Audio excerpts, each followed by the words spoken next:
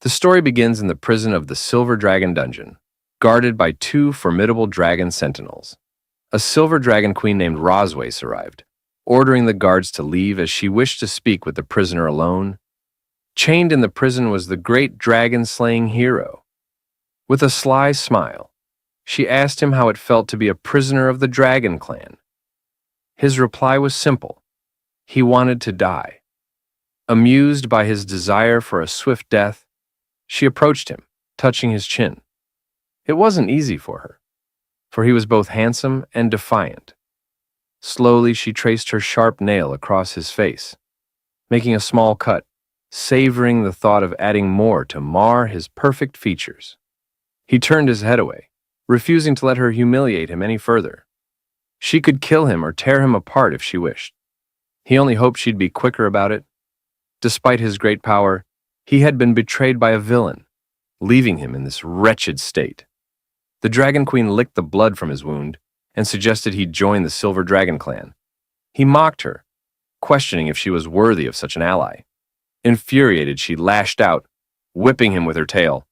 His body slammed into the wall with a resounding crash. Standing over him, she placed her foot on his chest, incredulous that a mere prisoner would dare insult her. This was no ordinary man. His name was Leon Cosmo, once the celebrated hero of humanity, praised by thousands. But now, broken and defeated, he could no longer believe in his former greatness. His dreams of wiping out the Dragon Clan and leaving behind a legacy for future generations had crumbled. The Dragon Queen sneered, telling him to accept his fate. He would die here. She pressed her foot harder into his chest, reminding him that any chance of a future filled with wealth and glory had vanished. Without an heir, he would leave nothing behind. Leon warned her not to underestimate humans. With a swift motion, the Dragon Queen wrapped her tail around his neck, thinking how stubborn he was. As she tightened her grip, she asked if he was ready to beg for mercy. But Leon remained calm, revealing that she had made two critical mistakes from the very beginning. First, he said, you should never have been alone with the most powerful dragon slayer. And second, you should never have tasted my blood. Suddenly, Leon activated a forbidden technique known as the blood curse. The Dragon Queen instantly released her hold on him, stepping back in shock. A strange sensation overwhelmed her, and to her horror, she felt an uncontrollable lust take over her body. She collapsed to her knees, trembling. Leon approached, his eyes cold and calculating. You will live the rest of your life in pain, he declared, a torment that will gnaw at your soul. Her desire intensified, and before she could think, she lunged at him, knocking him to the ground. Leon, taken aback, couldn't comprehend what was happening. The Dragon Queen, consumed by the curse, kissed him, causing him to blush. For the next hour, they were locked in a bizarre and heated encounter. Finally, the blood curse began to fade, and with it, her control over her body returned. She quickly pulled away, confusion and anger in her eyes. What have you done to me? She demanded. Leon calmly explained, the blood curse is a forbidden technique, one that can only be used once in a lifetime. When you tasted my blood, it created a bond between our souls. Once I die, the curse will cause you endless suffering. The Dragon Queen scoffed, still trying to make sense of the situation. If this curse takes effect after death, then why did this happen? She asked. Her cheeks flushed with embarrassment. Leon frowned. It seemed the curse had an unexpected side effect, one even he hadn't predicted. I thought the pain you'd feel upon my death would be the extent of it, he admitted. But apparently, there's more to the spell than I knew. Blushing, the Dragon Queen realized what this meant. Dragons were bound by strict codes of monogamy, and the bond created by the blood curse would doom her future.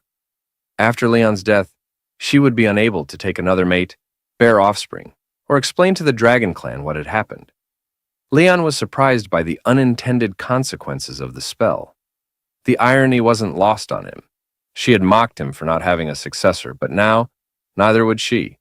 She launched into the attack, but Leon stopped her, saying, You don't need to do this. I'm going to die soon anyway. As his eyes began to close, he gave one final request, that the Dragon Queen live with hatred for him, and feel pain for the rest of her life.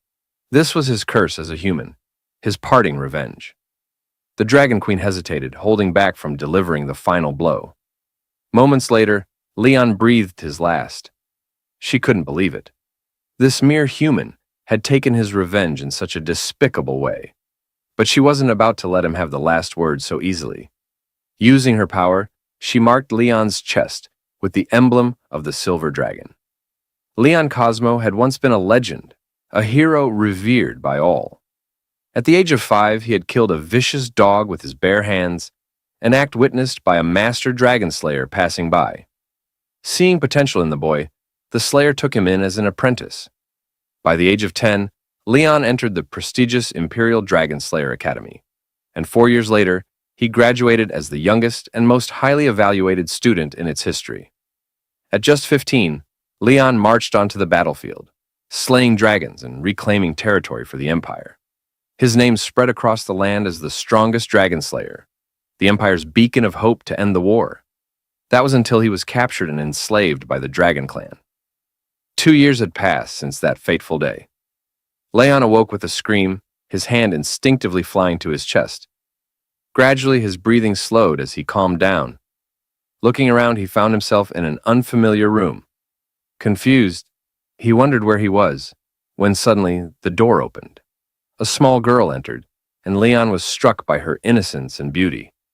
He blinked, trying to understand what was happening. Rising from the bed, he gazed at the girl. Her presence so pure he thought she must be an angel. Surely he had died and ascended to heaven after his immense service to humanity. But his assumption was wrong. "What's your name?" Leon asked, still in disbelief. The girl smiled sweetly. "Mewen." Though her response made him feel strangely happy, something about her was odd. Her hair, black and white, seemed unlike anything he'd ever seen. Mewen mentioned that her mother told her the name meant the moon, which left Leon confused. Did angels even have mothers? Introducing himself, Leon was startled when the little girl excitedly responded that Leon meant lion. Surprised, he asked how she knew that. She smiled and said it was what her mother had told her. Feeling a sense of unease, Leon asked, "What's your mother's name?" "Rosweiss," Mewen replied cheerfully. Leon froze. Hearing the name, he quickly pieced it together. He was her father. Mewen confirmed it with a joyful grin.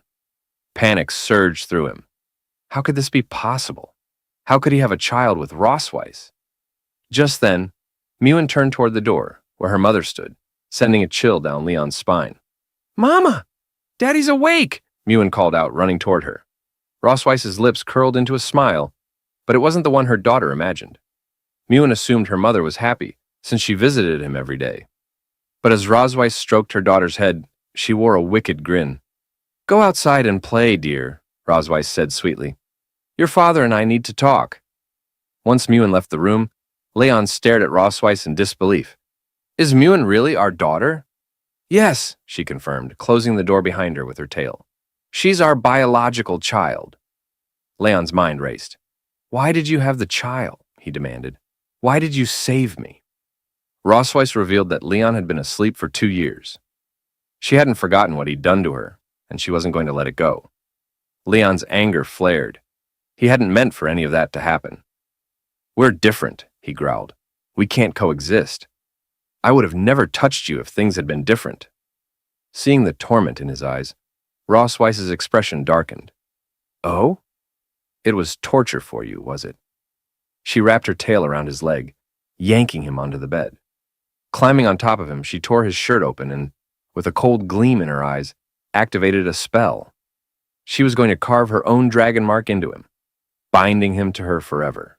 Even though Leon begged her not to, Rosweiss touched his chest, and a glowing magic circle appeared.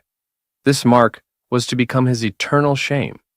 From this moment on, he would be her prisoner, bound to her forever, unable to leave. When his companions saw the dragon tattoo on his body, they would believe he had betrayed them and surrendered to the Dragon Clan. Leon still couldn't understand why she was doing this. Revenge among the dragon race was a mystery that had baffled human scientists for years. Their vengeance was not just extreme, it was an inhuman, paranoid obsession beyond human comprehension. For the Dragon Queen, it wasn't enough to defeat him. She wanted him to live in shame and suffer humiliation for the rest of his life. As the spell took hold, Leon began to feel an overwhelming desire he couldn't control.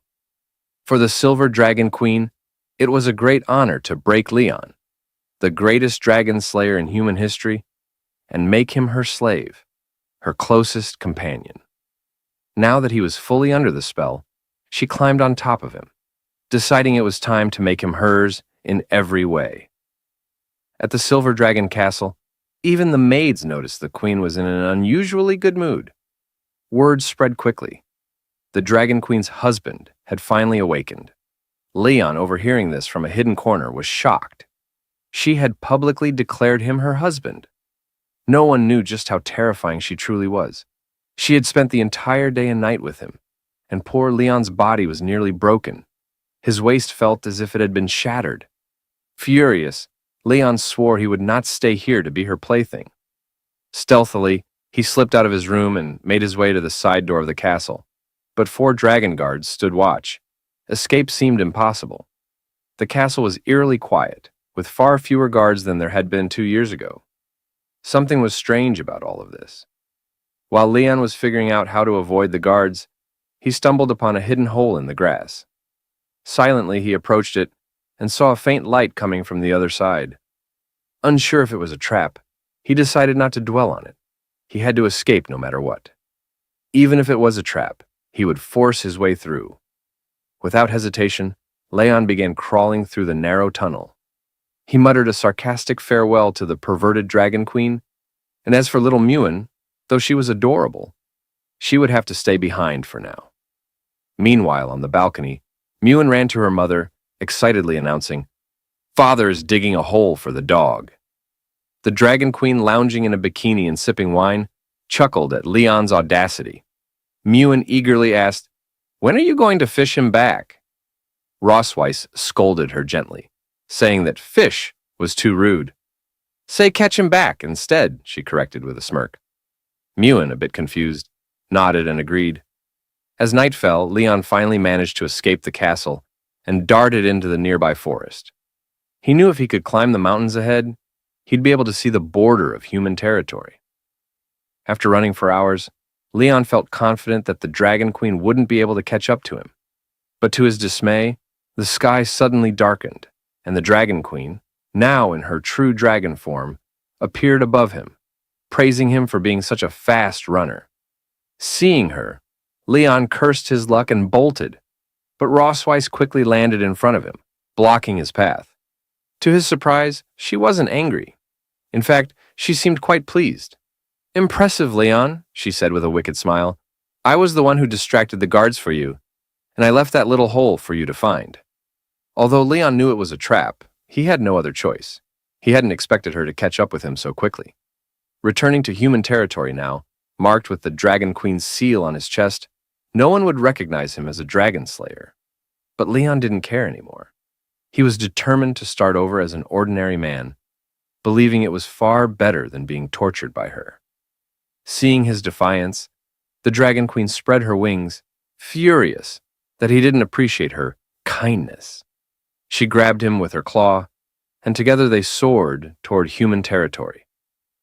After 3 hours of flight, night fell, and the Dragon Queen released Leon near the border city of the Empire, sending him tumbling through the trees before crashing headfirst onto the ground.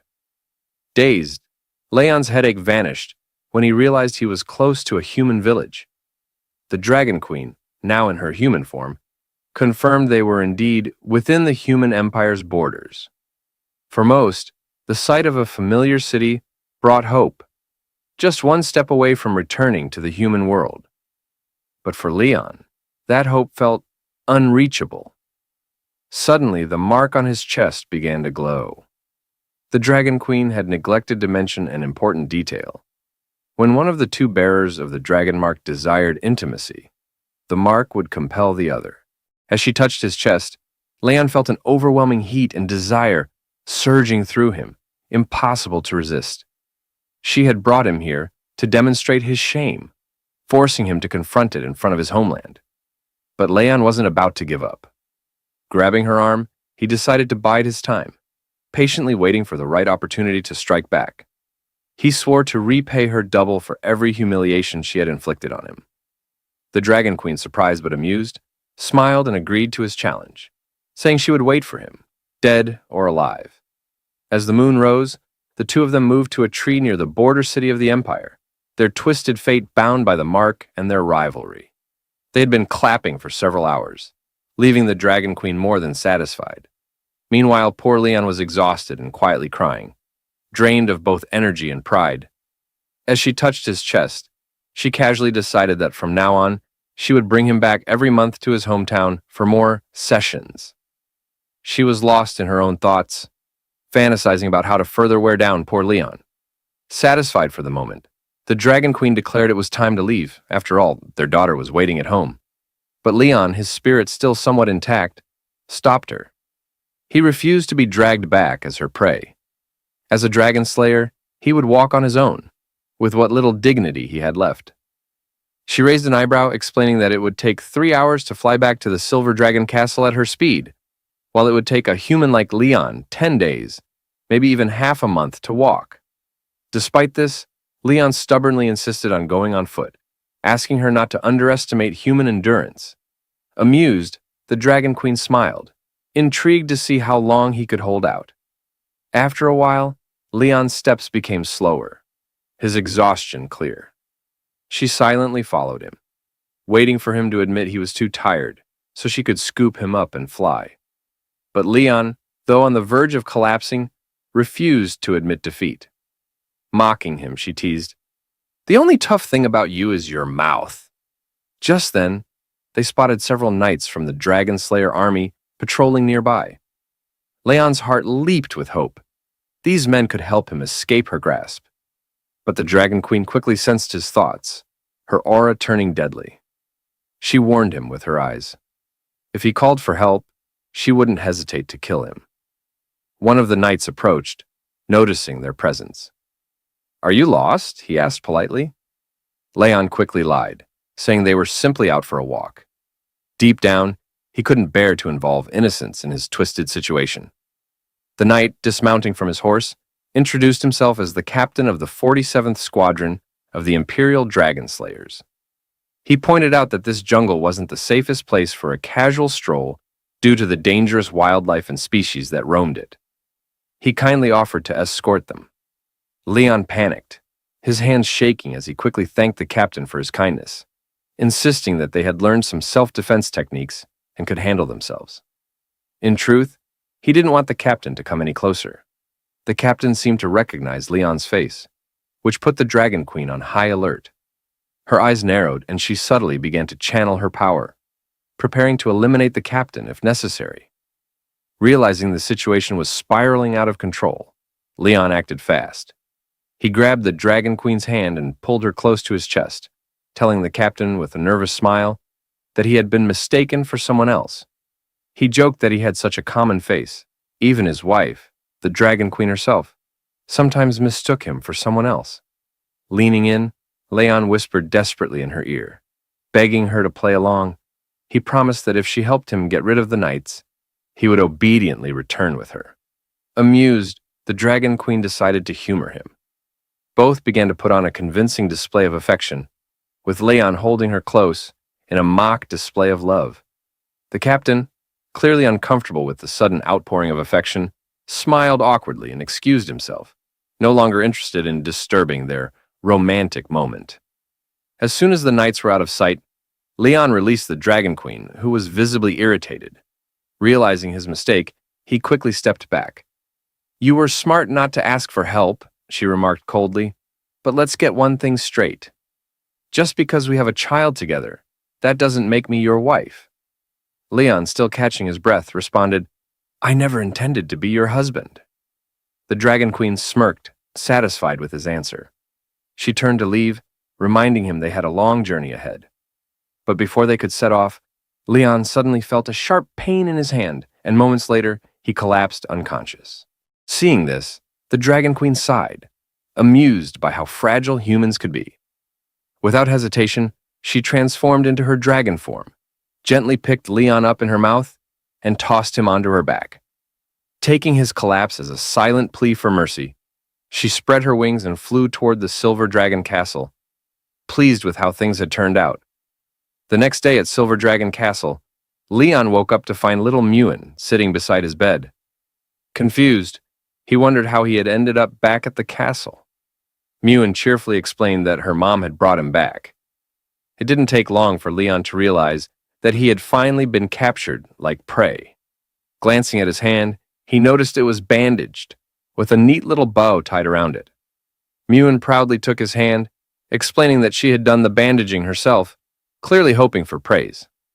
Leon smiled and gently stroked her head, realizing how different she was from what the dragonologists had said about her kind. Dragons were supposed to be fierce, raised in violence and blood from childhood. Yet, despite her dragon traits, Mewen showed no hostility. She treated him with the warmth of a daughter, leaving him to wonder if this was because she was a human-dragon hybrid. He patted her head affectionately, telling her how amazing she was. "Mewen, you're very cute," he said with a smile, then added teasingly, "But when you grow up, don't be like your mother." From the doorway, the Dragon Queen's voice cut in. "And what's wrong with being like me?" Leon froze, startled, realizing she had overheard him. Nervously, he tried to change the subject. Mewen, meanwhile, eagerly showed her mother the bandaged hand, explaining that she had followed her mom's instructions perfectly. The Dragon Queen remained cold, giving no praise. "That's what you should do," she replied coolly. Mewen simply nodded in understanding, used to her mother's strictness. Trying to lighten the mood, Leon patted Mewen's head again. "Why don't you go hide in the garden?" he suggested. "I'll count to 100, and then I'll come find you." Mewen's eyes lit up with excitement at the thought of playing hide-and-seek. As she ran off to hide, Leon glanced at the Dragon Queen, muttering to himself, "I'm definitely not like her mother." Then, he began to count as Mewen disappeared into the garden. Once Mewen left the room, Leon turned to the Dragon Queen and asked why she was being so hard on her. Sitting on the bed, she explained that all dragons were strict with their children from a young age to cultivate strong warriors. Leon countered that Mewen was not entirely a dragon, and besides, she was very cute. The Dragon Queen scoffed, stating that Mewen was indeed a dragon, and that cute was a derogatory term for one of her kind. Leon thought the Dragon Queen was also quite cute, but his comment only fueled her fury. In a swift motion, she grabbed him by the shirt, reminding him that he was just a slave for her to vent her anger on, and was not allowed to outshine her. Leon understood her position, and her mood seemed to lift slightly. After all, she was the Dragon Queen of the Silver Dragon clan, burdened with many governmental matters.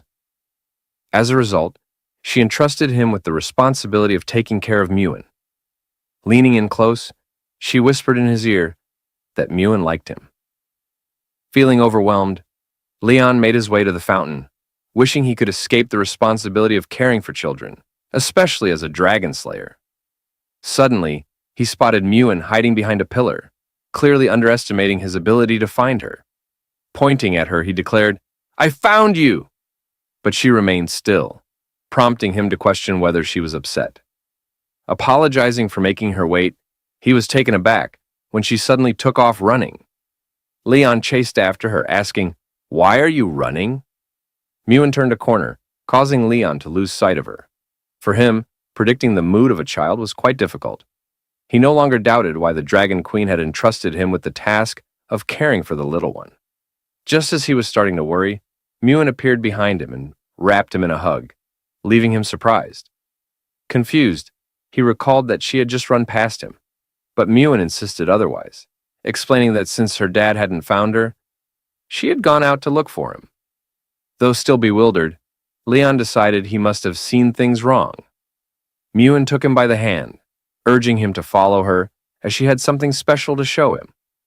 Just then, another girl, resembling Mewen, emerged from behind her and watched them in silence.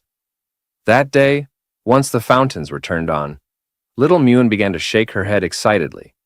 She was painting some drawings and having the time of her life. Leon, sitting behind her, couldn't help but smile at the sight, feeling a wave of tenderness. Having a daughter felt good. For the first time, it seemed his soul had begun to heal. While Muin enjoyed herself, Leon clenched his fists and gritted his teeth, deciding it was time to escape the Dragon Queen's grasp. Just then, Muin ran toward him, eager to show him a family drawing she had made. Leon extended his hand with a cheerful smile, ready to praise her. But as he examined the drawing, shock washed over him. Muin had depicted two girls. Initially thinking it was a mistake due to her age, he pointed to the other child in the drawing and asked, "Why are there two children?" With a tender smile, Muin replied, "The other child is my older sister." Upon hearing that Muin had an older sister, Leon panicked. It didn't take long for him to realize that the girl he had seen earlier was not an illusion. The child he had spotted in the garden must be Muin's older sister. He regretted not calling her by name, which had likely caused her to feel upset. However, Muin reassured him that her sister wasn't angry. She was simply a little shy at seeing their dad. Leon rested his hand under his chin, reflecting on the fact that he had never met her before. It made sense that they were unfamiliar with each other.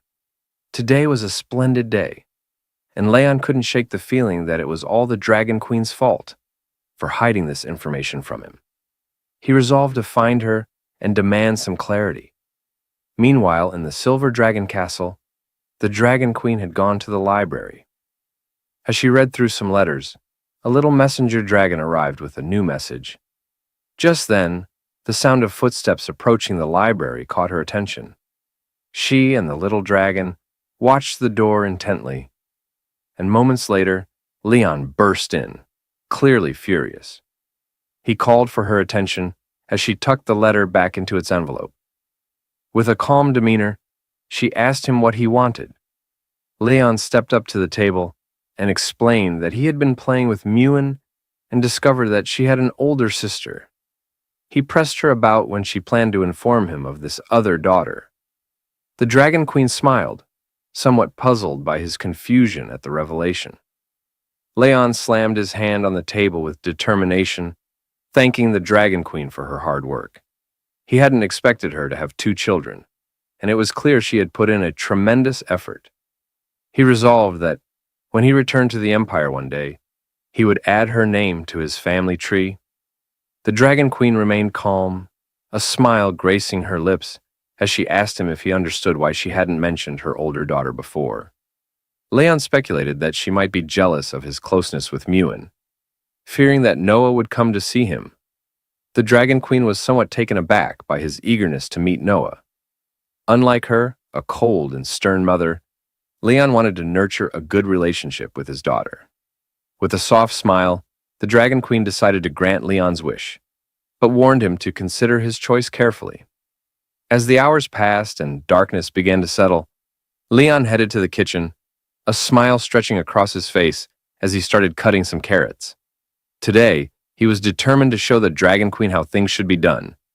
His first step in approaching his eldest daughter was to whet her appetite with a delicious meal. He set to work preparing a hearty meat stew with cream, a dish he often made during his time with the team. Everyone who had tried it claimed it was exceptional, and the sweet flavor was perfect for children. Using a spoon, Leon sampled the stew, savoring its rich taste. He hadn't forgotten how to cook, and as he clenched his fist in determination, he imagined Noah's smile as she declared that she loved the dishes her dad made. He believed that with this flavorful meal, he could win her over. As he stirred the pot, two maids watched him curiously through the window. One of them couldn't help but feel excited. Leon had just recovered from a serious illness, and for the sake of his family, he had taken it upon himself to cook. To the maids, Leon was the epitome of a good husband, one who genuinely cared for his home. Just then, the Dragon Queen and her two daughters entered the kitchen, with Muin eagerly greeting the maids.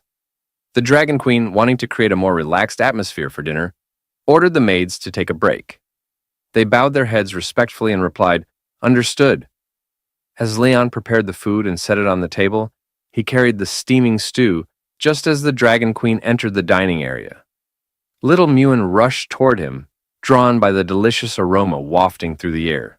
With a smile, Leon said, "I heard you both enjoy meat. so I made a special stew and fillet just for you." He hoped that this meal would convey his affection to Noah. To his surprise, Noah seemed indifferent to the feast before her gaze wandering elsewhere. Leon was left in shock, confused by her lack of interest. The Dragon Queen smiled knowingly, and in that moment, Leon's frustration flared. He realized that the Dragon Queen had anticipated this reaction, which explained why she had been reluctant for him to meet Noah. It was their first meeting, and the Dragon Queen prompted Noah to introduce herself. Obediently, Noah replied, "I am Noah, the eldest daughter of the Silver Dragon Queen Rosways," proudly noting that she was 1 year and 2 months old. Dragons were a long-lived race, and young dragons matured much faster than human children. Leon approached her, extending his hand in greeting. "I'm your dad," he introduced himself, hoping to make a good impression. To his surprise, Noah seemed mesmerized by him. Yet he couldn't shake the feeling that her indifference was unsettling. He wondered why she appeared so distant, and whether she harbored any resentment toward him. Noticing the awkward tension, Mewan gently took Noah by the arm and whispered, urging her to engage in conversation so their dad wouldn't feel uncomfortable. But Noah's response stung Leon. "He seems very weak, and I'm not sure he's really our dad." Those words hit Leon like arrows, forcing him to confront the reality of his situation. It quickly became clear that he was facing the first crisis in his new role as Papa Leon. He wipes his face with a cloth, reflecting on the harshness of the situation, convinced that his daughter may actually be trying to challenge him. Despite the difficulties, he steels himself for what lies ahead. Noah firmly rejects something, her determined expression revealing her unwavering resolve. Whatever she is saying no to, it's clear she's standing her ground with conviction. The family sits around a table in an elegant dining room.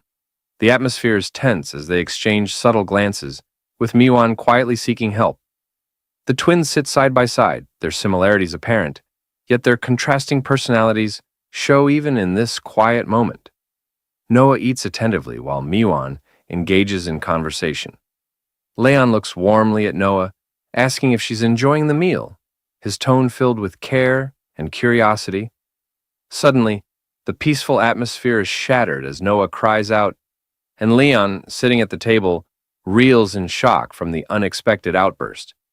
Watching the scene unfold, Roswazek covers her mouth in amusement, clearly entertained by the chaos. Miwan, noticing her mother's laughter and joy, curiously asks why she's so happy. Leon joins in, laughing along with the others, expressing how being surrounded by family fills him with joy. Miwan excitedly asks if their father will join them for dinner every day, her face glowing with hope. But Noah, with a serious expression, quickly rejects the idea, making her stance clear. Puzzled, Miwan asks why her sister doesn't want them to eat together daily, struggling to understand her reasoning. Their mother calmly questions the urgency of joining a prestigious academy designed for dragons, wondering why her daughter is in such a rush. With confidence, Noah declares her desire to defeat even more dragon subordinates, her determination shining through.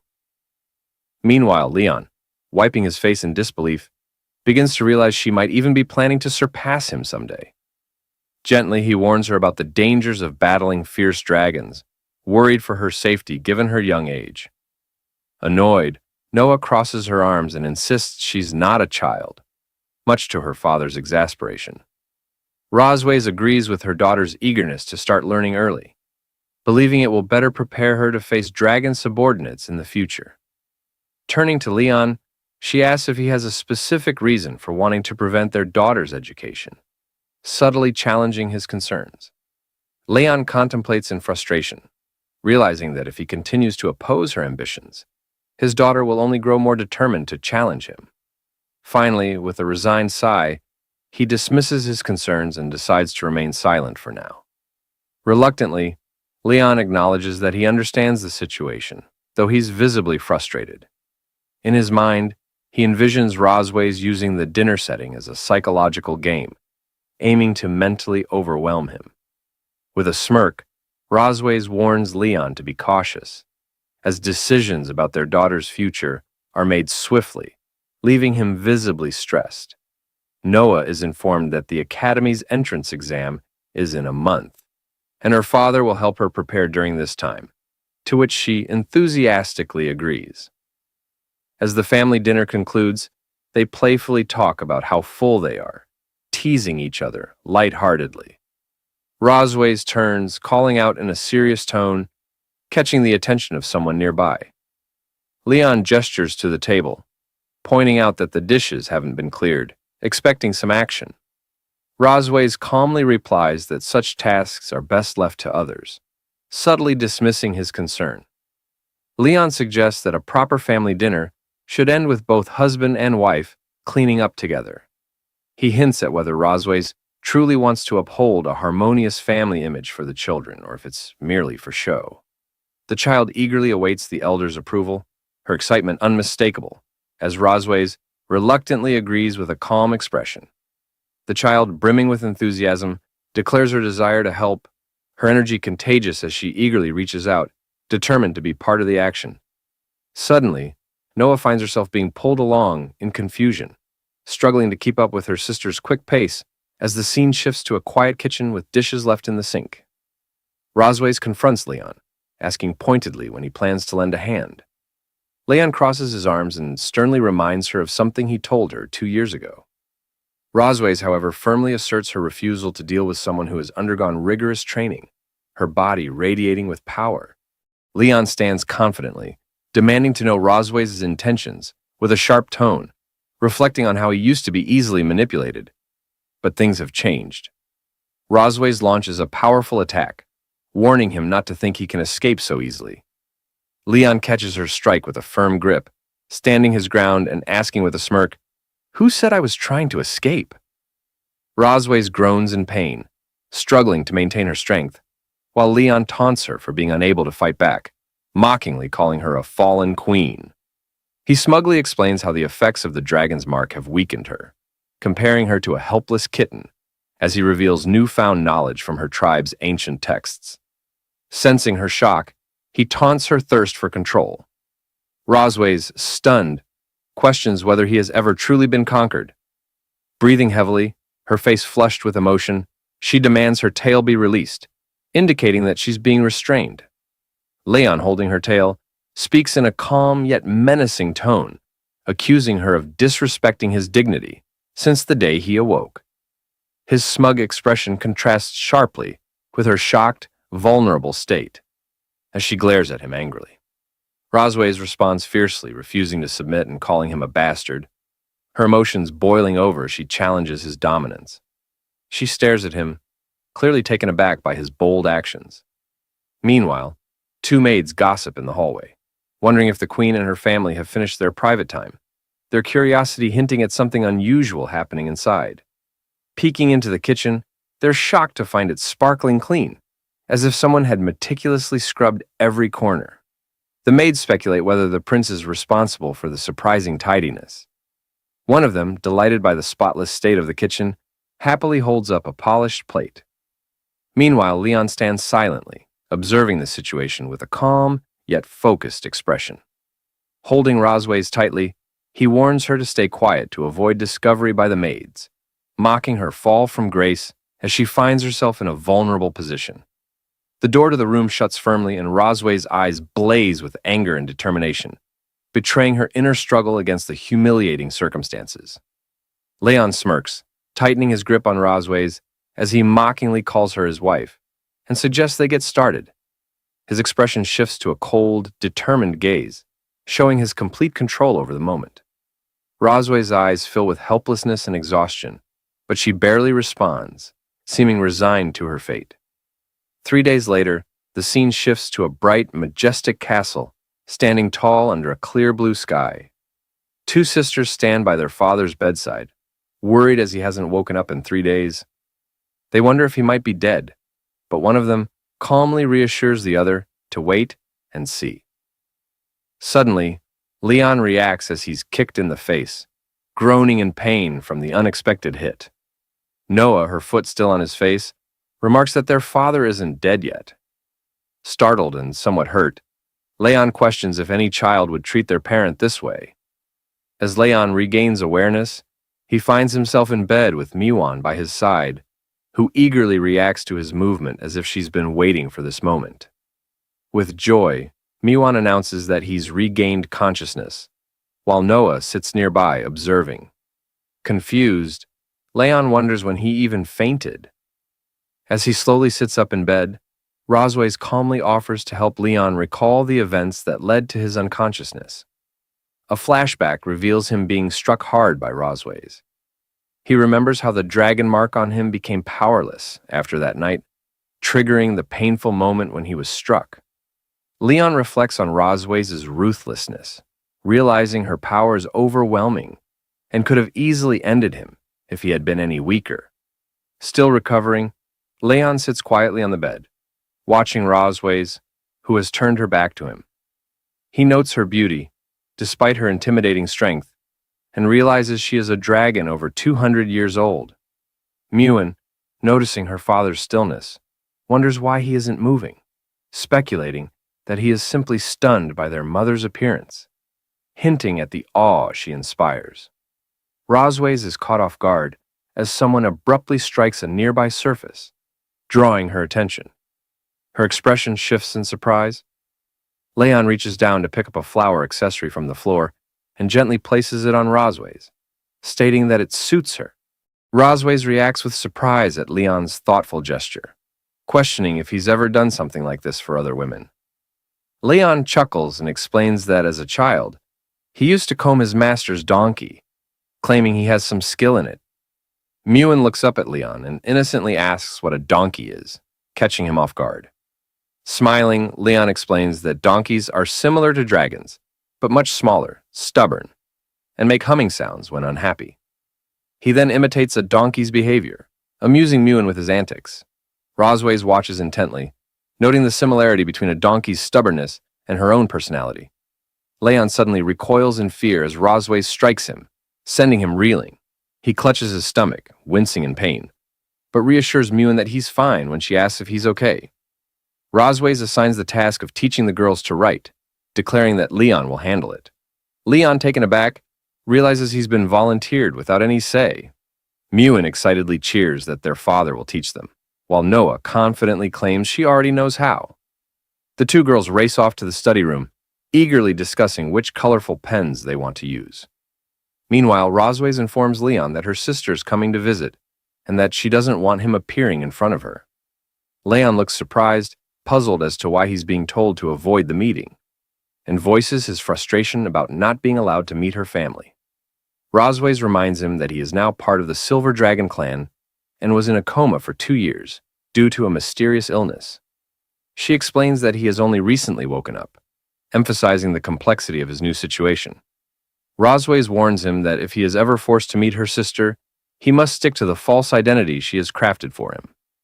Rosways emphasizes the importance of keeping up the story, and Leon listens intently, still processing the situation. With a serious expression, he acknowledges her instructions, respectfully addressing her as Your Majesty. After Rosways leaves, Leon questions whether he'll truly follow her orders, standing alone as he begins to plot ways to embarrass her in front of her sister. The scene shifts to the children's study room in Silver Dragon Castle, where Leon sits at a table, teaching Noah and Miwan to write their names. He demonstrates patiently, guiding them step by step as they watch attentively. After writing their names as examples, he asks them to practice by copying his writing. Miwan looks excited, while Noah's expression remains more serious. Studying Leon's writing, Noah comments that it isn't as good as her mother's, hinting at her high expectations. Leon feels a twinge of frustration at the comparison, sensing the pressure to meet her standards. When Leon stands to leave, Miwan curiously asks what he's planning. He replies that he forgot to deliver something to their mother, and assures them he'll check on their progress later, though his carefree attitude leaves Noah doubting his seriousness. Miwan teases her sister for seeming happy, which Noah sternly denies, insisting they focus and practice as instructed. She looks down with a soft blush, momentarily thoughtful. The scene transitions to the grand gates of Silver Dragon Castle, where soldiers and prominent figures gather for a formal event. There, Isha Melkvi, the Red Dragon Queen, stands confidently, her striking red hair and royal attire making a powerful impression. Rosways rushes to embrace her sister, their close bond evident in the warm reunion. The reunion is filled with warmth as Aisha and Rosways joyfully greet each other after a long time apart. Isha Melkvi compliments her sister, noting how vibrant she looks since their last meeting. Rosway seems a bit taken aback by the compliment, modestly disagreeing. Curious, Isha inquires about Rosway's husband, having heard that he has finally woken up. She wonders aloud why she hasn't been allowed to see him yet. Rosways explains that her husband is unwell and cannot meet with Isha at the moment. Disappointed, Isha admits she was eager to see what the Dragon King who kidnapped her sister looks like. With a teasing tone, she hints at the dynamics of Rosway's relationship, suggesting that their quick marriage and child imply a strong bond.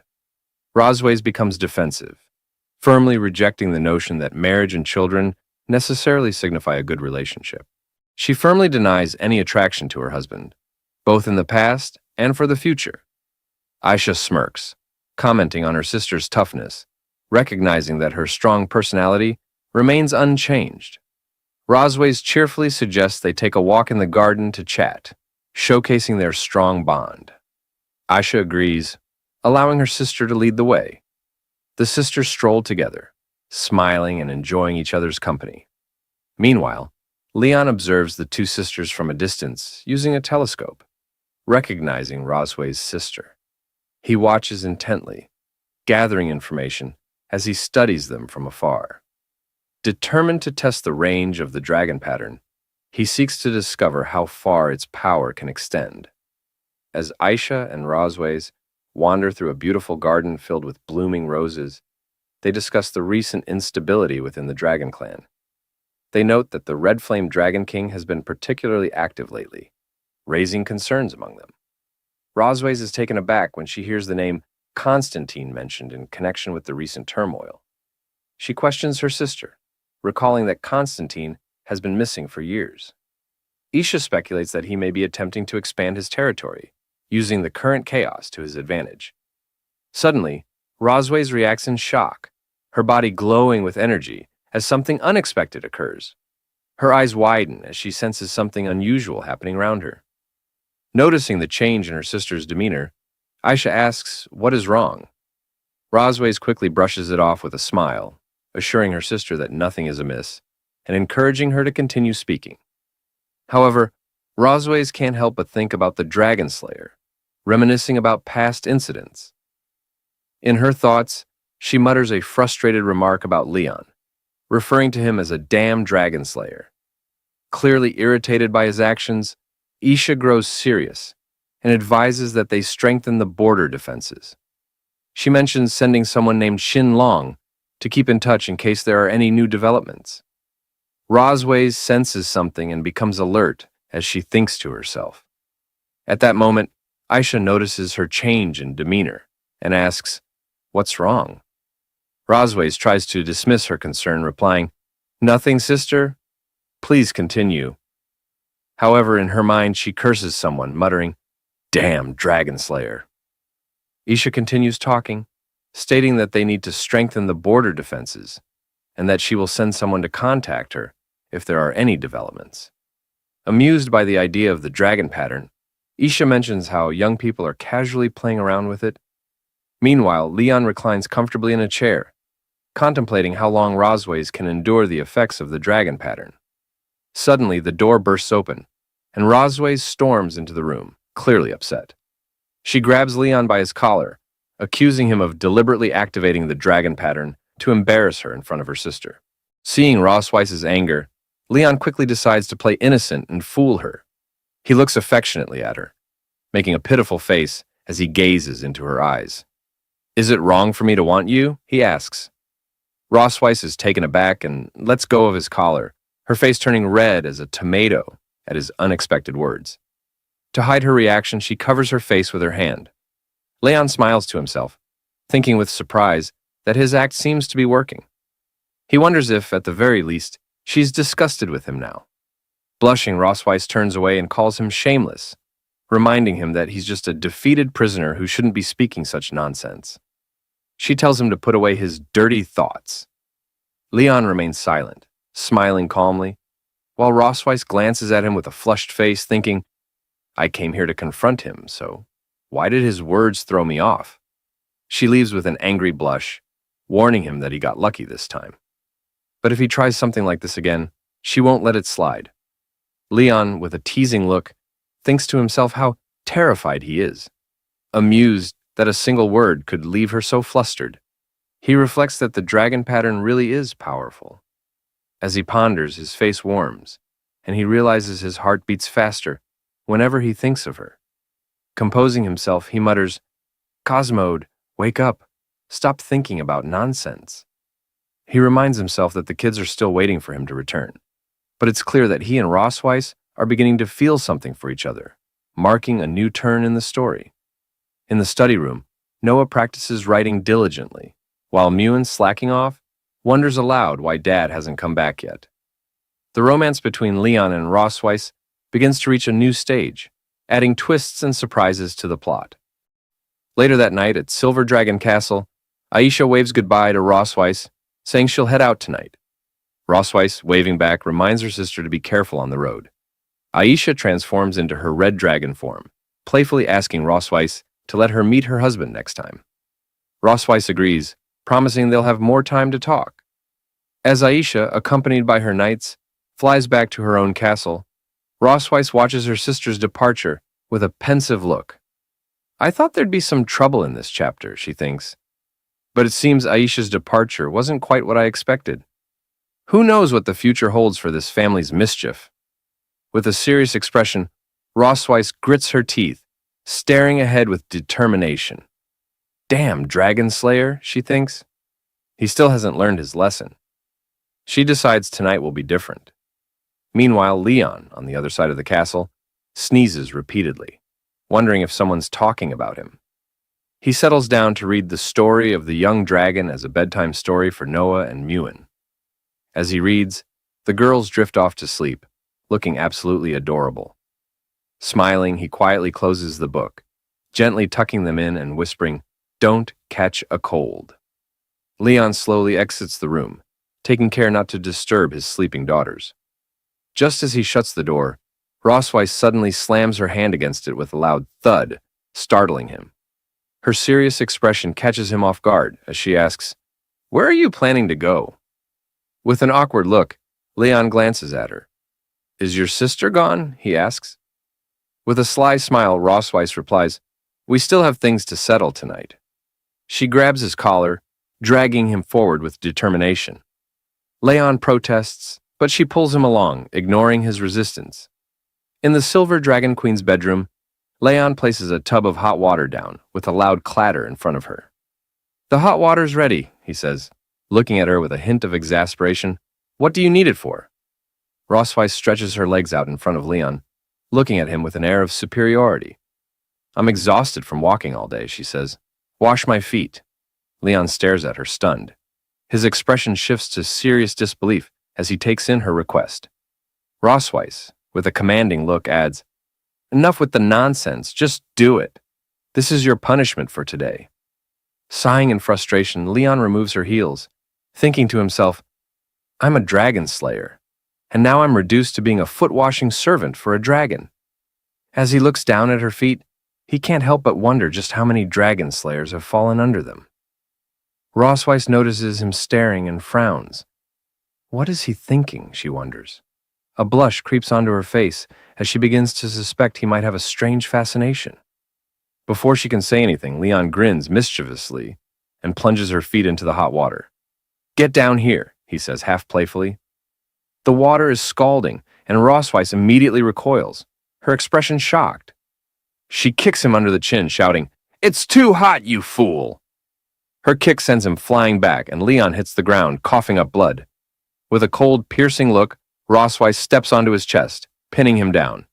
You did this on purpose, didn't you? She asks icily. Trying to get back at me? Leon, his defiance undiminished, gives her an arrogant smile. Well, you're the one who demanded I wash your feet. Rossweiss's cheeks flush as she looks down at him. Seems you still haven't learned your lesson, she says, slowly dragging her foot down his chest. Her tone drops to a mocking whisper. I bet you never thought you'd end up beneath a dragon. As Rosweiss presses her foot down on his lower body, Leon feels a wave of conflicting emotions. His face flushes from her touch, and in a strained voice, he tells her to stop. He's torn between the humiliation of the situation and an odd sense of comfort. Rosweiss, smirking with a touch of arrogance, leans in. I'm curious, she says coolly. Just how long can you endure this? Leon, still flushed, glances up at her defiantly. I won't give in to this dragon's games, he thinks, steadying himself. With a sudden move, he catches her leg, and as he stands, he grins confidently. I've had pigs' trotters, cows' trotters, goats' trotters, but dragons' trotters. Now that's something new. Rosweiss's eyes widen, her face turning red as she asks, What are you doing? Without missing a beat, Leon playfully bites her leg, exclaiming, Tonight's snack, raw dragon claws. As Leon bites her leg, Rosweiss screams angrily, threatening to kill him. The next morning, Moon and Noah wake up. Noah is fully alert, while Moon is still half asleep. When Rosweiss enters the room, her leg wrapped in bandages, Moon notices and asks, Mom, why are you limping? Rosweiss brushes it off, replying, It's nothing. Meanwhile, Leon sports a bandage on his cheek. Noticing it, Moon turns to him, asking, Dad, why do you have bruises on your face? Mirroring Rosweiss's posture, Leon folds his arms and says, It's nothing. Moon, puzzled and curious, places her hands on her hips, staring at both Leon and Rosweiss with a questioning expression. Suddenly, an idea pops into her head, and her face lights up with excitement. You must have been playing some fun game without me, she exclaims, raising her hand. I want to play too. Noah, arms folded, watches her sister with a blank expression, silently observing the scene. Later, Leon and Rosweiss walk in the garden outside the Silver Dragon Castle. Both look away from each other, each lost in their own thoughts. One maid nudges another, pointing and saying, Look, the queen and the prince are on a date. The blue-haired maid giggles, adding, What a lovely couple they are. However, she then remarks that they seem a bit distant. The other maid watches them contentedly. Rosweiss and Leon continue walking in silence, the quiet between them stretching. Leon, watching Rosweiss from behind, wonders how things ended up this way.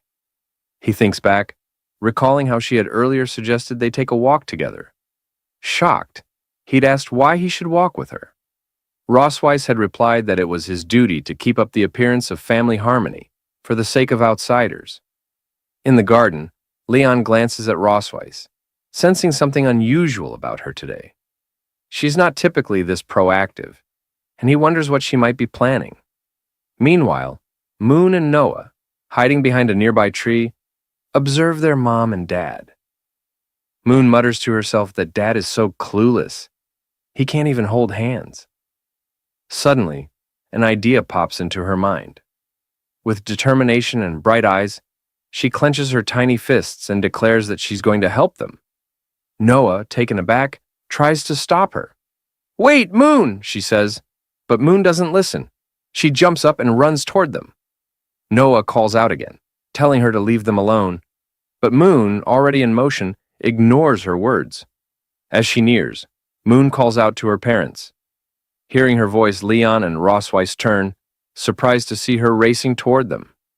Leon asks why Moon followed him, but before he can finish, Moon grabs both his and Rosweiss's hands, quickly linking them together. Both Leon and Rosweiss are startled by her sudden action. With a cheerful smile, Moon says, When you take a walk, you're supposed to hold hands. Then, with a quick spin, she runs back, saying she's going to play with her sister. Leon watches her leave, wondering where this child learned such things. Back at the tree, Noah pinches Moon's cheeks, scolding her for not listening. Moon, tearing up cutely, admits she was wrong, promises not to do it again, and asks her sister to let go. Leon and Rosweiss stand in silence, still holding hands, wearing blank, confused expressions. Blushing, Leon looks away and says that this is a bit unexpected, asking what he should do. Rosweiss, also blushing, replies softly that it's okay. They can just hold hands for now. As Leon and Rosweiss continue walking, Leon remarks that she seems unusually calm today, which makes him feel a bit uneasy. Rossweiss responds with a smirk, saying it seems like she's finally tamed him, and now that they're getting along, he's the one who feels unsettled. While they chat and stroll, Moon and Noah watch them from behind a tree, curious and observant.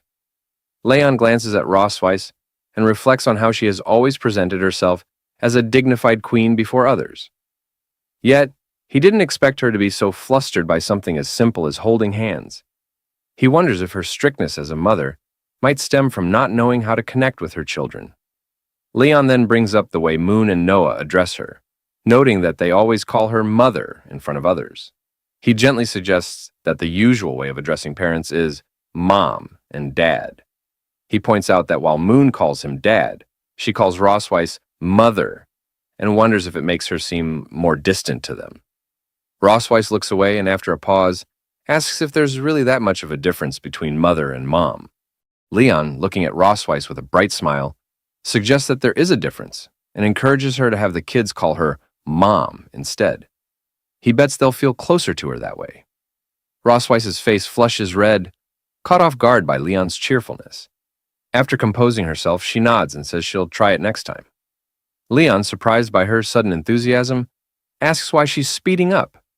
As they continue walking in the garden, Rossweiss suddenly asks if Leon feels homesick. He raises an eyebrow and questions why she's bringing it up, since she won't let him go back anyway. Rossweiss admits that she can't send him home, but mentions there's something that might help ease his homesickness a bit. Leon, curious but silent, follows her until they arrive at the castle's large warehouse doors. As they stand before it, he wonders aloud what it might be. Rossweiss explains that it doesn't have an official name. He can call it a warehouse, utility room, or whatever he likes. She unlocks the door with a key and leads him inside. As Leon looks around, he exclaims, "The dragon's treasure trove."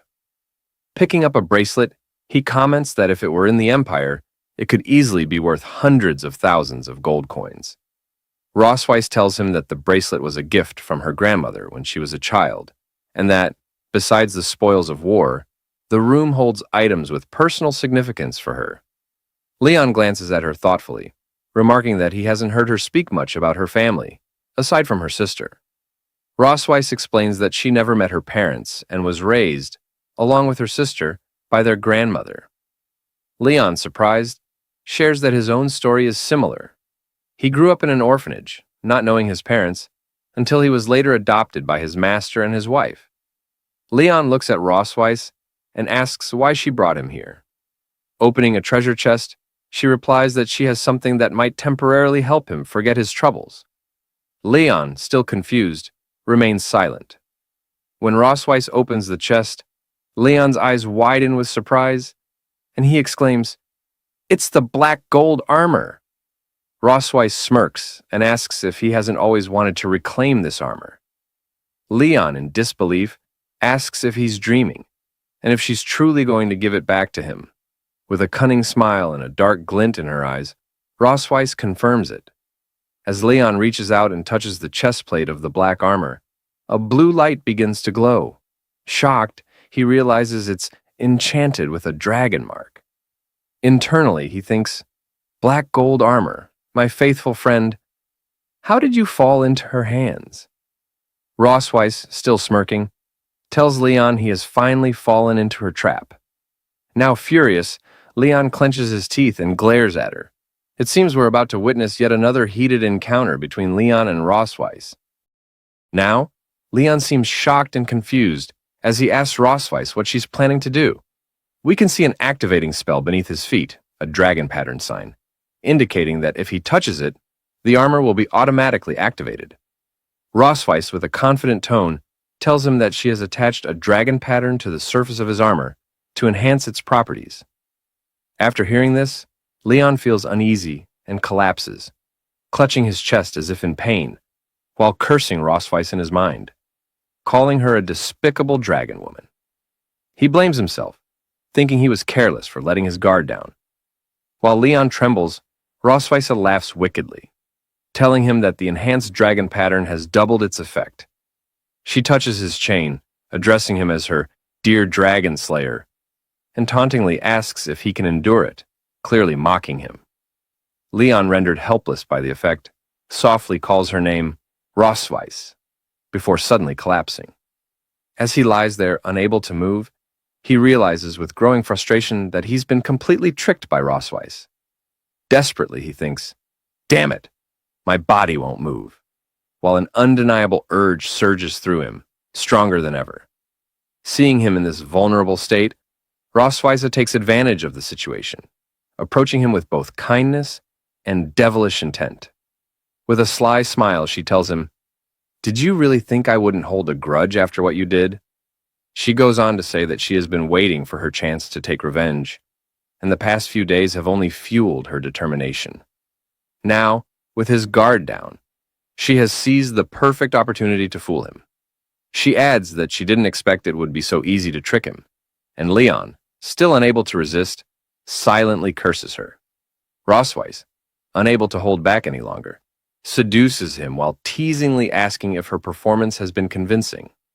Leon, angry and conflicted, shouts, demanding to know if everything she said and did up until now was a lie.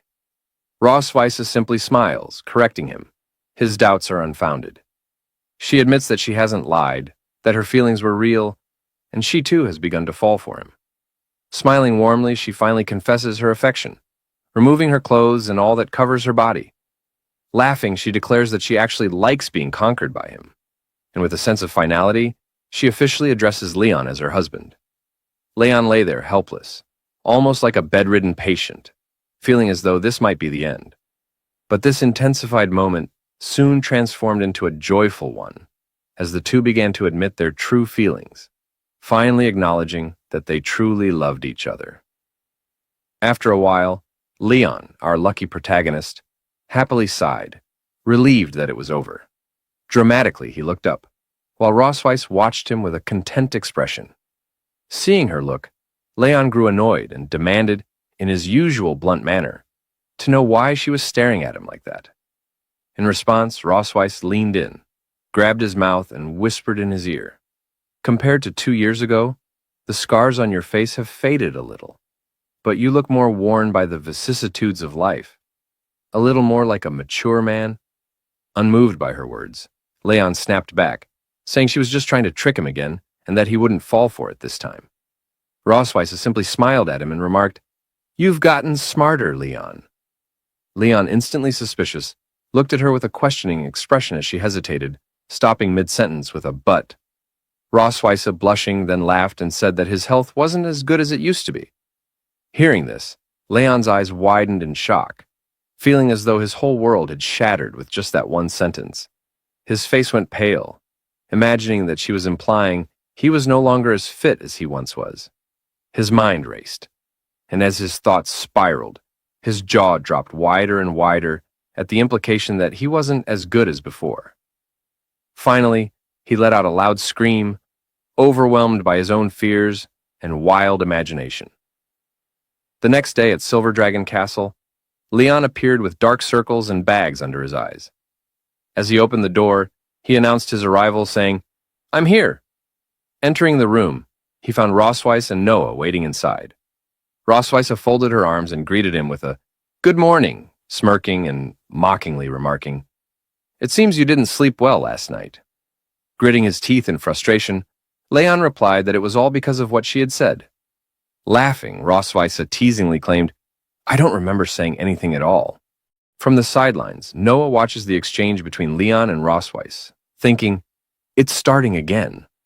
Rossweiss shifts the conversation, mentioning that the entrance exam for St. Heath Academy is very strict, and tells Leon he should begin tutoring Noah on dragon knowledge today.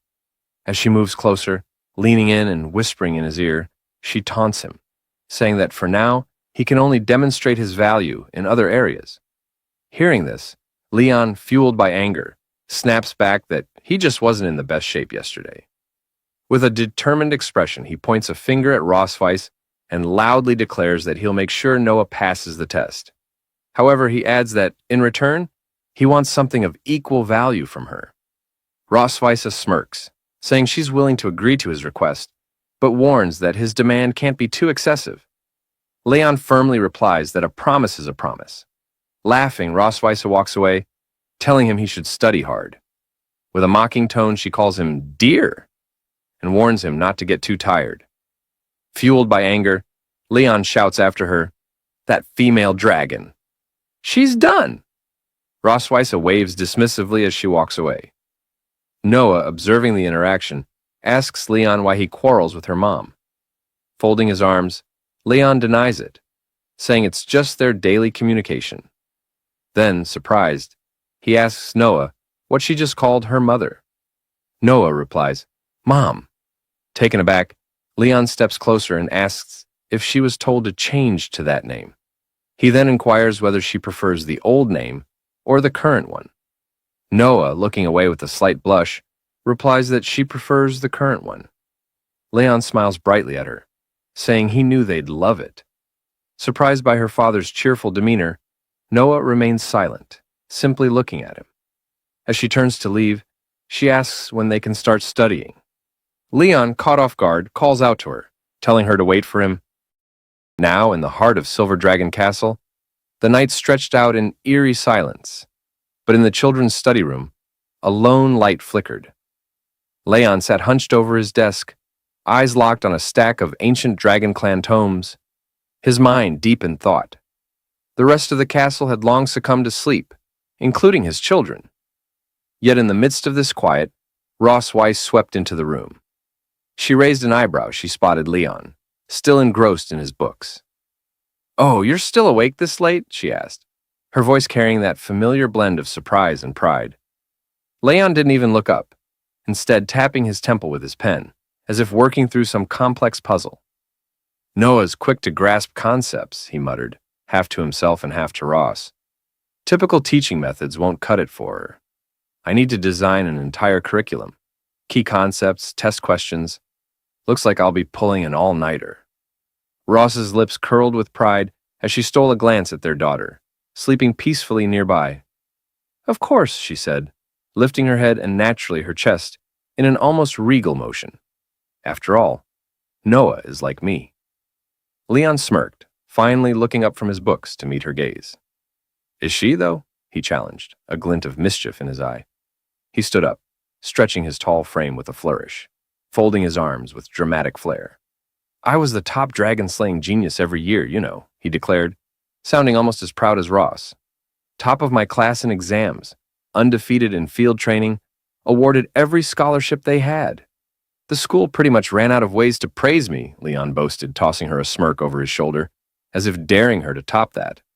He leaned forward, eyes gleaming with a playful taunt. "So, Your Majesty, what were your accomplishments?" For once, Rosweiss looked stumped. Her dragon-slaying record spoke for itself, and there was no question about her military prowess. But academics? She faltered, her brow creasing in frustration. Had she underestimated him? This was Leon, after all, the same man she'd always assumed was all brawn and no brain. Her pride took a hit as she realized he might be sharper than she'd given him credit for. With a disdainful smirk, she countered, "So powerful, yet still my captive, aren't you?" Leon's face darkened. "Damn it, I only lost once," he spat back, his pride visibly wounded. A dragon slayer of his caliber, felled by none other than the Silver Dragon Queen herself, now reduced to a near constant cycle of defeat and exhaustion under her relentless watch. He slumped back in his chair, muttering bitterly, "One mistake, and now I'm stuck. Tiger in the plains, bullied by a dragon." Ross, smiling smugly at his brooding, leaned in closer, her voice laced with sarcasm. "Afraid of being ridden by a dragon, aren't you?" Suddenly her gaze fell on the bright yellow peppers, her eyebrows arching in suspicion. "What are you doing with these?" she asked. Leon blinked, as if just noticing them for the first time. "Oh, those?" he said with a casual shrug. "Brought them from the kitchen to help keep me awake." Ross's expression shifted from confusion to genuine concern. "Those are Dragon Clan yellow peppers. You're a human. There's no way you can—" But it was too late. Leon had already popped one into his mouth, chewing confidently, for all of 2 seconds. His face instantly turned as red as the fire in a dragon's belly. "So spicy," he gasped, his eyes bulging as his mouth became a molten furnace. He began pacing, patting his face and darting around the room, frantically searching for water. "Water!" Water! Ross, torn between sympathy and amusement, shook her head. Watching Leon scramble about, she couldn't help herself. She stepped forward and caught his face in her cool hands. Their eyes met and both froze. Leon's cheeks were blazing, though this time, perhaps not just from the pepper. Ross quickly looked away, clearing her throat in a half-hearted attempt at nonchalance. My hands are cool, she said, her voice casual, but not quite. It might help. As her fingers rested against his flushed cheeks, Leon's panic gradually melted into a strange, unexpected calm. Her touch was gentle, easing the pepper's searing heat in a way that didn't sting or shock, but soothed. He closed his eyes, letting the coolness of her fingertips wash over him, the burn slowly fading. Despite himself, Leon felt an unexpected sense of comfort from the simple gesture. Thank you, he murmured, reluctantly pulling back, though the warmth on his face lingered, now mixed with an undeniable blush. Ross dropped her hands and stepped back, her expression unreadable as she turned to leave. Get some rest, and try not to eat the peppers again, she said, sarcasm slipping in as she moved toward the door. Leon nodded, muttering a half-hearted, Yeah, got it. But his gaze lingered on her as she left.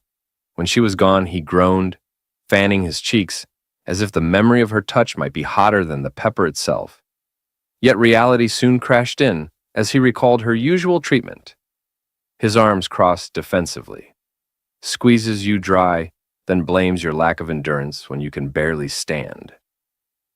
He scowled. You can't go soft on her, or you'll end up bedridden. Determined, he grabbed a book and began flipping through the pages, searching for a solution to his problem. After a few minutes of browsing, his eyes lit up. Black Dragon Pill. A highly effective body-strengthening elixir, nourishing and stabilizing the core. Jackpot. Perfect, he muttered, his eyes alight with excitement as he stared at the entry, as though he'd found treasure. A broad grin spread across his face, and with renewed hope, Leon began preparing himself to work on his resilience. The next morning was unusually bright and sunny. Outside the window, a pair of birds, one small and yellow, the other large and white, sat on a branch, chirping back and forth like they were deep in conversation. Inside, however, the atmosphere between Leon and his daughter Noah was far less harmonious. He sat across from her, grading her test with a carefully suppressed grin. Noah, he began, trying to keep a straight face, I just finished grading the test you took. Out of a possible 100 points, care to guess what you got? Noah fixed him with her usual deadpan stare, her expression as unmoving as stone. 50. Leon snorted, pulling out the test paper with exaggerated drama. A whole 62, actually. You underestimated yourself. Noah's eyes narrowed as she stared down at her test, scanning the answers with a quiet intensity. Her small hands tightened around the paper and her brows furrowed ever so slightly. It was clear she wasn't thrilled with her score. Leon softened as he watched her, noticing how serious she was, mature even for someone her age. While her younger sister Moon was probably outside chasing butterflies or counting clouds, Noah had approached her studies with a tenacity that had surprised him. She could be so painfully hard on herself, almost like her mother. Reaching out, Leon placed a hand on her head, mussing her hair gently. For a first try, 62 is pretty impressive, kid. Noah glanced up at him, her cheeks barely coloring at the rare compliment. Thanks, she mumbled, a touch of pride slipping into her usually stoic tone. But just as Leon leaned in to offer more encouragement, he was struck by an unexpected coughing fit. He quickly turned away, wincing as he rubbed his throat. Sorry about that, he managed to croak, his voice rasping. His eyes watered slightly as the irritation settled in, and he immediately remembered the pile of yellow Dragon Clan peppers he had munched on the night before. Why, he wondered, did I think wake-up peppers were a smart idea? Just then, Noah's expression shifted, as though something had dawned on her. She reached into her pocket, rummaged around, and produced a small, round tin with dragon throat lozenges, elegantly scrawled across it. She held it out to him, her usual reserve still intact. Leon blinked, surprised. Is this for me? Noah's face didn't change, but there was a barely perceptible flicker of embarrassment in her eyes. Mom said to give it to you, she said, her voice just a little colder than usual, as if distancing herself from the kindness. A grin spread across Leon's face as he popped one of the lozenges into his mouth. The soothing mint cut through the scratchiness in his throat almost immediately. "Well, tell your mom thanks from me," he said, giving Noah a meaningful look. Like mother, like daughter, he thought, amused. Cold on the outside, but with small gestures of warmth that slip through when they think no one is watching. The lozenge melted away in his mouth, bringing welcome relief to his pepper-ravaged throat. Leon turned back to Noah, feeling his energy restored. "Now, where were we?" Noah's gaze grew sharp again, her serious side kicking back in. "You said we'd go over the questions I got wrong." Leon laughed, feeling a surge of pride as he watched her. "Right you are, Noah." In the Silver Dragon Castle kitchen, Leon is up to something intriguing. Let's find out what it is. The maids dutifully bring the items he requested, their movements precise and efficient. One of them, addressing him as Lord Prince, politely informs him that all the herbs he asked for have been delivered. Acknowledging her words with a nod, Leon gestures toward a specific spot on the table. "Place everything there," he instructs. The maids comply and, after arranging the ingredients as directed, quietly exit the room. With a subtle, knowing smile, Leon muses to himself that he intentionally requested extra herbs to keep the maids from guessing his true intentions. Turning his attention to the herbs, Leon examines them closely. He notes that the medicinal materials needed to prepare Dragon Great Force are fairly common, and at first glance, the refining process seems straightforward. Yet, as he recalls the text from the ancient manual, he frowns. The manual emphasizes that even the most skilled pharmacists of the Dragon Clan struggle with a low success rate when concocting Dragon Great Force. Undeterred, Leon sets to work. He meticulously recites the steps from memory. First, grind and mix the required herbs, then add them to the pot in a precise sequence and bring the mixture to a boil. His movements are methodical, his focus unwavering as he works tirelessly for several hours. But as time passes, frustration begins to mount. Finally, Leon throws his head back and lets out a loud, anguished scream. "It failed again!" he exclaims, his voice echoing through the kitchen. Staring at the ruined concoction before him, his shoulders sag. "I followed the instructions from the book perfectly," he mutters under his breath, his gaze fixed on the charred remnants of his latest attempt. "Every time, I get to the final step, drug purification and separation, and it all falls apart." Leon presses on, refusing to let frustration take hold. He mutters to himself that the high-temperature separation method described in the book is a delicate balancing act. Too high a temperature destroys the drug, while too low a temperature fails to purify it. Shaking the drug jar in his hand, he grumbles that achieving the precise separation effect manually is nearly impossible without professional instruments. As he continues, Leon remembers his master's words. If one way doesn't work, look for another. Inspired, he begins to consider alternative methods for separating the medicinal residue. Suddenly, the sky outside roars with thunder, a reminder of the storm brewing overhead. Glancing up, Leon notices the dark, turbulent clouds and comments, "Looks like it's gonna rain soon." Rising to close the windows, he pauses, captivated by the echo of thunder rumbling through the air. The sound stirs something in his memory. As Leon ponders the concepts of lightning and thunder, his thoughts take a sharp turn. His eyes widen as a memory surfaces. His teacher once mentioned, during an alchemy lesson, that electrolysis of impurities could sometimes yield better results than fire-based methods. Energized by this revelation, Leon feels a spark of inspiration ignite within him. He wonders if the thunder element could be harnessed for separation, a method that isn't mentioned in the manual. With his mind racing, he resolves to test this unconventional theory. Determined, Leon reminds himself that lightning magic has always been his forte. Though his magical powers are still recovering after the forbidden technique he used on Rossweiss, he believes the small portion he has regained will suffice for the precision required. Setting aside the traditional method, he decides to use his lightning magic to refine the dragon great force. Carefully, Leon channels the faint but steady flow of lightning energy within him, guiding it to interact with the concoction. Sparks crackle faintly in the air as he meticulously manipulates the separation process. His concentration is absolute, his movements calculated and precise. Half an hour later, Leon steps back, his breath catching as he gazes at the result. A triumphant smile breaks across his face. It worked. He succeeded. The storm outside rages on, but within the castle kitchen, Leon has found a breakthrough. Holding the finished dragon force in his hand, Leon finally feels a wave of accomplishment wash over him. Smiling to himself, he places the medicine in a small box and remarks quietly, "The dragon clan's medicine is surprisingly simple to make." Just then, Muan, his adorable daughter, bursts into the kitchen. Her wide eyes immediately spot the small, chocolate-like rounded object in Leon's hand. Curious, she tilts her head and asks, "Dad, what are you making?" Leon glances at her, momentarily distracted. Casually, he replies, "It's something good."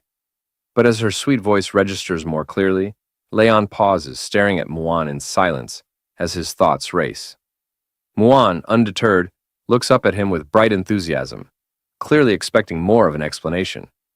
Realizing her presence fully, Leon snaps out of his reverie. "Muan!" he exclaims, surprised. Quickly closing the box, he pats her on the head, flashing her a reassuring smile. "It's nothing, really." Muan's curiosity isn't so easily brushed aside. "Is it candy?" she asks, her eyes flicking to the box in his hand. Leon chuckles and shakes his head. Showing her the closed box, he says, "It's not candy, it's medicine. Something I made for your mom." Muan's cheerful expression shifts into concern. "Medicine? Why does Mom need medicine? Is she sick?" she asks, her voice tinged with worry. Placing the box into his pocket, Leon kneels to her level and pats her head again. "No, no," he reassures her gently. "Your mom's just been very busy lately. I thought I'd make something to help nourish her. Don't worry, okay?" Internally, however, Leon smirks at his own deception, thinking, "Actually, this is for me. I'll need it to recover properly." Muan seems satisfied for the moment, but still looks at him earnestly. "Dad, you have to take good care of Mom, okay?" Leon smiles warmly at her. "Of course," he replies. "That's what a dad should do." But inwardly, his thoughts take a mischievous turn, his dark expression concealed behind his calm demeanor. "Once I've fully recovered, I'll definitely take very good care of her," he muses, a quiet chuckle escaping him. Stormy night with heavy rain and loud thunderstorms, Leon sits in his bedroom, absently tossing the medicine box in his hand. Though he successfully cultivated the dragon great force, he can't help but question whether the dragon clan's nutritional supplements might have adverse effects on humans. Catching the box midair, Leon frowns and mutters to himself that he'll have to set it aside for now. Rossweiss is surprised, almost incredulous, that Leon managed to create medicine in such a simple environment. Looking at him with her usual air of superiority, she extends her hand and, in an arrogant tone, demands, "What did you refine?" "Let me see it." Leon hesitates, his grip tightening on the medicine box. Meeting her gaze, he sighs and reluctantly hands it over. "Even if I refused, you'd just resort to violence and take it anyway," he mutters, a trace of exasperation in his voice. Rossweiss takes the box, examining its contents. A faint smile graces her lips as she looks at the dragon great force. "Impressive," she says. "You've managed to refine such a perfect dragon great force under these conditions." "Truly remarkable, Leon." "What's that saying? The man of letters and the man of arms?" Leon blinks, surprised. Internally, he marvels. She didn't mock me this time? Closing the box with a click, Rossweiss hands it back to him. "You can keep this," she says firmly, "but you can't take it." Leon catches the box, confusion etched across his face. "Why not?" he asks. Rossweiss locks eyes with him, her gaze steady. "As a tonic for the dragon race, the medicine is far too potent for a human body," she explains. Leon frowns, his expression darkening. Is it really that powerful? He asks, skepticism creeping into his voice. Her serious tone doesn't waver. Yes, it is. As a human, you cannot withstand its effects, she reminds him, her voice softening slightly. But Leon's pride flares. Pulling the dragon great force from the box, he smirks arrogantly. I've defeated countless dragon kings without the power of a dragon, he boasts. Why would I fear a single pill? Rossweiss's eyes widen in alarm as Leon forcefully swallows the pill. With a defiant grin, he declares, Courage is the hymn of mankind. Leon, Rossweiss shouts, her voice laced with concern. But the effects of the pill are immediate and devastating. A surge of power floods Leon's body, his senses heightening to dangerous levels. He clenches his chest, agony twisting his features as he collapses to his knees. You reckless idiot, Rossweiss yells, anger and worry blending in her voice. Do you know how rarely I use healing magic? She rushes to him, casting a spell to stabilize him. Let me try to break down the pill's effects, she says urgently. Leon, however, shakes his head, his darkened expression filled with determination. Gritting his teeth, he grabs her hand, stopping her mid-spell. Leon, don't move! Rossweiss pleads, her voice rising in alarm. But it's too late. Thunder and lightning erupt from Leon's body, engulfing him completely. Bearing the searing pain, Leon grits his teeth and manages to speak through the storm of energy. Rossweiss, he growls, his voice steady despite the agony. Look carefully. He meets her gaze, his eyes burning with resolve. This is the courage and determination of mankind. Despite her protests, Leon endures the excruciating effects of the dragon great force alone, his body crackling with raw power. The storm intensifies around him, and Rossweiss can only watch, stunned and helpless, as Leon endures the excruciating power alone. Thunder roars, and lightning dances wildly in the small space, illuminating Leon's figure in bursts of light. His screams echo through the room as the pain reaches its peak. Having pushed Rossweiss away earlier, she is unable to help him now. Shocked, she watches in awe and horror, her mind racing. Then, it dawns on her. Leon is using lightning magic on his own body. Rossweiss stares in disbelief, trying to comprehend what Leon is doing. After what feels like an eternity, Leon finally stops channeling his lightning magic. The raging storm around him begins to subside, and the room grows eerily quiet. His eyes lose focus, and unable to bear the strain any longer, Leon collapses. Leon! Rossweiss cries, rushing to his side. Her voice is filled with genuine worry as she catches him just before he hits the ground. Gently, she lowers him into a sleeping position, brushing stray strands of hair from his face. Looking at his unconscious form, Rossweiss mutters under her breath, You really are a madman. Despite her exasperation, there's a softness in her voice that betrays her concern. Standing, she glances at him once more and says firmly, Wait here. I'll get the court physician. She turns to leave but freezes mid-step as she hears a faint sound behind her. Rossweiss, Leon's hoarse voice calls out weakly. She spins around in shock. Leon's eyes flutter open, his face flushed a deep red, and a strange, dazed expression settles on his features. Just as she's about to ask him how he's feeling, he raises his hand toward her, startling her. Before Rossweiss can react, Leon's hand darts out and grabs her tail. What? She gasps, caught completely off guard. Still holding her tail, Leon smiles. A goofy, childlike grin. Rossweiss stares at him, utterly baffled. How on earth are you even awake? She demands, her voice filled with both confusion and embarrassment. Leon sits up suddenly, his movements clumsy but determined. Blushing furiously, he rubs his cheek against her tail, a soft giggle escaping his lips. My wife. Where are you going? He murmurs, his voice hazy and affectionate. Rossweiss's face turns scarlet. Wife? Who do you think you're calling your wife? She stammers, trying to maintain her composure. She attempts to pull away, but Leon's grip on her tail tightens. Let go of my tail, you idiot, she demands, her voice cracking under the mix of frustration and embarrassment. Leon, however, refuses to comply. His smile widens and he rubs his cheek against her tail again, sighing contentedly. I don't want to, he says softly. I won't let go. I won't let my wife go. Leon happily presses his cheek to Rossweiss's tail, his grip firm and unyielding. Despite her earlier struggles, it becomes clear she can't overpower him in his current state. Rossweiss exhales in frustration and stops resisting, her patience wearing thin. Meanwhile, Leon continues gleefully, singing an improvised wife, wife song as he rubs his cheek against her tail like a delighted child. Rossweiss's face twists into an expression of pure exasperation. She makes a long face, silently admitting her defeat. Turning her gaze away, Rossweiss begins to piece together the situation.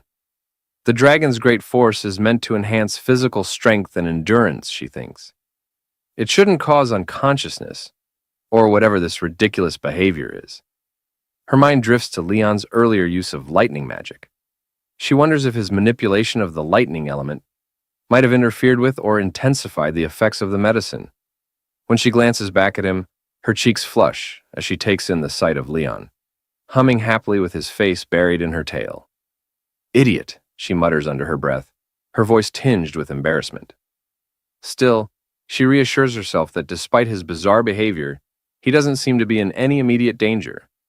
Leon continues his antics, unabated, cheerfully singing his wife, wife song. Rossweiss sighs deeply, realizing there's no reasoning with him in this state. Resigning herself to the situation, she looks down at him and says, All right, I'm here. What's wrong? Just tell me already. Leon stops singing and looks up at her with a bright, flushed expression. His eyes shine with childlike excitement, and he boldly calls her wife again. Then, without hesitation, Leon smiles mischievously and declares, I want a second child. Rossweiss's face flushes a deep red, and she stumbles over her thoughts, the shock of Leon's sudden declaration sending a chill down her spine. Struggling to keep her composure, she glares at him, her blush intensifying. You haven't even properly taken care of the 2 children from my first pregnancy, she snaps, crossing her arms. And now you're already asking for another one? Forget it. But Leon is undeterred. Still gripping her tail like a stubborn child, he rolls around on the bed, his voice filled with exaggerated whines. I want a second child, he insists, his tone almost pleading. Come on, Rossweiss, is it really such a bad idea? Rossweiss groans, pinching the bridge of her nose in frustration. What did I do to deserve this, she wonders, weighing her options. Reluctantly, she realizes that trying to reason with him might only make the situation worse. Finally, she exhales a long sigh and mutters, Fine. Not just a second child. We'll have a third and a fourth, too, if it'll shut you up. Leon's eyes light up like a child being promised candy. With a triumphant grin, he exclaims, Really? Then you have to come back to my hometown with me. Yeah, Rossweiss replies, waving him off with a tired look. We'll go back once everything is settled here. Finally releasing her tail, Leon jumps to his feet and cheers, shouting, That's amazing! You're the best, Rossweiss! Watching him, Rossweiss shakes her head in disbelief, a mix of exasperation and amusement playing on her face. He's even more irritating than usual today, she thinks, though she can't help but smile faintly. Leon suddenly leans in close, his grin widening as he declares, My wife is the best! Before Rossweiss can react, he leans forward, clearly intending to plant a kiss on her cheek. Startled, Rossweiss's eyes widen. With lightning reflexes, she presses a hand to his face and firmly pushes him away. No taking advantage of the situation. Internally, Rossweiss wrestles with her thoughts, trying to figure out how to handle the absurd situation. She wonders anxiously when the effects of the dragon force will finally wear off. As Leon stubbornly continues his antics, Rossweiss's patience snaps, and she punches him squarely in the face, calling him an idiot. Leon lets out a small yelp, stumbling slightly from the blow. Rossweiss crosses her arms, glaring at him, but internally admits she couldn't hold back any longer. Leon clutches his chest dramatically after taking the hit, and Rossweiss's frustration quickly turns to panic. Rushing to his side, she kneels down and asks in a concerned tone, Are you okay, you fool? Leon's breath grows heavier as he grits his teeth, clutching his chest tightly. Wife, he groans, his voice trembling, I feel really uncomfortable. Suddenly, a bright glow emanates from the dragon mark on Rossweiss's chest, Her eyes widen in shock. "This isn't good," she mutters, her heart racing. Without hesitation, she unbuttons Leon's shirt to examine him. As the fabric parts, the dragon mark on his chest begins to shine with an intense light. Rosweiss furrows her brow, her mind racing. Why is the dragon pattern activating now of all times? She wonders, anxiety creeping into her thoughts. Before she can think further, Leon suddenly grabs her shoulders, startling her. With unexpected strength, he pushes her onto the bed, climbing over her and pinning her hands down. "Leon!" Rosweiss shouts, her voice a mix of anger and alarm. "You bastard, what are you doing?"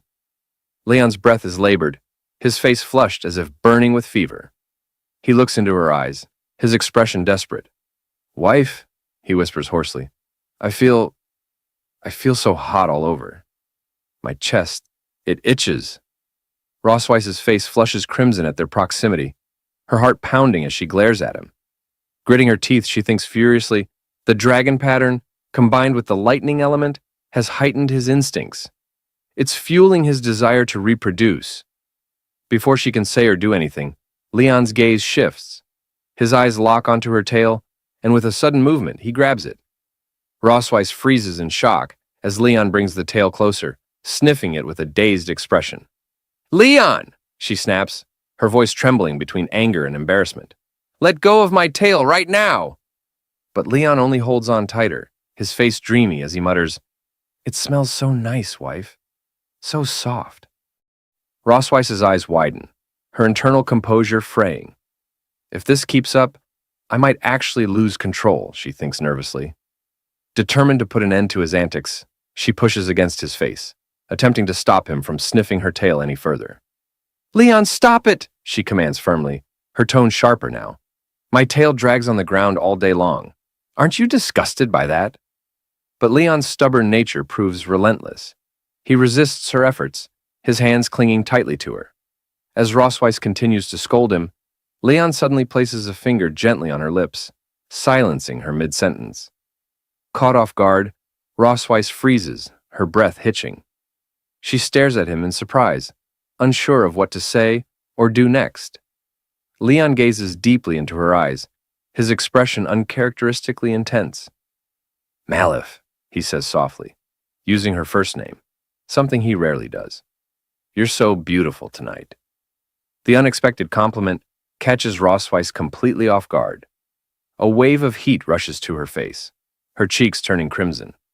Looking away to avoid his piercing gaze, she stammers, "Even if you say that, I'm still mad at you." "What's going on?" Rosweiss wonders, her heart pounding erratically. This man. His attitude is completely different. There's something wild and intense about him tonight. Something I can't seem to reject. Despite her resistance, Rosweiss feels her resolve wavering. She steals a glance at him, only to find him still staring at her with a burning intensity. Against her better judgment, a small part of her begins to feel anticipation. Leon, sensing her hesitation, leans closer, his voice low and persuasive. "Wife," he whispers, "can you help me? Please?" Rosweiss bites her lip, her mind a whirlwind of conflicting emotions. Finally, with her face still flushed, she mutters, "Fine, but tonight only." Leon's eyes light up with triumph as he pulls her into his arms, and the night stretches on, filled with the echoes of their fiery connection. At the Silver Dragon Castle the next morning, Leon slowly opens his eyes, the lingering effects of the dragon force finally subsiding. As his vision clears, he notices Rosweiss lying beside him in bed, her smirking expression aimed directly at him. "Awake, are we?" she asks with a teasing tone, her piercing gaze locked onto his. Hearing her voice so close, Leon bolts upright, his eyes wide with panic. "What? Rosweiss?" he shouts, staring at her in shock. "Why are you in my bed?" As the sudden movement sends a wave of pain through his body, Leon winces, clutching his aching muscles. "Ugh, everything hurts," he groans, then mutters, "My memory is fragmented. What the hell happened last night?" Rosweiss stretches casually before sliding out of bed. With a smirk, she turns to face him. "You don't remember anything?" she asks innocently. though the glint in her eyes says otherwise. Pointing to the visible bruises and marks on her arms and neck, she tilts her head and adds, "Dragon Slayer, surely you didn't forget, right?" Leon's eyes widen further as he spots the marks on her skin. Hickeys? So many. His mind races as a cold sweat breaks out on his forehead. Did I really do that? Suddenly, fragments of his memory from the previous night begin to surface. One by one, the missing pieces click into place, each recollection more vivid than the last. He grips his head as the memories come flooding back, and when the full picture finally forms, Leon lets out a horrified scream. No! Rossweiss, still smirking, leans against the bed frame and folds her arms. So, you do remember, she says, her tone dripping with amusement. You begged me last night, Leon. Said things like, "Honey, just one more time, okay? Wife, I feel so bad. Please help me. Just this once, and the last time." Leon's face burns with embarrassment as she mimics his pleading voice. "Stop it," he shouts, covering his ears in a desperate attempt to block her teasing. "I remember everything. There's no need to repeat it." Rossweiss's smirk widens as she watches Leon squirm, clearly enjoying his discomfort. Meanwhile, Leon pulls on his shirt, sneaking a sideways glance at her. Internally, he laments, "All I wanted was to refine the dragon force for my health, and maybe teach her a small lesson. How did it turn into this?" As Rossweiss finishes dressing, Leon lets out a resigned sigh. Looking at her briefly, he admits under his breath, "Maybe I went a little too far last night." Leon hesitantly asks Rossweiss, "Did I hurt you?" Rossweiss shakes her head with a calm demeanor. "It's fine," she replies, brushing off his concern. Folding his arms and adopting a smug expression, Leon looks at her and comments, "Well, now you should know whether I'm in good health or not. Next time, don't go doubting my abilities." Rossweiss's eyes narrow as she fixes an intense gaze on Leon. Her serious expression makes him shift uncomfortably. What's with that look?" Leon stammers, stepping back slightly. Without a word, Rossweiss closes the distance between them, her gaze unrelenting. Before Leon can react, she grabs his chin, leans in close, and, in a commanding tone, declares, "Dragon Slayer, I must say, I'm very satisfied with your performance last night. I hope you can keep it up in the future." Leon freezes, his face burning red as her words sink in. Internally, he screams, "What is happening? Have I somehow become her personal servant now?" Rossweiss steps back, her usual smirk returning, and changes the subject. "Now, about that bet," she says casually. The mention of the bet snaps Leon back to reality. His eyes narrow with suspicion as he studies her. "The bet?" he echoes, trying to mask his nervousness. A faint blush creeps onto Rossweiss's cheeks as she glances away. "Yes, the one where you insisted that the children should call me Mom. You said it would improve their affection for me. And, well, you won." Leon raises an eyebrow, a hint of pride flickering across his face. Rossweiss continues, her tone softer now. "So, have you thought about the request you'd like to make?" Scratching the back of his head, Leon hesitates before responding. With a rare, genuine expression, he says, "Actually, I have. I'd like you to send someone to the Empire to check on my master and his wife. I need to know if they're doing okay." Rossweiss's playful demeanor shifts as she considers his words, her expression growing thoughtful. Silver dragons aren't exactly known for stealth, but visiting someone isn't an issue," she replies. Hearing her response, Leon is overjoyed. His face lights up as he enthusiastically asks, "You're really okay with it?" In his excitement, he almost blurts out a casual, "Thank you," but catches himself, quickly straightening his posture. Clearing his throat, he coughs awkwardly to compose himself before speaking in a formal tone.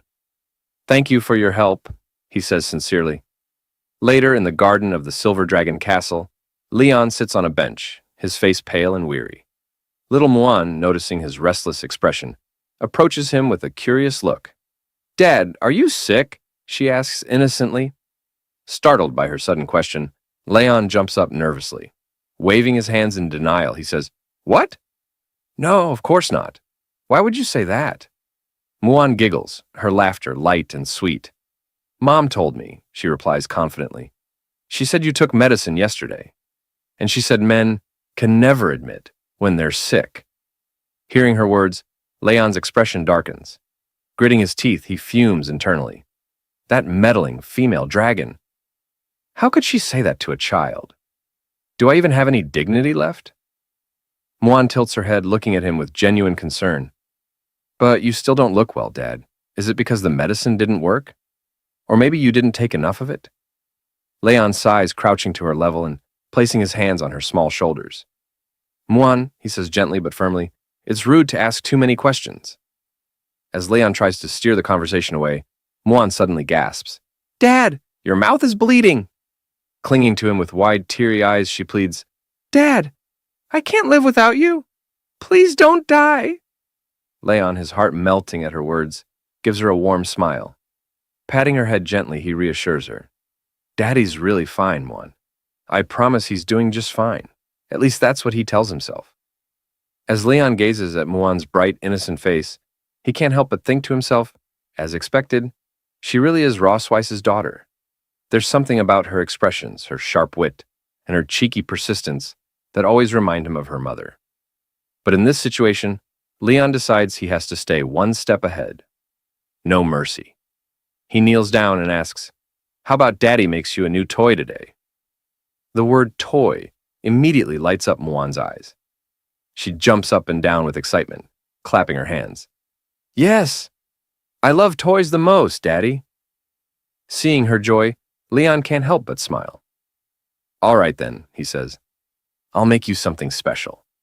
After some thought, he decides to create a Rubik's Cube, a toy he remembers from his own childhood. Sitting down with determination, Leon gets to work. Using his alchemical skills and a bit of mechanical ingenuity, he carefully crafts the cube. Once it's assembled, he takes his time painting each face with bright, vibrant colors. When the paint finally dries, Leon holds up the finished cube, his face glowing with pride. Here you go, Mon, he says, showing it to her. This little toy is called a Rubik's Cube. You can twist it however you like. Want to give it a try? Mon's eyes widen with amazement as she eagerly takes the cube into her hands. Turning it over, she examines it curiously before starting to twist the sides. Her face lights up with delight as she figures out how it works. Leon watches her with a soft smile, feeling a warm sense of satisfaction. Who would have thought those alchemy mechanics lessons would come in handy for babysitting? He muses. Maybe I was born to be a babysitter after all. As this thought amuses him, a sudden flash of unease passes through him. Leon's smile fades, and his expression grows serious.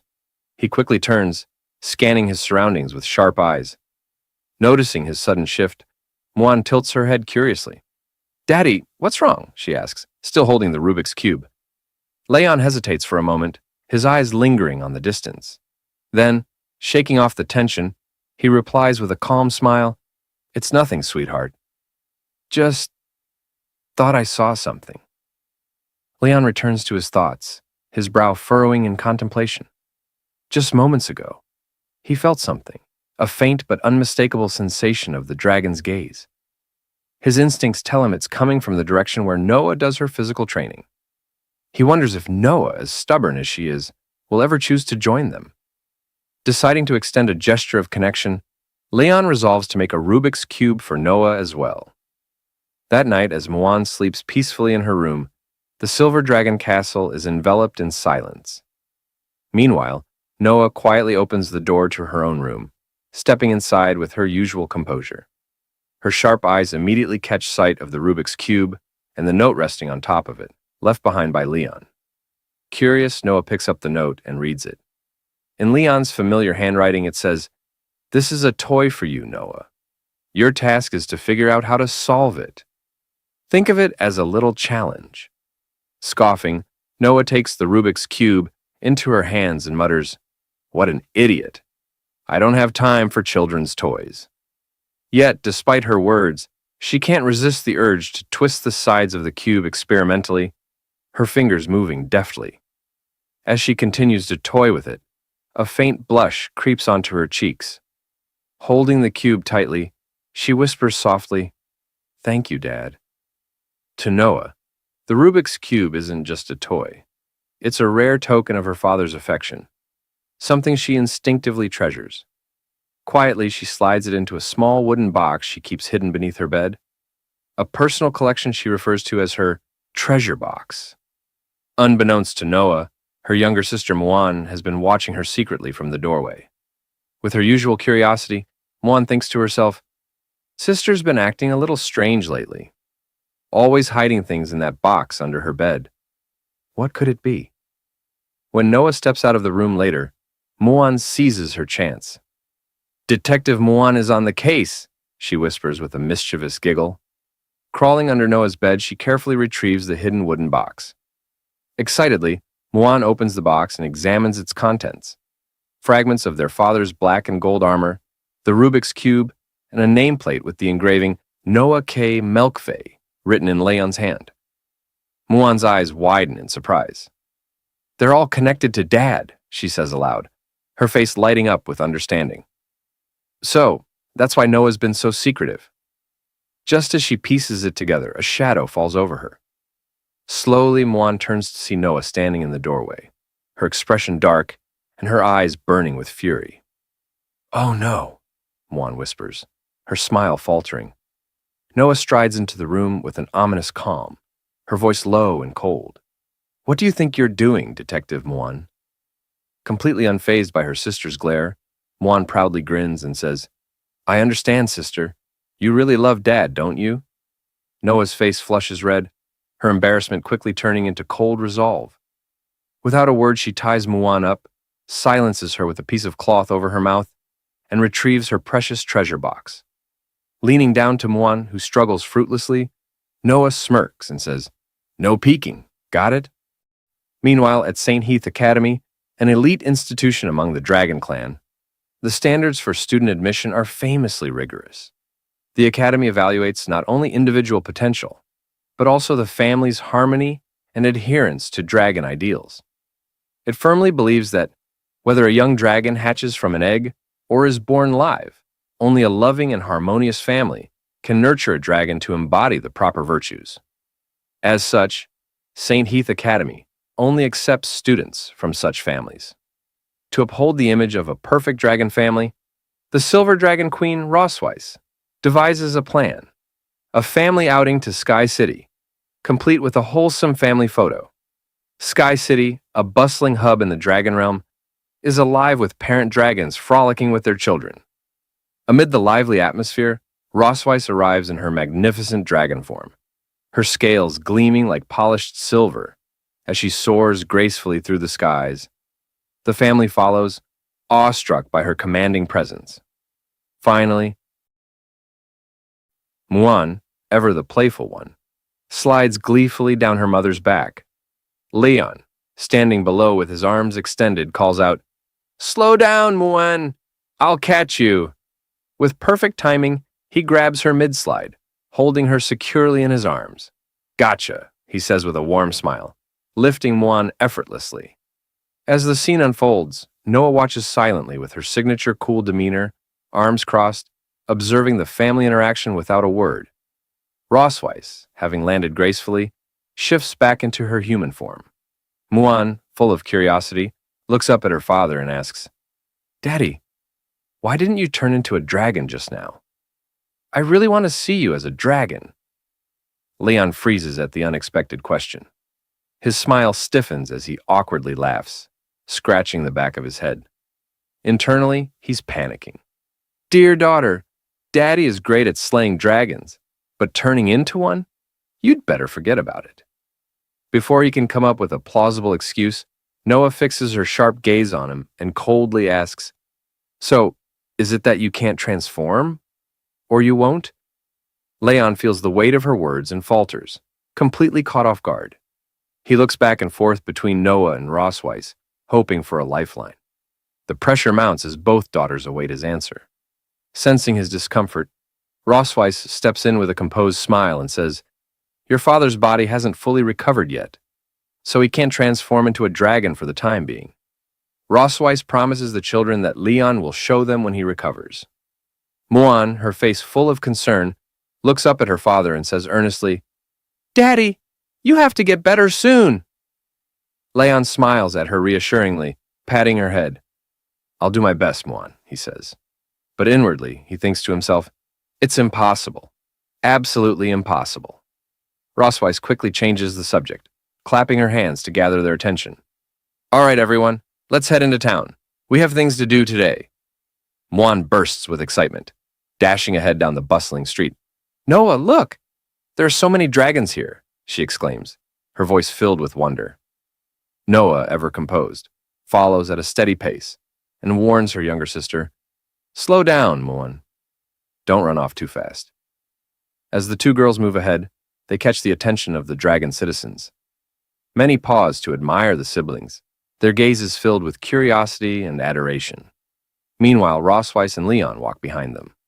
Leon's expression darkens, and his body begins to tremble ever so slightly. He doesn't say a word, but Rosweiss notices immediately. Is he shaking? Rosweiss wonders, glancing at him from the corner of her eye. She quickly puts two and two together. It must be the first time he's seen so many dragons since waking up from his coma. Leaning closer to him with a sly smirk, she whispers, Are you scared, Leon? Leon, his face still dark, says nothing at first. Then, with a sudden arrogant glint in his eye, he snaps, Who's scared? Me? You must be joking. Rosweiss raises an eyebrow as Leon points dramatically at the dragon citizens around them. I'm excited, Rosweiss. Can't you tell? He declares, puffing out his chest. Do you know what I see? First-class merits, second-class merits, third-class merits. Merits everywhere. The streets are practically paved with gold. I'm going to get rich. The dragon citizens stop in their tracks, staring at Leon in confusion and disbelief as he points at them with his finger, his eyes practically glowing with greedy excitement. Then, as if oblivious to the bewildered stares, Leon whistles nonchalantly and strolls off with a self-satisfied grin. Rosweiss pinches the bridge of her nose, exhaling sharply. I worried about him for no reason. Again, she thinks, watching Leon as he laughs to himself, dreaming of the fortune he imagines awaiting him. Walking a few steps ahead, Leon chuckles under his breath, his thoughts racing. If I bring them all back, how much money could I make? Later, they arrive at a specific shop in town. As the door creaks open, the dragon shopkeepers immediately bow low, their voices filled with reverence. Your Majesty, the Silver Dragon Queen, and her family, it is our great honor to serve you. Rosweiss enters the shop with Leon and the children following behind. Inside, Muan runs excitedly from one corner of the room to another. Grabbing Noah's hand, she tugs her sister along, pointing at the walls. Noah, look! So many dragon pictures, Muan exclaims, her eyes sparkling with wonder. Noah remains silent, her stoic demeanor unchanged. Meanwhile, Leon leans closer to Rosweiss, his curiosity getting the better of him. Aren't you the Silver Dragon Queen? He asks in a low voice. Why did you come to the store to take photos yourself? Shouldn't someone else handle this? Rosweiss gives him a side glance, clearly unimpressed. The Dragon King of a tribe can only command members of their own tribe, she explains. The dragons of Sky City, however, do not belong to any specific tribe. They're independent. Leon smirks, clearly enjoying himself. So, basically, your queenly status doesn't hold much weight here, huh? Before he can blink, Rosweiss stomps on his foot with her sharp high heels. Leon yelps in pain, hopping on one leg as he clutches his throbbing foot. Rosweiss, with a sweet yet dangerous smile, replies, Well, in any case, I'm taller than you now. The head shopkeeper chuckles nervously at the exchange before stepping forward and bowing. It's truly an honor to have the Silver Dragon Queen and her family here. To take a family photo for Her Majesty is a privilege beyond compare. Rosweiss straightens up, flipping her hair with a confident smile. Everyone says my photography skills are top-notch among the dragon tribe, she boasts. It's your great fortune that we successfully scheduled this appointment. As they speak, the head shopkeeper glances toward Leon and asks hesitantly, What about Her Majesty's husband's tail? Should it be included in the photo? Rosweiss waves the question away. He's not fond of showing his tail, she says with a casual shrug. Let's pick a tailless suit for him instead. Her words trigger a memory and she smirks as she recalls the incident earlier at the Silver Dragon Castle. Before they left for Sky City, she had presented Leon with a custom-made silver dragon tail decoration, asking him to wear it. Leon's reaction, however, had been immediate and dramatic. "Absolutely not," he had exclaimed, taking several steps back as if the tail were cursed. "I'll never wear that thing. Even if I die, it's about my dignity." Back in the shop, Rossweiss shakes her head at the memory, amused by Leon's stubbornness. The head shopkeeper, unaware of the backstory, simply nods and gestures for Rossweiss to move to another area to try on her outfits. Meanwhile, on the other side of the shop, Muan skips around with infectious excitement. "I want to wear a pretty dress," she chirps cheerfully, her enthusiasm lighting up the room. After a while, Muan and Noah emerge from the changing room in their new dresses, both looking stunning for the family photo. Shortly after, Leon steps out wearing a crisp white suit. His polished appearance is a stark contrast to his usual casual demeanor. Muan, catching sight of her father in the new outfit, gasps in delight. "Dad, you look so handsome!" she exclaims, her voice filled with surprise and admiration. The head shopkeeper nods approvingly, her smile warm. "The suit fits the prince perfectly," she says. "I imagine he must have been quite popular in his youth." Leon raises an eyebrow, clearly pleased by the compliment. "You really think so?" he replies with a smirk. "Honestly, the last time I wore something this formal was at my school graduation ceremony." He then turns his attention to Noah, catching her off guard. "What do you think, Noah?" he asks. Noah, momentarily surprised by the question, glances at him before quickly looking away. A faint blush dusts her cheeks as she mutters, "You look quite handsome." Grinning brightly at her response, Leon pats both Muan and Noah on their heads affectionately. "And your dresses are adorable too," he adds with a genuine warmth that makes both girls smile. Just then, Rossweiss steps out from the dressing room, dressed in a breathtaking gown that perfectly complements her elegance. For a moment, everyone is left speechless. Leon, his jaw dropping slightly, stares at her in awe. It's undeniable. Rossweiss looks absolutely stunning. Rossweiss, noticing his dumbfounded gaze, smirks and tilts her head. "What's wrong, Leon?" she asks with playful curiosity. Leon quickly snaps out of his trance, looking away and scratching the back of his head awkwardly. "Nothing, it's just... that dress suits you," he mumbles, his voice barely audible. Hearing his unexpected compliment, Rossweiss blushes faintly and averts her eyes. "Well," she says, trying to sound nonchalant, "I think it would look even better if you had a tail." Leon's expression darkens at the comment. Internally, he screams, "I will never wear a tail, not in this lifetime." The head shopkeeper steps in, her cheerful voice cutting through the tension. "All right, everyone, let's get ready for the family photo," she says, positioning the camera. Muan, waving her little hands, calls out, "Mom! Dad! Come here!" She tugs at Noah's hand, pulling her sister into position. As Rossweiss and Leon take their places, the shopkeeper encourages them. "Your Majesty, Prince Leon, step a little closer, please. Let's capture the love and harmony of this beautiful family." Rossweiss and Leon glance at each other, both stubbornly looking away, neither wanting to admit their hesitation. Leon thinks to himself, "No way am I getting closer to her," while Rossweiss likely has a similar thought. "All right, everyone, smile," the shopkeeper announces, starting the countdown.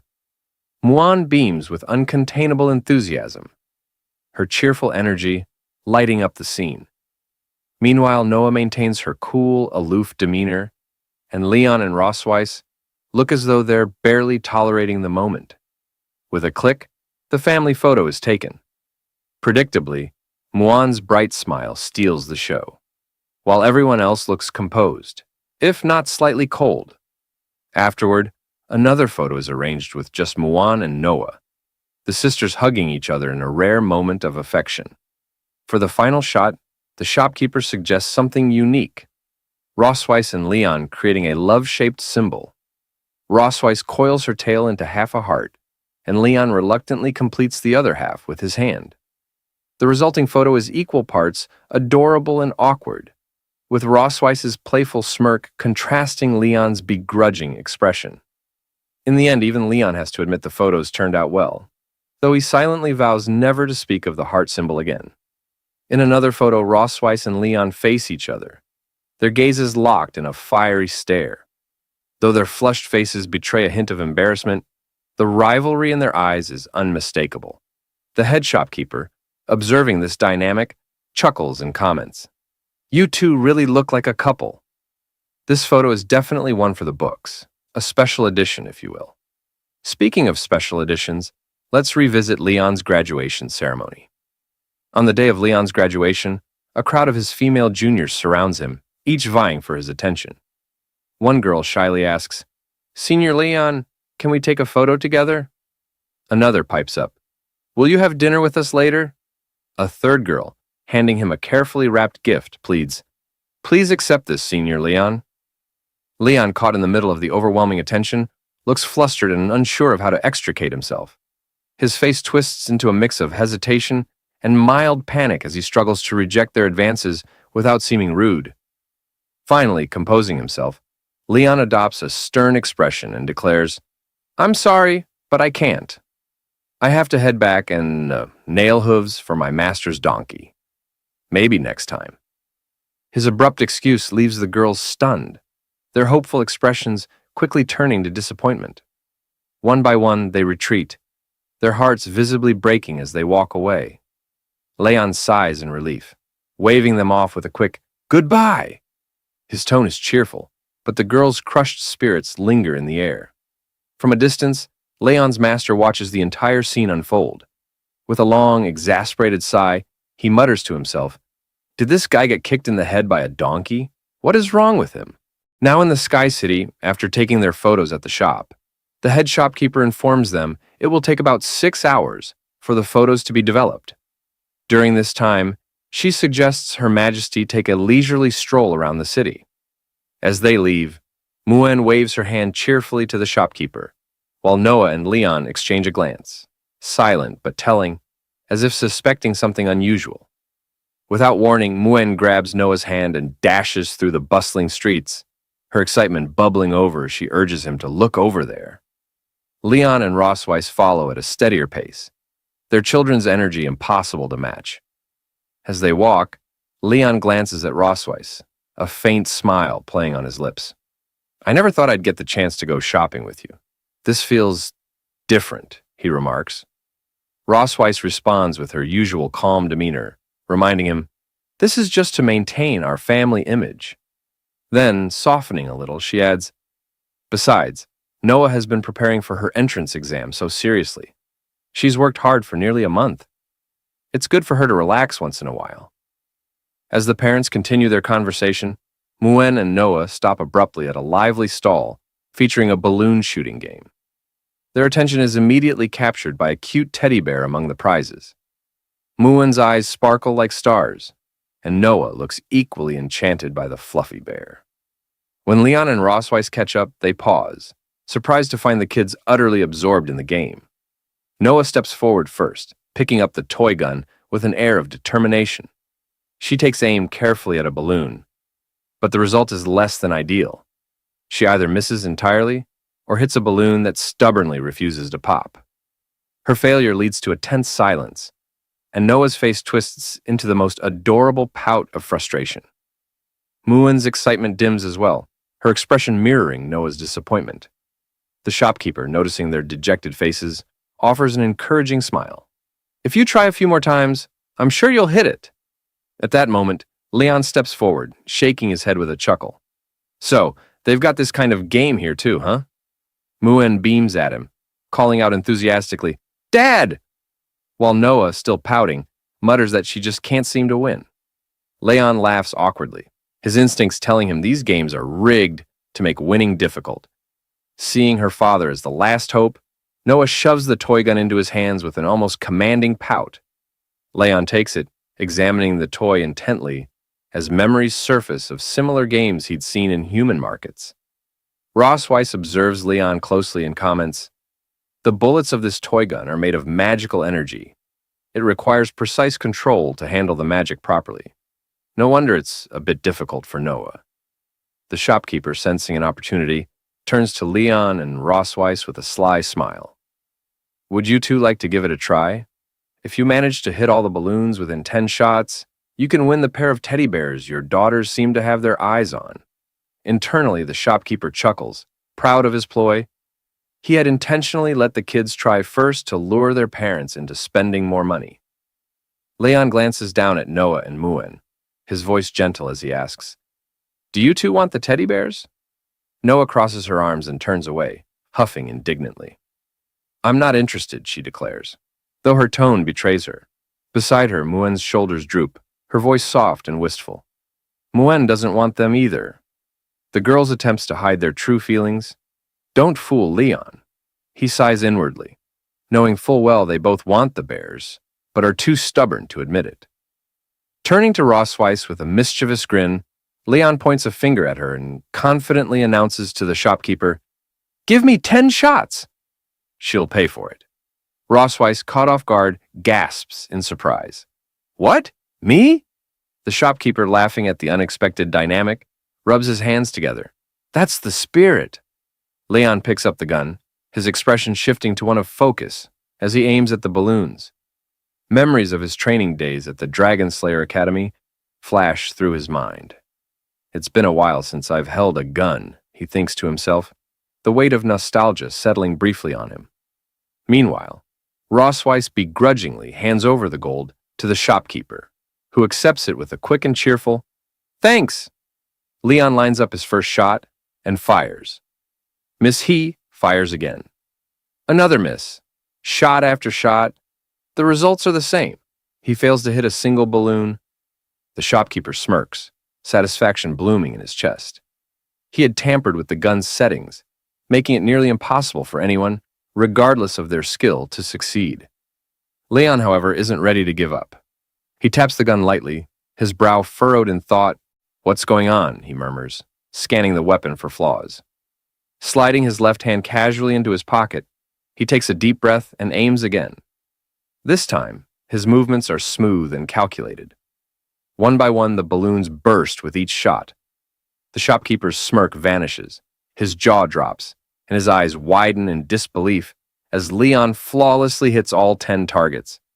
Spinning the gun nonchalantly in his hand, Leon shrugs and remarks with a smirk, "Guess I just needed to test the sights first."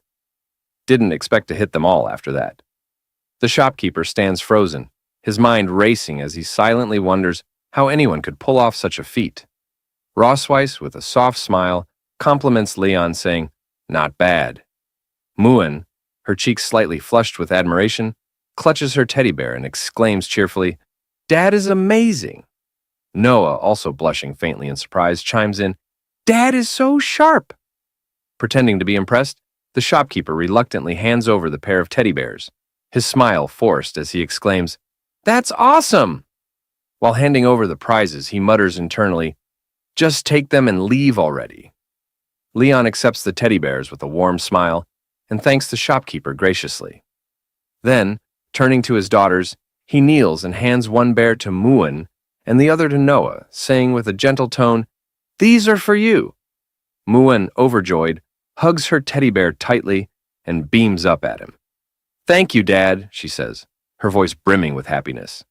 Noah, holding her bear carefully and inspecting it as though it's a treasure, quietly murmurs, "Thanks, Dad." Rossweiss watches the scene unfold from the side, a hint of surprise in her expression. The rare harmony and affection in the moment catch her off guard. As she observes Leon, a thought crosses her mind. Although this guy is usually a little off-key, every time he gets serious, he has a special charm. Leon, noticing Rossweiss lost in thought, keeps his gaze on her. Something in her expression stirs a decision in his mind. Rossweiss, sensing his eyes on her, glances at him and wonders why he's staring. As his gaze lingers, Leon's lips curl into a faint smile. Without warning, he says, "Oh, I have some thoughts about Rossweiss, too. Let's see where they lead." Later, after some time, Rossweiss and the family continue strolling through the bustling streets. As they walk, a little dragon girl points her finger toward Rossweiss and tugs at her mother's sleeve, saying, "I want that too." The little dragon girl's mother, startled by the comment, looks at Rossweiss with a hint of surprise, but says nothing, choosing to remain silent. Meanwhile, Leon recalls a plan he had been mulling over. He had decided earlier to get his big baby girl a teddy bear as well. True to his thoughts, Leon manages to procure a large teddy bear, and hands it to Rosweiss. Rosweiss, now holding the oversized teddy bear, walks alongside the family in silence, her expression calm and unreadable. She doesn't react to the little dragon girl's remark. After all, the girl was speaking to her mother, not Rosweiss. Leon, walking with his hands folded behind his head, chuckles and breaks the silence. "Did you notice the miserable expression on that unscrupulous businessman's face at the end?" he asks. "It felt like he was finally rid of us, and his anger all at once." He recalls the moment vividly, how, after showing the shopkeeper the money and demanding another shot, the man's face turned pale, his jaw dropping in disbelief as he began to fear Leon's inevitable victory. Rosweiss, her voice cool and detached, responds, "If it had been me, I'd have simply advised you not to waste your time on such a childish game." Leon glances at her, grinning. "Come on," he says. "We're out here together, and it's good that we're having some fun." Turning his gaze toward her, he tilts his head slightly and asks, "Unless you didn't enjoy it?" Rosweiss, with a straight face, replies curtly, "I didn't say that." Leon, pointing a finger at her, declares confidently, "Now that you're here, I can't let you go back empty-handed." Rosweiss, holding onto the large teddy bear, blushes faintly as a thought crosses her mind. Bears are just unpalatable food, not even good enough to fill one's stomach. But when they're made into toys, they're surprisingly cute. Without waiting for Leon's response, she quickly strides past him, her cheeks still flushed. With a playful pout, she tosses over her shoulder, "Come find me after dinner tonight." Leon freezes mid-step, her words catching him off guard. He stares after her, wide-eyed, as a wave of surprise washes over him. A moment later, he's left standing in the middle of the street, utterly stunned, a metaphorical question mark hovering over his head. Later that evening, in the Silver Dragon Castle, Leon recalls Rosweiss's cryptic invitation as he walks down a dimly lit corridor after dinner. Her words replay in his mind, "Come find me after dinner." "It's late at night, and I'm heading to her room alone," Leon mutters to himself, a mix of anticipation and apprehension tightening his chest. "If I go, I'll feel awkward the entire night. If I don't go, I'll be restless for a week." Clenching his fists in frustration, Leon makes up his mind. "Fine, I'll go see her. Whatever happens, happens." He storms down the hall, his footsteps echoing in determination. When Leon reaches Rosweiss's door, he stops and takes a deep breath, readying himself to knock. But before his knuckles meet the wood, he notices the door is slightly ajar. Curious, he pushes it open and steps inside, his gaze sweeping across the room in search of her. The sound of running water reaches his ears, and realization dawns on him. She's still in the shower. Leon's eyes wander toward the bathroom, where the faint outline of Rosweiss is visible through the glass shower door. He frowns, noting the transparency. What kind of poor quality glass is this? He thinks, averting his gaze in embarrassment. As the moments tick by, Leon's mind races. Shocked and uneasy, he begins to wonder, do I really have to deal with this tonight? Snapping back to reality, Leon shakes his head, trying to steady his thoughts. Slowly, he peeks toward the shower, his eyes widening momentarily. Whether he actually peeked or not remains uncertain. The image is fleeting and unclear, making it hard to say for sure. Rosweiss, now in her pajamas and still under the lingering mist of hot water, looks stunning. Her long silver hair clings to her damp skin and droplets of water glisten faintly on her face and body. As she notices Leon, her calm voice cuts through the steam. "You're here. Let's get started." Leon's heart skips a beat at the sight. It's only natural. Anyone would be captivated by such beauty. With a flicker of nervousness on his face, he thinks to himself, am I about to be squeezed dry again? For now, the story leaves the romance lingering tantalizingly on the edge. There's a special extra edition. 6 hours later, the photos are finally ready. Muen and Noah eagerly look through the pictures of their parents, Leon and Rosweiss. Muen, her eyes sparkling with excitement, exclaims, "Mom and Dad look like such a perfect match." Noah, however, remains quiet as she gazes at the photos, her expression unreadable. Leon, flipping through the pictures, suddenly notices something unusual. "Hey, There's a card attached to this photo, he says, holding it up. Hearing this, Rosweiss, her curiosity piqued, steps closer. Show it to me, she insists. Leon turns the photo around, revealing a handwritten note from the head shopkeeper. Together, he and Rosweiss read the words aloud. May the silver light always shine in the eyes of the one they love. Their faces flush instantly, bright red with embarrassment. Both speak at once in protest. Who's in love with whom? Leon sputters. Who's in love with her? Rosweiss snaps back. Who's in love with him? Still flustered, Rosweiss hides her face for a moment before adding in a small, indignant voice, There must be some mistake. Fix this photo for me. Leon, nodding quickly, agrees. Yeah, it must have been written wrong. Seeing Rosweiss like this, Leon's heart skips a beat. It's impossible to blame him. Anyone would be awestruck by such beauty. He swallows hard, his mind racing. With a flicker of nervousness, he thinks to himself, Am I about to be squeezed dry again? Rosweiss steps out of the shower room and, without missing a beat, asks, Where would you like to do it? The living room or the balcony? Leon freezes, her words catching him completely off guard. His face turns bright red as panic sets in. Stammering slightly, he nervously replies, The balcony? That's not good, right? I mean, people might see us. That would be embarrassing.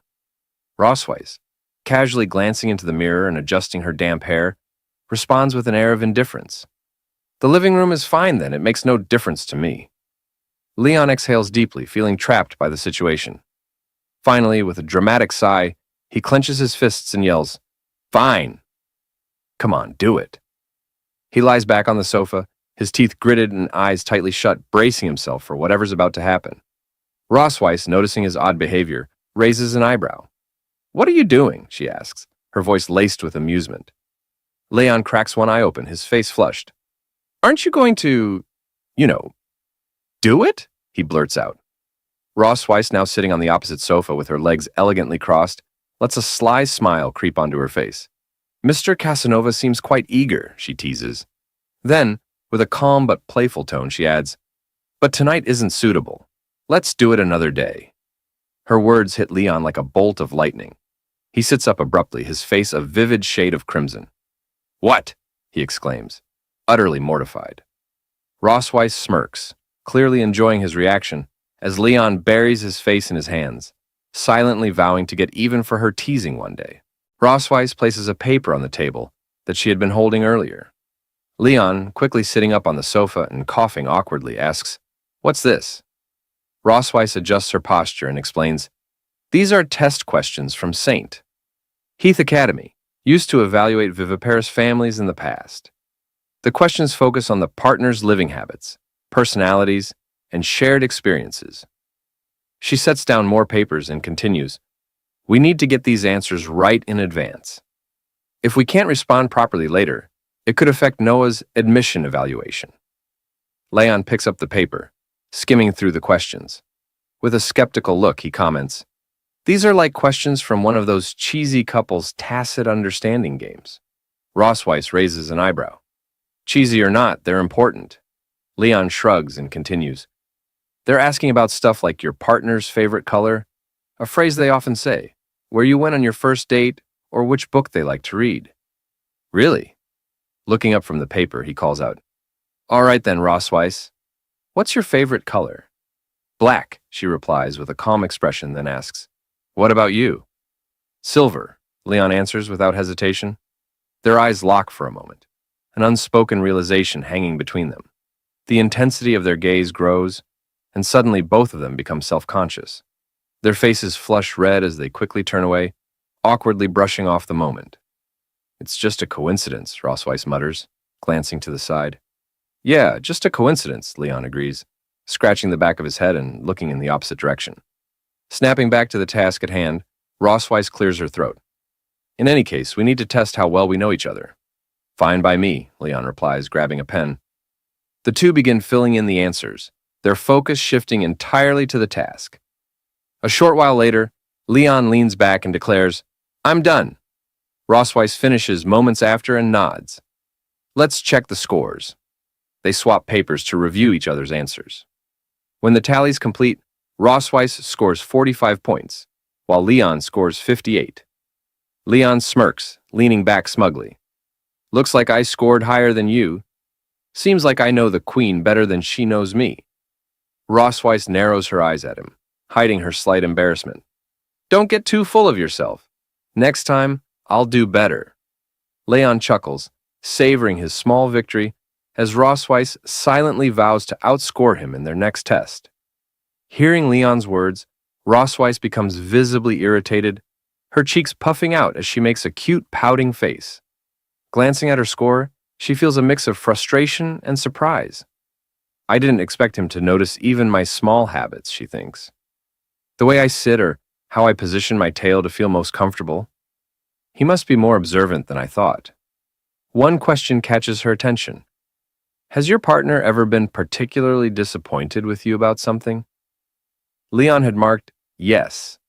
However, Rossweiss herself answered no. Looking at his response, she sighs inwardly. The truth is, the only mistakes he's ever made are in guessing my thoughts. Folding her arms and closing her eyes briefly, Rossweiss reflects, I've always kept things to myself, never sharing openly with others. It's no wonder he guessed wrong. Her gaze shifts back to Leon, who is completely engrossed in reviewing the question paper, his brows furrowed in concentration. Watching him, a soft thought crosses her mind. Maybe, if it's him, I could rely on him. I could open up to him someday. Leon suddenly notices her staring. Her eyes haven't left him, their gaze steady, intense, and somehow adorable. For a moment, he wonders, is she mad about the score? The thought makes him chuckle inwardly. Still holding a grudge over the score, huh? He teases lightly, placing a hand on her shoulder. Rossweiss blinks, startled, as if snapped out of a trance. Her eyes dart to his hand, then back to his face. Smiling warmly, Leon says, Hey, it's no big deal. We haven't spent that much time together yet. It's only natural that you wouldn't score high this time. Give it a little more time, and you'll know me better than I know myself. His words are lighthearted, but the sincerity in his voice catches her off guard. Rossweiss feels her heart skip a beat, then begin pounding so hard she's certain it's audible. She clutches the question paper, trying to steady herself as an unfamiliar warmth spreads through her chest. What's wrong with me, she wonders, her face flushing as she struggles to meet his eyes. Embarrassed, she quickly slams the question paper into Leon's face and, blushing fiercely, demands that he stop talking nonsense and write down his correct answers. Leon, still staring at her, asks with a teasing smile if she really got this question wrong. He points out that she had previously said she'd never been disappointed in him. Rossweiss, flustered, denies it, but then adds, If I must point out something, it would be the lack of dragon great forces last time. Leon smirks and teases, From now on, I'll make dragon great force pills my meals. Don't regret it later. With a sly smile, Rossweiss replies, I'm looking forward to it. The scene shifts to the night before the entrance exam. Leon reviews the question paper and nods in satisfaction. After a week of hard work, our average score on the test questions is over 80. If we perform normally, there shouldn't be any problem with the family assessment. Rossweiss, utterly exhausted, collapses onto the bed without responding. Leon, getting up to leave, says, If there's nothing else, I'll head back first. Still, Rossweiss remains silent. As Leon reaches the door, she suddenly grabs his shirt sleeve, stopping him. Wait, she says softly, her tone catching his attention. Leon turns with a questioning look, and Rossweiss points toward the shower room. There's a bathtub in my bathroom. Go take a bath and then come back. Leon, stunned, blinks in surprise. What do you mean by telling me to take a shower in your room? Rossweiss, without hesitation, starts pushing him toward the shower room. Just go and wash when I tell you to. Hurry up. Rossweiss, Leon protests, calling her name as she continues to push him. But she doesn't listen. After pushing Leon into the shower room, Rossweiss quickly closes the door. Leon, looking toward the door and taking off his shirt, wonders why she wants him to take a shower in her bathroom for no reason. He questions if she's planning something bad. Leon, sighing, reasons that she's probably just been very nervous these days because of the entrance exam. So, it should be fine. Deciding to stop worrying, Leon steps into the bathtub and resolves to enjoy it regardless of the reason. Immersed in the hot water, Leon relaxes and says to himself that it feels so good. As Leon is enjoying the bath, Rossweiss slowly opens the bathroom door, wrapped in a towel. Noticing her, Leon is taken aback and loudly calls out Rossweiss's name. Rossweiss, with a smirking smile, looks at him, flicking her hair behind her ear, and the dragon mark on her chest activating starts to glow. Looking at Leon, Rossweiss says that she has been feeling a lot of pressure these days and that she wants to do it now. Leon, shocked by her words, with a pale face, internally thinks that what he had been fearing has finally come true. The dragon mark on Rossweiss's chest now resonates with the dragon mark on his chest. Leon, alarmed, stands up and loudly asks why. If she's under pressure, she's putting pressure on him. Rossweiss, smiling and winking at him, says that by transferring the pressure to him, she can feel relieved and asks if she isn't right. Rossweiss removes the towel wrapped around her and, standing in front of him naked, asks if he didn't come here with this mentality a few days ago. Leon, unable to deny the truth, looks away and thinks in silence, realizing he can't refuse her.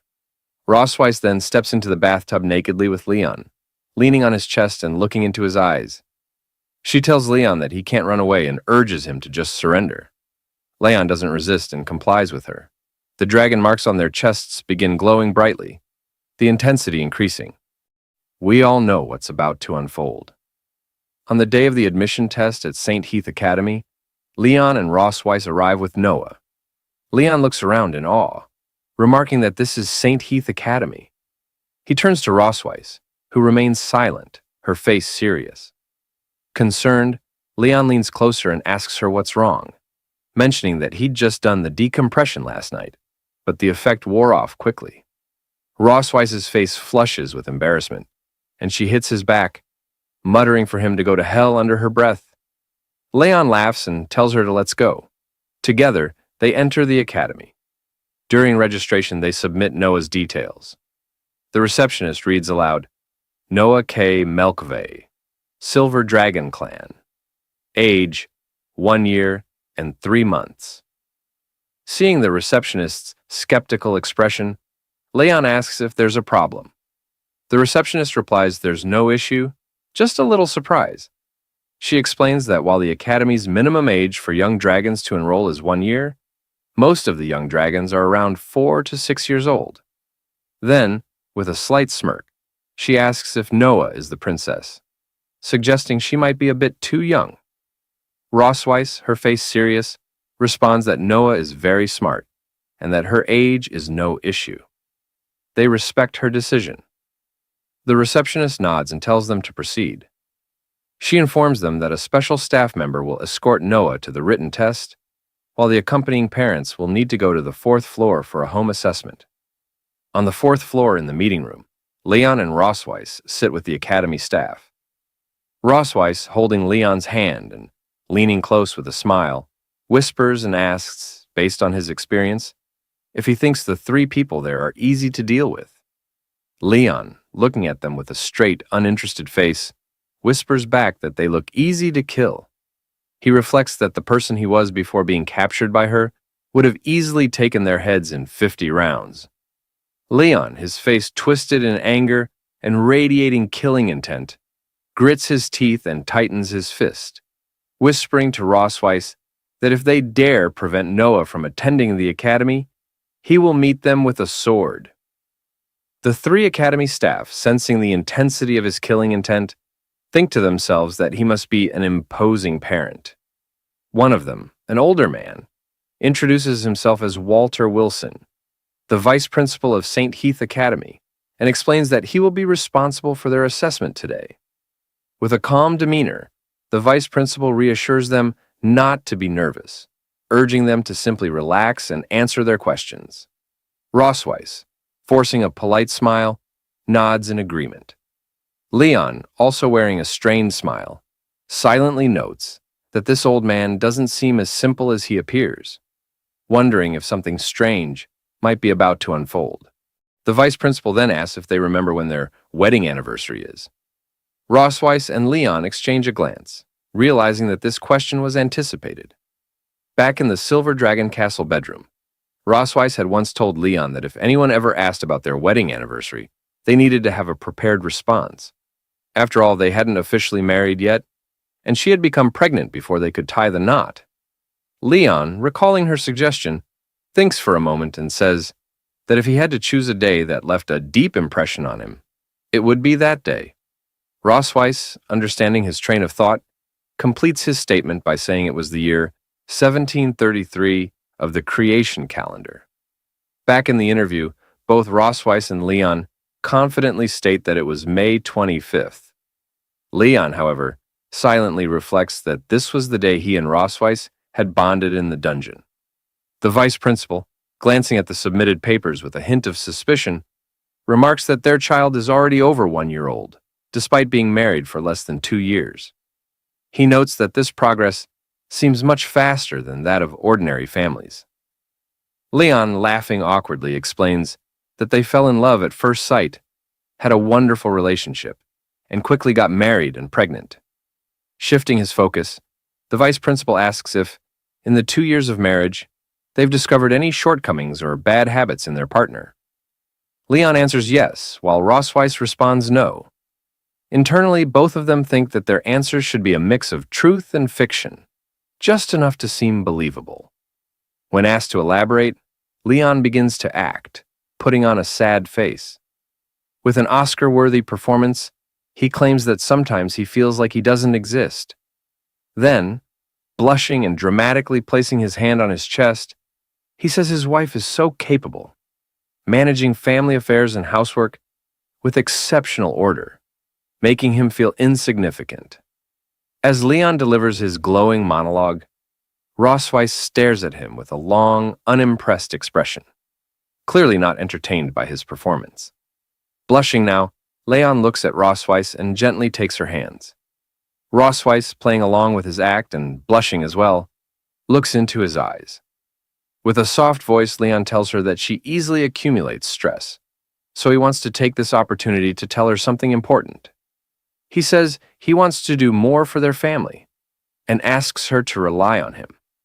Internally, however, he thinks to himself that she shouldn't exploit him when he's under a lot of pressure in the future.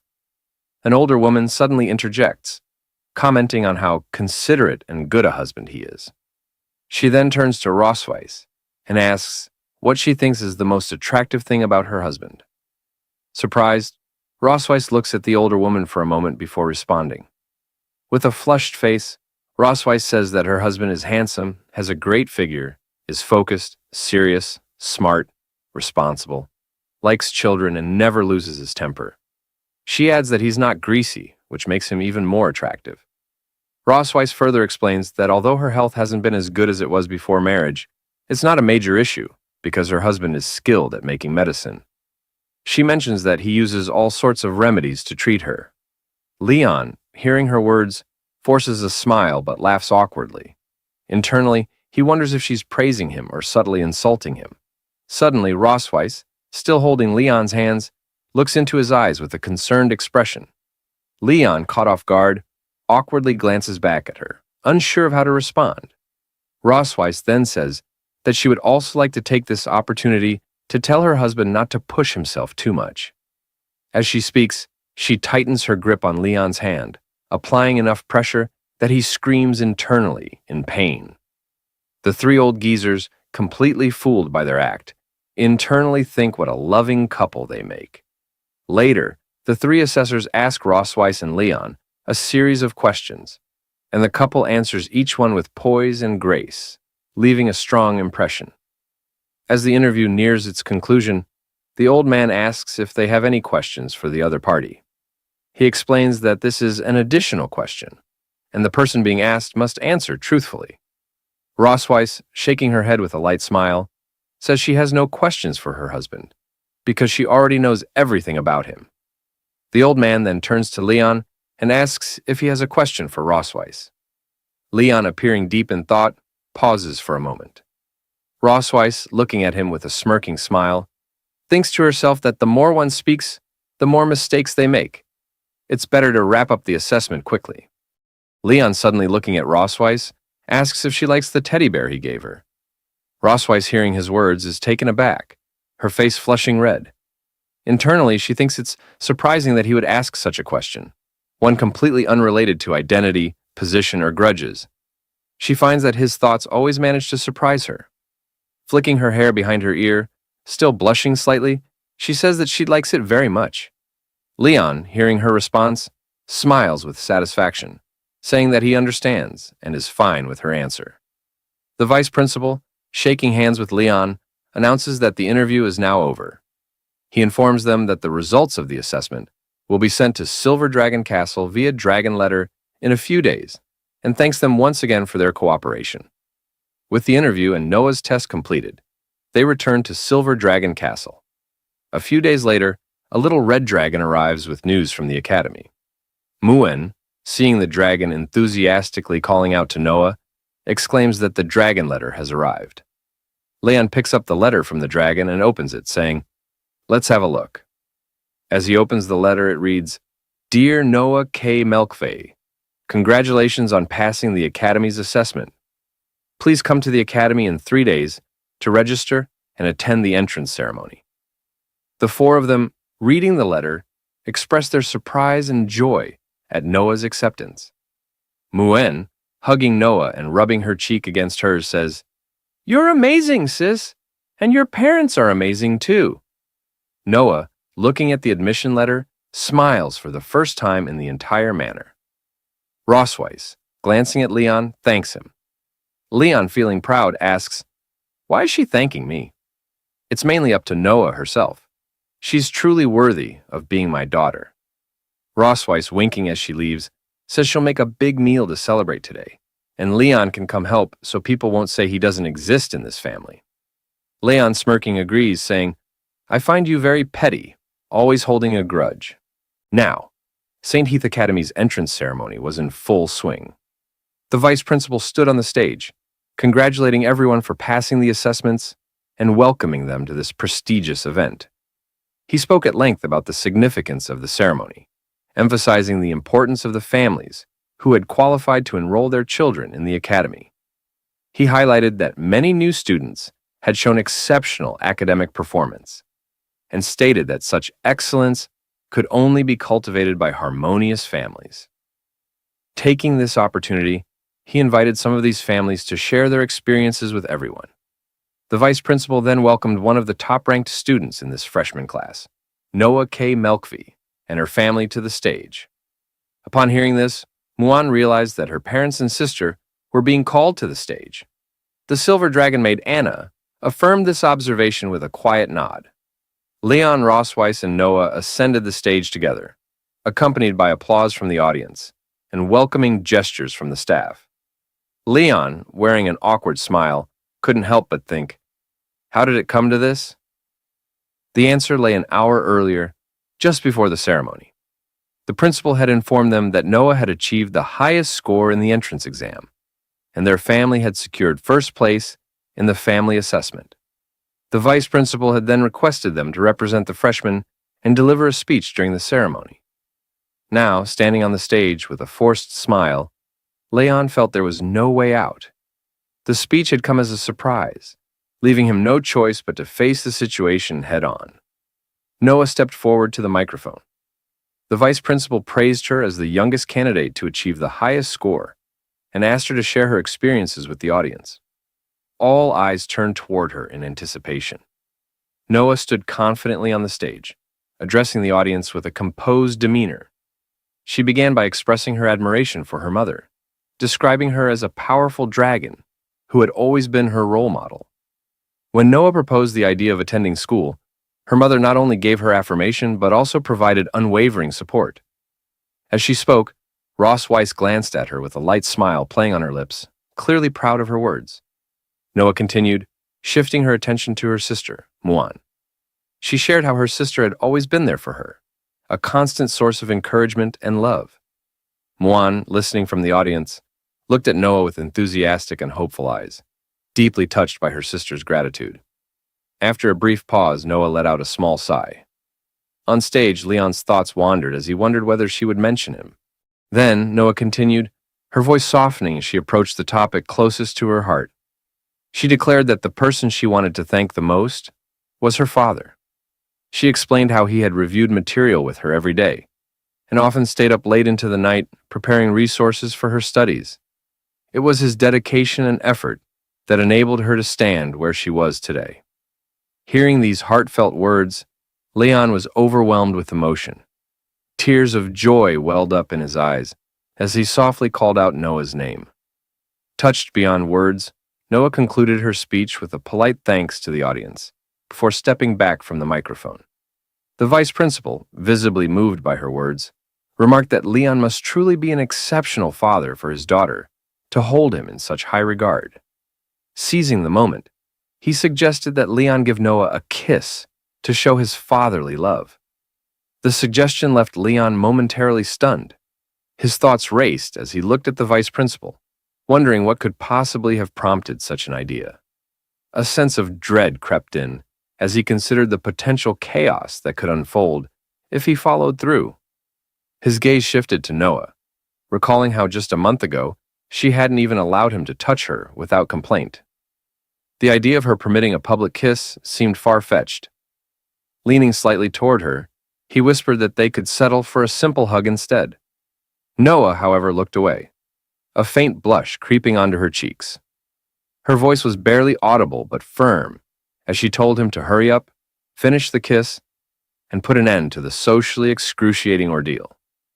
Leon stared at her, stunned by her sudden change of tone. Her unexpected compliance left him at a loss for words, and he found himself softly uttering her name in disbelief as the moment unfolded. Hearing Noah's words, Leon decided to act with heartfelt resolve. Gently, he leaned forward and planted a fatherly kiss on her forehead. The gesture was simple yet profound, reflecting his deep affection and pride for his daughter. Muan, watching from the audience, couldn't contain her excitement. She jumped eagerly, declaring her desire to kiss her sister as well. However, Anna, ever vigilant, intervened, reminding Muan that, as a royal, she couldn't disrupt the ceremony by rushing onto the stage. Muan reluctantly settled back, casting a longing glance at Noah. Meanwhile, Ross Weiss exhaled in relief, thankful that the spotlight hadn't turned to her. Noah's face turned a deep shade of red at the unexpected display of affection. Leon noticed her reaction and offered her a soft smile, his expression radiating warmth. The vice principal, visibly moved by the scene, remarked on the strength of their family bond. He noted that truly excellent dragons never forget to show gratitude to their loved ones. The Melkvi family, he added, exemplified what a real family should be like. However, what came next left everyone stunned. The vice principal, with an air of cheerful oblivion, dropped an unexpected remark, revealing that he had kissed his own daughter in similar moments of pride. Then, as though inspired by his own example, he turned to Leon and suggested that, as a model of a loving couple, Leon should not forget his wife. Leon and Rossweiss were both taken aback, their expressions frozen in shock. Leon's teeth clenched, and his fists tightened as he stared at the vice principal, his anger barely contained. Rossweiss, on the other hand, seemed overwhelmed. Her face paled momentarily before she instinctively withdrew, unable to find the words to respond. Leon's thoughts surged with frustration. This old dragon is getting far too ahead of himself. I should have dealt with him during the assessment. Yet, as his gaze shifted to Noah, his resolve softened. This is her moment, her most important entrance ceremony.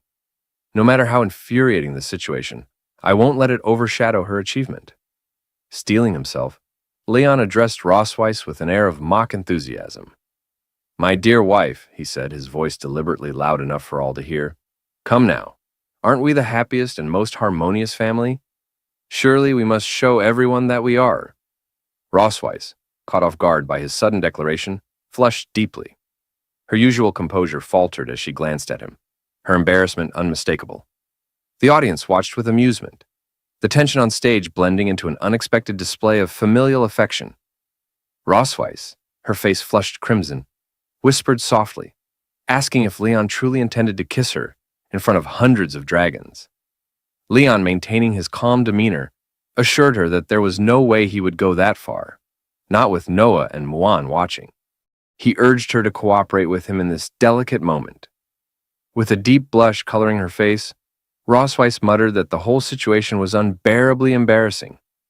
Leon, determined to move forward, closed the distance between them, gently wrapping his arms around her.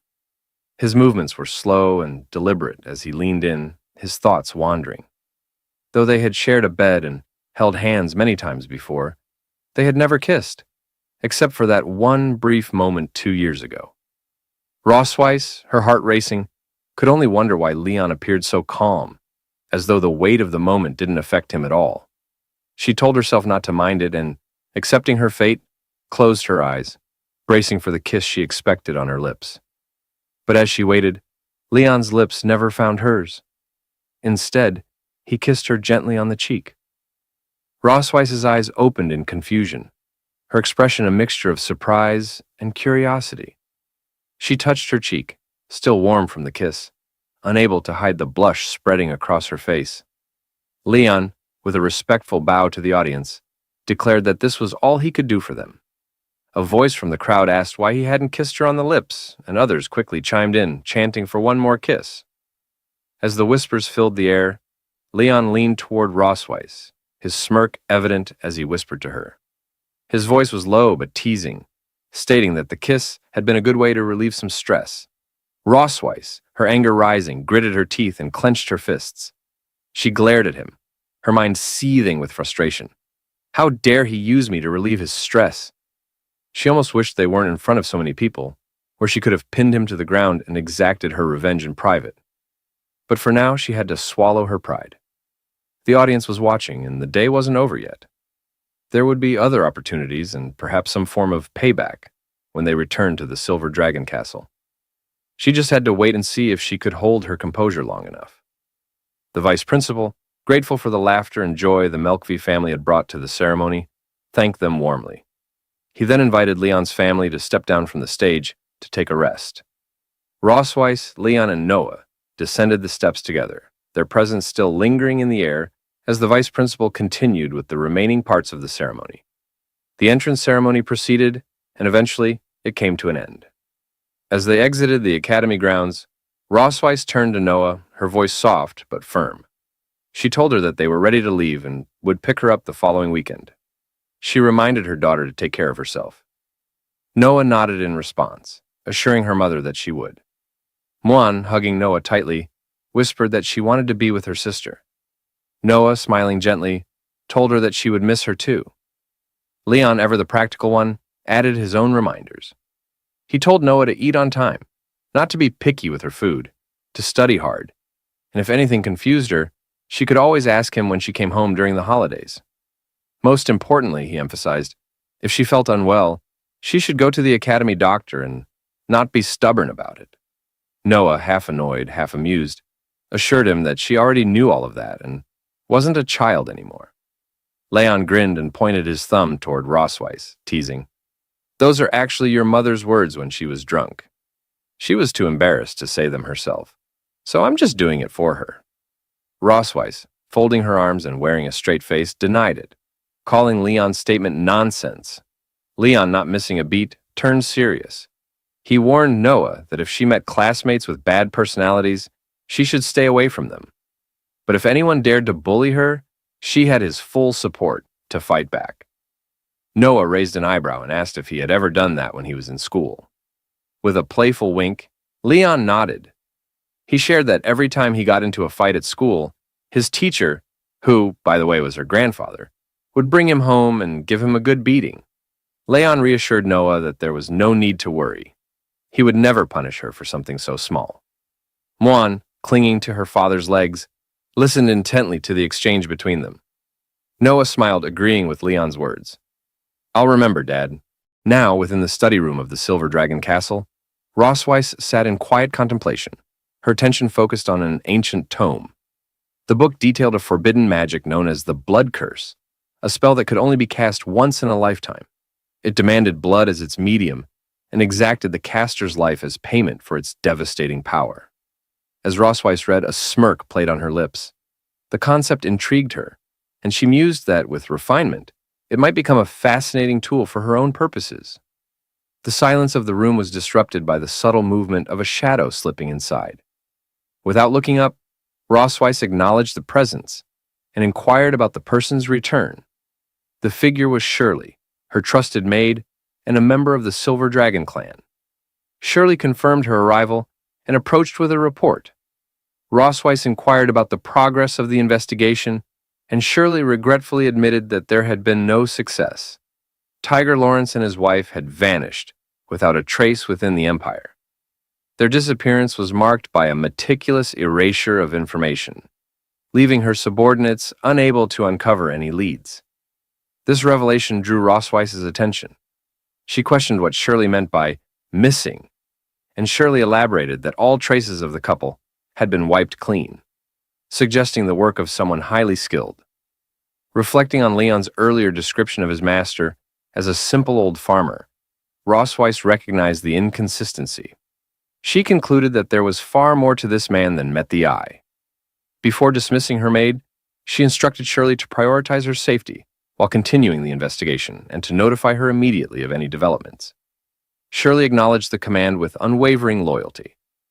The scene shifts to the Silver Dragon Castle garden, where Leon is seen swinging a branch with all his strength, channeling his full power into each motion. After demonstrating, he turns his attention to Muan and instructs her to come over and swing the stick down hard, just as he had done. Muan, filled with enthusiasm, eagerly agrees to her father's request. She grabs the stick and begins swinging it aimlessly, her movements lacking coordination or focus. Leon watches her for a moment, uncertain how to respond to her wild efforts. Deciding to intervene, he steps forward and begins teaching Muan the proper way to hold the stick. He carefully adjusts her grip, demonstrates how to swing correctly, and even guides her into the right posture. As Leon continues his lesson, Rosweiss appears in the garden. Upon seeing her, Muan's expression brightens, and she cheerfully acknowledges her mother's presence. Leon, noticing Rosweiss as well, remarks on her return from her rounds. Rosweiss does not respond with words, instead offering only a smirking smile as her gaze meets Leon's. Muan runs to Rosweiss and clings to her, wrapping her arms around her mother in a tight hug. Rosweiss gently pats her daughter's head and asks if she had listened to her father today. Muan eagerly confirms that she has been obedient, proudly stating that her father even taught her how to hold a sword. Rosweiss responds with a warm, affectionate smile and acknowledges that it isn't bad. She then informs Muan that dinner will be ready soon, mentioning that she had requested the chef to prepare steak. She instructs Muan to go and change her clothes before dinner. The mention of steak causes Muan's eyes to sparkle with excitement. She exclaims her love for steak and skips away joyfully, singing a song about steak as she leaves. Anna, who had been nearby, follows her little highness and guides her toward the castle. Leon and Rosweiss stand together, watching Muan until she disappears from view. As the moment passes, Rosweiss turns to Leon, about to speak, but before she can say anything, Leon swings the wooden stick at her with sudden speed. The motion takes Rosweiss completely by surprise. She's caught off guard, freezing as the stick comes to an abrupt halt just near her throat. Rosweiss, with a cold expression and a smirking smile, questions Leon's intentions, asking if he has finally decided to attack her. She states that, in the Silver Dragon Castle, pointing a weapon at her is an act of treason, punishable by death. Leon, hearing her words, calmly responds, pointing out that it is merely a branch, and questioning if the queen truly considers a branch a weapon.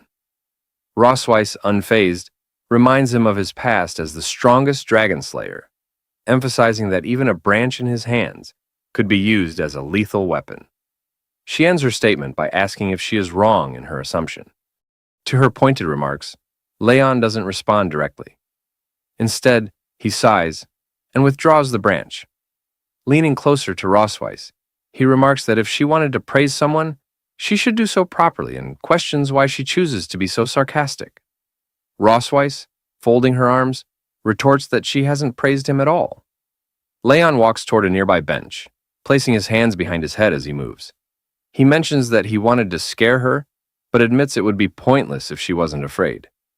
Rossweiss, watching him, calmly counters, stating that she doesn't believe he could harm her with a twig in his current state. Shifting the conversation, Rossweiss mentions that Noah had written to her the previous day, saying she was doing fine and asking them not to worry.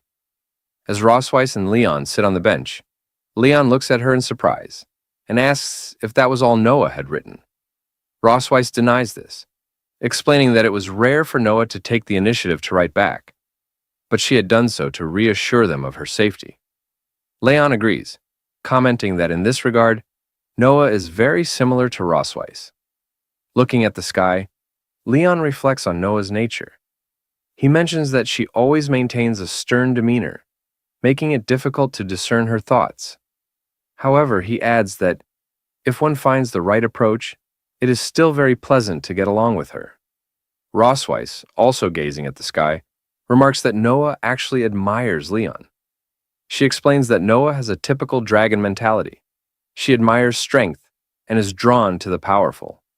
Turning her gaze to Leon with a faint smile, Rossweiss continues, saying that in Noah's eyes, he has become a top student, someone to look up to.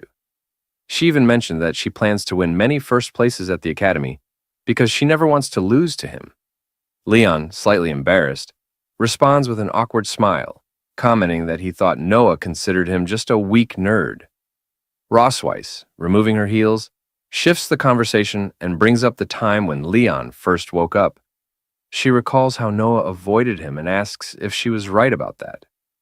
Without waiting for an answer, she reveals that despite her behavior, Noah would often visit him while he was in a coma.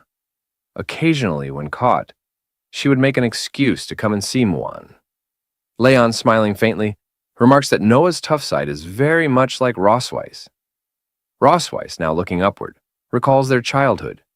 She shares how, as little ones, Noah and Muan would cry inconsolably, but the moment they were placed next to Leon, they would instantly calm down.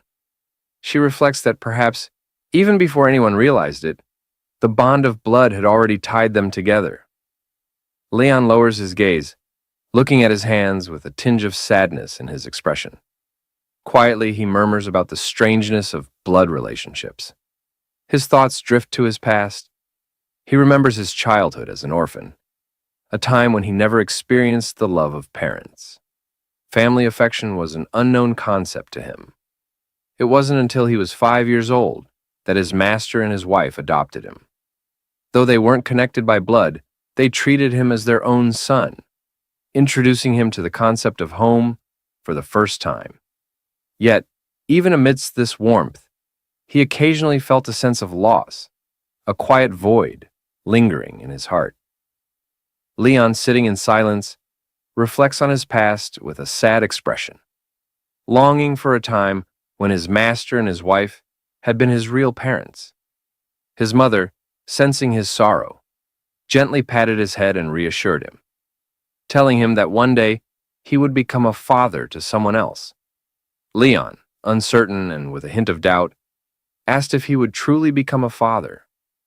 His mother smiled warmly and confirmed, saying that his future children would be his blood, the family he would love, protect, and give everything for. Pulled back to the present, Leon clenched his fist, the words his mother had spoken echoing in his mind. He affirmed to himself that they were indeed his most cherished family members now. As Leon pondered, Rossweiss watched him closely and asked what he was daydreaming about. She then suggested they should head back. Leon snapped out of his thoughts, quickly stood and nervously reassured her that it was nothing. Thanking her for her words, he invited her to return together. Instead of slipping her heels back on, Rossweiss subtly slid toward Leon. Noticing her movement, Leon asked in confusion what she was doing now. With a smirking smile, Rossweiss replied that since Leon wanted to thank her, he should help her put on her shoes. Leon, staring at her with a long, resigned expression, hesitated, clearly unsure but also a little exasperated. Their bond seemed to grow stronger and stronger with each interaction.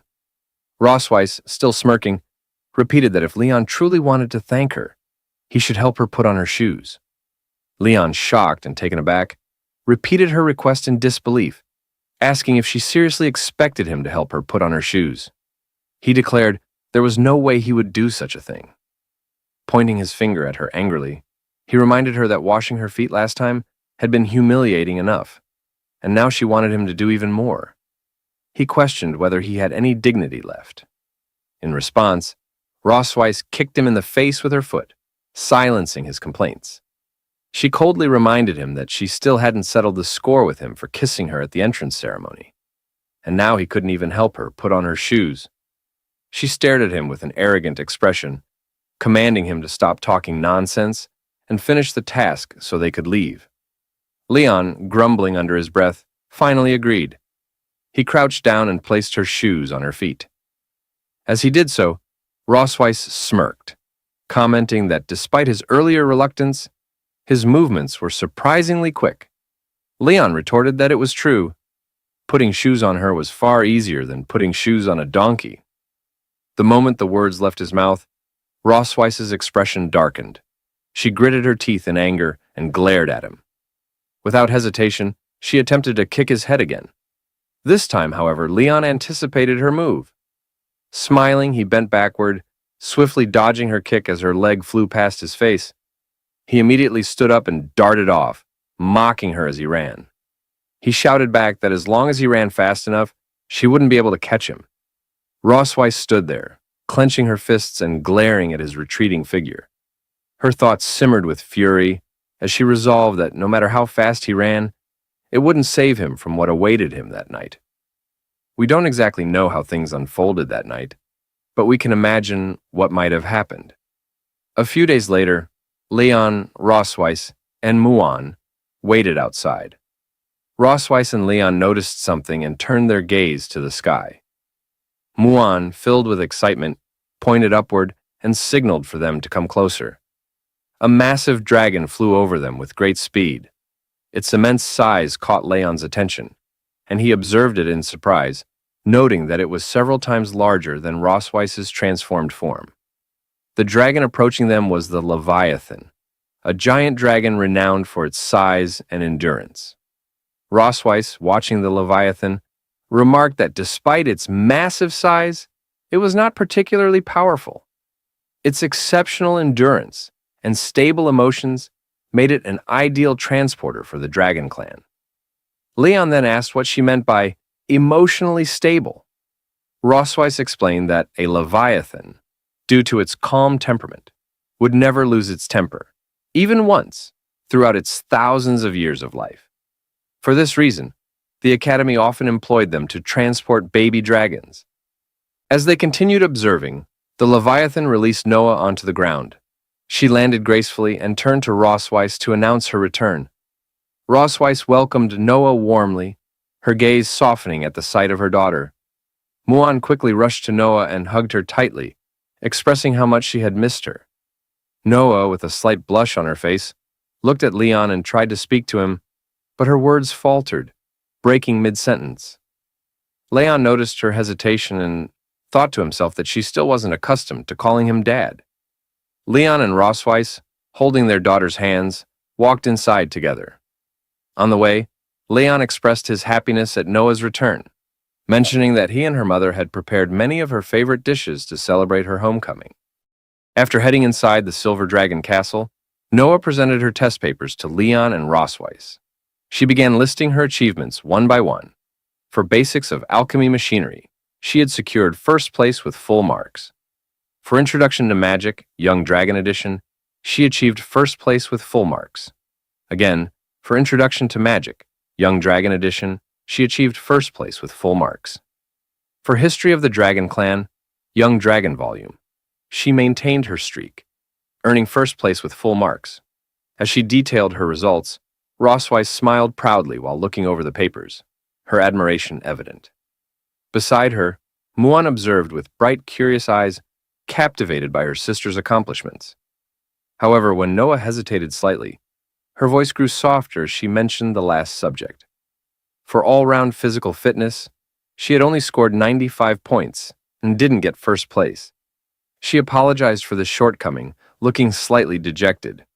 Rosweiss, still feeling immensely proud, reassured her daughter in a soft and gentle tone, saying there was no need to apologize because her performance was already incredibly impressive.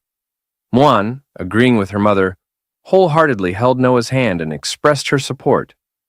In her heart, her sister was the best, no matter what. Meanwhile, Leon took the test papers and examined them carefully. As he looked at his two daughters, a smile of mixed emotions crossed his face. He thought about how Noah wasn't very good at expressing her feelings, while Muan expressed hers perhaps too openly. As their father, he felt it was his role to balance things out. After reviewing the all-round physical fitness test paper, Leon commented on the results. He noted that activities like running, bench pressing, and pull-ups were all basic physical training. Considering that Noah was competing with young dragons, who were only 4 or 5 years old, it was natural for her physical fitness to fall slightly behind theirs. Then, showing the paper to Noah, Leon pointed out that she had won 9 out of 10 actual combat matches, giving her the highest winning rate in the class. This, he explained, demonstrated her superior strategy and fighting skills, despite not being as physically strong. He encouraged her not to worry about being third, reassuring her that she would have plenty of opportunities to surpass them in the future. Hearing her father's words, Noah nodded in understanding. She then mentioned that her mother had told her that father had been the top student in every subject when he was in school. Leon then explained that when he first entered school, he wasn't at the top of the class. However, he gradually rose to first place through sheer hard work and perseverance. With a reassuring smile, Leon told Noah that she still had plenty of time and shouldn't let one mistake get her down. He believed she could do better. Determined, Noah clenched her tiny fists and nodded, understanding his words. Muan, full of enthusiasm and curiosity, asked her parents who would win if Dad fought Mom, given how powerful Dad is. In response, Leon and Rosweiss placed their hands on their chests, each confident in their own answer. Leon, with certainty, said it would be him, while Rosweiss declared it would be her. The two of them exchanged glares, the tension between them rising as their rivalry sparked. Leon, chuckling, recalled his combat training, boasting that no one could match him in hand-to-hand, weapon, or magic combat. He insisted, of course, that he was the better fighter. Rosweiss, folding her arms and narrowing her eyes, responded with a smirk. While she hadn't won as many honors in the academy as Leon, she focused on winning the key games. We might suspect this could be a little white lie given Rosweiss's expression, but they would see about it. The rivalry between Leon and Rosweiss ignited further as they stared at each other, their competitive spirits fully engaged. As Rosweiss teased Leon, asking if it was because he had never managed to beat her that he married her, she implied that he had been captured by her.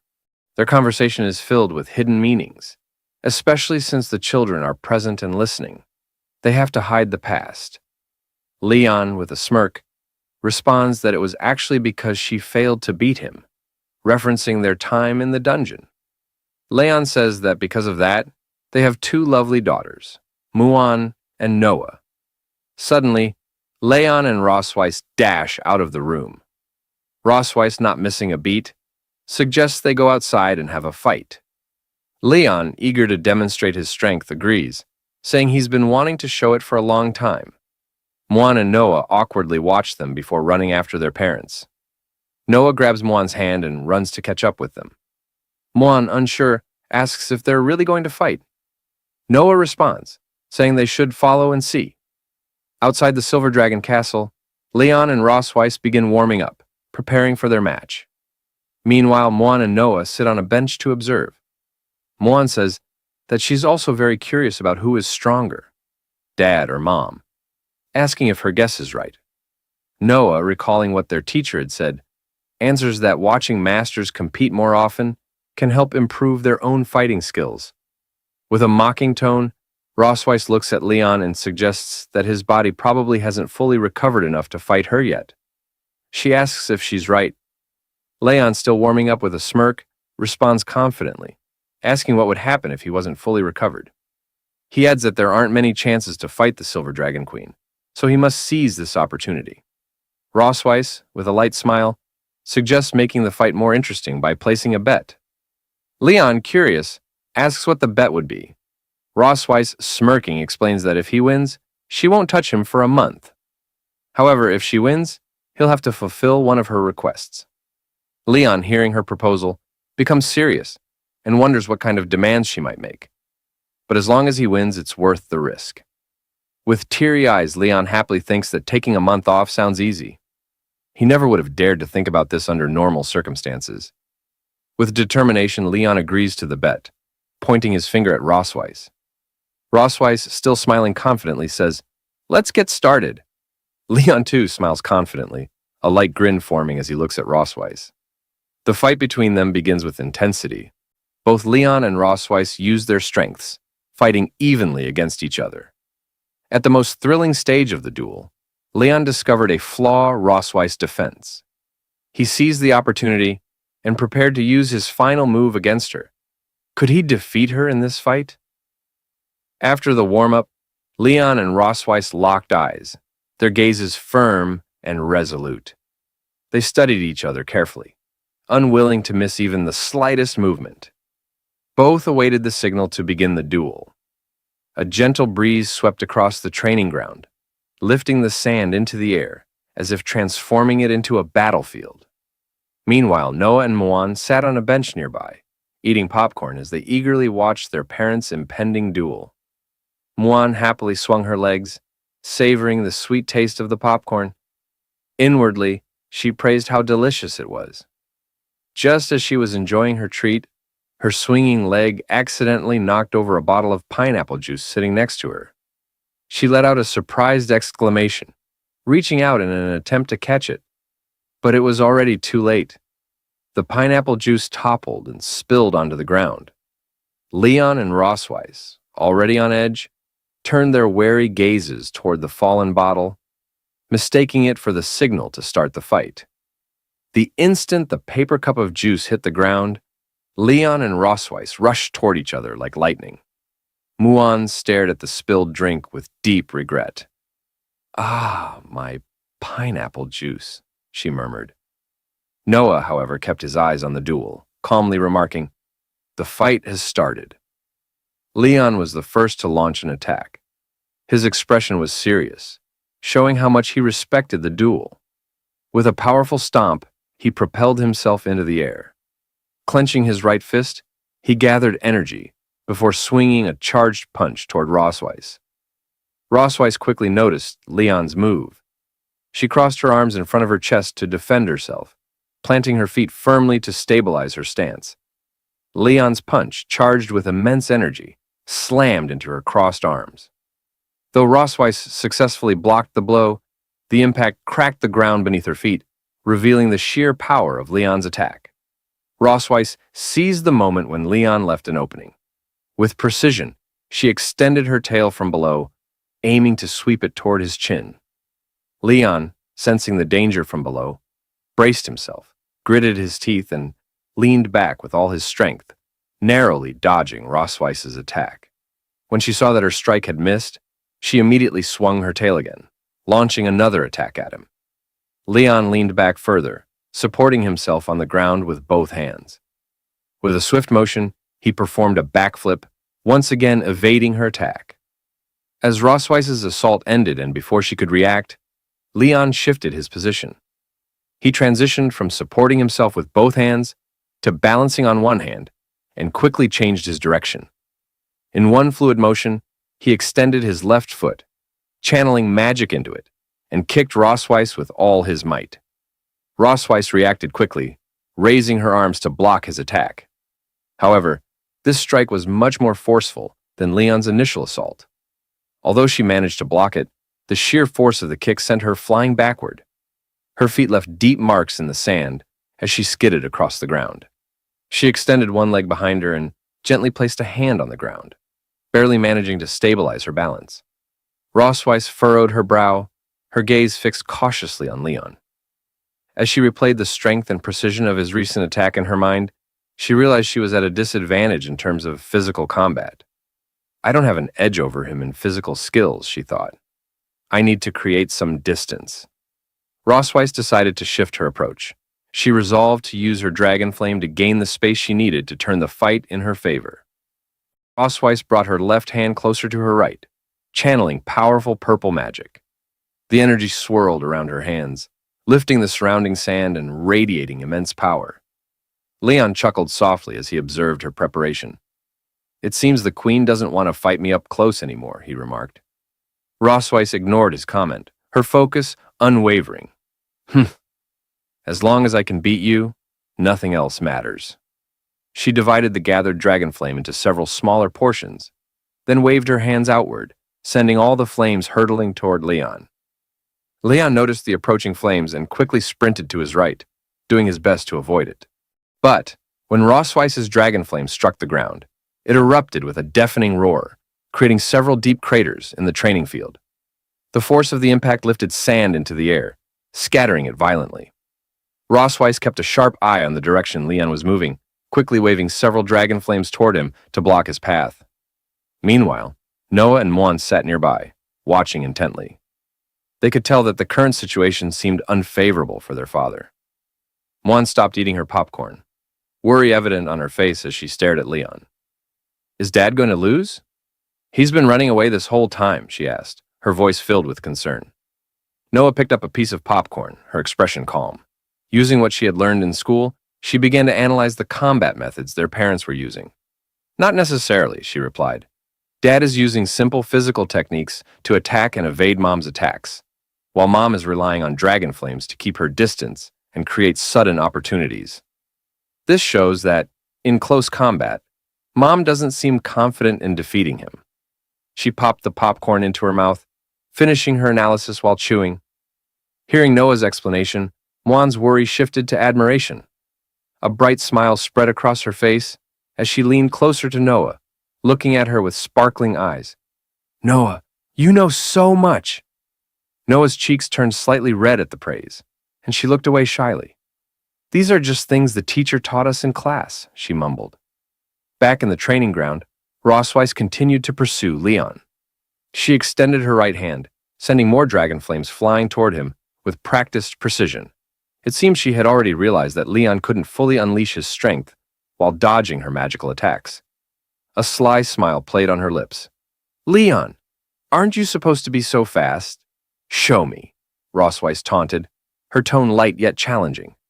She continued launching the dragon flames, each one flying toward Leon with incredible speed. The flames exploded behind him as he narrowly dodged them. A few even came dangerously close, grazing him as they passed. The explosion sent sand and debris flying, some of which hit Leon's back. Leon continued dodging the dragon flames, occasionally glancing back. Not only am I fast, but I'm also tough, he said with confidence. Rossweiss responded with a disdainful smile, clearly unimpressed. She knew his words were nothing more than empty bravado. Let's see how tough you really are, she muttered under her breath. A new strategy quickly formed in her mind as she prepared to strike again. Gathering the dragon flames in her hands, she pressed them together, focusing her energy as if condensing the flames into something more powerful. The dragon flames chasing Leon from behind suddenly merged into two massive, blazing forms. The two large flames moved with purpose, wrapping around Leon from both sides, cutting off any escape route. Leon's eyes widened as he noticed the enormous flames closing in on him. He scanned his surroundings desperately, but no clear path of escape presented itself. Soon, there was a huge explosion from the place where Leon was just now. Emitting a particularly bright purple light, the immense power of dragon flame also blew up a huge deep pit on the ground. The flying dust combined with sand to form thick smoke. This made it difficult to see what happened to Leon. Suddenly, a blue lightning bolt appeared in the thick smoke. Immediately afterwards, Leon rushed out from the thick smoke. He leaped high and left the smoke behind. He was wrapped in many blue lightning bolts. He gave a confident smile to Rossweiss.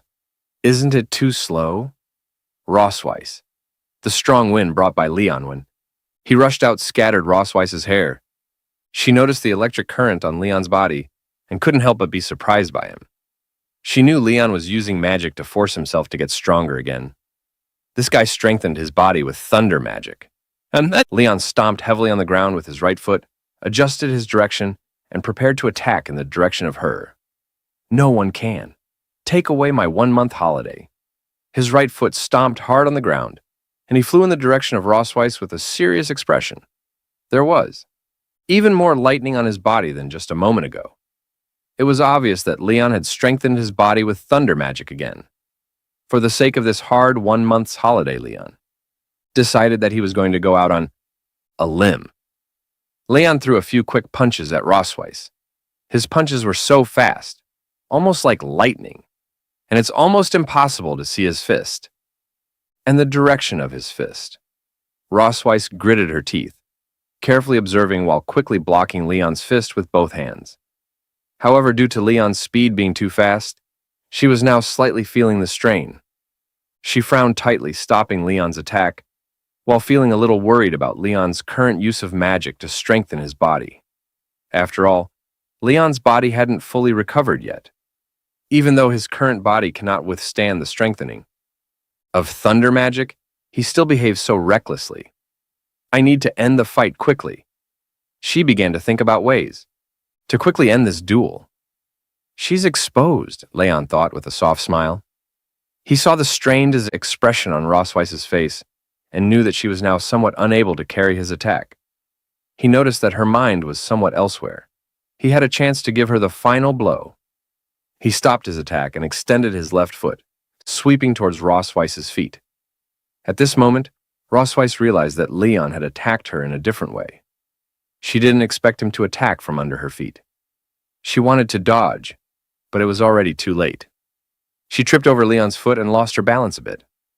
Rossweiss struggled to lean back, trying to dodge Leon's next attack.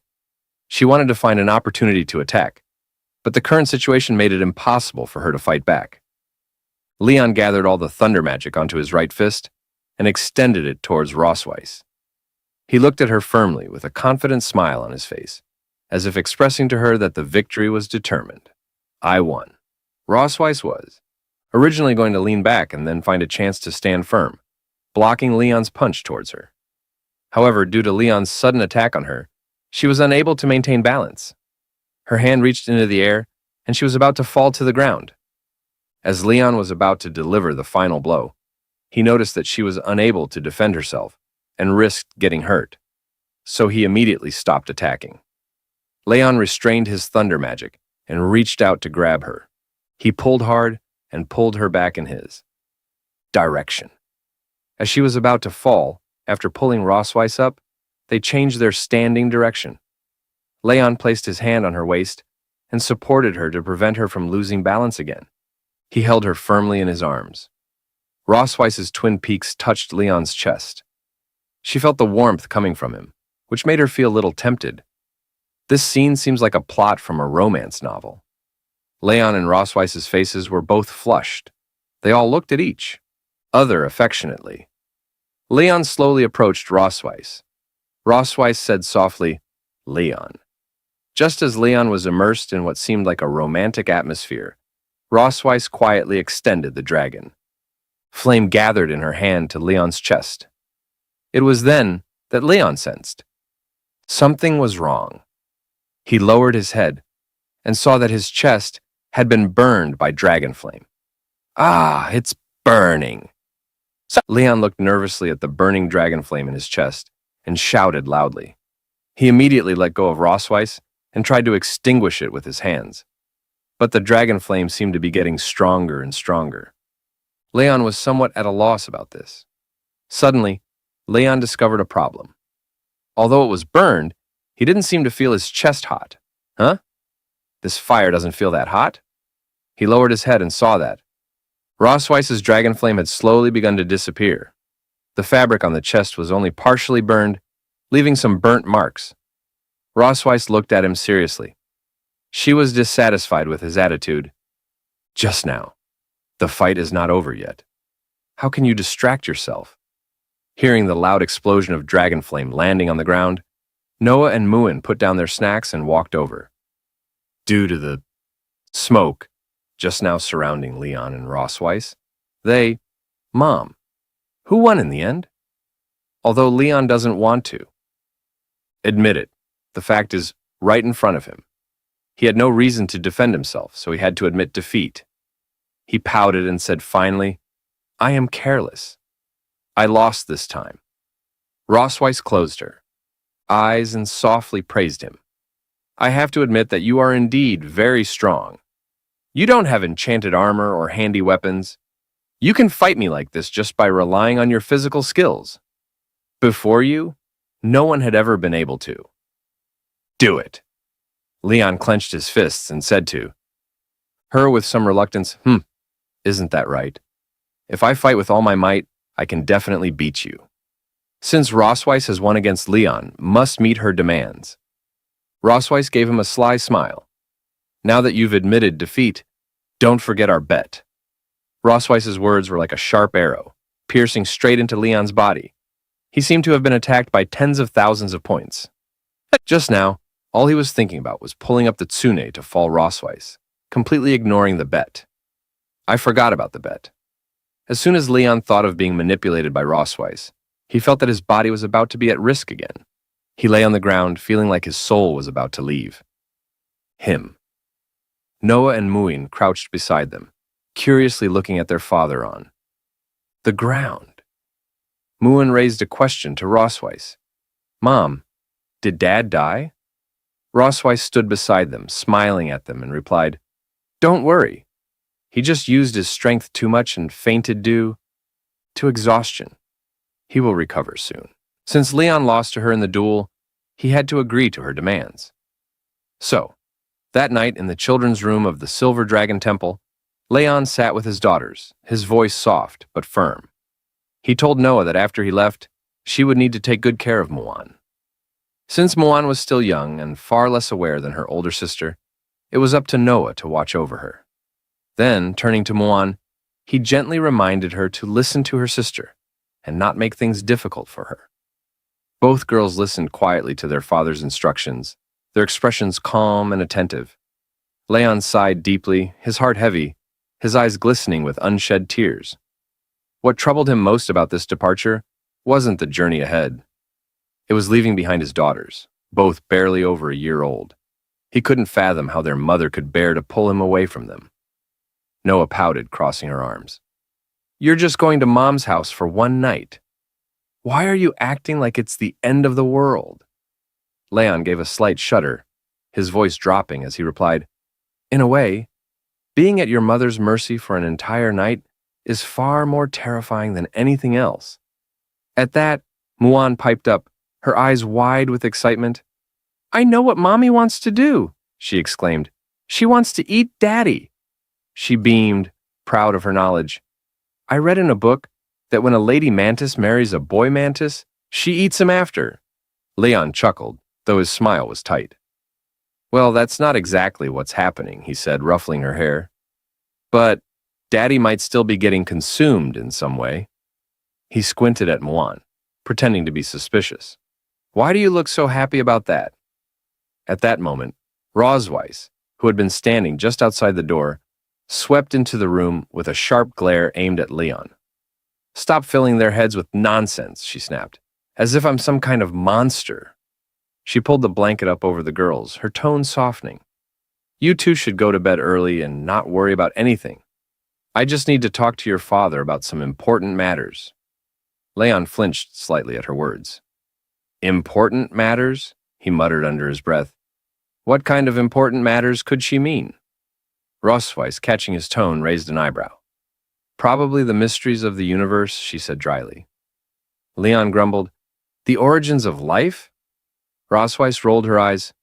No, the deeper secrets of the world. Grinding his teeth, Leon muttered under his breath, You mean the intricacies of the human body? With an exasperated sigh, Rossweiss grabbed his arm and tugged him toward the door. I've had enough of your rambling. Hurry up and follow me. Leon hesitated in the doorway, glancing back at his daughters. I still have some final words for them. He turned to Noah and Moan, his eyes softening. Remember, I will always love you, no matter what. As the door clicked shut behind their parents, Moan frowned and whispered to her sister, "What do you think Mom and Dad are going to do?" Noah shrugged, pulling the blanket tighter around them. "I don't know," she mumbled. "Let them figure it out themselves. Silly adults." Meanwhile, in the queen's bedroom of the Silver Dragon Temple, Rosweiss sipped from a glass of wine, her eyes glinting with amusement as she watched Leon's growing unease. She smirks and asks, "Aren't you going to join me?" Leon abruptly shakes his head, firmly refusing. Rosweiss pauses for a moment, her eyes gleaming with mischief. Then she says, "I remember you once promised to fulfill any request of mine if you lost to me." Her voice is smooth, almost teasing. "But now, not only do you refuse to drink, you seem reluctant." Leon replies curtly, "I don't feel like drinking." But inside, his thoughts are racing. "I need to keep my composure. I won't let her dictate the night." Before he can finish the thought, Rosweiss cuts in, her voice soft but deliberate. "Actually, I was hoping you'd win." Leon narrows his eyes, suspicion flickering in his gaze. "Why?" Rosweiss chuckles, the sound low and knowing. "Because if you had won, I'd owe you a month off. You could have used that time to recover, and everything would have been much more enjoyable." She teases him with a sly smile, her words hanging in the air. Leon huffs, his frustration bubbling to the surface. "Then why didn't you just let me win today?" Rosweiss shakes her head slowly, her gaze never leaving his. "Because," she murmurs, "I thought of a more interesting way to spend the evening." Without breaking eye contact, she lifts the bottle and slowly pours the dream wine onto her chest. The crimson liquid slides down her skin in delicate, shimmering trails. Leon stiffens, his breath catching, his mind momentarily blank as he watches the red liquid trickle down her skin. Rosweiss tilts her head, a smirk playing on her lips. "What I like most," she murmurs, "is how you refuse to give in, even after losing to me." Leon swallows hard, unable to tear his eyes away from her. What is happening right now, he wonders, his thoughts racing. Narrowing his gaze, he asks, "What are you trying to do, Rosweiss?" Instead of answering, she steps closer, her voice low and commanding. "Drink it!" Leon struggles, his mind a whirlwind of resistance, but the intoxicating blend of her natural scent, mingling with the sweet aroma of the wine, overwhelms his senses. The scene before him is so mesmerizing, so irresistible, that his will begins to crumble. Slowly, almost against his own volition, he leans in, pressing his face to her skin, drinking from the crimson trail of wine cascading down her chest. Rosweiss gasps softly, her cheeks flushing a delicate red. After a lingering moment, Leon pulls away, his face equally flushed, his breath uneven. "Is that enough?" he mutters. But Rosweiss only chuckles, shaking her head. "Nowhere near sufficient." With a teasing glint in her eye, she lifts her hand to her lips and gently bites down, drawing a small drop of blood. "Open your mouth," she commands. Leon hesitates, but before he can react, she leans forward, letting the droplet fall onto his tongue. His eyes widen in shock as the taste spreads across his mouth. The sensation is immediate and foreign. Instinctively, he recoils, trying to shake her off. "What are you doing?" he growls. "Did you just use a forbidden technique on me?" Rosweiss licks the remaining blood from her lips, her expression unapologetic. "I did," she admits, her voice silky. "It's the blood curse. You should be quite familiar with it." Leon's pupils dilate as a strange, warm sensation floods his body. His mind spins and an unnatural heat begins to pulse through his veins. He grits his teeth, trying to fight it, but Rosweiss leans in closer, her breath hot against his skin. "Ever since you used this forbidden technique on me 2 years ago," she whispers, "I've been longing for that feeling." Leon's heart pounds. "Do you even know the consequences of using this technique?" he demands, his voice strained. Rosweiss nods, her eyes gleaming with confidence. "Of course I do. But I've modified it, just a little. I minimized its harmful effects on a dragon's body," she explains, her tone almost casual. "Now, it only keeps its enchanting properties." Leon stumbles backward, his body betraying him. His breath comes in ragged gasps, his skin burning, his thoughts clouded beyond recognition. Rosweiss watches his struggle with a soft sigh, tracing a finger along his chest. "You've always resisted me," she murmurs. "I had to coax you, challenge you. And yet, you always acted like you had no choice." But Leon barely hears her. The heat coursing through him is too intense, drowning out everything else. Rosweiss leans in, her lips grazing his ear. "Let go," she whispers, her voice like velvet. "Embrace the moment." Leon gasps as his knees buckle beneath him, collapsing onto the bed. Rosweiss giggles, watching him with predatory delight. Standing before him, she announces, "The game has begun," her eyes glowing with satisfaction. Leon trembles under her gaze, as Rosweiss licks her lips, her voice dripping with playful affection. "My captive," she purrs. As Leon struggles to breathe through the suffocating heat of the curse, Rosweiss smirks, her eyes shining with wicked amusement. "You're almost losing control," she teases, tilting her head slightly. "Do you even know what you look like right now?"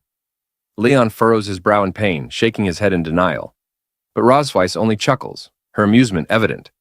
With a smug expression, she summons a mirror, its surface gleaming with an unnatural light. "This," she says, her voice dripping with satisfaction, "is a magic prop I bought in Sky City. It records images and voices for a short time." She places the mirror before him, its reflective surface casting back his strained expression. With a knowing smile, she leans in slightly. "Now, Leon," she purrs, "tell me, right here in front of the mirror, what you truly want to do." Leon stares at his own reflection, his breath shallow.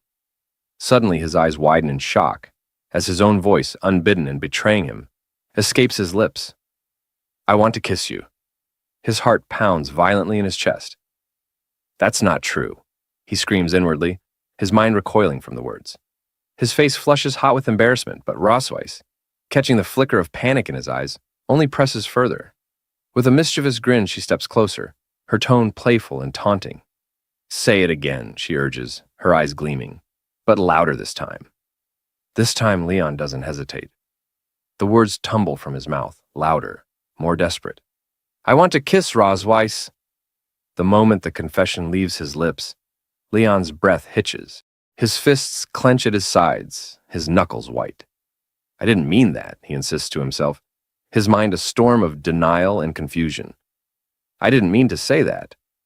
Rosweiss takes another step forward, her smirk deepening as she watches him struggle. The satisfaction in her eyes is undeniable. She playfully remarks that he looks absolutely mortified, as if he's completely abandoned his dignity, and is now shamelessly begging for a kiss from his sworn enemy. Leon quickly turns his face away, his voice sharp with defiance, as he adamantly declares, "I won't kiss you." But before he can even process what's happening, his body betrays him. In the very next moment, he moves on instinct, unconsciously lunging toward Rosweiss. She catches him effortlessly, her smirk deepening as a soft chuckle escapes her lips. "Well, well," she teases, her voice dripping with amusement. "It's truly unlike you to be this impatient." Leon braces himself against her hands, his mind growing hazy, the fog of the blood curse clouding his thoughts. His lips part slightly, and before he can stop himself, he murmurs words he can no longer suppress. He wants to kiss her, to hold her, to be one with her. Rosweiss's eyes flash with recognition. She remembers this feeling all too well. The irresistible pull, the burning desire, the loss of control. This is exactly how she felt when the blood curse took hold of her. So, she thinks to herself, Leon has finally reached this stage. A faint smile plays on her lips. She knows there's no turning back now. "You asked for this," she whispers, her breath warm against his ear. She leans in, her voice low and filled with promise. "Now, let's see your true self. Let's see what you become once you completely fall." The night unfolds in a blur of heat and shadows, their wills entangled, their pride stripped away. By the time morning arrives, Leon groans, his body aching as he slowly blinks awake. His head throbs with the weight of what transpired. He clenches his fists, his mind clouded with fragmented memories of the night before. A wave of frustration crashes over him as the realization settles in. I fell for it again? He grits his teeth, cursing the blood curse for forcing him to discard his pride, his dignity as a dragon slayer, and making him succumb to Rosweiss's control once more. The shame coils tightly in his chest, heavier and more suffocating than ever before. Beside him, Rosweiss, the very culprit behind his downfall, sleeps soundly, her breathing steady, her posture relaxed, as if she doesn't have a single care in the world. She looks completely defenseless, a stark contrast to the chaos she left in her wake. Leon's hand moves unconsciously toward her face, his fingertips brushing against her cheek. But the moment his skin meets hers, he snaps back to reality, jerking his hand away. "What am I doing?" he questions, his heart pounding. "Why did I touch her?" he convinces himself. "I only wanted to wake her up. Nothing more." But even as he repeats the thought, doubt gnaws at the edges of his mind. Then he pauses. Why hasn't she reacted? Narrowing his eyes, he mutters, "Don't tell me you're pretending to be asleep." Leaning in, he pokes her forehead gently. "Hey," he says, his voice a mixture of irritation and lingering confusion. "Stop pretending." He shakes her gently, his voice firm as he orders, "Wake up." His brow furrows in frustration. She's usually so self-disciplined, he thinks. Why is she still asleep? A flicker of concern creeps into his mind. Could she be under the influence of the blood curse? He knows all too well that the curse's effects vary, depending on the victim's physical resilience. When he'd first fallen prey to it, he'd been on the brink of death. The curse had nearly claimed him, dragging him into a coma that lasted 2 agonizing years. Even now, he doesn't fully understand how he managed to survive. But Rosweiss? She's not just anyone. She's the Dragon Queen, strong, healthy, and nearly indomitable. Even so, Leon muses, she'll probably be unconscious for about a week. As the realization sinks in, a smug smile curls at the corners of his lips. This is perfect.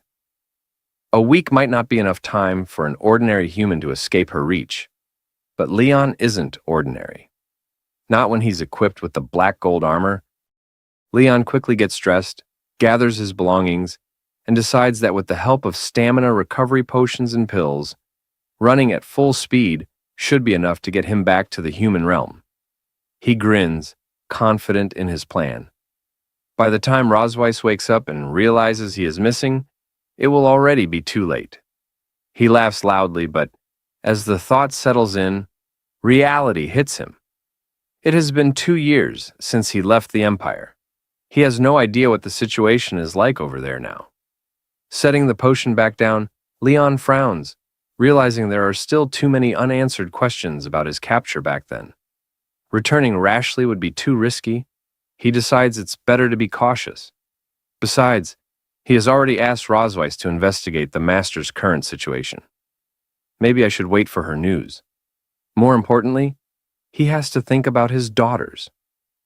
As he glances out the window, watching them play, Leon's thoughts soften. He reminds himself that he cannot abandon them now. A small smile creeps onto his face as he realizes the truth. Despite everything, he still has to stay in the Silver Dragon Castle. After all, he hasn't taken his revenge on Rosweiss yet. That evening, as Noah and Muan enter the room, they grow increasingly worried that their mother is still not waking up. Muan calls out to her, asking if she's okay since she has been asleep all night. Noah turns to Leon suspiciously, narrowing her eyes before questioning him about what he did last night. Under Noah's intense gaze, Leon starts to feel nervous. Quickly, he tries to excuse himself, saying that they were simply chatting on the balcony. He hurriedly adds that the cold wind must have made her sick, attempting to shift the blame onto the weather rather than raising any suspicions. Turning to Anna, he asks, "It's not that big of a deal, is it?" hoping for reassurance. Anna responds calmly, telling them not to worry. She explains that the temple physician has just examined Her Majesty and confirmed that aside from being slightly weak, everything else appears normal. She then states that she will handle the clan's affairs in Her Majesty's stead for the time being. If His Majesty has nothing else to address, she continues, I will take my leave and begin my work. Leon, seemingly relieved by her words, nods and tells her to proceed, After Anna exits the room, Muan approaches Rosweiss, gently placing her hand on her mother. With a soft voice, she pleads for her to get better soon, promising that she will never make her angry again. Muan gazes at her mother's sleeping face, guilt shimmering in her eyes. She regrets every moment she might have upset her. Meanwhile, Leon stands quietly by Rosweiss's bedside, his eyes scanning her body. He notices the sheen of sweat glistening on her skin and realizes he'll need to wipe it off later. As this thought crosses his mind, Noah, who has been silently observing him, frowns. She catches the strange flicker in his expression and immediately feels something is off. Her voice sharp with suspicion, she confronts him. "Are you planning something?" she asks bluntly, narrowing her eyes. "Are you trying to do something to Mom while she's unconscious?" Leon straightens slightly, his lips twitching into an uneasy smile. "You're overthinking it," he replies calmly. "I just want to take good care of her." Noah studies him intently for a moment, her sharp gaze not easing. After a tense pause, she sighs. "If that's really the case, then fine." She turns to Muan, her tone softening. "Come on, Muan, let's go. We'll come back and see Mom again tomorrow." Muan glances back at Rosweiss one last time, her small voice filled with quiet affection. "I'll come see you again tomorrow, Mom." Then, with a final wave to their father, both girls leave the room, their footsteps fading down the hall. Now alone, Leon remains by Rosweiss's side, his gaze lingering on her peaceful, vulnerable figure. After a brief pause, he exhales and starts pondering his next move. Finally, he decides to fetch a basin of water and a cloth to wipe away the sweat beading on her skin. He recalls applying medicine to her earlier and worries she might catch a cold if left like this. As he gently wrings out the cloth, he thinks to himself, when Rosweiss wakes up, she better not misunderstand my intentions. Looking down at her, Leon notices something unusual. Rosweiss, who usually flaunts her large, elegant tail with pride, now lies so weak she can't even move it. The sight makes him sigh softly. With care, he begins to wipe her body, his movements slow and deliberate. Once he's finished, he hesitates. Should I change her clothes too? The thought lingers, but practicality wins out. His eyes wander around the room until they settle on a nearby cupboard. Curious, he opens it and is immediately taken aback by the sheer number of outfits crammed inside. He thinks to himself that with so many outfits, it should be fine to pick something he likes. He begins rummaging through them, tossing clothes around as he searches for something suitable. Eventually, he selects a few outfits, off-shoulder dresses, boat-neck tops, and elegant gowns. But as he looks at them, he frowns, realizing he has a problem. How should he deal with her ears? Suddenly, he has an idea. Maybe I can use Rosweiss's hair to shape something resembling ears. He proceeds with this thought, but as he finishes, he finds himself feeling oddly embarrassed. Before him, Rosweiss is now dressed in a bunny girl cosplay outfit. He hadn't expected it to suit her so well, and yet, here she was. Seeing her like this, he feels an unfamiliar heat rise within him. Just then, the dragon mark on his body suddenly activates, sending a jolt through him. Startled, Leon stares down at the glowing mark and mutters in disbelief, "Why did the dragon pattern suddenly light up?" A memory flashes in his mind. Rosweiss had once explained that if one of the two people with the dragon seal had that kind of desire for the other, the dragon pattern would react. Realizing the implication, Leon's face turns bright red. He screams internally, trying to suppress the turmoil within him. How could I have such thoughts about Rosweiss while I'm completely sober? He desperately convinces himself that it must be the revealing outfit's fault. In an attempt to calm down, he decides to recite the 3 honors and 3 shames of a dragon slayer in his mind. Pride and loyalty to the Empire, pride in fighting on the battlefield, pride in upholding justice. He takes a deep breath before recalling the shames, repeating these lines over and over until he finally manages to clear his thoughts. However, as he reflects on what just happened, he sighs, realizing something dangerous almost occurred. Yet, as he glances at Rosweiss's current appearance, he hesitates. It would be a shame not to document this rare sight. A sly grin crosses his face as he suddenly remembers that Rosweiss owns a home camera. With newfound excitement, he rummages through her belongings until he finds it. He then begins taking photos from various angles, chuckling mischievously as he goes. Looking at the captured images, he mutters, "Even she has days like this." As he continues, he gently moves her lips into a slight smile to take a picture of her smiling face. Seeing this, he instinctively takes another picture. Thinking to himself that this moment is truly priceless, he decides he will make sure to preserve these historic photos properly. Suddenly, Rosweiss lets out a small noise. Hearing this, Leon nearly jumps out of his skin, screaming internally, "Is she going to wake up so soon?" His heartbeat quickens as he waits in silence. Seconds pass, but Rosweiss doesn't move again. Leon lets out a deep sigh of relief, realizing it was just a false alarm. Deciding not to take any more chances, he quickly changes her back into her normal pajamas and tidies up the room. He decides that tomorrow, he will proceed with the next step of his revenge plan, before finally calling it a night. Later that night at the Dragon Temple, Muan comes running toward Noah, her face filled with panic. She calls out for her sister. Noah turns to her, concerned, and asks what happened. Seeing Muan huffing and out of breath, Noah gently tells her to calm down and speak slowly. Muan takes a deep breath before explaining that her Rubik's Cube broke, and she wanted to ask Dad to fix it, but there's a problem. She can't find him anywhere. Noah's frown deepens. A suspicious feeling creeps over her. Did he escape while Mom was unconscious? She gently grabs Muan's hand, reassuring her. "Don't worry," she says firmly. "I'll go with you to find him." And then they go to seek their father. As they go, Muan calls out for their father, asking where he is. The scene shifts as no, and Muan continue their search, calling out and questioning where he could be. Finding no sign of him in the bedroom, they decide to check the other rooms. Moving from one to another, Muan remarks that it doesn't seem like he's here. They keep searching, only to realize he isn't in any of the other rooms either. In desperation, Muan even peers into the trash bin. Seeing this absurd action, Noah mutters, questioning how their father could possibly be in the trash can. Muan, however, insists she can't find him anywhere, and wonders if he might be lost. Noah states firmly that some people are kind, but sooner or later they leave, just like last time. Muan, confused, asks about last time. Noah responds, saying she guesses that man is gone. She has always felt that there was something different about their family. On the surface, it appears harmonious. But in reality, many things feel false. For as long as she can remember, that man had been sleeping in the room, and their mother told them he was their father. One day he finally woke up and immediately tried to run away, but their mother caught him without any explanation. Since then, he hasn't tried to escape again, but Noah doesn't believe he truly wants to stay.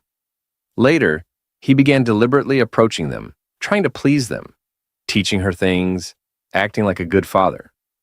But she questions whether this is truly out of love or merely part of his plan, a way to secretly find a chance to escape when they let their guard down.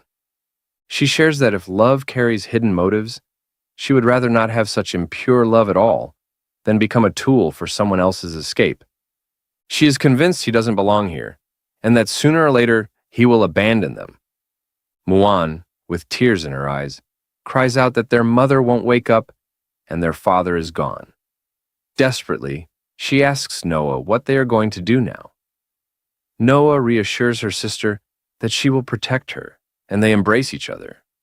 Muan sobs loudly as Noah firmly states that they should prepare a farewell ceremony for that man.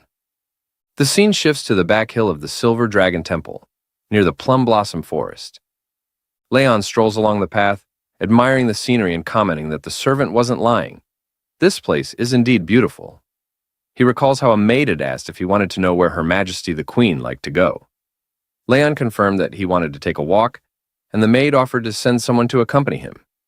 However, Leon declined, asking only for a map marking the location. Now, standing in the serene surroundings, Leon notes that his movements have been restricted, and he only managed to come out now because the mother dragon is unconscious. He decides to use this opportunity to investigate the surrounding terrain and plans to surprise her when she wakes up. Smirking, he admits to himself that pretending to investigate the places the mother dragon cherishes is just a cover. In reality, it's part of his revenge plan. His true intention is to take advantage of her weakness when she wakes up and humiliate her in the place she holds dear, just as she humiliated him in front of his hometown. He walks up to a massive tree, noting that it's thick enough for what he has in mind. Examining the soil, he mutters that it isn't soft enough, and that it would be nice to cover it with flower petals when the time comes. Turning toward the castle, he observes that from this vantage point, one can see the Silver Dragon Temple at the foot of the mountain. He notes down this location on his list: Northern Cliff, Golden Grassland, Quiet Mountain Stream, and Cherry Blossom Forest. Deciding this spot should be included as well, he smugly states that everything is ready now. All he has to do is wait for Rose Weiss to wake up. He eagerly anticipates the trouble awaiting the mother dragon. The scene shifts to the Silver Dragon Temple courtyard at night. As Leon strolls through, he notices a group of maids weeping near a blazing fire. Approaching from behind, he questions what's going on and why the atmosphere is so lively. One of the sobbing maids cries out that the two princesses wanted to hold a funeral and asked them to prepare a bonfire. Meanwhile, Muan solemnly pays her respects to their father, saying she will offer him steak and hopes he will come back to see them. Noah, however, corrects her, stating that he has already left and that they need to let go. Leon watches the scene unfold, initially assuming they are playing some sort of game. He wonders if he should just go along with it for now. Walking forward, he gestures for the maids to step aside. The maids, shocked to see His Excellency, hesitantly make way for him. Leon casually asks whose photo they are worshipping, joking that his grandfather taught him how to play the swona, and asking if they want him to play it for them. However, as he steps closer and gets a proper look at the table, he is surprised to see his own photo placed there. At first, he smiles, remarking that he looks quite handsome in the picture, but as reality sinks in, he is suddenly thunderstruck. His expression shifts to shock as he demands to know why his photo is on the table.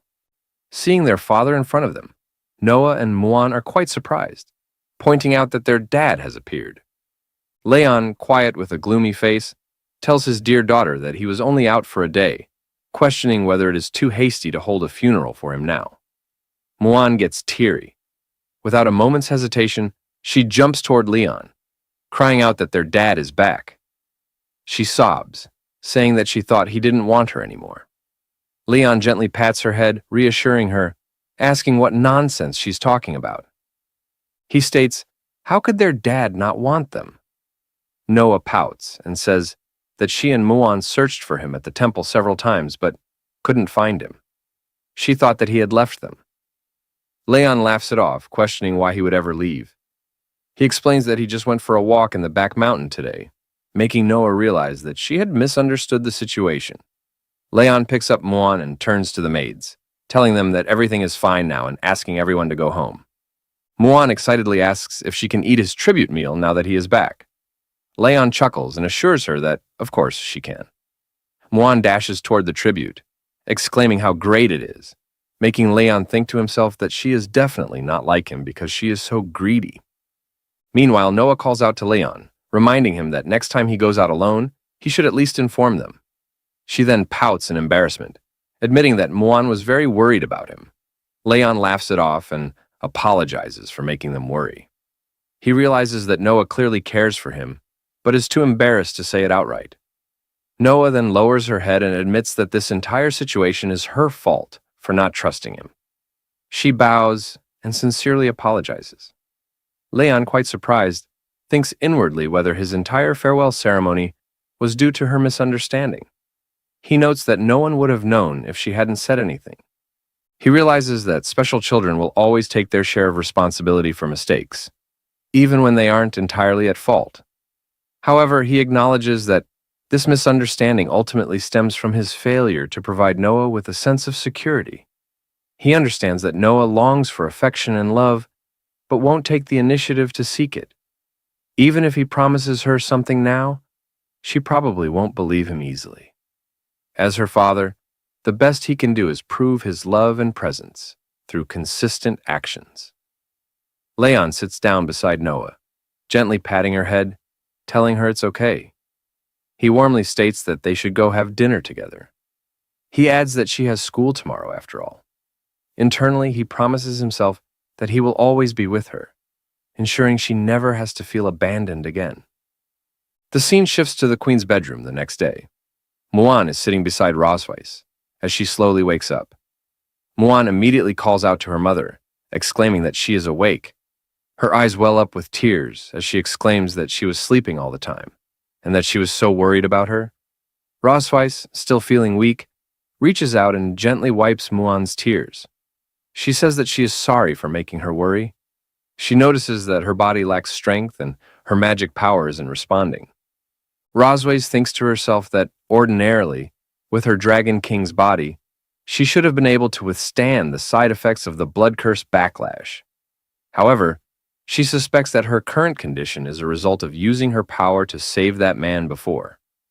Thinking about Leon, she assumes that, given his personality, he must have escaped by now. Forcing a smile, Rosweiss asks how long she has been asleep. Muan answers immediately that it has been 2 days. Rosweiss thinks to herself that he couldn't have gotten far in 2 days, so she should still be able to send someone to capture him. Just as she contemplates her next move, Leon enters, holding a large fish. He asks Muan about having fish for dinner, stating that he just caught a big one in the back mountain. Rosweiss freezes in shock, while Muan lights up with excitement. Muan exclaims that he is so amazing. Leon grins, enjoying her admiration, saying that, of course, her dad is awesome. Seeing Rosweiss awake, he greets her, questioning if she is awake. Rosweiss, still trying to process the situation, questions why he is here. Leon smirks and shrugs, questioning where else he would be. He explains that he just went to the back mountain to get some fresh air and catch a fish to nourish his dear wife's body. Rosweiss, suddenly flustered, turns away and mutters, questioning who his dear wife is. Muan giggles and teases her mom not to be shy. Leon kneels beside Muan and hands her the fish. He tells Muan that he has a very important mission for her. Questioning if she can deliver the fish to the kitchen, Muan salutes playfully, reassuring him to leave it to her.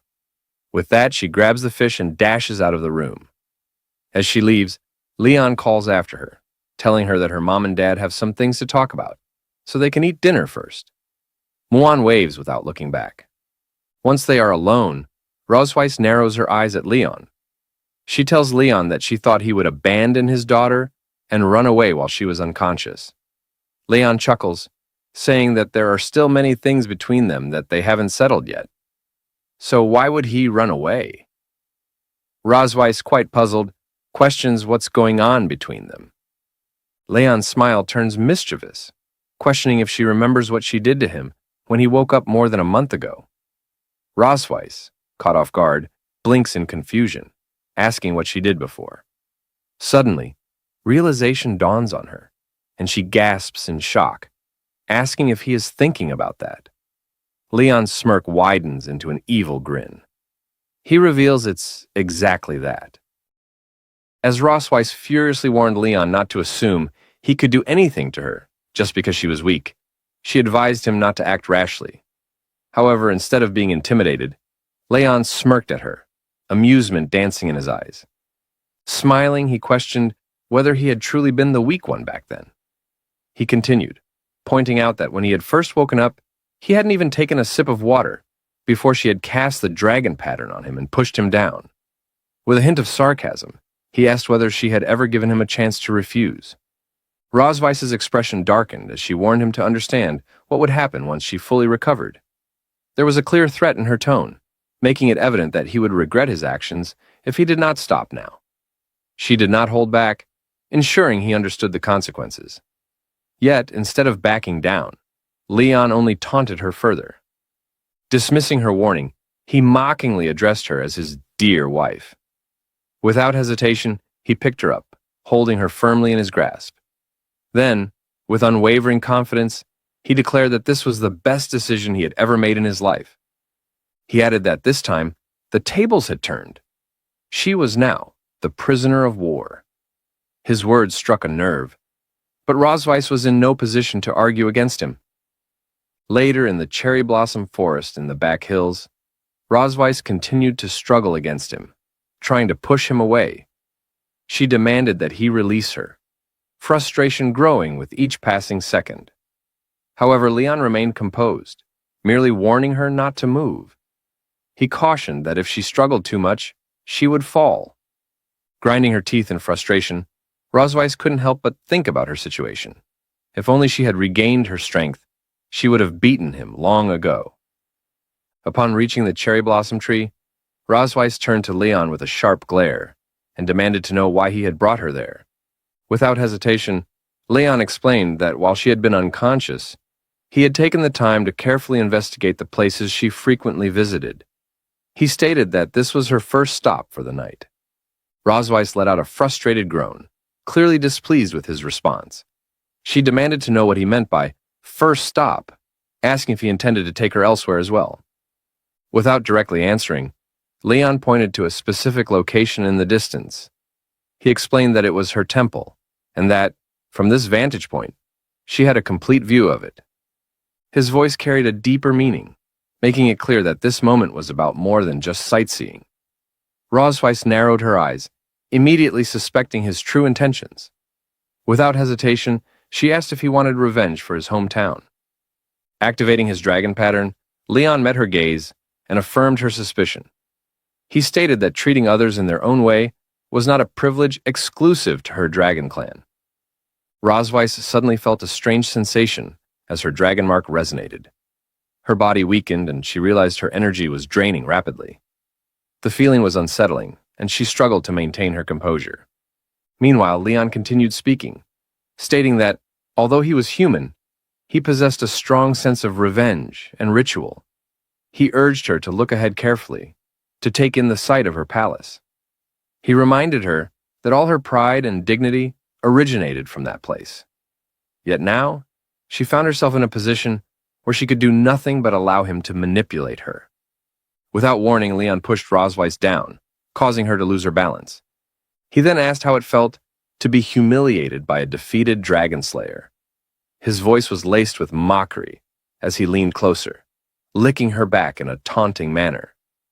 The action made Rosweiss huff in embarrassment, and she instinctively tried to resist. However, her body reacted involuntarily, making it difficult for her to fight back. A sudden idea crossed her mind, and she quickly coiled her tail around Leon's arm, attempting to catch him off guard. Leon was momentarily surprised, realizing she still had enough strength to fight back. However, his amusement remained as he observed her reaction. Rosweiss gritted her teeth and warned him that while he was in control now, he should enjoy it while it lasted. She made it clear that once she had the opportunity, she would take even more brutal revenge on him. However, Leon simply laughed in response, dismissing her words. He told her not to speak to him about the future, as he always lived in the present. He then stated that the night was still long and that the carnival of revenge had only just begun. The scene shifted to the next morning in the Silver Dragon Queen's bedroom. Leon laid Rosweiss down gently before lying beside her with a sigh of relief. He thought to himself that he had finally returned. Exhausted from tossing her around to different places all night, he reflected on the events that had transpired. As he observed how soundly she slept, he mused that she seemed quite satisfied with the evening. However, the thought made him flinch. Hadn't he come here for revenge? He groaned, shaking his head, trying to push away any conflicting thoughts. He reminded himself that she had fully experienced the humiliation of being pinned down by the dragon slayer she despised the most.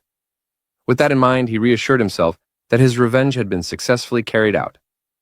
Determined to leave before the maids awoke, Leon decided to return to his room. He acknowledged that their relationship was not one where they could sleep in the same bed until dawn. However, just as he was about to move, Rosweiss unconsciously reached out and held on to him, taking him by surprise.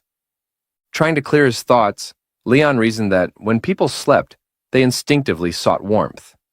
He reminded himself that this was simply a natural instinct of all living beings, and that he shouldn't let it affect him. Yet, as he lay beside her, holding her hand, he found himself thinking that it was much warmer there than returning to his cold bed in the other room. A small smile formed on his lips, as he decided to stay where he was, at least for a little while longer. The next morning, as birds chirped outside, Muan entered the room, attempting to wake her mother. She questioned whether her mother was still asleep, jumping toward her in an effort to rouse her. Urging her to get up, she pointed out that the sun was already shining. Still drowsy, Rosweiss, half asleep, asked Muan to go play with her father instead. Complying, Muan moved toward her father, shaking him in an attempt to wake him.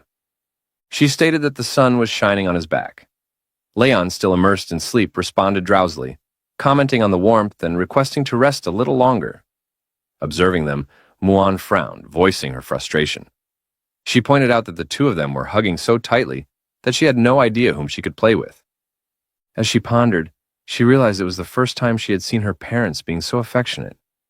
However, something seemed strange to her. She questioned why there were so many red spots scattered across their bodies. An idea struck her. It had to be bug bites. Rushing to the desk, she rummaged through it, recalling how her mother had taught her about different kinds of bites. She reasoned that if someone had been bitten by an insect, there was always a cream available for treatment. Triumphant, she assured herself that there was no need to worry. Since her sister was away, she would be the one to take care of them. With enthusiasm, she applied the ointment to both Rosweiss and her father, doing so quite cheerfully.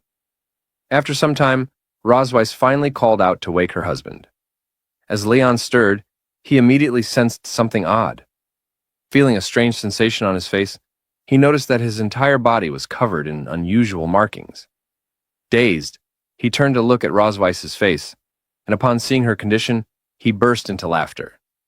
Rosweiss, puzzled by his reaction, questioned what was wrong with him.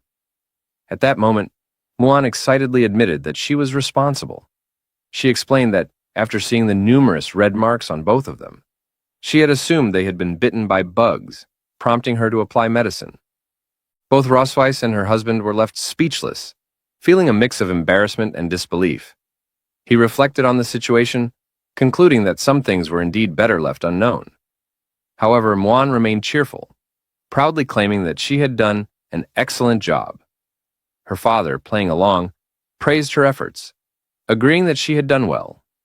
Muan, feeling even more confident, promised that next time she would help apply the medicine again. At that realization, both Rosweiss and her husband exchanged a glance, silently vowing to ensure the door remained locked in the future. Sometime later, as Rosweiss was resting, Leon attempted to feed her. Startled, she pulled away, questioning his intentions. However, he simply pushed the spoon into her mouth, explaining that since she had not eaten for several days, she needed to regain her strength.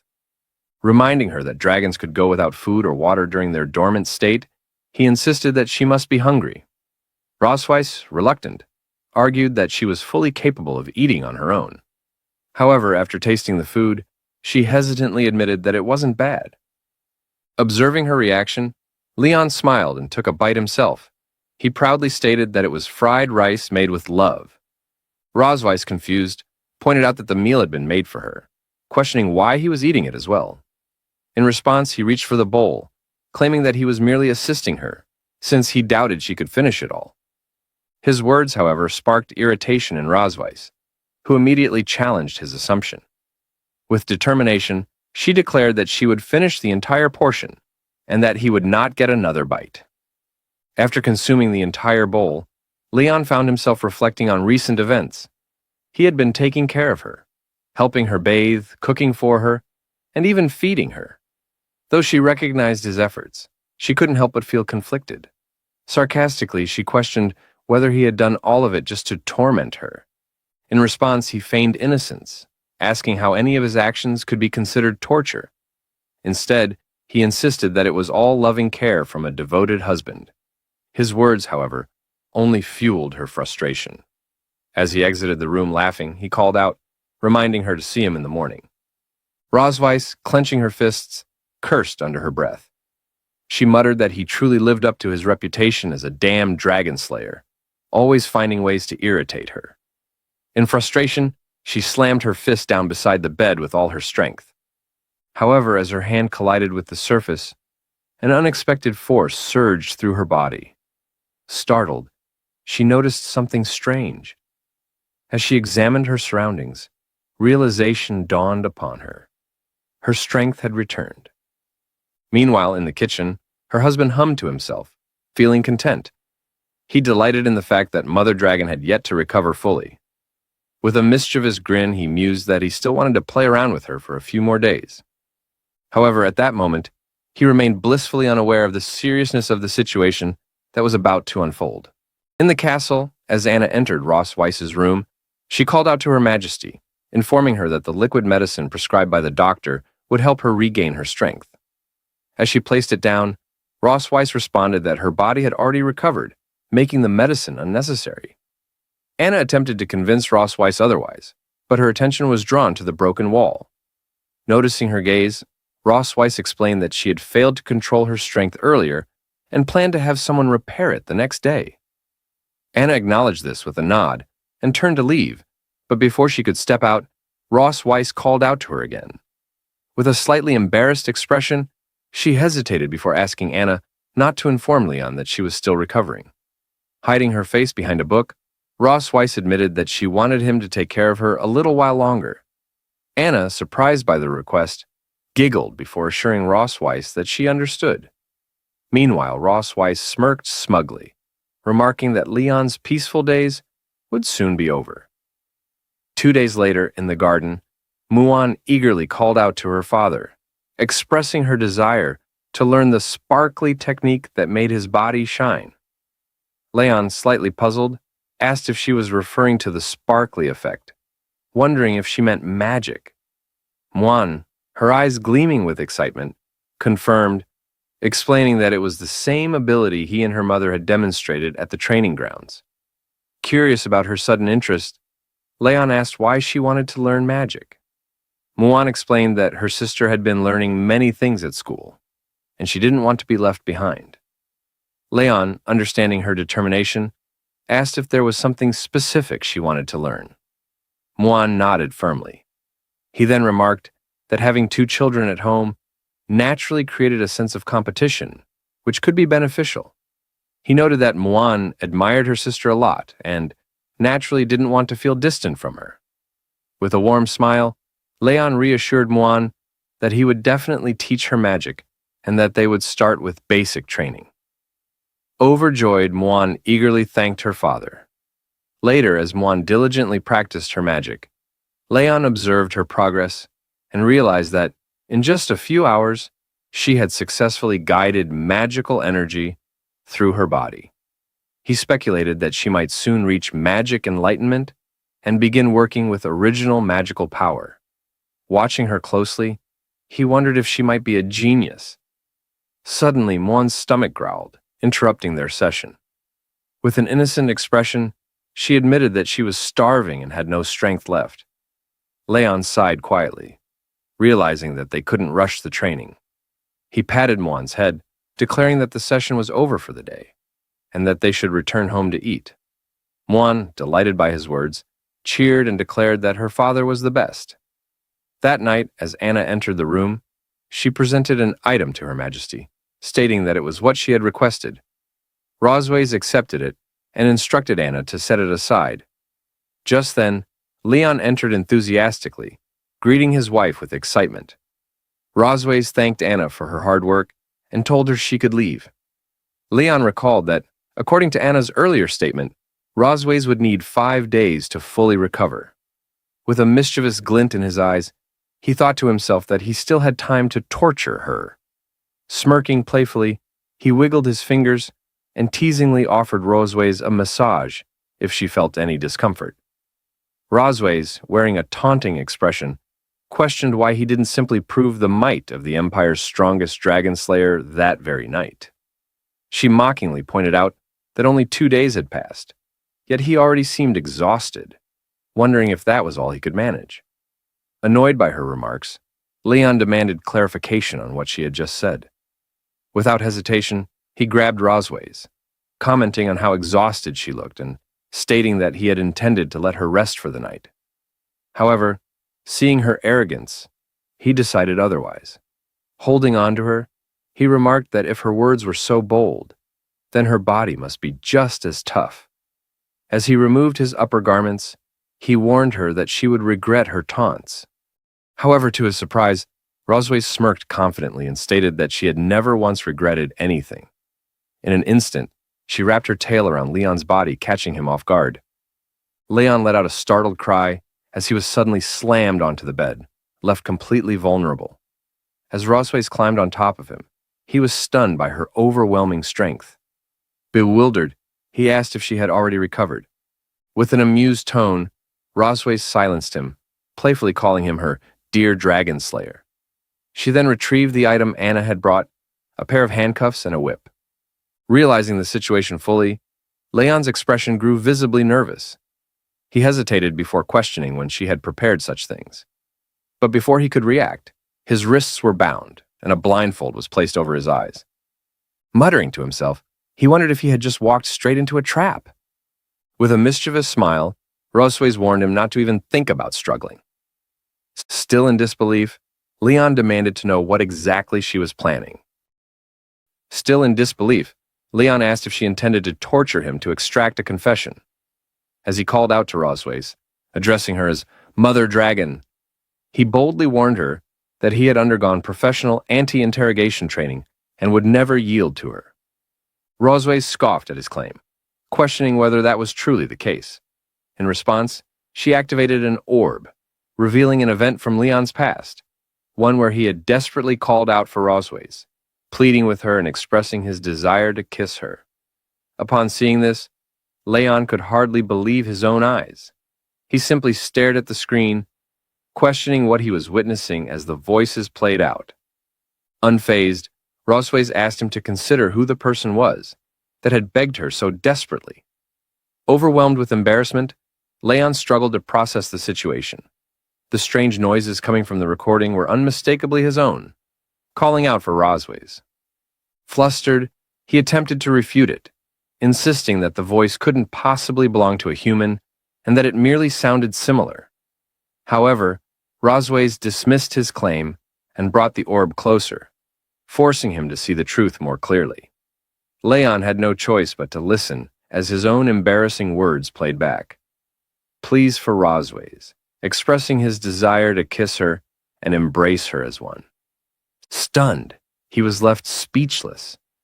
Rosways, smirking, taunted him, suggesting that he might recall it all now.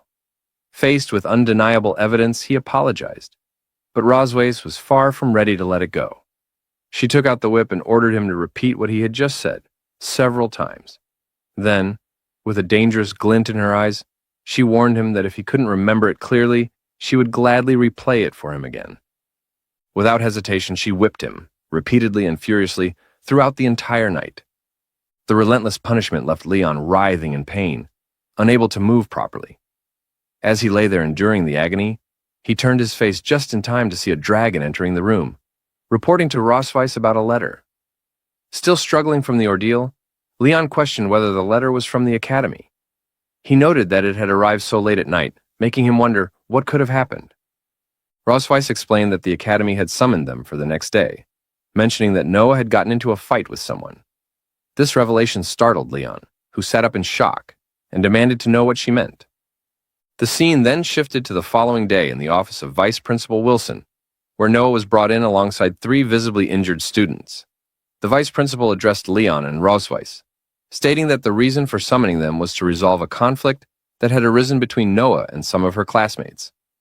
With a furious expression, Rosways questioned what he meant, her tone carrying both anger and an implicit threat.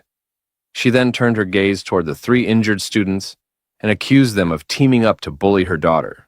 Her words immediately caused the 3 young dragons to recoil in fear.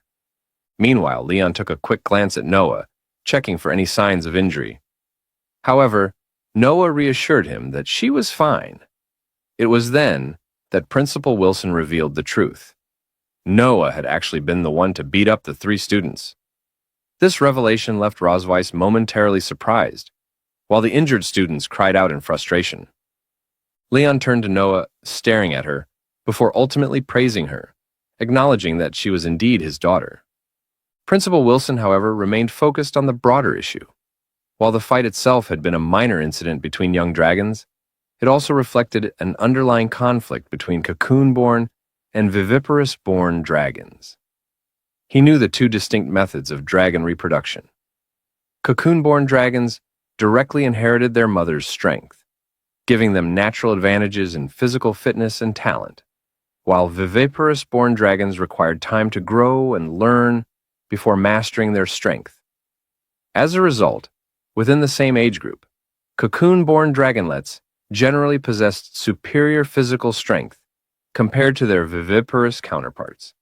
Despite this difference, Noah, a viviparous-born dragon, had single-handedly defeated 3 cocoon-born dragons, all of whom were a few years older than her. Recognizing her exceptional abilities at such a young age, Principal Wilson remarked that she had a bright future ahead. Just as the discussion continued, the door burst open. A red dragon entered the room, scoffing as he declared that he had heard his son had been involved in a fight. He dismissed the matter as trivial, stating that he was willing to cover the medical expenses. However, his nonchalant attitude quickly changed when he turned to his companions and saw their children injured. The red dragon then called out for his son, demanding an explanation for how he had been beaten so badly. The 3 injured students rushed toward their fathers, crying out pitifully. Meanwhile, Rosweiss whispered to Leon, identifying the red dragon as a member of the Red Flame Dragon King's faction, Constantine's clan. She explained that everyone from the Red Flame Dragon clan was known for being arrogant and domineering, making it difficult to communicate with them. Leon, reflecting on past encounters, remarked that if all the Red Flame Dragons he had killed were lined up, they could circle the academy twice. The Red Flame Dragon parent, unfazed by the situation, turned his gaze toward Rosweiss and questioned who she thought she was. He scoffed at the notion of her being the queen of the Silver Dragon clan, expressing disbelief that a queen would fail to discipline her own child, allowing her to bully other dragons. His words carried a clear implication, that the Silver Dragon clan was not as strong as the Red Flame Dragon clan, and that they only dared to instigate young dragons to pick fights with his son. Hearing this, Rosweiss's expression darkened. She glared at him and demanded that he repeat himself. However, the Red Flame Dragon showed no fear, even going so far as to threaten that if Rosweiss and Leon did not apologize to his son that day, they would not be allowed to leave through the doors. At that moment, Leon smirked and remarked that the real question was, who should be afraid of whom? His hands, he added, had been itching for a fight anyway. Just before the situation could escalate further, Vice Principal Wilson quickly intervened. He addressed the parents in a firm tone, urging them to remain patient and listen to his recounting of the events. Wilson then proceeded to explain what had happened the previous night. According to his account, in the cafeteria, Lowell and 2 other classmates had an argument with Noah. During the altercation, Noah's plate had accidentally collided with Lowell, staining his clothes. Later that night, on the way back to the dormitory, the 3 students had cornered Noah in the backyard and engaged in a physical conflict. Upon hearing this, Wilson turned to the injured students and gave them a chance to add any details. However, intimidated by the situation, they hesitated and ultimately remained silent. Just then, Noah stepped forward. With a confident expression, she addressed the vice principal and stated that she had something to add. As Principal Wilson asked her to continue, Noah explained that, first of all, it was Lowell who had deliberately provoked her in the cafeteria, and the incident of knocking over the plate had been purely accidental. She further clarified that the second incident had occurred in the backyard of the dormitory where she encountered them again. Lowell and his group had rushed toward her first, startling her, which led to her unintentionally breaking his arm in self-defense. Glaring at Lowell, she demanded that he confirm her version of events. Startled, Lowell instinctively retreated behind his father, ultimately affirming the truth of her words. His father, noticing his reaction, questions why he appears so frightened of her. Leon intervenes, directing his words toward Noah. He remarks that, despite her justification, he believes she handled the situation incorrectly. As Noah glances at him, he continues, advising that if she ever encounters a similar situation again, she should aim for the knee instead. Noah, confused, inquires about the reasoning behind such advice.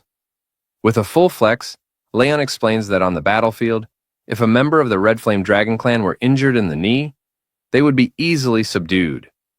As expected, she acknowledges the advice and assures him she will take it into account in the future. The Red Flame Dragon, growing increasingly frustrated, turns to Principal Wilson and demands if he has just heard what transpired. He expresses outrage that Leon would openly teach his daughter to bully his children. He insists that for students with violent tendencies like this, mere apologies are insufficient, and that expulsion is the only appropriate response. Principal Wilson, maintaining his composure, urges patience, explaining that the decision regarding Noah's expulsion lies with St. Heath's College. Furthermore, he points out that multiple students have reported Lyle's behavior, stating that he frequently bullies the viviparous dragons. Additionally, witnesses from the cafeteria the previous night confirmed that Lyle had been the one who deliberately instigated the confrontation. The Red Flame Dragon, unable to contain his anger, exclaims in disbelief. He reiterates that his daughter physically assaulted his son, yet the Academy not only refrains from punishing her, but instead accuses his son of provocation. Leon interrupts him, questioning whether he has any shame. He asks why the Red Flame Dragon is making such a fuss when his son was beaten, especially since he had been overpowered by a 1-year and 2-month-old child. The Red Flame Dragon, refusing to let the point go, insists that his son's age should not be a concern. Meanwhile, Leon shifts his gaze toward Lyle, who, caught off guard, blurts out that he is 7 years and 10 months old. Suppressing a laugh, Leon mockingly states that if he were in such an embarrassing position, he would dig a hole 1,000 feet deep and bury himself, ensuring that this incident remained a secret for eternity. Flinching in both annoyance and humiliation, the Red Flame Dragon's frustration intensifies. He directs his anger toward Leon, labeling him a coward who does not even have the courage to reveal his tale. He then questions what right Leon has to comment on his son. Growing more aggressive, he extends his hand, pointing his finger toward Leon's family, specifically at Rosweiss. Leon, reacting swiftly, grips the Red Flame Dragon's finger firmly, his gaze darkening. He warns that, while he may tolerate insults directed at himself, the Red Flame Dragon must never point at his wife and children or speak ill of them. The Red Flame Dragon winces in pain, groaning. Observing the interaction, Rosweiss notes Leon's strong protective instinct toward his family. Meanwhile, the Red Flame Dragon, unable to contain his indignation, demands to know if Leon realizes whom he has just laid hands on. He makes a ruckus, arguing that he is the Duke of the Red Flame Dragon clan, and that his superior is none other than Constantine. Before the tension escalates further, the Red Flame Dragon's colleagues step in, attempting to de-escalate the situation. They urge him to remain composed, reminding him that the principal is watching. At that moment, Rosweiss intervenes, shifting the focus back to the matter at hand. She states that this conflict is merely a minor dispute between children, and that dragging their family status into it will not be beneficial. Addressing the principal, she expresses confidence that St. Heath's College will issue a fair judgment, assuring him that their family is willing to abide by whatever decision is made. Principal Wilson nods in acknowledgement, recognizing the wisdom in her words. He then turns to the Red Flame Dragon, questioning whether he truly intends to escalate matters within the school premises. He warns that if the Red Flame Dragon continues to stir trouble, there is a possibility that his child's student status may be revoked. Realizing the weight of the warning, the Red Flame Dragon reluctantly suppresses his anger, while Lyle also pleads with his father to let it go, saying that he still wants to attend school. Though still seething, the Red Flame Dragon forces himself to apologize for losing his temper. However, as he clenches his teeth, it becomes evident that he harbors resentment. Determined to bide his time, he resolves to stay out of the spotlight for now, waiting for an opportune moment to act once they are beyond the school's jurisdiction. Principal Wilson then delivers the final verdict. He acknowledges that in Lyle's case, the primary fault lies with him, as he had initiated the conflict. However, he also states that Noah's response was excessive, even if it had been in self-defense. He orders her to return to her classroom and receive verbal guidance from her class teacher. Additionally, she's instructed to reflect seriously on her actions. As a consequence, all 3 students, including Lyle, are required to write self-reflections, which must be submitted to their respective class teachers for evaluation. Furthermore, they will be assigned class hygiene responsibilities for the following week. Afterward, outside, Noah bids farewell, stating that she will return to the classroom. As she leaves, Leon waves at her and reminds her that if she ever faces such provocation again, she must ensure she targets the knees first. Unbeknownst to him, Principal Wilson had silently approached from behind, his presence sending a chill down Leon's spine as he calls for him. Turning around abruptly, Leon, flustered, nervously asks if the principal has any further inquiries, secretly hoping that his last statement had gone unheard. Principal Wilson, however, appears unfazed. He states that despite the few times they have met, he has always been curious about one thing. Leon's tail has never been visible. He then poses a direct question, inquiring whether Leon's identity has been deliberately concealed. Choosing his words carefully, Principal Wilson admits that he is unable to determine which noble dragon lineage Leon belongs to. However, if it is convenient, he asks if Leon would be willing to disclose the truth. Before Leon can respond, Rosweiss intervenes once more. She asserts that her husband is not of noble dragon descent, but merely an ordinary member of the dragon clan. Maintaining a light-hearted demeanor, Leon chuckles and casually states that he is just a commoner. Principal Wilson, however, finds this claim intriguing. Laughing, he remarks that it is quite a miracle for such an extraordinary child to be born from an ordinary couple. In short, he expresses that St. Heath's College welcomes talented children like Noah as they contribute to the institution's growth and prestige. His expression turning more deliberate, he then subtly implies another suggestion.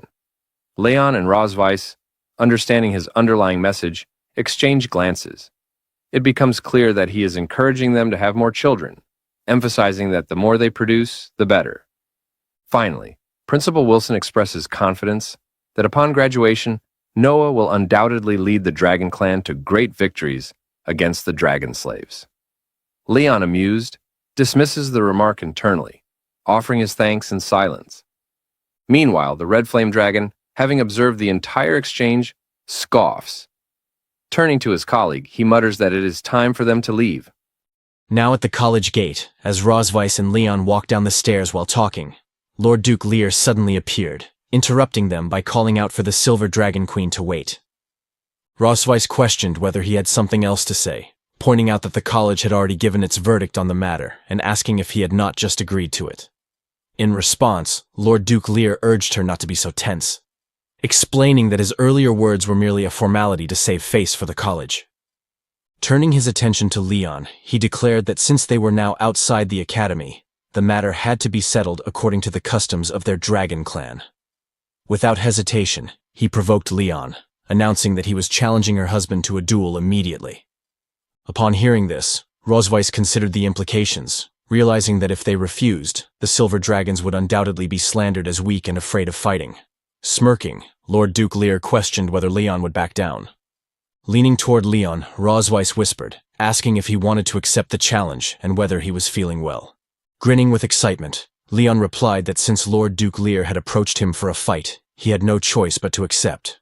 Rosweiss permitted him to proceed, but reminded him not to beat Lord Duke Lear to death, to which Leon nodded in affirmation. Meanwhile, inside the college, students rushed outside as Noah overheard some children excitedly discussing the situation. They eagerly mentioned that they had heard the dragons were fighting at the gate and urged each other to go watch. As Noah listened, she speculated whether her father could be involved. As the children moved toward the scene, they whispered among themselves, wondering who was fighting whom. Observing Leon, Lord Duke Lear thought to himself that the man appeared so frail he did not even dare to reveal his tail. Convinced that there was nothing to fear aside from his tough talk, he smirked, determined to avenge his son, who had lost a fight earlier that day. He was resolved to beat Leon to a pulp and help his son regain his confidence. Taunting Leon, Lord Duke Lear asserted that the Red Flame Dragon Clan never bullied others, and as long as Leon could survive 3 rounds, he would concede defeat. Unimpressed, Leon dismissed his words, clearing his ears as if discarding his opponent's nonsense. Without hesitation, he urged Lord Duke Lear to begin.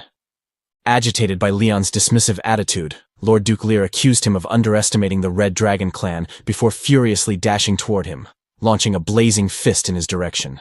However, Leon effortlessly deflected the attack, reaffirming his earlier suspicion that this opponent was far weaker than the dragons he had encountered on the battlefield. With a casual remark, Leon reminded Lord Duke Lear that only 2 rounds remained. Irritated, Lord Duke Lear retorted that Leon was simply good at dodging before punching the ground in an attempt to create a distraction. Declaring him a coward, he quickly followed up with a breath attack, launching a fireball toward Leon. However, Leon easily evaded the attack, swiftly appearing before Lord Duke Lear. Without giving him a chance to react, Leon announced that it was now his turn, delivering a powerful kick that threw Lord Duke Lear off balance and sent him crashing to the ground. As Lord Duke Lear attempted to counterattack, he barely had time to react before noticing Leon's fist heading straight for him. Before he could dodge, he was sent flying into a nearby building wall. Leon scoffed, remarking that an opponent like Lord Duke Lear didn't even warrant the use of magic. The Red Dragon clan members screamed in alarm, rushing to aid their fallen companion. Turning to the remaining Red Dragon nobles, Leon inquired whether they wished to challenge him as well. Trembling, they hurriedly refused, instead choosing to tend to Lord Duke Lear. Wasting no time, Leon instructed them to take him away quickly, and to warn his son to stop bothering his daughter in the future. Frightened, the nobles hastily affirmed his words before retreating with Lord Duke Lear. With the matter settled, Leon turned to Rosweiss, suggesting that they should return. However, before he could take another step, he suddenly found himself face to face with Noah. She directed a questioning gaze at him, while Leon, surprised by her presence, asked when she had arrived. Casually, Noah responded that she had simply been passing by when she noticed a fight taking place. Without further explanation, she handed a small box to Rosweiss. Curious, Leon asked about its contents as Rosweiss opened it, revealing some homemade cookies. Noah explained that these were cookies she had learned to make in her cooking class, though they had only won 2nd place. She speculated that the taste might not be very good, encouraging them to try them out. Eager to support her daughter, Rosweiss immediately reassured her, insisting that they couldn't possibly be anything less than delicious. She then handed a cookie to Leon, urging him to try it as well. Taking a bite, Leon confidently declared that cookies made by his daughter couldn't be anything but delicious.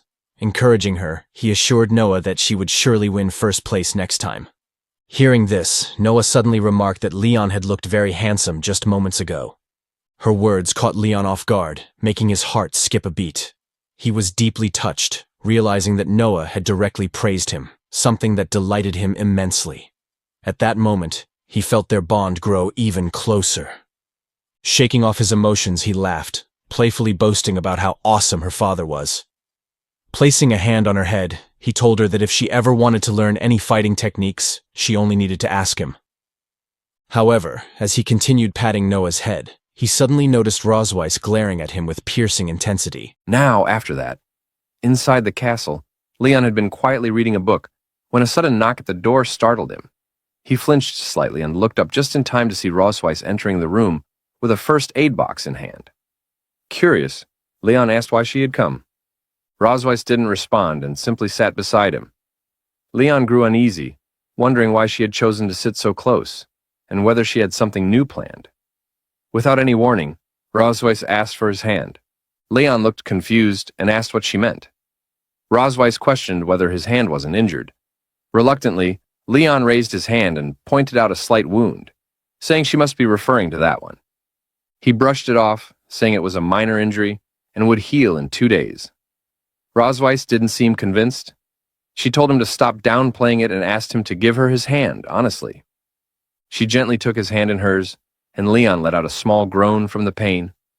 Rosweiss carefully began treating the wound, reminding him not to move and assuring him it would be over soon. Leon found himself reflecting on how, as a veteran dragon slayer, his body bore many scars and wounds. This was the first time someone had cared enough to tend to his injuries with such tenderness. As he looked at Rosweiss, he noticed how soft and warm her palms felt, and how the tips of her fingers were slightly cool wherever she touched him. Quickly, Leon turned his face away, unsure why he was even thinking about these things. Rosweiss then softly thanked him for what he had done that day. Leon looked puzzled and asked what she was thanking him for. Rosweiss explained that earlier, when Lal's father had been acting aggressively, Leon had stood up and defended Noah without hesitation. Leon simply replied that he had done what was necessary. He would have done it even if they weren't close. In the eyes of others, she was still his wife, and he felt a duty to protect her. He awkwardly added that it was all for Noah. Rosweiss let out a short sigh and said she had expected him to be stubborn about it. She then mentioned that her sister had written a letter inviting their whole family to come visit. She asked if he'd like to go and see her. Leon hesitated and questioned where her sister lived, clearly not sounding interested in the idea. But Rosweiss reminded him that they still hadn't resolved everything. This made Leon nervous, and he quickly agreed, asking why they shouldn't just go. Later on, Rosweiss, in her dragon form, flew across the Red Dragon clan's domain, eventually landing where her family lived. Leon got down with Muan and Noah. He nudged Muan awake just as Aisha came running over. She hugged Rosweiss, smiling as she commented on how impressive her dragon form still looked. After Rosweiss transformed back, Isha clung to her and complimented how good she looked, even after returning to her human form. Rosweiss chuckled and said the transformation was still a bit itchy. She then said it was time for formal introductions, since Isha hadn't properly met her family yet. Pointing to Leon, she introduced him as Leon Kusmodi. Rosweiss introduced him as her husband. Isha greeted him warmly and said she was glad to finally see him awake. Rosweiss then introduced her daughters, Muan and Noah. Isha looked at the children, guessing that the one standing in front was Muan and the one behind was Noah.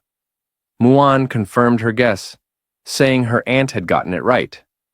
Isha said Rosweiss had described them exactly that way in her letter. She bent down to Noah, asking if she wanted a hug too.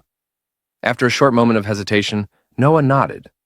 Isha then gathered both girls in her arms, saying how lucky she felt to hug two little dragon girls at the same time. Turning to Leon, Aisha mentioned that Rosweiss had told her how carefully he looked after the children.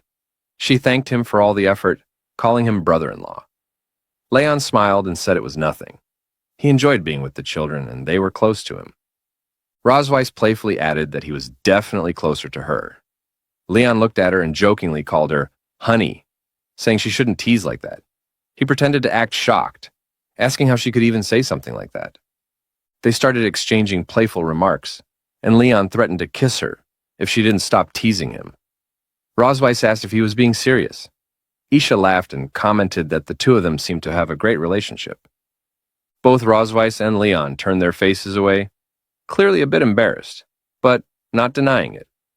Aisha then suggested they must be tired after traveling such a long way, and invited everyone inside to rest. After some dinner, they all gathered in the hall.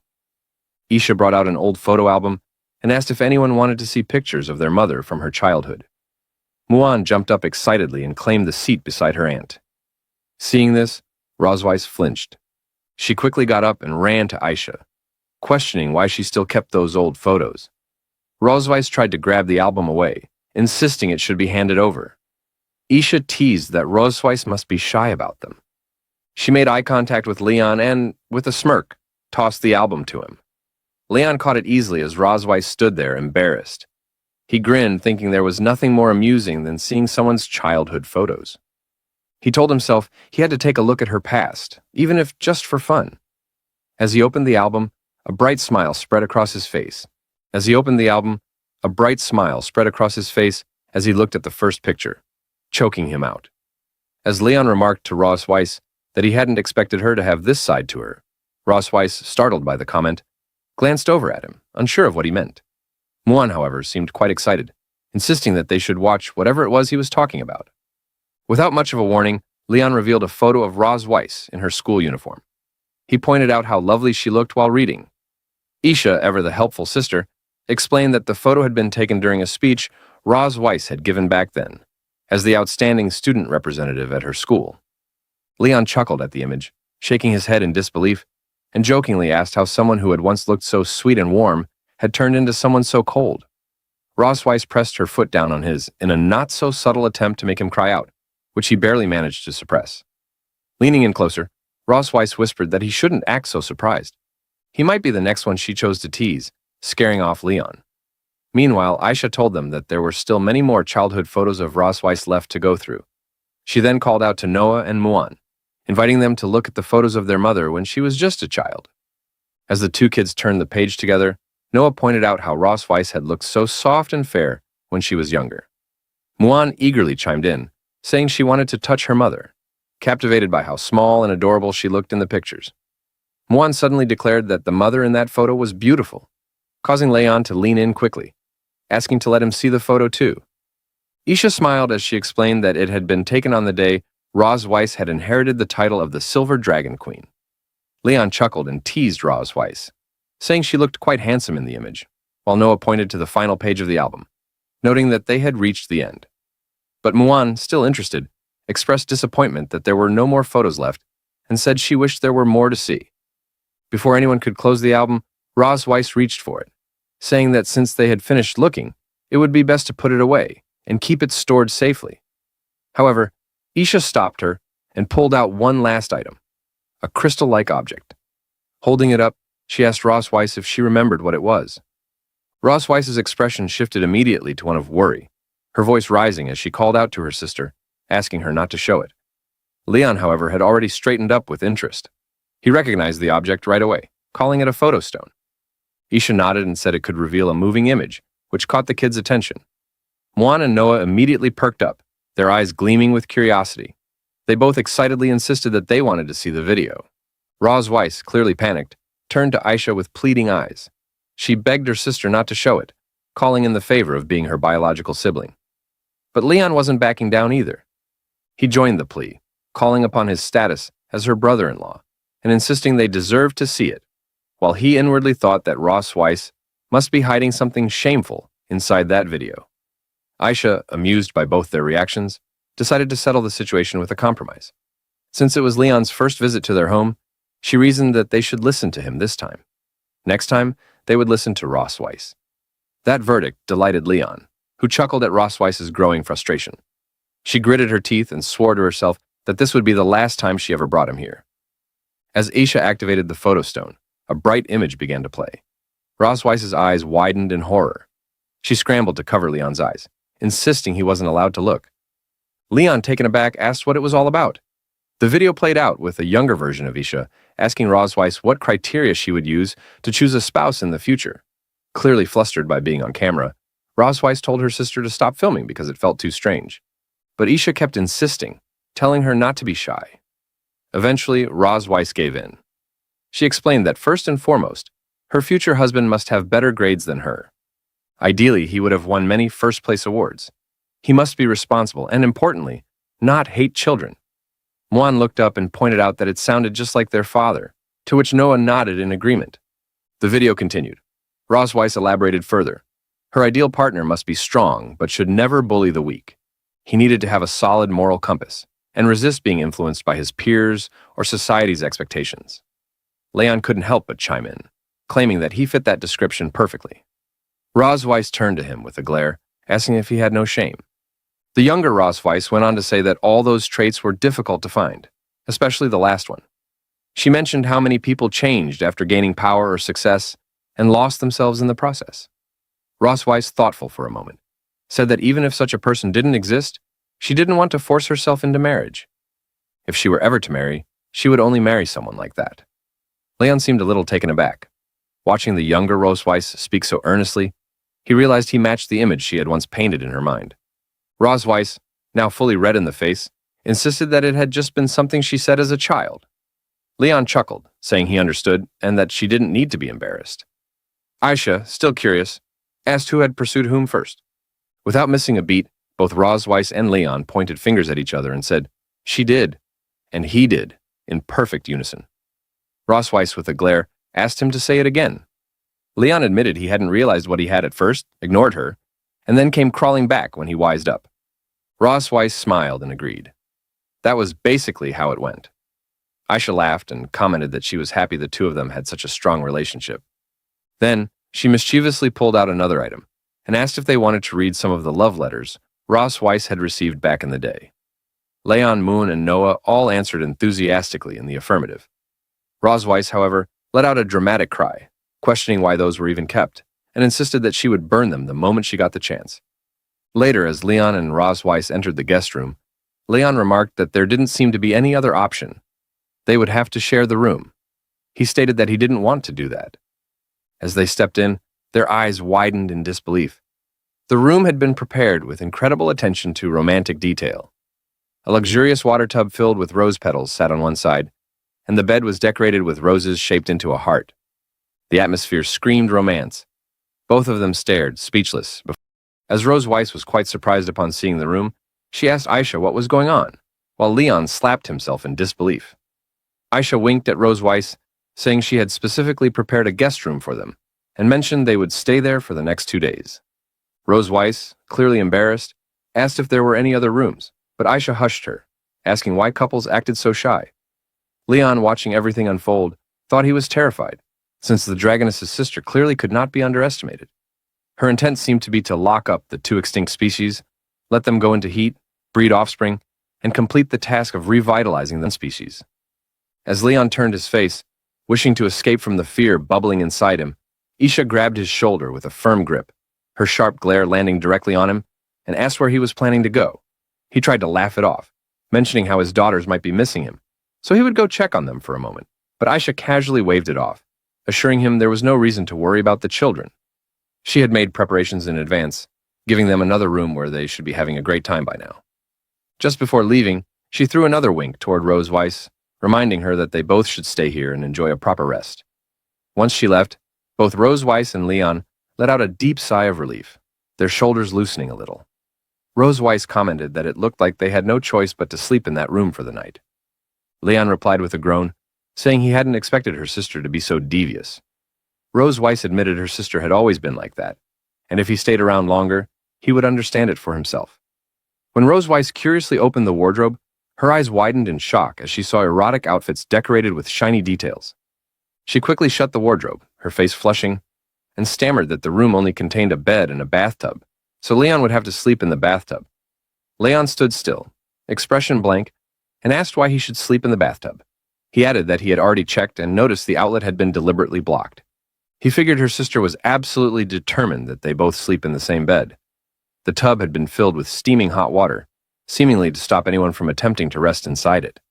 As he climbed onto the bed, he mentioned how the mattress felt a bit different compared to a regular one. Curious, he wondered if it might be a waterbed. He bounced on it joyfully, commenting on its softness, clearly enjoying the sensation, and added how elastic it felt, while Rosweiss, still embarrassed, looked at him and teased him quietly. Leon, refusing to miss the opportunity, declared he wouldn't let her enjoy such a comfortable bed all by herself. Rosweiss turned her face away and muttered that they should sleep together. Leon, taken aback, hesitated for a moment and questioned her sudden change in behavior. He asked whether she had something wicked in mind. Rosweiss, holding back a burst of frustration, raised her voice and asked if he would sleep or not. Narrowing her eyes while holding a whip in her hand, she warned him that maybe they could try out all the toys hidden inside the closet. At that moment, Leon's face turned pale, and he strongly refused, clearly frightened. Rosweiss rolled her eyes and said she would take a bath, warning him not to peek. Leon asked who would even try to peek. Not buying a single word, Rosweiss kicked him out of the room, saying she didn't trust him one bit. She told him to wait outside for a while and return later. As Leon stepped out, he whistled softly, muttering how it wasn't like he hadn't seen it before, and joked that he was simply tired of it now. Not long after, he found Isha sitting nearby, sipping wine. Aisha, spotting him, asked why he had come out and why he looked annoyed. Leon explained Rosweiss was taking a bath, and he stepped out to get some fresh air. Aisha offered him a drink, asking if he would join her. Leon nodded. She handed him a glass, saying it was the wine Rosweiss always preferred. He thanked her and took a sip. Isha leaned back slightly and shared that she and Rosweiss used to drink here sometimes and chat for hours. Leon remarked that they must have shared a close relationship. Isha nodded, adding that she had watched Rosweiss grow up and had spent the first 50 years of her life by her side. When Rosweiss left to become the Silver Dragon Queen, their conversations turned into letters. It was through those letters that they kept track of each other's lives and safety. About a year ago, Rosweiss wrote and told her she had married the low-key Dragon King and was pregnant. Aisha mentioned that even though her sister was married, her words had lacked joy. It was clear from her tone that she had been suffering. In one of the letters, she mentioned how the Dragon King was often unwell, spending long periods asleep, unable to remain at her side. Although a maid helped with daily needs, raising twins made everything twice as difficult, both during the pregnancy and after birth. Leon quietly groaned in his thoughts, imagining how Rose Weiss had been forced to bear the child of someone she had as a mortal enemy. She had no choice but to go through everything alone, with only the comfort of letters written to her sister. Those days must have felt unbearably long and full of sorrow. Aisha suddenly patted Leon's back hard and said she had once believed Rose Weiss had ended up with a lazy and useless dragon. Leon paused and asked if he really looked like that kind of dragon. Aisha observed him for a moment and answered that he didn't seem like trash, at least not from what she had seen tonight. Maybe there was more to him than she had expected. Her impression of him made her even more sure that Rose Weiss genuinely liked him. Leon, eyes wide, stood there in silence as he wondered if Rose Weiss truly had. As Leon slowly processed the possibility that Rose Weiss might actually like him, he immediately shrugged it off.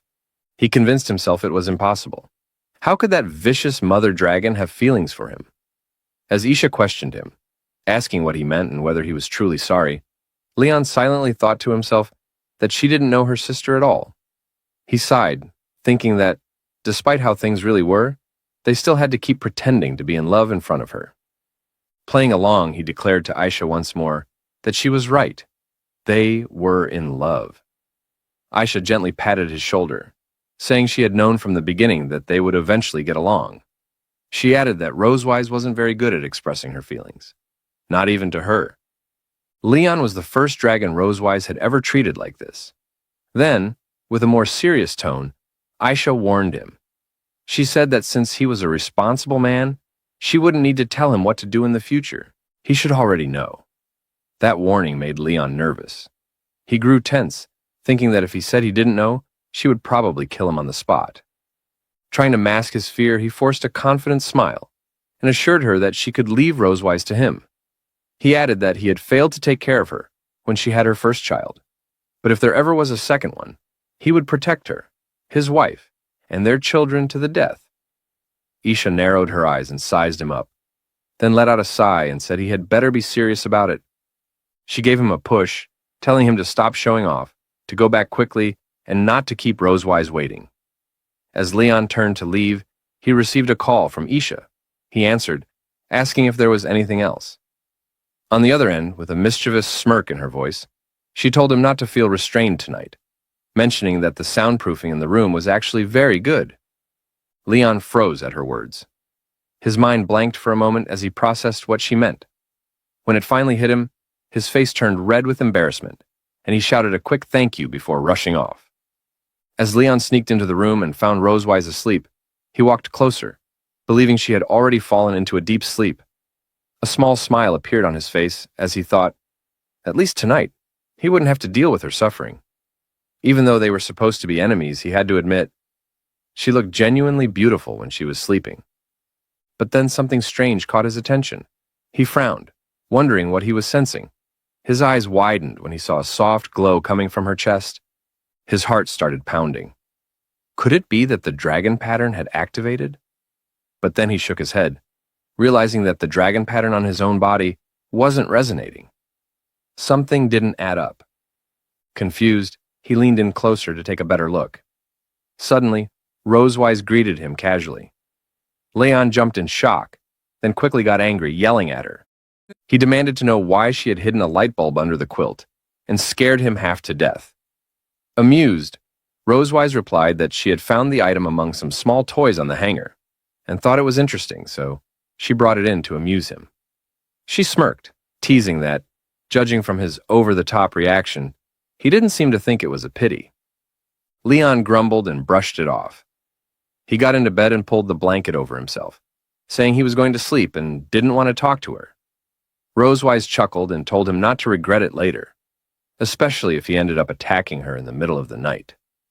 Just then, as Rose Weiss accidentally knocked against the bedside table, a spider dropped down from the ceiling and started swinging in front of her. She immediately froze, horrified, and let out a loud scream.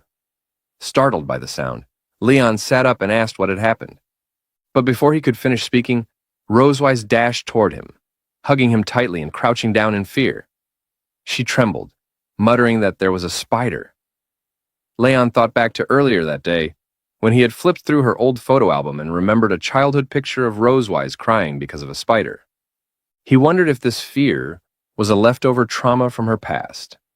Leon laughed confidently, saying it seemed even the mighty Silver Dragon Queen was scared of something.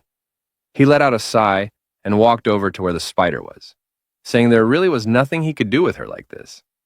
He offered to catch it for her. Rosewise, still hiding behind him, urged him to hurry up. As he reached for the spider, he suddenly felt something strange. Holding it in his hand, he paused. A thought crossed his mind. Could it be that? As Leon fully examined it and tried to pass the toy spider to Rosewise, he explained that it was just a harmless toy, and there was absolutely nothing to be afraid of. However, the moment Rosewise laid eyes on the spider up close, a scream of terror escaped her lips. Without hesitation, she surrounded herself with a defensive aura, firmly declaring that whether it was real or fake, it needed to be destroyed. Seeing her reaction, Leon quickly took the spider back and tried to calm her, assuring her that he would throw it outside. True to his word, he tossed the spider out, then turned back with a smile, announcing that the spider had been taken care of, and that it was finally time to sleep. Rosewise, still visibly shaken and utterly embarrassed by her reaction, struggled to make eye contact. Leon, on the other hand, suspected that this was another clever design orchestrated by her sister to reveal Rosewise's fearful and vulnerable side. It appeared to have worked perfectly. As Rosewise stood silently, trying to regain her composure, she quietly stated that she would sleep on the inside of the bed and suggested that he sleep on the outside, asking if that would be all right. Leon replied warmly, telling her there was no problem and that she could sleep wherever she wanted. With that, they lay down beside each other. After a moment of silence, Leon turned slightly and, in a calm tone, asked whether she was still scared. He gently suggested that if she was, she could hold his hand while sleeping. Rosewise, clearly caught off guard, scoffed in response, muttering that if he was offering, then she would go along with it. Without looking at him, she reached out and lightly held onto his pinky finger. Leon, puzzled by the gesture, questioned how he was supposed to feel safe holding just one little finger. Rosewise, visibly flustered, asked how else he was supposed to hold it. Then, as Leon tried to take her whole hand, she corrected him, called him an idiot, and showed him how to hold it properly. Eventually, they interlocked their fingers, holding each other's tightly. Rosewise turned her face to the side, feeling heat rise to her cheeks. Her thoughts spiraled as she wondered how someone could hold her hand so casually. Was she the only one who felt awkward in this moment? She tried to calm her mind, reminding herself that she was the Silver Dragon Queen and must take responsibility for her actions. It was just hand-holding, after all. There was nothing to be embarrassed about. Leon broke the silence again, curiously asking why her hands were always so cold. Rosewise replied that she was simply born with a cold body. He then asked if she was nervous, questioning why her palms were so sweaty. Rosewise, now completely red in the face, argued that it was his hands that were sweaty. Meanwhile, her thoughts drifted elsewhere. She had noticed the calluses and tiny scars on Leon's hands, marks left behind from years of holding a sword. Though rough, his hands radiated warmth. Where their interlocked fingers touched, it felt as though electricity was flowing through her skin. The sensation left her heart pounding uncontrollably. Leon suddenly brought up her earlier comment about Mates' selection criteria, asking what she truly meant by it. Rosewise brushed it off, explaining that it had just been a joke from over 100 years ago and not to take it seriously. When he asked what her current standards were, she stated flatly that she had none. With the conversation tapering off, they both tried to fall asleep, though neither one succeeded. Leon lay in silence, screaming internally, unable to fall asleep. He opened one eye slightly, trying to see whether Rosewise had already dozed off. As his thoughts raced, he repeatedly shifted his pinky ever so slightly, wondering if it would be all right to move his hand a little more. Slowly, he began to move his fingers.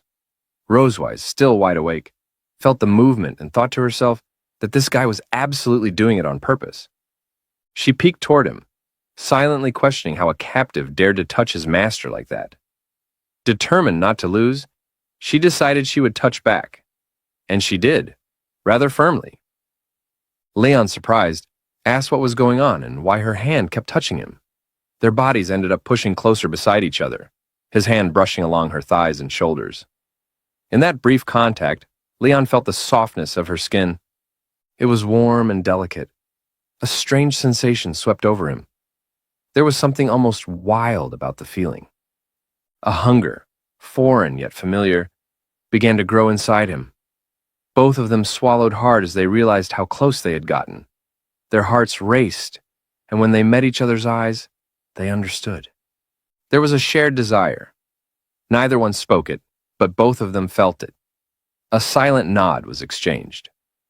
Without saying a word, Leon pulled the blanket over them and leaned in closer.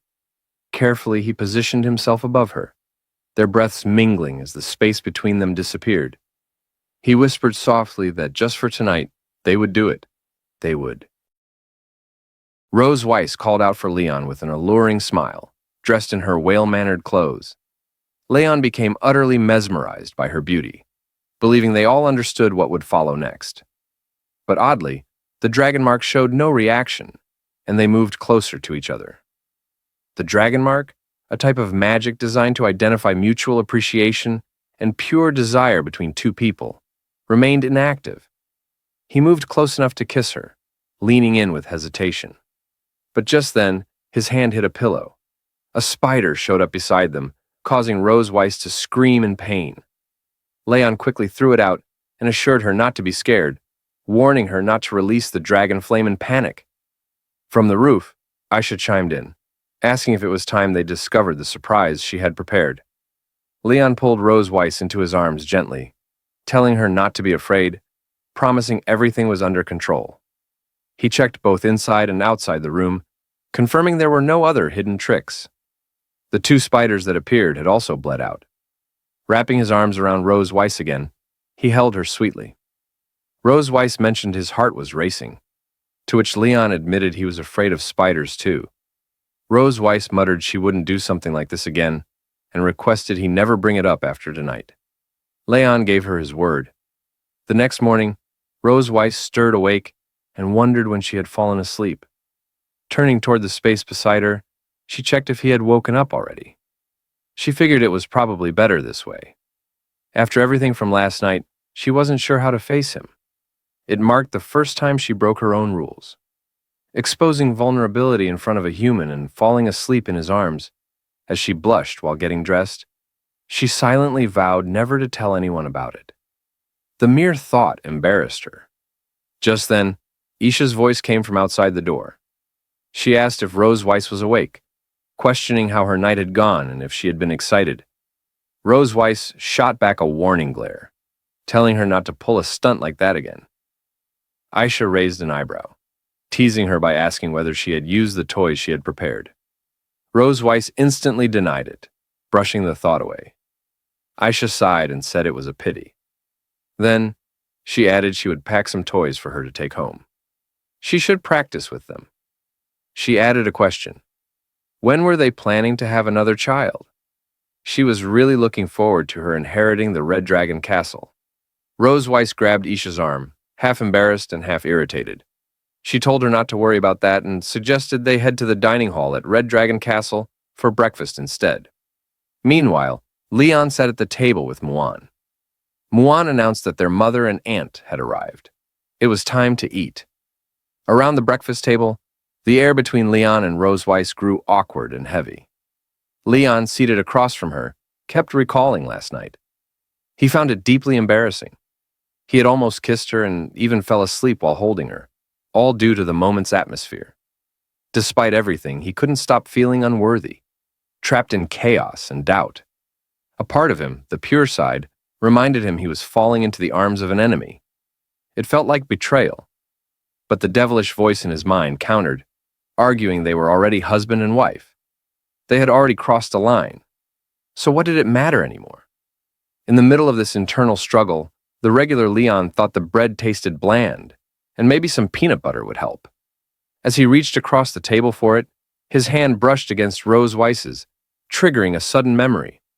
As their hands brushed together on the dining table, both Leon and Rose Weiss quickly pulled away in awkward silence. They averted their eyes, muttering they could manage breakfast on their own. The moment lingered in the air, full of unspoken tension. Isha, ever observant and sharp with her tongue, raised an eyebrow and asked if the dining hall felt unusually warm. Why were both of them blushing? Rose Weiss scoffed, agreeing it was quite hot, while Leon nodded along. Adding a stiff, "That's right," Isha leaned closer, mischief in her eyes. She asked whether they wanted to return to their room for a shower. In sync, Rose Weiss and Leon raised their voices in protest, denying any such need. Isha chuckled and leaned back, stating that no matter how many times she teased them, their reactions never failed to amuse her. Turning her attention elsewhere, Isha called out to Little Rose, asking if she had some friction with the Duke of the Red Flame Dragon clan a few days ago. Rose Weiss answered instead, explaining that his son had led a group to bully Noi, but ended up getting beaten.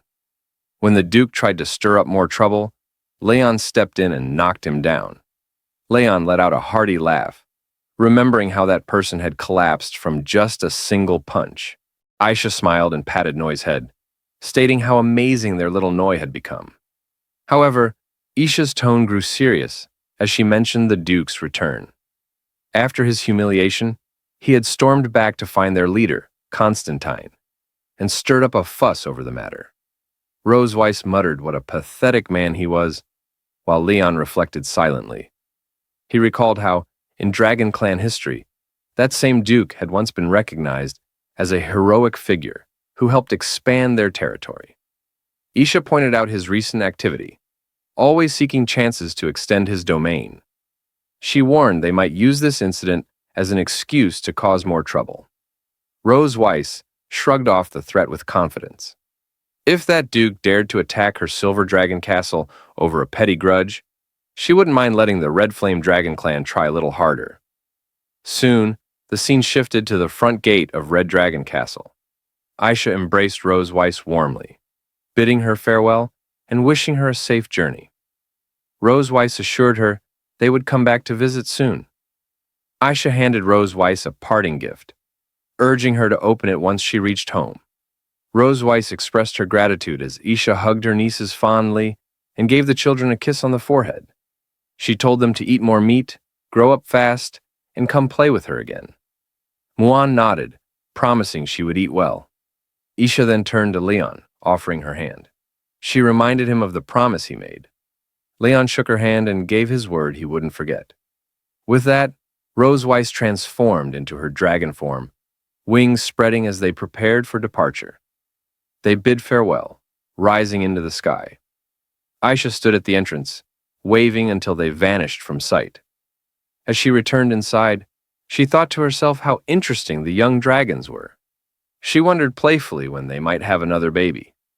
Upon opening the door, a spider dropped from above and landed right in front of her. Aisha narrowed her eyes and chuckled, thinking the boy must be eager to protect his wife.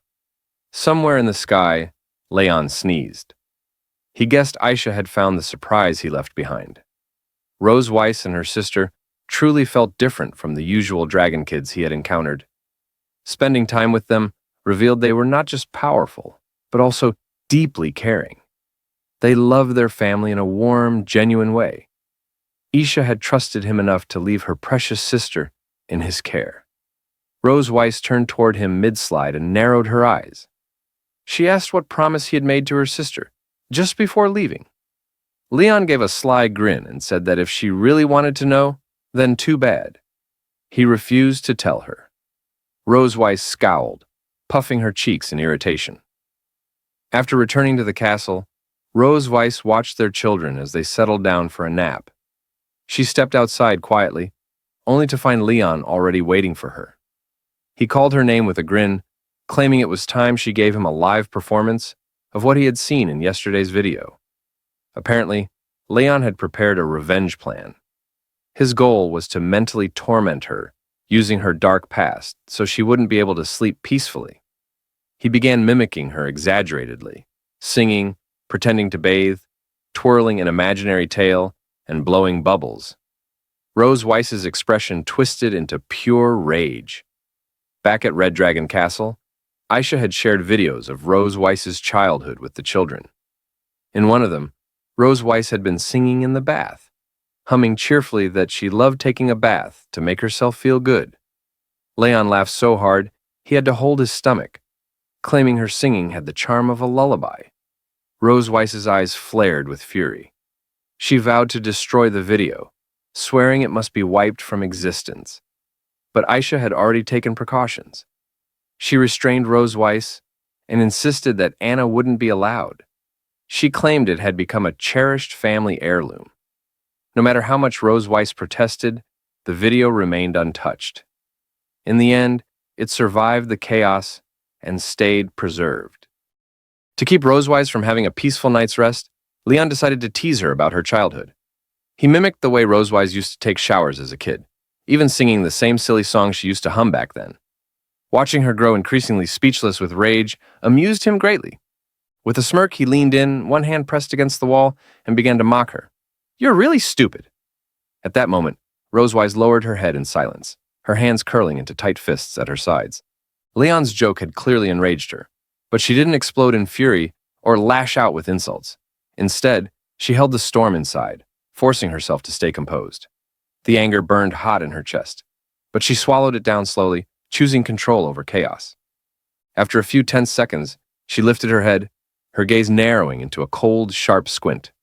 Her voice, though calm, carried a dangerous edge as she spoke to Leon, each word dripping with restrained fury. "It seems like you're quite bored, Leon." Then, without warning, Rose Weiss placed a firm hand on Leon's shoulder and slammed him against the wall. The sheer strength behind the motion stunned him. He didn't even have time to react before his back hit the cold stone surface. Her brows were tightly furrowed and her piercing gaze locked onto his face, radiating fury. The pressure of her grip began to intensify, her hands steadily tightening on his shoulder like a warning. From her reaction alone, it was clear Rose Weiss was furious, and the consequences of provoking her were no small matter. Leon's expression shifted. His brows dipped slightly. His mouth opened as if to speak, but no words came out. A cold sweat formed on his face. He was clearly rattled. One glance at her eyes told him he'd made a serious mistake. For now, he didn't dare move a muscle. "Should we continue doing what we didn't do last night?" To Leon, Rose Weiss looked like the embodiment of wrath itself. Her eyes seemed to glow with a fierce red glint, and her usually elegant silver hair now hung in wild, disheveled strands around her face. She clenched her left fist tightly with her right hand, producing a low, ominous sound that sent a chill down his spine. Every twitch of her fingers screamed one thing. She was aching to deliver a hard, satisfying punch straight to his face. At that moment, Leon realized with dreadful clarity that his joke had gone far beyond the line. The atmosphere was thick with tension, and the look on her face left no room for doubt. He was in serious trouble. He stared at her wide-eyed and silently muttered to himself, "She-Dragon is angry. I'd better run away first." Noticing that Rose Weiss was still seething and momentarily distracted by her own fury, Leon seized the opportunity. Without hesitation, he turned on his heel and darted away, slipping out of her reach and making a beeline for his room. It took a second for Rose Weiss to register what had happened, but once she did, her expression darkened even further. Realizing that Leon had fled, she stormed after him, her footsteps quick and heavy. She stopped just outside his door, her voice rising with anger as she shouted after him, "Stop!" Leon sprinted toward his room's door, throwing it open and rushing inside. Just as he reached out to close it, a sudden hand shot into the doorway, stopping the door from shutting. Startled, he barely had time to react. He hadn't expected Rose Weiss to follow him so quietly and run so fast. Her grip on the door was iron tight, preventing it from closing any further. Then, from somewhere behind the door, a deep, almost sinister burst of laughter echoed through the room. Leon's heart raced as Rose Weiss slowly pushed the door open wider, peering through the narrow gap at him, standing defenseless inside. A cruel smile curled at the corners of her lips as she fixed him with a cold, heavy gaze and spoke in a low, threatening tone. "I'll give you 10 minutes. After you take a shower, come to my room. Tonight, Miss Melky will teach you what happens if you provoke me with dark history." Rose Weiss frowned deeply, her gaze sharp and unwavering as she stared intently at Leon, delivering her command with unmistakable authority. The weight of her presence pressed down on him. The unique, commanding aura, befitting a queen, radiated from Rosewise, filling the room with oppressive intensity. Leon felt utterly helpless. A cold premonition settled in his chest. If he obeyed her order, he knew he would face the same painful ordeal as before. Yet if he refused, the punishment could be even harsher. Before he could gather the courage to respond, Rosewise slammed the door shut with a force that echoed down the entire corridor. The heavy sound lingered in the air long after she had hurried away, her footsteps fading into the distance. Leaning against the closed door, Leon stood frozen, speechless. After a long moment, he closed his eyes and brought his hand up to his mouth, slapping it lightly several times in frustration. Bitter curses escaped his lips as he scolded himself for the trouble his careless joke had caused. Why does my mouth have to be so annoying? At last, Leon fully grasped the consequences of his careless joke. It had landed him in serious trouble. Stopping his frustrated self-smacks, he lifted his head and vividly recalled the furious expression on Rosewise's face the moment she heard his words. The memory sent a chill down his spine. Suddenly, a spark of an idea flickered in his mind.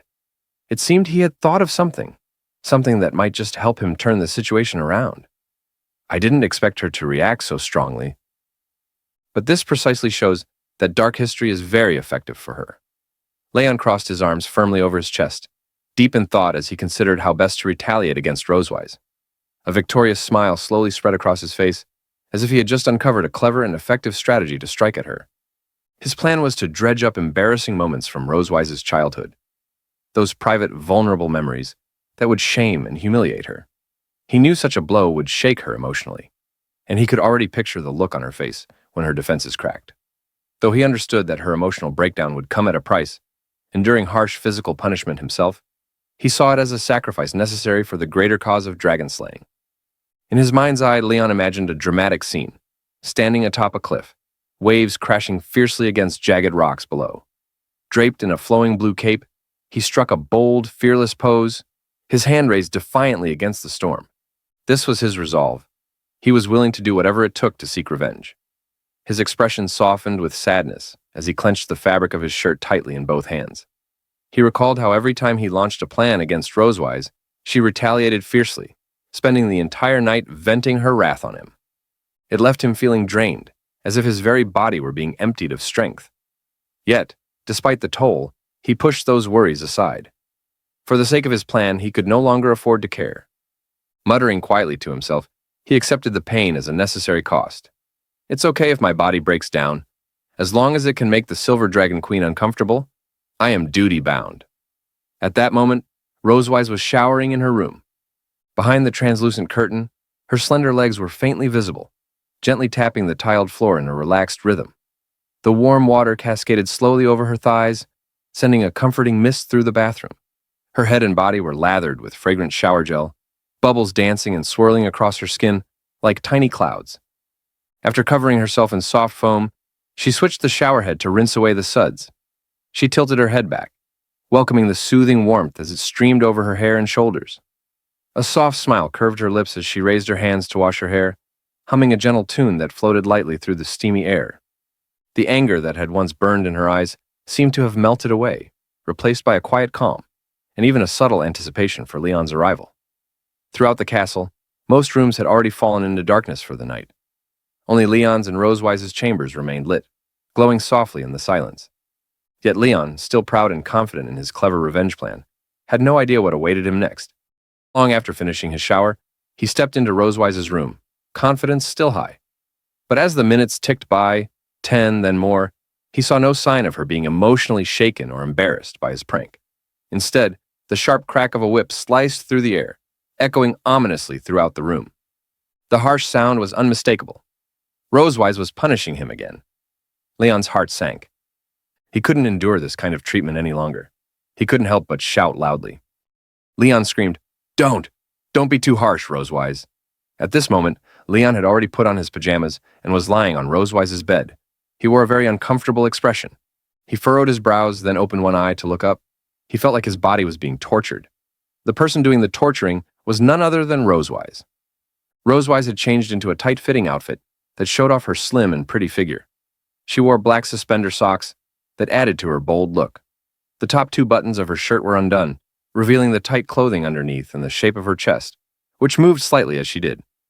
She wore round, red-framed glasses that gave her a smart but playful look. In one hand, she held a leather whip and gently played with its tip using the other hand.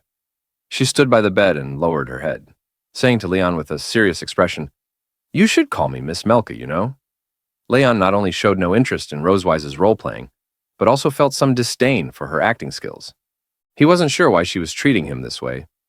Rosewise dressed like this seemed very strange to him. He crossed his arms on his chest, looked at her with a contemptuous expression, and evaluated her.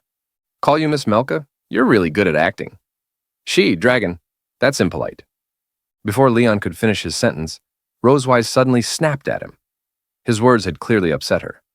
Without hesitation, she swung her whip and gave him a firm strike. It was her way of punishing him for saying something she didn't like. Leon shouted loudly. The whip hit Leon's arm, making him feel the pain again. He closed his eyes tightly, opened his mouth, and rolled toward the other side of the bed. Then, Rosewise climbed onto the bed and knelt next to Leon. She placed the whip under his chin, making him lift his head to look at her. With a playful tap of the whip against his chin like teasing a puppy, she smiled. Standing tall and proud like a queen, she looked down at him and addressed what he had just said. "You called the wrong name again. It seems that you haven't fully understood your current situation, Leon." Leon looked uneasy. He didn't dare to speak freely for now. If he argued again, she might whip him once more. He had no choice but to keep his head up and meet Rosewise's gaze, which made him feel even more awkward. She hadn't used her full strength with the whip, but what confused him most was why she was acting this way toward him. He silently thought to himself, "This whip doesn't hurt much on the body, but it feels so awkward." Leon remembered that tonight he had imitated what Rosewise did when she was a child. This joke had made her very angry. At this moment, it seemed that Rosewise was also using a similar method to make him feel ashamed. He seemed to understand her intention. "I understand. She wants to make me feel ashamed through this role-playing game." Rosewise was acting like a strict teacher, while Leon played the role of a student who made mistakes and didn't listen. In his imagination, she wore a tight uniform and pushed up her glasses with one hand. She gave him a soft smile and slowly leaned down to look at him. Her chest moved slightly with each motion. The way she treated him felt just like a teacher, punishing a misbehaving student. If I want to finish tonight's game as soon as possible, I must fully cooperate with Rosewise. Seeing that Leon didn't speak again, Rosewise got out of bed. She thought he was reflecting on his behavior. She lightly tapped her palm with the whip while looking at him with serious eyes and asked, "Do you know where you went wrong?" At that moment, Leon pushed himself up on the bed with both hands and slowly sat up. Wanting to finish this awkward roleplay quickly, he gritted his teeth and went along with it. Thinking about the words he had to say made him feel shy, and his face slowly turned red. He looked away, not wanting Rosewise to see, and whispered, "I'm sorry, Miss Melka. I will definitely study hard in the future, listen to you, and not make mistakes again." Upon hearing Leon's answer, Rosewise smiled with satisfaction. She took off her glasses and looked at Leon, telling him the next step of her plan. "All right, are you ready to submit your homework?" At that moment, Leon was stunned. He wasn't sure what Rosewise meant by what she said. He stared at her blankly and blinked his eyes, asking her in a puzzled tone, "Homework? What is that?" Regarding Leon's reaction, Rosewise's face showed an unhappy expression. She felt displeased that Leon didn't realize what she meant. She raised an eyebrow and said in a serious tone, "Don't you even know what homework is?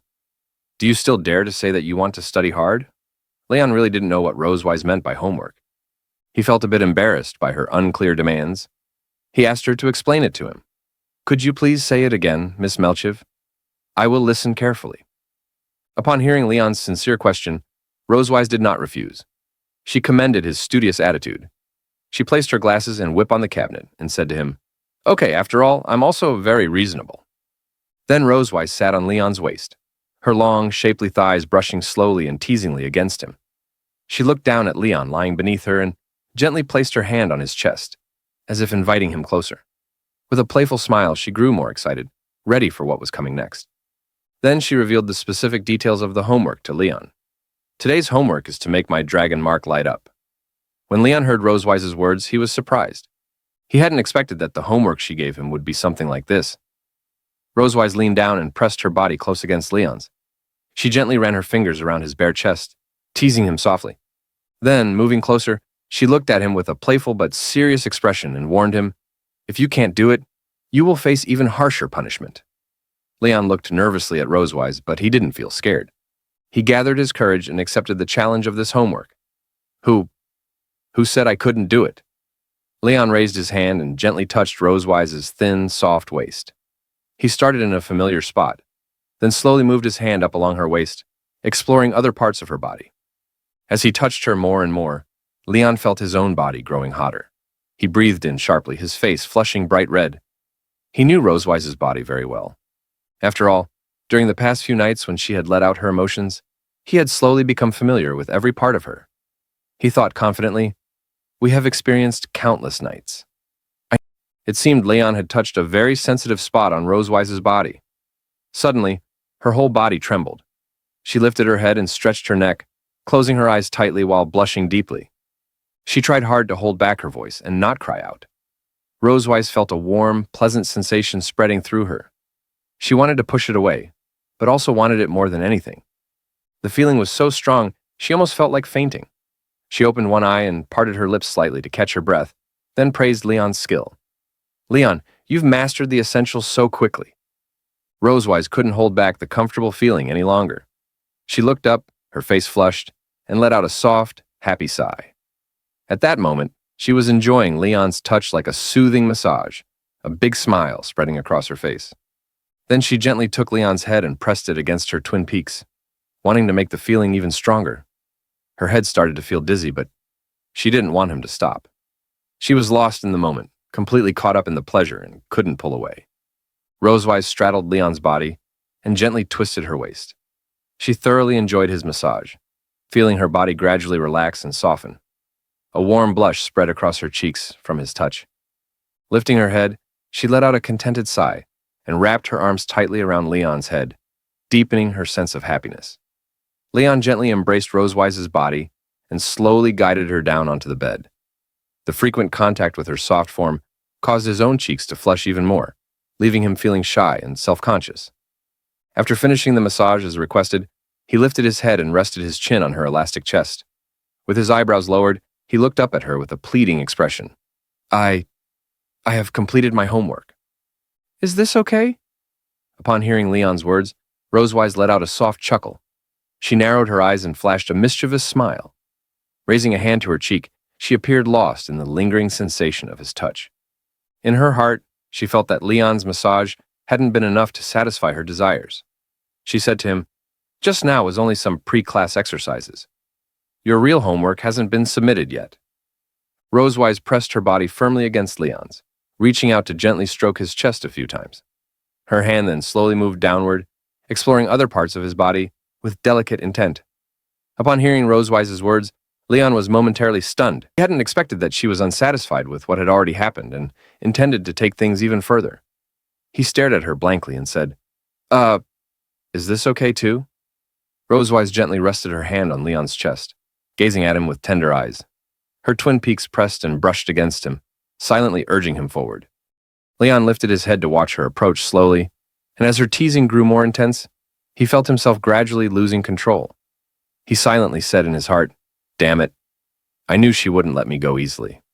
He found himself more and more drawn to her and the atmosphere they created. At that moment, a sentence flashed through his mind.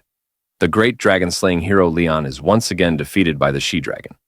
In such an ambiguous atmosphere, a dragon mark slowly appeared on Leon's chest. It kept flashing with purple light, as if reflecting Leon's current mood.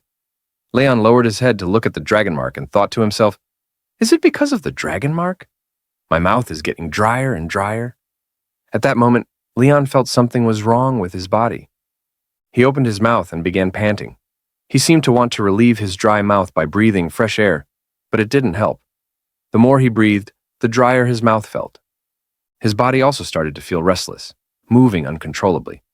This physical reaction stirred his desire, making Leon increasingly eager to be close to Rosewise. He sat up from the bed and slowly lunged toward her. Rosewise did not reject his advance. On the contrary, she reached out her hands and gently cradled his head, guiding him back onto the bed.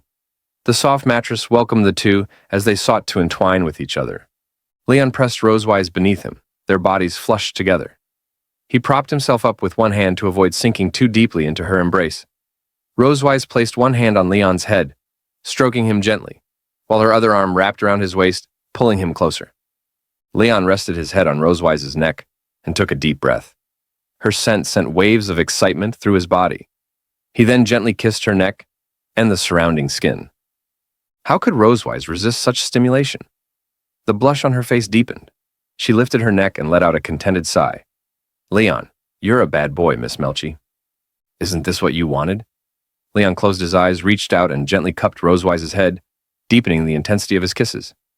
Rosewise could clearly hear the sound of his kisses in her ears, which made her body grow increasingly excited. She couldn't resist Leon's advances. It felt as if her body was slipping beyond her control. Closing her eyes, she surrendered to the wave of excitement spreading through her. She twisted her body slightly, feeling the rising heat between them. Her curves trembled gently with the movement. She urged Leon to quicken his pace, hoping to prolong the pleasurable sensation. That's right, hurry up. Leon didn't answer her. He pressed tightly against her body, reducing the distance between them to nothing. He tightly grasped her hand, interlacing his fingers with hers. Rosewise's body felt soft and comfortable, as if it were about to melt into the bed.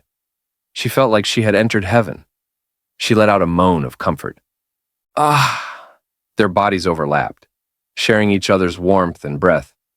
After being carried by Rosewise for a while, Leon finally managed to rest. At that moment, his body felt utterly exhausted. He leaned back against the bed, closed his eyes, and let out a slow sigh. Silently, he stared at the ceiling, lost in thought. His clothes had been tossed onto the floor. Rosewise lay beside him with her eyes closed, resting.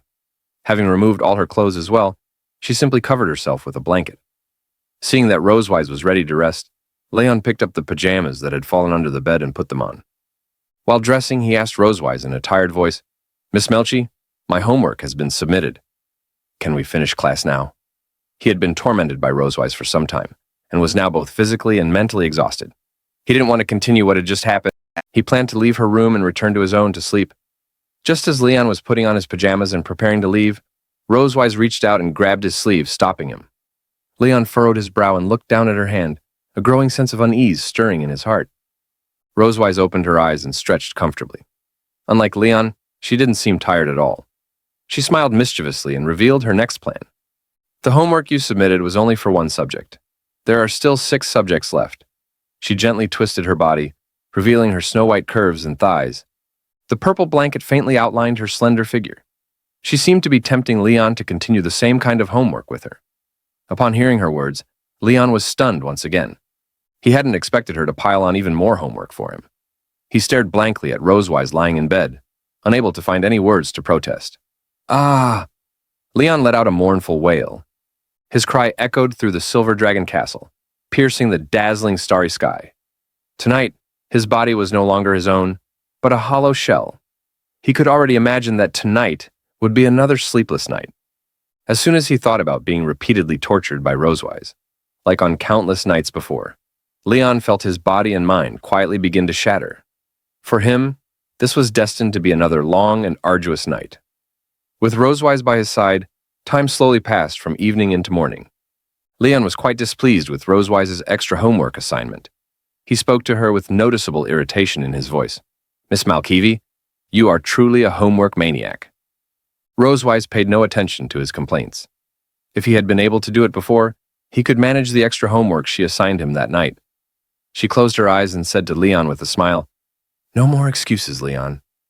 Pull yourself together and get ready to pull an all-nighter on this homework. Outside the Silver Dragon Castle, the sun gradually rose and illuminated the dim sky. After a night of Leon taking her seriously, Rosewise felt that her body and mind had been thoroughly purified. Her previously negative emotions had been completely washed away. Her skin had become much whiter than before and even more elastic. She closed her eyes and gave a satisfied smile. Crossing her hands in front of her chest, she walked to the gate of Silver Dragon Castle in a very good mood. Her mental state had improved significantly compared to the night before, and even her temperament seemed somewhat different. She appeared to be very satisfied with the homework and additional services submitted to her by Leon. However, Leon, walking beside her, stood in stark contrast. He had dark circles under his eyes and no trace of a smile on his face. Although he walked in front, his steps were unsteady, as if he might collapse at any moment. It was clear his mental state was in very poor shape. Dragging his exhausted body, Leon finally reached the gate of the Silver Dragon Castle. Noah and Muan looked up and saw Leon in a very poor mental state. They were very curious about this. Noah asked in confusion, "Why do you look like you haven't slept all night?" At that moment, Muan found Leon's appearance very interesting. She raised her hand, pointed at Leon's dark circles, and laughed heartily. "Ah, Dad's dark circles are really dark because he couldn't rest well all night." Leon felt his head spin, but he could still hear what Noah and Muan were saying clearly. Upon hearing Muan's words, he calmly pointed to the dark circles under his eyes and explained to them, "I stayed up too late doing homework." Leon was already an adult and didn't have to go to school, so there shouldn't be anyone assigning him homework. Muan was a bit confused by Leon's answer. She raised her hand and tapped her chin, then lifted her head and pondered for a moment. Do adults also have homework? In order to prevent Noah and Muan from knowing what had really happened last night, Rosewise came up with another explanation. She said to them with a smile, "Children have homework for children. Of course, adults also have homework for adults." Noah and Muan lifted their heads together and looked at Rosewise, momentarily speechless. They still didn't quite understand what she was saying. After exchanging a glance, they both fell into deep thought. Just then, Muan seemed to have an idea. She perked up, raised her hand excitedly, and shared her thoughts. Muan had discovered a curious pattern. Whenever Mom was in good condition, Dad would become very weak. And whenever Dad was doing well, Mom would suddenly become very weak. Am I right? While explaining to Leon and Rosewise, Muan excitedly pointed at them with her finger. Leon and Rosewise were both surprised by her discovery. They hadn't expected Muan to figure out their physical condition based on their mental state. Leon, impressed by her sharp observation skills, reached out and gently patted Muan's head, offering her a faint smile. He said to Muan, "Good girl, you're so clever." Although Leon and Rosewise hadn't told Muan what had happened between them, Leon couldn't help but admire her keen observation. Silently, he thought to himself, she easily saw through the truth that ordinary people couldn't discover. Upon hearing Leon's praise, Muan was overjoyed. She looked up at him with a bright smile, her tail wagging excitedly. Standing behind her, Leon took a protective stance, raising his hand and gazing ahead with determination in his eyes. If anyone says you're only cute in the future, Dad will be the first to fight with him. Muan stood proudly in front of Leon, hands on her hips, wearing a cheerful expression. She looked ahead with determination, mirroring Leon's gaze. Just then, Noah heard a sound coming from the sky. She tilted her head upward, eyes fixed on a distant point. "It's here," she said. It was Leviathan, the school bus that came to take her to school. With massive wings beating steadily, it flew toward them, letting out a cry as if to announce its arrival at the castle gate. Moments later, Leviathan hovered above them, waiting for Noah to board. Seeing it approach, Noah turned around, grasped one strap of her backpack, and waved with her free hand. With calm composure, she bid farewell to Rosewise and Muan. "Goodbye, Mom. Goodbye, Muan." Rosewise nodded, indicating that Noah could leave. She gently held Muan's hand with one hand and waved her other hand toward Noah. She smiled and said goodbye to her. "Take care on your way." Although Muan couldn't bear to see Noah leave, she still waved happily at her and hoped she could come home soon. "Noah, come back quickly and play with Muan. When you're not around, Muan will miss you." Although Leon was still a bit dazed, he also showed a faint smile and encouraged her. "Study hard. See you next weekend." Upon hearing what Leon said to her, Noah felt a bit shy. She still didn't dare take the initiative to say goodbye to Leon. However, she turned around to face him and nodded, which could be considered as accepting Leon's encouragement. "I'm leaving." With those words, Leviathan unleashed a burst of blue magical energy toward the ground. The light swirled around Noah, gently lifting her off her feet. In a smooth motion, the great creature carried her into the carriage on its back. Once she was safely aboard, Leviathan beat its massive wings, turned midair, and soared into the distance. There were still more students to collect before the school day began. Leon and Rosewise watched silently, heads tilted upward as the dragon-like beast faded into the sky. Wanting Muan to see it clearly, Leon picked her up in his arms. She waved enthusiastically and called out, "Goodbye, Noah! Goodbye, big dragon!"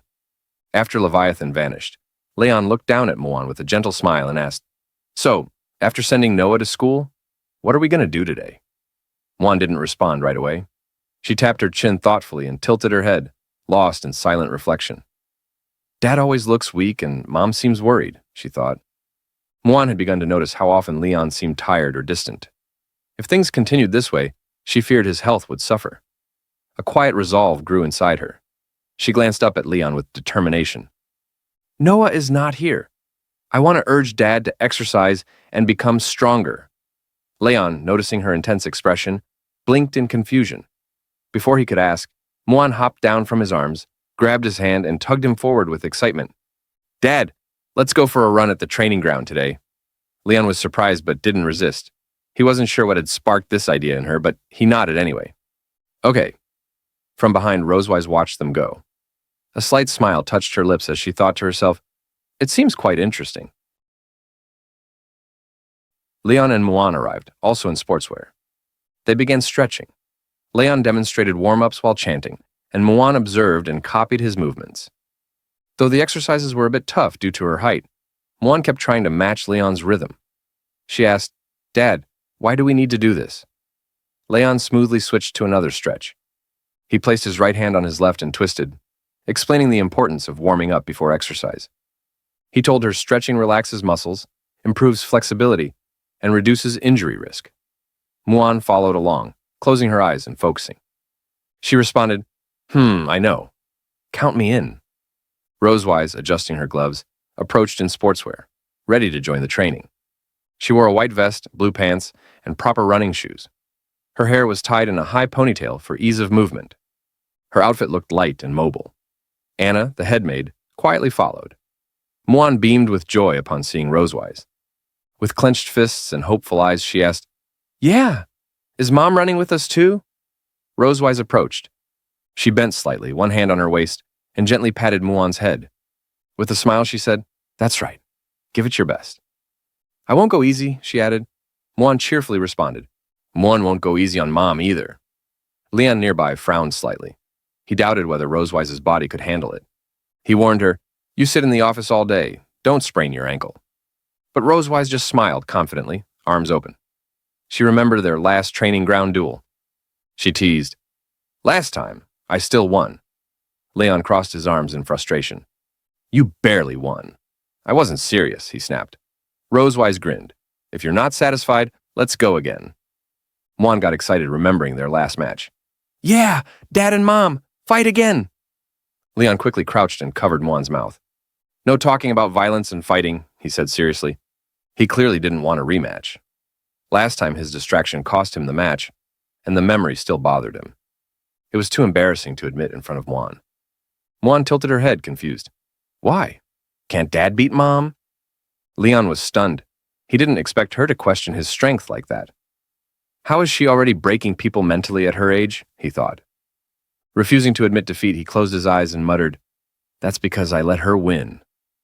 Rosewise drew a starting line in the sand with her tail.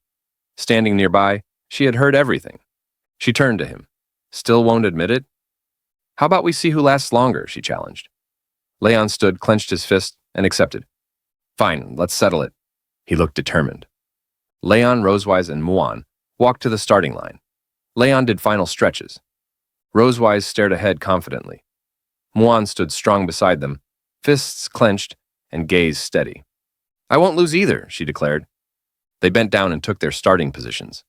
Anna raised her hand and called out, Ready! Go! They launched forward immediately.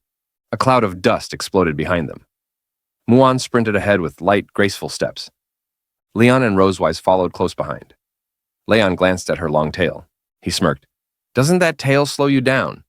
But Rosewise ran effortlessly and calmly. It helps me balance.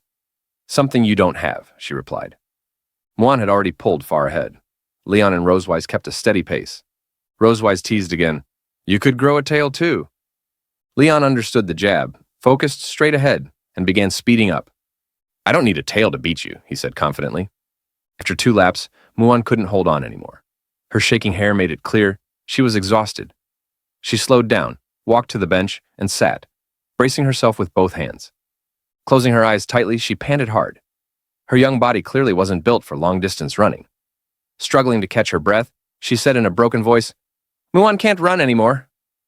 Anna walked over and knelt beside her, handing over a bottle of pineapple juice she had prepared in advance.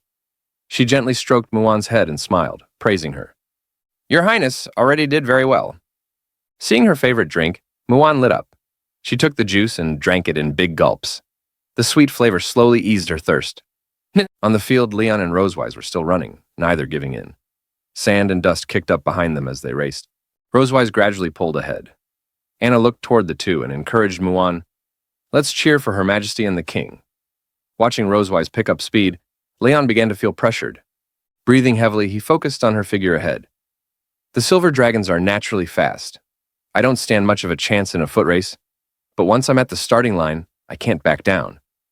Suddenly, Leon pushed harder and started closing the distance. I'm a dragon slayer. I can't lose like this.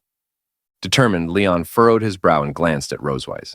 He couldn't lose again, not like last time. With a loud shout, he rammed into her, refusing to fall behind. A dragon slayer never gives up until death. Rosewise wasn't backing down either. She bumped him back, and they raced at full speed, pushing one another to go faster. Neither wanted to be outdone. The sun began to set, casting golden light across the training ground, as if watching the duel unfold. 20 minutes later, the race ended. Leon collapsed, arms spread, lying flat on the ground. He couldn't even speak, gasping for breath, drained of all strength. He had given it his all just to beat Rosewise. She approached him, still looking energetic. Smiling as she looked down at him, she bent slightly. "So? Do you concede?" Leon refused to admit defeat. Still gasping, he muttered, "No, no." Rosewise giggled. "No? Then do you want to get up and keep running?" She tucked a lock of hair behind her ear, her figure swaying slightly. Leon's pathetic state amused her. Just moments ago, he was full of bravado. Now he couldn't even get off the ground. Rosewise had clearly won. Leon, covered in sweat, frowned at her words. He wasn't willing to believe this was all he was capable of. Still panting, he wiped his face. "Give me 2 days," he said, "and I'll beat you." Rosewise squatted down, resting her chin on her hand as she studied him with interest. "With a human body like yours? I don't think even 2 years is enough." She wagged her tail in amusement. Leon's frustration boiled over. He glared. "Who says I can't do it?" Rosewise stepped closer and playfully poked his face with her tail. Leon scowled but lacked the energy to react. Grinning mischievously, she said, "So, Mr. Leon, our defeated challenger, can you perform now?" She added teasingly, "I love bath time. It keeps me fine." Leon was stunned, speechless. She still remembered his joke from that night. This race was clearly her payback for that joke and the homework session she had put him through. Pushing himself up, Leon glared at her. "If you keep holding grudges like this, one day it's going to backfire." Rosewise walked away, her back to him. She was clearly pleased with her victory. "Thanks, I'm good at holding grudges," she said with a smile. She waved to Muan. "Come on, sweetie, Dad's too weak. I'll do the rest of the training with you." Muan lit up. "Yeah, Mom, wait for me." She sprinted over to Rosewise, thrilled she'd join her. Rosewise took her hand and led her to the other side of the training field. Muan suddenly remembered something. She turned back with a happy grin and called out, "Dad, your body's too weak. You need to exercise more." Leon froze. Speechless, he stood in place, Muan's words cutting deep. "Even she thinks I'm weak?" His image in front of Muan shattered. He clenched his fists in frustration. With a loud shout, he called after them, "Fortune ebbs and flows! Don't underestimate your dad's body." Rosewise held Muan's hand and walked forward, chatting and smiling. Muan looked up at her mother, excitedly talking about their next plans. Neither of them seemed to hear, or pretended not to hear, Leon's desperate cry behind them. It was now dinner time. After the competition, Leon, Rosewise, and Muan returned to Silver Dragon Castle. They changed into fresh clothes and headed to the dining room. The table was filled with dishes, steak, broth, small desserts, all looking so delicious they made one drool.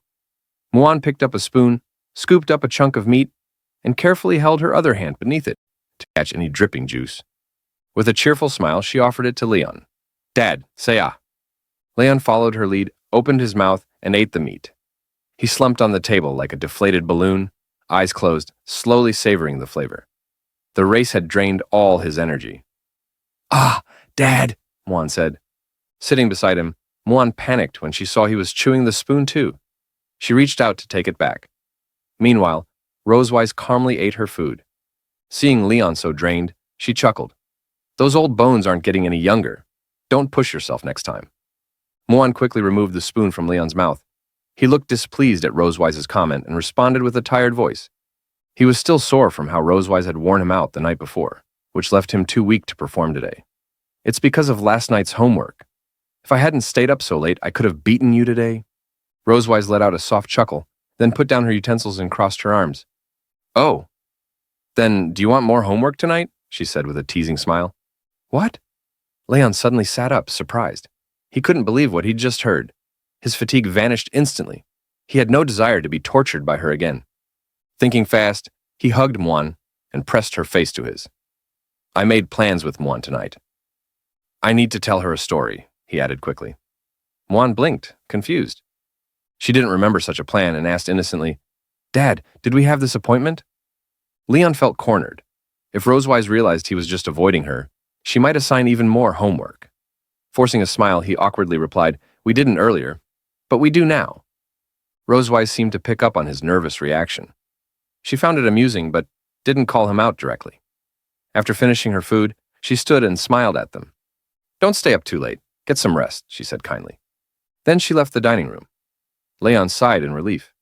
Thankfully, she didn't insist on dragging him to her room. He gently patted his chest to calm down. At least tonight, he wouldn't be as exhausted as before. Muan didn't understand what just happened between them, but she looked at Rosewise's back with a bright smile. I know, Mom, she replied. Meanwhile, Rosewise was walking through the hallway.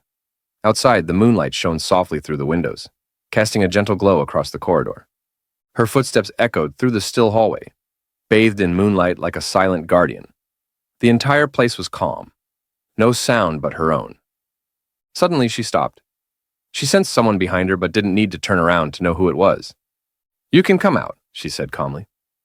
A black figure leapt in through the castle window, landing in the shadows. It was Sherry, who had been investigating the whereabouts of Leon's master. She now wore clothes suited for sneaking into human territory. She placed one hand over her chest and the other behind her back, then bowed slightly. Your Majesty, she greeted. Rosewise turned to face her. Any news? Expressionless, Sherry began her report. She had found the former residence of Tiger Lawrence and his wife, but they had moved out over a year ago and left the Empire. Before leaving, they donated their possessions to an orphanage and gave their livestock to neighbors. Except for, she paused. Rosewise's expression shifted with interest. Except for a donkey, Sherry finished seriously. She hadn't expected that to be the only thing left behind. She recalled what the neighbors had told her. The couple had treasured that donkey and took it with them when they left. Rosewise remembered Leon mentioning a story involving a donkey. She silently wondered to herself, is it the same donkey Leon talked about? After a moment of thought, she looked at Sherry. Keep tracking Tiger's whereabouts. If there's any news, report back. Sherry nodded, acknowledging the order. Understood. She bowed once more and vanished from sight. Rosewise turned and looked up toward the window, lost in thought. There was still something she couldn't quite figure out. The moonlight reflected on Rosewise's puzzled expression. Though she had learned that Leon's master had left home, the reasons behind it were unclear. Still, there had to be something important that caused him to leave his original residence. She gazed out the window at the moonlit sky, lost in thought. Why would Leon's master leave the Empire? A few days later, the weekend arrived. The weather was bright and sunny, and sunlight bathed Silver Dragon Castle like a golden scarf draped over its towers. Under such pleasant weather, Noah returned home from school in high spirits. But soon, a surprised voice echoed through the castle. What? A family sports meet? Leon and Rosewise sat on the sofa, both raising their eyebrows in unison as they repeated the words. They looked at Noah, surprised. Noah nodded calmly. Standing in front of them, she repeated, Yes, the Academy will hold a family sports meet next week. Rosewise leaned back, resting her chin on her hand as she looked up thoughtfully. A family sports meet. I joined one when I was studying at St. Hiss Academy, but back then, parents weren't required to attend. Noah looked at her and added, They said it's a new kind of event they're trying out. Meanwhile, Muwan was sitting nearby, happily munching on snacks. Her eyes lit up when she heard that Rosewise had once joined a sports meet. Still chewing, she looked up and asked curiously, What was Mom's ranking back then? Thinking back, Rosewise couldn't help but feel a little pride. She leaned forward slightly and gave a confident smile, covering part of her face with one hand, while lifting her index finger with the other. Of course, First place. Muon's eyes widened in amazement. Wow, Mom is amazing. She quickly turned to Leon. What about Dad? Leon, arms folded across his chest, stayed calm. I didn't have a ranking. Muon blinked, confused. Why? But you're super strong. Leon closed his eyes and smirked. Because my score was always much higher than second place. The Academy suspected I was cheating and didn't include my results in the rankings. Still confused, Muon asked innocently, Did Dad cheat? Leon didn't respond right away. He walked up to her and gently flicked her forehead. Ah, Muon leaned back, startled. Leon frowned slightly, a bit irritated by the implication. Of course not. He placed his hands on his waist and explained, Later, the Academy secretly gave me a medal. I melted it and turned it into a gold bracelet for your grandmother. Muon, now covering her forehead, looked a little pitiful. But after hearing the explanation, she nodded in understanding. Rosewise was surprised. You? Melting a medal? You've always cared about honor and championships. Leon shrugged, opening his hands casually.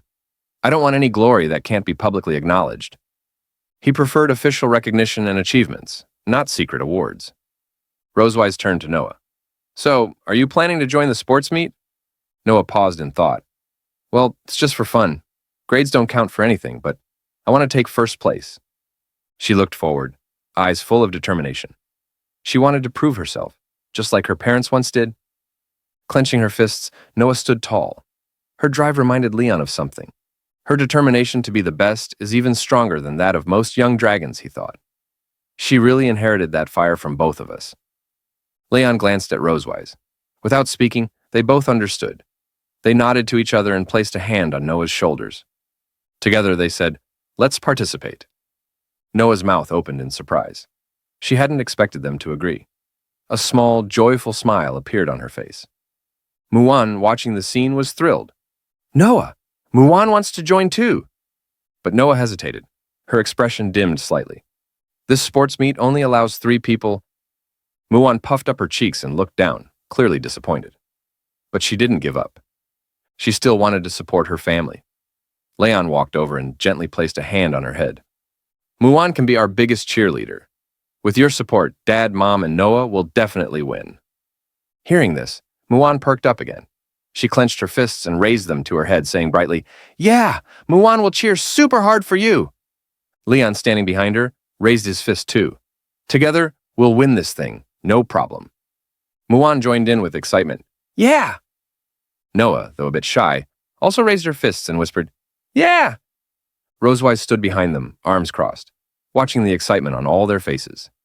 A slow, warm smile formed on her lips. The scene shifted into a crisp, refreshing morning at Silver Dragon Castle. He arrived early at the training ground, dressed in comfortable athletic wear, already easing into his warm-up routine. He bent his right leg, stretched the other back, and straightened up effortlessly. His goal? Simple. Get a head start on training for the upcoming family sports meet. As Leon continued his stretches, a familiar figure came into view. Rosewise was approaching with a relaxed smile, dressed in sleek, lightweight sportswear, her hair tied into a high ponytail. She raised her arms above her head, stretching with elegant ease, her posture exuding calm confidence. Leon, still mid-stretch, blinked, just briefly, slightly dazed. She really does have the figure of a model. She could wear anything and still make it look stunning, he thought. Rosewise, unaware of his thoughts, stepped forward with a cheerful suggestion. The kids are still asleep. Let's do 2 laps to warm up. Leon nodded, more than ready. Sure, sounds good. They began a slow jog around the training ground, the silence broken only by the rhythm of their footsteps and the soft rustle of wind. As they ran, Leon glanced at Rosewise. By the way, what kind of events are in a Dragon Clan sports meet? Rosewise looked straight ahead, answering casually. When I was in the academy, we had triathlons, running, high jumps, long jumps, things like that. Leon chuckled. So, not that different from our human events. Doesn't sound too hard. Rosewise's eyes narrowed slightly. She shot him a sideways glance. Don't take it lightly. Our sports meets are anything but simple. Leon thumped his chest with confidence. Well, I'm a dragon slayer. Taking first place in those events should be easy. Rosewise let out a short laugh. Then suddenly she picked up her pace. Oh, that confidence is cute. But wasn't it you who collapsed after just a couple of laps the other day? Leon's cheeks flushed. He remembered that day all too well. Hey, that was because someone kept me up late with homework. he called after her, jogging to catch up. Rosewise glanced back with a sly smile. His flustered look was just too entertaining. Suddenly, she stopped, turned around, and began jogging backwards, still keeping pace with him. Want some motivation? She teased. Leon eyed her, cautiously intrigued. Rosewise raised a single finger, her expression playful but firm. If our family wins first place, I'll give you 1 week of rest. No training, no lessons. Just peace. Leon's eyes widened. A whole week off? Seriously? He asked, hopeful. Rosewise nodded slowly and confidently. Yes, 100% real. Something lit up inside Leon. He clenched his fists, his eyes gleaming with energy. All right, the champion title is ours. Let's go. With a loud shout, Leon blasted forward like a rocket, clouds of dust rising in his wake. Before Rosewise could even respond, he had disappeared into the distance, leaving only a trail of swirling sand. She blinked in mild disbelief, then laughed softly. 1 sentence was all it took, huh? She muttered, amused. Well, that worked better than I expected. Later, after their warm-up, Leon sat on a bench catching his breath. Sweat glistened on his forehead, but his eyes were sharp with focus. Rosewise strolled over, composed as ever. Feeling awake now? She asked. Leon shot up, full of spirit. Awake? I feel like I just ate black dragon bolognas. Rosewise smiled, clearly pleased with his enthusiasm. Then, she walked over to a nearby bag and pulled out a rope. Since this is a family-based sports meet, some events might require team coordination. Let's work on physical training and teamwork. She carefully began straightening out the rope, but Leon took one look and froze. His eyes narrowed, arms crossing suspiciously. What are you doing with that? You already tortured me with teacher homework. Now you're pulling out rope training games? Rosewise crossed her arms, unimpressed. What are you imagining? Have you ever heard of a 3-legged race? Realization hit Leon. His cheeks turned slightly red. Yeah. I've seen it at the Dragonslayer Academy. He quickly grabbed the rope, trying to hide his embarrassment. The two stood side by side on the training field. Leon bent down and tied his left leg to Rosewise's right, the space between them uncomfortably close. Leaning away slightly, Leon sneaked a glance. She's really close. This is awkward. Meanwhile, Rosewise stood calmly, eyes closed, hands folded, completely unbothered. Leon cleared his throat and focused. Let's just get this over with, he muttered. He stepped forward, but Rosewise didn't move. Why are you just standing there? He asked, frowning. Rosewise cracked one eye open. And how exactly am I supposed to know where you're going if you don't say anything? Leon sighed, then pointed toward a patch of soft grass. There. At least if we fall, it won't hurt. He stepped again, too fast. Rosewise stumbled, nearly falling backward. Leon lost balance and bumped into her. Hey, don't push me. You pushed me first. After a clumsy shuffle, they finally made it to the grassy area. Both took a deep breath and got into position. Leon narrowed his eyes. Just don't slow me down. Rosewise raised an eyebrow, amused. Thank you. That was a great morning joke. Leon counted down. 3, 2, 1, go. Rosewise burst forward with energy. Leon, not so much. Wah! Rosewise sprinted, completely forgetting they were tied. The rope stretched. Leon flailed behind her like a human kite. Dust flew. Birds scattered. Stop! Leon shouted, his voice echoing through the trees. Finally, Rosewise skidded to a stop. Leon bent down, panting and retying the rope. Do you even understand what tacit coordination means? He muttered. Rosewise said nothing. She stood there, eyes closed. You've got giant legs. Why couldn't you just keep up? Leon stood and brushed dirt from his hands. I'm not wasting energy arguing. Let's do this right. He explained. On 1, we lift the outer leg. On 2, we lift the tied leg. Got it? Rosewise nodded lazily. Then, without warning, Leon gently placed a hand on her waist. Rosewise froze. Her eyes widened. Her face turned bright pink. Leon, completely unaware of the awkwardness, said casually, This'll help us move more smoothly. Rosewise looked down, took a deep breath, and nodded. Let's just start. Leon led with steady commands. 1, 2. 1, 2. Their steps were clumsy at first, but gradually they found their rhythm. Sunlight filtered through the trees, casting a golden glow across the field, a quiet symbol of progress. Step by step, human and dragon worked toward understanding. Later, training continued, with Rosewise's unique flair, which meant challenges, big ones. Leon was now doing push-ups, not just regular push-ups, 500, with Rosewise sitting right on his back. 1, 2, 3, she counted casually. Leon gritted his teeth. You really enjoy this, don't you? When Leon was on the verge of collapse, Rosewise changed tactics. She lay on the ground beneath him, voice teasing. Don't give up. or you'll fall right on top of me. Leon's eyes widened. His arms shook violently. Absolutely not. He held on with his last ounce of strength. Finally, done. Leon collapsed onto the ground, panting like he'd run through 3 time zones. His soul looked halfway out of his body. Rosewise stood above him, hands on hips, beaming with pride. Congratulations, you've survived today's training. 500 push-ups, completed. With her hands on her hips and a soft breath escaping her lips, she watched her daughter race into the distance. There wasn't a hint of fatigue on Rosewise's face, only quiet pride. The energy she'd unleashed moments ago still hummed in her limbs. Compared to the gasping runners bent over around her, Rosewise looked almost untouched by the exertion. A few competitors glanced her way, their breaths broken between words. Why is that dragon so fast? I'm exhausted already. Meanwhile, the live broadcast continued on the massive screen, following the race's shifting dynamics. The spotlight was now on Noah and Dean, runners number 8 and 11, both charging toward the 3rd relay point. Noah kept her gaze ahead, lips pressed in focus, running with everything she had. But Dean, older and with longer legs, was steadily closing the distance. His stride was smooth, confident, and full of quiet intent. Then, with a burst of power, Dean surged past her. He glanced sideways with a grin, tossing a playful taunt behind him. Bye-bye, short-legged dragon. Noah's eyes widened. A flicker of frustration passed over her face. She clenched her jaw and pushed harder. I'm not letting this advantage go, she thought. Mom gave me a head start. I can't waste it. Sitting in the audience, Mwan recognized the purple blur passing by. Her sister. She jumped up, flower balls waving wildly, and shouted at the top of her lungs, Noah, come on, you can do it! At the commentary desk, Pineapple turned excitedly to Duncan. Dean clearly has the upper hand. Age, height, experience. Will Noah be able to keep up? Duncan simply sipped his tea, his smile unchanged. Until the final moment arrives, he said with a knowing tone, the outcome remains unwritten. The 2 racers rounded the final bend of their leg, neck, and neck. Leon and another dragon, brown-haired and ready, stood at the relay point, hands stretched behind them. On the track, it was now a matter of inches. Dean lunged forward, handing his baton to his father, Gordon, who bolted from the line like a cannonball. Just a second behind, Noah delivered her baton to Leon. He grabbed it firmly, barely breaking stride, and launched forward to chase down the advantage. Pineapple's voice rose with intensity. Dean completes his pass just a step ahead, but Noah doesn't fall behind. Leon is now in hot pursuit. Rosewise had moved near the 3rd relay point just in time to see Noah jog toward her.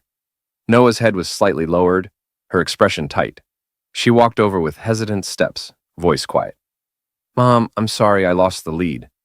But Rosewise knelt gently and placed a hand on her daughter's head, smiling with warmth. You did amazing, she said. He's older, taller, and you still held your ground. That's something to be proud of. Then she added, let's go cheer for your dad. Noah nodded, her eyes lighting up just a bit. Together they headed toward the finish line. Out on the field, Gordon maintained his lead, a smug smile on his face. Every step he took seemed full of confidence. He glanced back, spotting Leon gaining on him. You're 5 seconds too slow, Silver Dragon, he called over his shoulder with a smirk. Leon's brows knit in frustration, his breathing deepened, legs moving like pistons. 5 seconds, he muttered under his breath. Try telling that to someone who's desperate for a vacation. The screen showed both dragons accelerating, now running at full tilt. Gordon let out a few confident laughs as he pulled ahead again, but Leon wasn't giving up. The crowd noticed the shift, even Muan, who jumped up again, waving her flower balls furiously. Dad, come on, you're the best! Rosewise and Noah had reached the edge of the track near the finish line. Noah pressed her hands around her mouth and called out a bit shyly, Come on, Dad, you can do it. The words cut through the crowd noise like a bell. Leon's eyes widened just slightly. Noah had just called him Dad. A flicker of surprise crossed his face, then turned into something deeper. His expression hardened, in a good way. He leaned forward and pushed off the ground with new strength. Since Noah encouraged me, he whispered under his breath, there's no way I'm losing now. With renewed energy, Leon surged forward. His feet pounded against the track with force and rhythm, and in mere seconds, he had drawn neck and neck with Gordon. Gordon, still grinning from his earlier lead, suddenly saw Leon beside him, not falling behind but matching his pace. His eyes widened in disbelief. What? That disbelief quickly turned into irritation. He hated losing, especially to someone who was supposed to be behind him. Gritting his teeth, Gordon thought bitterly, if I let him pass me now, I'll never hear the end of it. He glanced around. No referees watching, no cameras too close. He pressed his shoulder subtly, summoning a crackle of lightning. Desperate times, desperate methods. He sidled closer to Leon, preparing to fire off a low-grade shock to trip him up. But Leon had already noticed the shift in energy, the faint buzz of electricity. As a seasoned dragon slayer, his senses were sharp. Without missing a beat, Leon slammed his foot down, launching forward and away from Gordon's reach. Try dirty tricks again, he growled, and don't blame me for what comes next. As he darted ahead, his heel kicked up a spray of dust and loose gravel from the track. Not on purpose, but not entirely accidental either.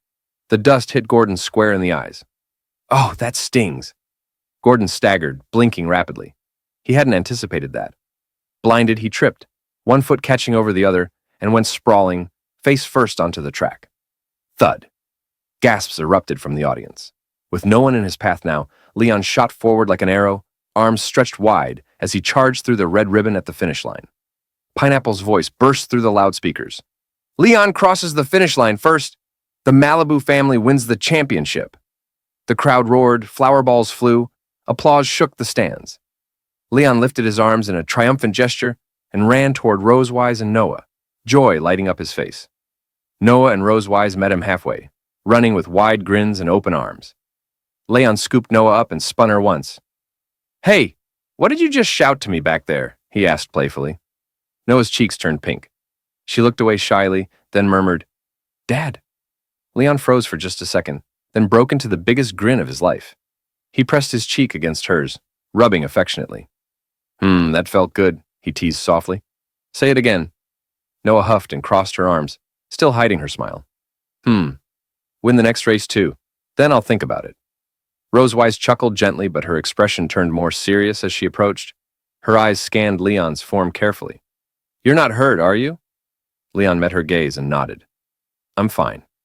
Meanwhile, at the sidelines, Misty helped a limping Gordon toward the referee's stand. His uniform was stained with dirt, and his pride clearly more bruised than his body. Dean rushed up, concern written all over his face. Gordon, still fuming, pointed angrily toward Leon. Referee, I'm filing a complaint. He fouled me. He threw sand in my eyes. Leon crossed his arms, expression flat. Really? That's what we're doing? He replied dryly. Then, without missing a beat, he pointed right back. He tried to zap me with lightning mid-sprint. You'll find traces of magic on his shoulder. Gordon froze. The confidence on his face vanished. The referee stepped closer, raising an eyebrow. Is that true? Leon put on a theatrically scared expression, wrapping his arms around himself and swaying like a helpless victim. I was so scared. I just ran faster. Maybe my foot stirred up a little dust. You can't really blame me, right? The referee blinked, part skeptical, part amused. Still, he nodded. We'll need to check both sides. Please cooperate. He turned toward Gordon. But before the referee could proceed, Misty stepped forward, eyes blazing. My husband is the victim here. Why are we being inspected? Just as tensions mounted, a deep, calm voice cut through the noise. What's going on here? Everyone turned. Walking toward the referee's stand was an elderly dragon with a long white beard, flanked by 2 guards. His robe shimmered in silver and electric blue, the same colors as Gordon's uniform. His eyes were sharp, commanding. This was Saul, the chairman of the arbitration committee and the leader of the Electric Dragon clan. Leon leaned slightly toward Rosewise and asked under his breath, Is this old guy also from the Electric Dragon clan? Rosewise nodded, barely glancing over. It didn't take much to guess Gordon's plan. Lean on clan loyalty, twist the facts, and get the race result overturned. After all, Saul was his clan's leader. Surely he'd take their side, right? Saul listened without expression. Then he raised a hand, summoning a referee who carried a crystal ball. They reviewed the race footage with the committee, eyes flicking across the magic screen with intense focus. A brief discussion followed, whispers, nods. Finally, Saul turned back to Gordon, his face like carved stone. I've reviewed the footage thoroughly. The evidence is clear. Contestant 12, Gordon, committed a foul during the race. According to regulations, your family's eligibility is revoked. All existing points are invalidated. The words hit like a thunderclap. Gordon's jaw dropped. Misty's smirk vanished. Dean froze, stunned. Gordon stepped forward, his voice cracking. What? Chief? He reached out, eyes pleading. But Saul didn't flinch. Shut up, Saul barked, his voice sharp and final. With solemn steps, he approached Leon and Rosewise. He lowered his head ever so slightly, a gesture that carried the weight of pride being set aside. I deeply apologize on behalf of my clan member. He has brought dishonor to us, and I take full responsibility. Rosewise offered a calm, composed smile. I hope you'll discipline your members properly, Chief Saul. Luckily, my husband wasn't injured. If he had been, she added, an apology might not have been enough. Leon, standing beside her with arms folded and eyes closed, nodded in agreement. Saul's gaze flicked to Gordon, now visibly trembling, and his voice dropped, sharp and resolute. I understand. I will make sure he receives the proper lesson. As if on cue, his bodyguards flanked Gordon and his team, quietly ushering them away. Saul didn't miss a step, his cane tapping against the ground as he lectured Gordon in a low, controlled tone. Gordon, head bowed, said nothing, shrinking under the weight of his chief's words. Watching this unfold, Leon glanced at Rosewise, genuinely impressed. Wow, my wife is so generous. Rosewise turned slowly. Her expression did not scream amusement. Wait, wife? Who told you to call me that so casually? Leon smirked. Just complimenting you. Back at the announcer's booth, the ever-energetic Pineapple raised the mic. Ladies and gentlemen, the family relay race has concluded. Let's move on to the next set of competitions. The broadcast smoothly shifted across various arenas. In the young dragon field, Noah was midair, soaring up to bite a donut dangling high above. With a clean chomp, she landed like a pro. 50 family points secured. Over in the adult division, Leon and Rosewise were strapped together for the three-legged race. Their rhythm was perfect. Years of coordination and maybe a few arguments had paid off. While other dragons stumbled and toppled, Leon and Rosewise dashed across the finish line, picking up another 50 points. Next came a trivia challenge called Beating Around the Bush. Sitting side by side, holding their answer paddles, they crushed question after question, their teamwork shining through. Another 25 points in the bag. Then came family food sharing, a test of blind trust, literally. With a ribbon covering her eyes, Rosewise grabbed a bowl of noodles and fed Leon. Somewhat aggressively. Leon could only close his eyes and chew through it like a true warrior. A nearby dragon gawked in disbelief. By now, the crowd was electric. The sun reached its peak. Shining like it too was cheering them on. Slightly out of breath, Leon and Rosewise supported each other as they arrived at the final event, Cooking of Love. The referee greeted them with a warm smile. Welcome to the final stage of the three-legged race. You'll now cook a family meal. The dish will be chosen by lot, and you have 1 hour. Judges will score your work. On the judging panel sat Vice President Wilson and 2 faculty members, clipboards ready. The female referee gave Leon and Rosewise a warm smile as they approached the final challenge. She lifted the microphone with practiced grace and announced the rules, a playful glint in her eye. During the cooking, you may not untie the rope on your ankles. Let this love be conveyed to each other through the rope. Leon and Rosewise blinked at her. Goosebumps. Immediate. They exchanged a glance, somewhere between disbelief and, did she really just say that? Still tied together from the previous leg, they made their way, awkwardly in sync, to the lottery table. Leon shut his eyes dramatically, murmuring a soft prayer as he reached into the box. Please, just something simple. Rosewise leaned in as Leon pulled out the slip. Their eyes dropped to the paper at the same time. Cream puffs. Rosewise's shoulders stiffened. Leon blinked. Do you know how to make this? He asked. Rosewise offered a tight smile. Leon. No. Sensing their silent panic, the referee kindly stepped in again, reminding all participants that recipe instructions were provided. Armed with a step-by-step guide, Leon and Rosewise shuffled over to the kitchen station. Aprons on, ropes still tied, expressions determined. They were ready, or so they hoped. Leon fired up the small stove and poured milk into a saucepan. All right, he muttered, reading aloud. Pour milk. Add butter. Rosewise? Butter. Rosewise snapped into action, digging through the supplies and handing him a neatly wrapped piece. Here. The rhythm had barely begun when a thunderous cheer erupted across the arena. Leon paused. Rosewise glanced up. They turned to the giant screen, and there she was, Noah, their daughter, standing poised in the center of the balloon battle royale. From the commentator's booth, Pineapple's voice was buzzing with excitement. 4 dragons remain, 2 from the Claw Dragon clan, 1 ice dragon, and 1 silver dragon. Contestant 8, Noah. On screen, Noah stood alone, her balloon tied securely to her back. Surrounding her, 3 much larger young dragons, with unmistakable intent in their eyes. It was a textbook ambush. One of them sneered, "You might as well give up." But Noah didn't budge. Her eyes stayed sharp, her stance light. She waited. Then, movement. 2 clawed dragons lunged. With a swift pivot, Noah planted her hand and side-slipped between them. Before they could blink, her fingers jabbed forward. Pop! Pop! 2 balloons gone. The crowd gasped, then erupted in cheers. Not missing a beat, Noah launched toward the last opponent. The ice dragon barely saw her coming. Another quick bend, another pop, and it was over.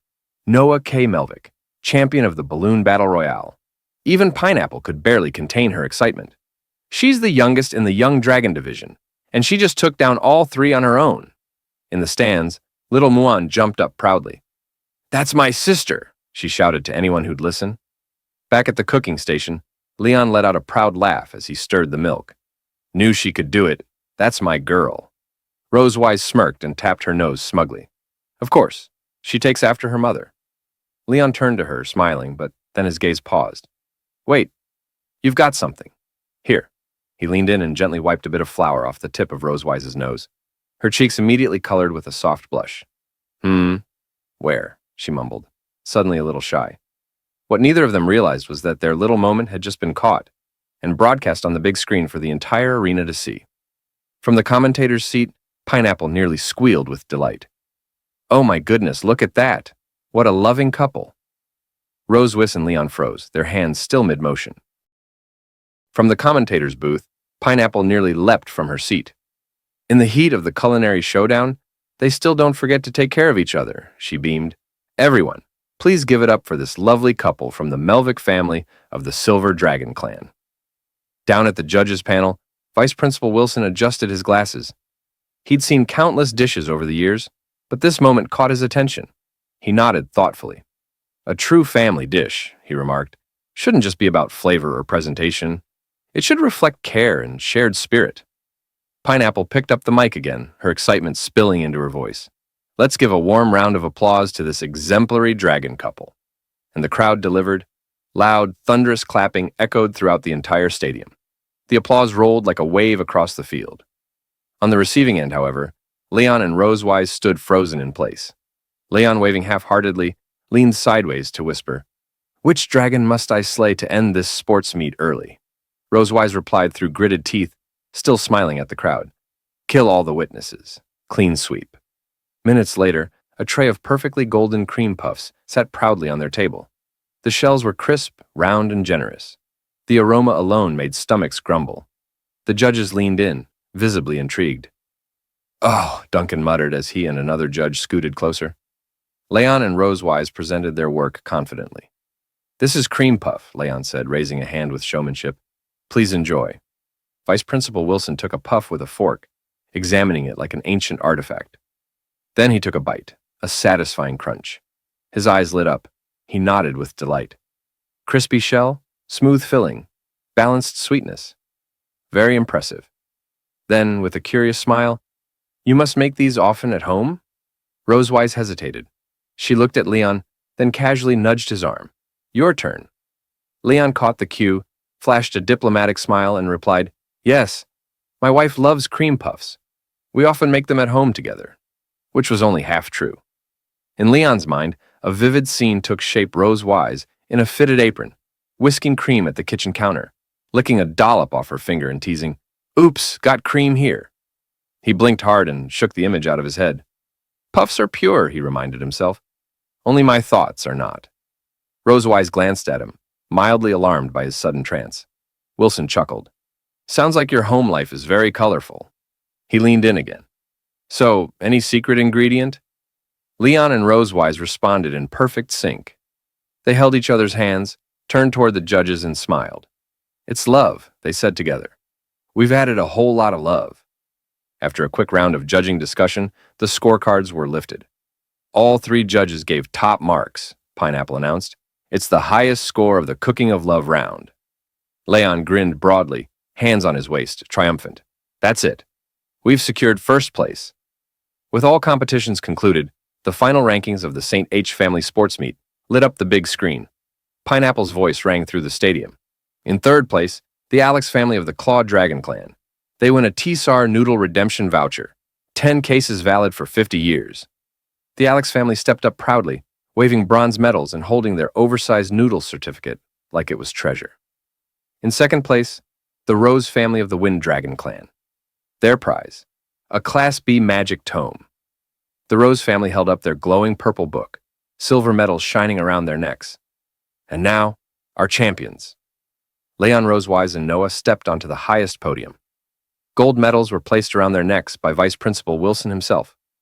Pineapple's voice echoed one final time. In first place, the Melvick family of the Silver Dragon Clan. Their reward, a luxury 7-day hot spring tour.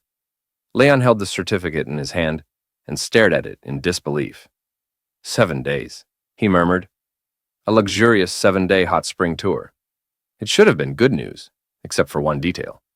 Those exact 7 days were supposed to be his long-awaited, Rose-wise promised vacation. Alone. Leon froze in place, eyes hollow, posture limp, as if life had quietly exited his body. Rose-wise, however, didn't notice his existential crisis. She crouched beside Noah, gently taking the certificate and scanning it with a pleased smile. Not bad, she said warmly. Noah, do you want to go on vacation? Noah nodded, excited. Yes! Behind them, Leon slowly dropped to his knees, reaching both hands toward the sky in quiet despair. Why? Why didn't anyone tell me this was the prize? But the sky offered no answers. His vacation had taken flight. Night came, painting the sky in deep blues. After the ceremony, the family returned to the Silver Dragon Castle. Seated around the table, glasses were lifted. Wine for Leon and Rosewise, sparkling juice for the girls. Cheers! The clink of glasses rang clear, echoing their quiet joy. Our family got first place, Juan exclaimed, beaming. Mom, Dad, Noah, you were amazing. I cheered really hard, too, Rosewise chuckled. We heard you, she said gently. Noah, more reserved than usual, lowered her drink. Her grip tightened slightly, and then she spoke. Thank you for winning with me. Rosewise reached across with a smile. We only did what parents should. The real effort was yours. Leon nodded along, but his eyes were still half-glazed. Mom's right, he added, noticeably less enthused. Rosewise noticed. She cast a brief sideways glance at him, brow furrowing. What's with him? He's been down ever since the prize announcement. Does he really hate vacations that much? She wondered silently. Before the question could become words, Noah suddenly stood. Ah! Can you all close your eyes for a second? Rosewise, Leon, and Muan exchanged puzzled looks, but didn't press. They closed their eyes as asked, patiently waiting. First, Noah walked up to Muan and wrapped her in a gentle hug. Muan giggled and leaned into her sister's warmth. Out next was Rosewise. Noah quietly embraced her waist. Rosewise didn't speak, just smiled. Finally, Noah stepped beside Leon. She hesitated. Her hands were behind her back, and she still couldn't quite look at him directly. Then Noah reached out and hugged him. Leon flinched slightly, surprised by the gesture, but quickly softened. Thank you, Dad, Noah whispered. The words landed gently, but deeply. Leon smiled, placing a warm hand on her head. Her quiet gesture, so unlike her usual self, meant everything. Then Noah tugged at his sleeve. She tiptoed, leaned in, and planted a small kiss on his cheek. Leon blinked. He felt it. The light touch, the warmth, the sincerity. Before he could react, Noah quickly turned away, red to the tips of her ears. Okay, you can open your eyes now. Leon, still processing, touched his cheek, as if confirming it happened. Noah, he started. Muan, still unaware of the moment's weight, turned and asked innocently, Noah, your face is so red. What's wrong? Noah stayed composed, her voice calm despite her blush. Nothing. Let's eat. Leon suddenly stood up, spirits visibly lifted. I'm in a great mood. Where's the wine? Dad needs a drink. Rosewise rolled her eyes. Don't drink too much. Tomorrow we're taking the kids to Sky City to shop for swimsuits. Leon winced. Right, the vacation that wasn't really a vacation. He slumped back into his seat. Don't ruin my moment. Let me enjoy my delusion while it lasts. It was a clear, sunny day in Sky City. He exhaled gently, then drew a single word into the fogged surface with his finger.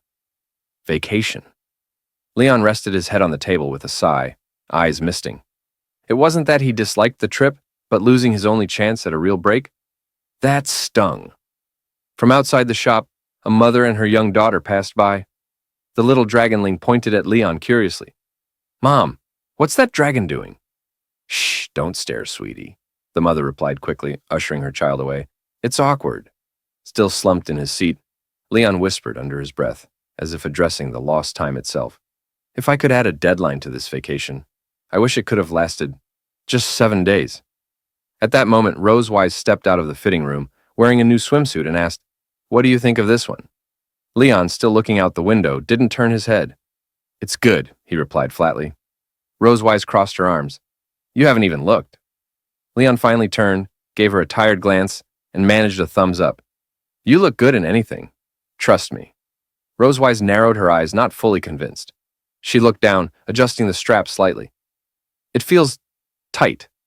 Just then, her eyes landed on a different swimsuit, black with far less fabric, hanging on a nearby rack. Curious, she held it up. How about this one? He tried to stay calm, but then, nosebleed. A dramatic one. He quickly turned away, wiping at his face with an almost forced composure. I don't think it's suitable. Rosewise sighed gently and returned the swimsuit to the rack. I thought you'd like it. Anyway, I already picked mine. We're mainly here to find yours. As if on cue, the store clerk approached with 2 small swimsuits in hand. One pink, one yellow, and held them up for Noah and Muan.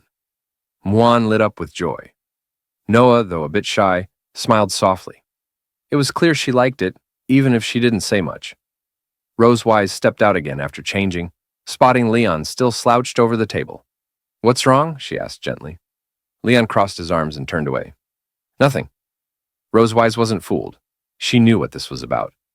I know this was supposed to be your vacation, but the trip dates can't change. Still, look at the girls. They're excited. Seeing your daughters happy, shouldn't that mean something? Leon glanced toward Noah and Muan. Muan was laughing, holding Noah's hand as they chatted with the shop assistant. Noah offered a rare smile, clearly enjoying the moment. He gave a small smile, tight, slightly forced.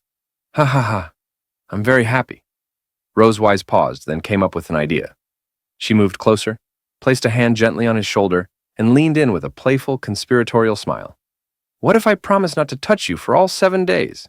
Leon's eyes widened, a beat of silence. Leon stood still, eyes narrowed at Rosewise. I don't believe you, he said bluntly. Hands on me? You're probably planning to touch wherever you want. Rosewise, unfazed, casually raised 3 fingers and her tail, like a pledge before a celestial court. I swear on the reputation of the Silver Dragon Queen. He narrowed his eyes, thinking it over, and finally exhaled. All right, it's settled then. Suddenly, Rosewise closed the distance. But if you can't hold on, don't blame me. Are you kidding? He said confidently. I'm a dragon slayer. I'm not going to touch you without a reason. Rosewise smiled, finding no further argument, and let the matter rest. The next morning, the group, Leon, Rosewise, and their 2 daughters, Noah and Muan, arrived at Flowing Cloud Valley, their hot spring getaway.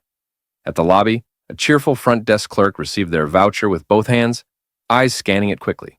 Then, she looked up with a bright smile. Are you the model champion family from St. H Academy? Rosewise nodded politely. Yes. Model family? He muttered internally, unimpressed. That's definitely the vice principal's idea. Noah and Muan, meanwhile, were captivated by a large aquarium in the lobby. Colorful fish swam between miniature rock castles, glowing gently under soft lighting. Muan pointed excitedly. Wow, Noah, these fish look delicious, Noah replied calmly. They're not for eating. Back at the counter, the clerk handed 2 room cards to Rosewise. These are your keys. Rosewise thanked her, but Leon's brow furrowed. Only 2 rooms? He asked. Is something wrong, sir? The staff member asked politely. Leon's thoughts spiraled. If the girls were in one room, that meant he'd have to share with Rosewise again, a scenario he'd been trying to avoid. If you prefer, the clerk offered, we also have a honeymoon suite. Leon cut her off quickly, face already flushed. No, that's not necessary. Resigned to his fate, he followed the others toward the elevator. Rosewise signaled the girls. Let's go, Noah, Muan. Okay, Muan chirped, running ahead hand in hand with Noah. The front desk clerk bowed slightly. Enjoy your stay. The girls dashed out first once they reached their floor, laughter echoing through the hall. Rosewise smiled softly, watching them. Leon, however, wore a far gloomier expression. He stared at Rosewise's back, already calculating escape routes. Trying one last time, he caught up to the girls. Hey, Noah, Muan, would you like to stay in Dad's room? Muan clung to Noah's arm and replied without hesitation. No, I'm staying with Noah. Auntie Isa said kids and adults need private space. No disturbing. She wagged her finger, mimicking Isa's tone with surprising accuracy. Leon froze, stunned. Muan, you've just sealed your father's fate. Noah chimed in gently. I can take care of Muan now. You can enjoy your time together. Leon stood silently, eyes closed in despair. Noah, thank you for being thoughtful. But you really don't have to be this thoughtful. Rosewise, observing his collapse from behind, covered her mouth with a quiet chuckle. She walked over and handed the girls their key card. Here, this is for your room. Call us if you need anything. I know, Mom, Noah said as she took it.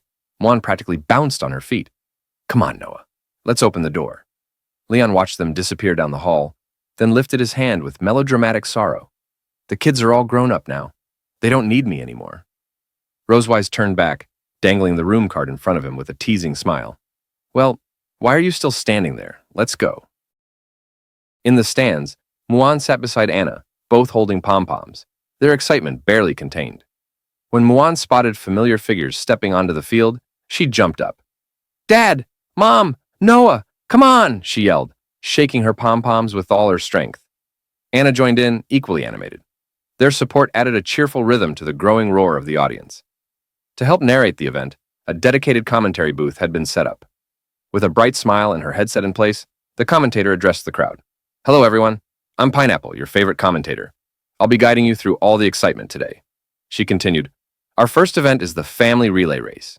Each team has 3 members, including at least 1 current student. The total distance is 3,000 Viec meters. Fastest family wins. As she explained, participants began arriving at the track in colorful uniforms. Among them, the Electric Dragon clan stood confidently in brown sportswear, warming up with big smiles. Just then, the referee, wearing a crisp red uniform, raised a hand and called out, Time to distribute number plates. Each family sent 1 person to retrieve their team's numbers. Noah, quick and composed, returned with 3 cards, 7, 8, and 9. Mom is first, I'm second, and Dad, you're third, she said as she handed them out. Rosewise took her number with a smile, nodding at Noah. But when Noah turned to Leon, her voice softened. Her gaze flickered for a moment. She looked slightly flustered, as if she had almost called him something else. Can you be the third one? She asked shyly, handing him the card. Leon accepted it with a warm smile. Of course. Noah turned her head quickly, pretending to be indifferent. But the subtle blush on her cheeks spoke louder than words. Leon glanced at her, his thoughts quiet. Did she almost call me Dad just now? I wouldn't mind hearing it again. The referee called out again, urging runners to take their positions. Rosewise adjusted her number plate and turned to Leon. Noah, the race is starting. My place is here. You two should head to the next zone. Leon nodded silently, his eyes calm but determined. Even without words, Rosewise understood and nodded back with the same resolve. She held her baton and gave it a small twirl before pointing toward Noah.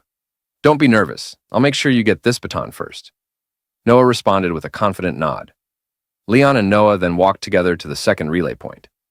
They didn't talk along the way, both lost in thought, but there was no tension, only quiet focus. At the second relay zone, the referee reminded the next runners to gather. Leon gently helped Noah stick her number plate in place. I'll be waiting at the third point. Be careful, all right? Noah nodded calmly. Then Leon held out his fist and smiled.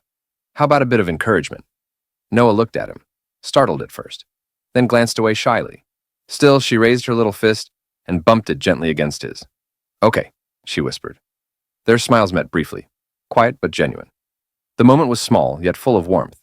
The distance between them had shrunk, if only a little. All first runners, please take your positions. Rosewise stepped forward, joining the others on the starting line. She crouched down, baton in hand, eyes fixed forward.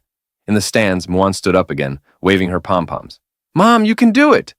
The referee stepped forward, his hand raised high as magical energy gathered at his fingertips, glowing like tiny stars ready to burst. In his other hand, he held a silver horn. "Take your positions. Ready?" His voice echoed across the track. Then, with a sharp flick, the referee launched a glowing fireball into the sky. It soared upward and, with a pop, exploded into a burst of golden sparks. The relay race had begun. In a blink, the runners shot forward. Rosewise surged off the line like silver lightning, her feet pounding against the track with focused power. At the commentary booth, Pineapple leapt up, her voice vibrant and animated. "Look at lane 7! Rosewise from the Silver Dragon clan is taking the lead early." But wait, the 10th contestant is closing in. That's Misty from the Electric Dragon clan. On the track, Rosewise could feel the presence behind her. She glanced to the side. There, in brown sportswear, Misty was narrowing the gap, her eyes locked ahead with steady focus. Back at the second relay point, Leon watched the live screen, eyebrows slightly raised. Didn't expect anyone to match Rosewise's speed. A dragon beside him, arms folded and eyes closed, gave a proud chuckle. "Of course, that's my wife," he said with smug calm. "You silver dragons aren't the only ones who can run fast." Leon shot a look sideways, tightening his lips slightly. The smugness reminded him of certain electric dragon soldiers he'd faced before. Slippery, quick, and always ready to bolt the moment things got tough. His thoughts were interrupted as Pineapple's voice picked up again. "Oh, Misty is now pulling ahead. She's just overtaken Rosewise and is now leading by nearly 2 body lengths." On screen, Misty leaned forward, legs kicking with precision. Her acceleration was sharp. Electric, even. Rosewise narrowed her eyes. She wasn't done. On the commentary stage, Pineapple turned to an elder seated beside her, Chairman Duncan, silver-haired and sipping tea with practiced calm. "Chairman Duncan, which of the two, silver or electric, do you think will complete the first baton pass first?" He smiled gently. "Until the final moment arrives, anything can happen." Back at the sidelines, the proud electric dragon next to Leon smirked. "Looks like this is over already. Some races just show the difference in bloodlines, don't they?" Leon didn't answer right away. He just smiled lightly and closed his eyes, arms crossed. "Sure," he said dryly. "Your wife is great." The dragon nodded proudly. "That's right. My wife is great." But just as he turned back to the screen, his smile faltered. Something had changed. Rosewise's eyes were sharper than ever. Her focus narrowed. She pressed down hard with her foot. Boom! A burst of raw energy propelled her forward. With renewed force, Rosewise surged ahead, her stride now even faster. She had studied Misty's pacing, waited for her burst to peak, and now it was her turn. Within seconds, Rosewise was side by side with Misty, and then in front. Misty blinked, stunned. She still had that much energy stored? Rosewise kept pushing forward, her lips curling into a slight grin as she whispered, "The wind up front's pretty strong, huh?" She had used Misty's positioning earlier to reduce drag, saving her strength for this final burst. Now, Misty struggled to keep up. Her form tightened, her breath shortened. The gap between them widened step by step.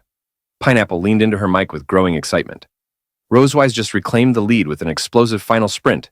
She's the first to reach the second relay point. Ahead, Noah stood ready, one hand extended behind her, body slightly crouched. Rosewise's baton passed smoothly into her hand. Snap! And Noah was off, dashing forward with quick steps and a steady grip. Behind them, Misty finally reached the zone and handed the baton to her son, Dean, who launched forward in hot pursuit. Rosewise stood back, breathing deeply, her chest rising and falling with light exertion. Her eyes followed Noah, watching as her daughter pulled ahead. A smile formed on Rosewise's face, quiet and proud. She had done her part. Just then, she turned slightly, her eyes catching a familiar figure across the field. Leon stood at the third relay point, hands in his pockets, giving her a confident thumbs up and a smile that said, "Told you so." Rosewise chuckled softly. She raised her fist in return, silently cheering him on. "The rest," she thought with quiet conviction, "is in your hands now." After we entered the room at the Hot Spring Hotel, Rosewise pulled open the curtains. Sunlight streamed in through the window, brightening the entire room. Right outside the back door of the bedroom was an enormous hot spring. Clear spring water trickled down from a rock formation.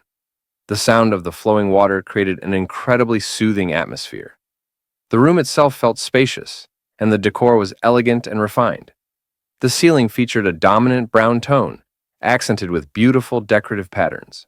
A massive French window overlooked the scenic view outside, giving visitors a glimpse of the stunning natural beauty. Rosewise turned to Leon and said, The scenery here is quite nice, isn't it? Leon walked into the room, carrying both his and Rosewise's suitcases. He glanced around and agreed. The environment really was excellent, but something about what she said confused him. As the Silver Dragon Queen, Rosewise should have had plenty of chances to visit this place. He asked her, "You've never been here before?" Rosewise folded her arms in front of her chest and gently shook her head, her gaze still fixed on the view outside the window. "No, this is also my first time. I've been so busy handling affairs of the Silver Dragon clan, I rarely had the chance to take Noah and Muan out to have fun." For the past few years, Rosewise had been tied up managing the clan's matters, leaving her little opportunity to relax and travel with her daughters. Thanks to winning first place in the recent sports meet, she was finally able to clear her schedule and spend time with them. Knowing how rare this outing was, Rosewise made a decision. "So this time I brought a camera. I'm going to take some special commemorative photos for them." She said it with a smile, as if already imagining Noah and Muan's joyful laughter echoing around her. When Leon heard her mention the camera, his suitcase slipped from his hands. His expression turned uneasy. He had suddenly remembered something dreadful. In his heart, he panicked. "Camera? Is it the one I used before?" Leon quickly opened the suitcase on the floor, desperate to check if it was the same camera he had in mind. Besides their clothes, a black camera sat in plain view. Spotting it, Rosewise said, "Yes, that's the one. I got it as a reward for taking first place in the school sports meet." Leon nervously picked it up. He examined it closely and confirmed. This was the very same camera he had used before. Back when Rosewise had fainted, in a moment of petty revenge, Leon had dressed her up as a bunny girl and secretly taken photos with this camera. And those photos? They were still saved inside. "This is bad," he thought. "Those pictures are still in here. If she finds them, I'm done for." That's the kind of ironclad evidence that gets a guy executed by the she-dragon herself. Seeing that Leon had already taken out the camera, Rosewise reached out her hand. "Give me the camera." Leon glanced back at her, quietly panicking. "I need to develop and hide those photos before she sees them. Then erase everything on the camera." He crouched down and clutched the camera tightly in his arms, refusing to let go. Rosewise frowned at his odd behavior. "What are you doing? Why are you guarding the camera like it's some kind of treasure?" Trying not to seem suspicious, Leon forced an awkward smile and stammered, "Let me help take the photos. I'm very professional." Rosewise raised an eyebrow, surprised. "Aren't you a professional dragon slayer? Since when did you become a photography expert?" Leon patted his chest and tried to sound confident. "Don't worry, leave it to me. I've been taking pictures of my master's donkey since I was a kid." Strangely enough, Rosewise didn't seem too concerned by his odd comment. She simply closed her eyes and said, "Fine. You can take the pictures. Tonight there'll be an outdoor barbecue and a fireworks show. Let's go for a walk first." Relieved that she agreed to let him keep the camera, Leon breathed a quiet sigh of relief. "No problem," he replied. After resting in the hotel room for a bit, Leon, Rosewise, Noah, and Muan headed out to explore the area. They wandered into a lush garden, with Noah and Muan leading the way, and Leon and Rosewise trailing behind.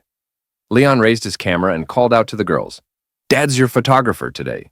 Muan happily waved. "Yeah!" They passed a statue of a female knight radiating a solemn presence. She wore heavy armor and had plunged her sword into the ground, her hands resting on the hilt. Her gaze was unwavering, determined, like she was staring down fate itself. Drawn by the statue, Muan pulled Noah toward it. She struck a pose beside it, mimicking the knight's stance. Leon raised his camera and captured the moment. Soon, they entered a quiet forest, where adorable spotted deer wandered about. Some grazed slowly, others wandered aimlessly, and a few allowed visitors to gently pet them. Muan rushed over to one and gently hugged it. "It's so cute," she exclaimed. Noah walked up to another deer, holding out a carrot. "Do you want to eat?" Rosewise followed them in, reaching out to softly pat one of the deer on the head. Sunlight filtered through the canopy above, casting dappled light on her. From a distance, her majestic aura as queen shimmered even more vividly. Noah and Muan stared in awe at their mother's radiant presence. "Mom is so beautiful." After spending some time with the deer, the family left the forest and soon came across an amusement park. Outside the amusement park stood several rows of doll machines. Muan's eyes lit up with excitement. She pointed and exclaimed, "Mom, let's play that!" She pointed and exclaimed, "Mom, let's play that!" Inside the machine were colorful plush toys of all shapes and sizes. Rosewise inserted a coin and focused intently on the claw. Her serious expression showed she meant business. Muan stood beside her, cheering her on. "Mom, go for it!" Leon watched Rosewise's intense expression. He quietly raised the camera and whispered in his heart, "Nice face."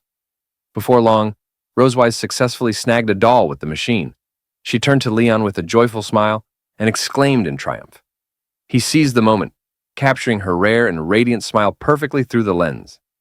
Leon glanced down at the picture he had just taken. It was flawless. Rosewise walked over to Leon's side. She leaned in slightly and looked at the photos on the camera screen, a flicker of surprise in her expression. She said to him, Your photography skills are actually pretty good. I thought you'd make me look terrible." She hadn't expected Leon to capture her expression so well. Leon seemed a bit flustered by Rosewise's sudden closeness. After all, he didn't want her to see certain photos in the camera. He replied, Don't underestimate me." After exploring so many places, Noah and Muan began to feel a bit tired. They mentioned wanting something cold to drink. Leon quickly agreed. He headed off to a beverage shop inside the amusement park. However, due to the crowd, he had to line up with other tourists. While waiting in the queue, Rosewise suddenly appeared beside him and stood in line. Leon looked over, puzzled by her actions, and asked, "What are you doing here? I can queue up by myself." Rosewise averted her gaze, not meeting Leon's eyes, and mumbled softly, "Not worried, just, you'd be bored." At that moment, she lowered her head to look at the teddy bear she held in her hands, the same one she had just won from the claw machine. But as she looked at the little bear, her expression turned hesitant. She said to Leon, "This..." Leon noticed her hesitation and asked, "What? Is it for me? Last time, in Sky City, you gave me one, didn't you?" Rosewise closed her eyes and extended the teddy bear toward Leon. She turned away again, avoiding eye contact, her cheeks gradually flushing with embarrassment. The teddy bear was slightly larger than her palm. It wore a little purple dress with a red bow around the collar. It smiled up at Leon, as if silently hoping he would accept it. Upon seeing the bear, Leon couldn't help but laugh. Compared to the large teddy bear he had given Rosewise before, hers was much smaller. He reached out, took the bear from her hands, and joked, "The one I gave you is the Bear King. Yours is just a little bear." Rosewise's expression darkened at once. Clearly unhappy with his response, she glared at him and clenched her fist. She hadn't expected Leon to mock the gift she had shyly given him. With an angry huff, she reached toward Leon, trying to snatch the bear back. "You don't want it? Fine, then. Do you know how hard it was for me to catch that doll?" Her tone was sharp and upset. Leon hadn't expected her to take his teasing so seriously. He quickly hid the little bear behind his back and tried to explain, "I didn't say I didn't want it." While Leon and Rosewise waited in line, Noah and Muan sat on a bench in the amusement park, taking a break. Muan swung her legs idly and looked toward the direction Leon and Rosewise had gone. She muttered, "Dad and Mom are so slowed. When will Muan finally get to drink pineapple ice?" Noah sat with her eyes closed, resting.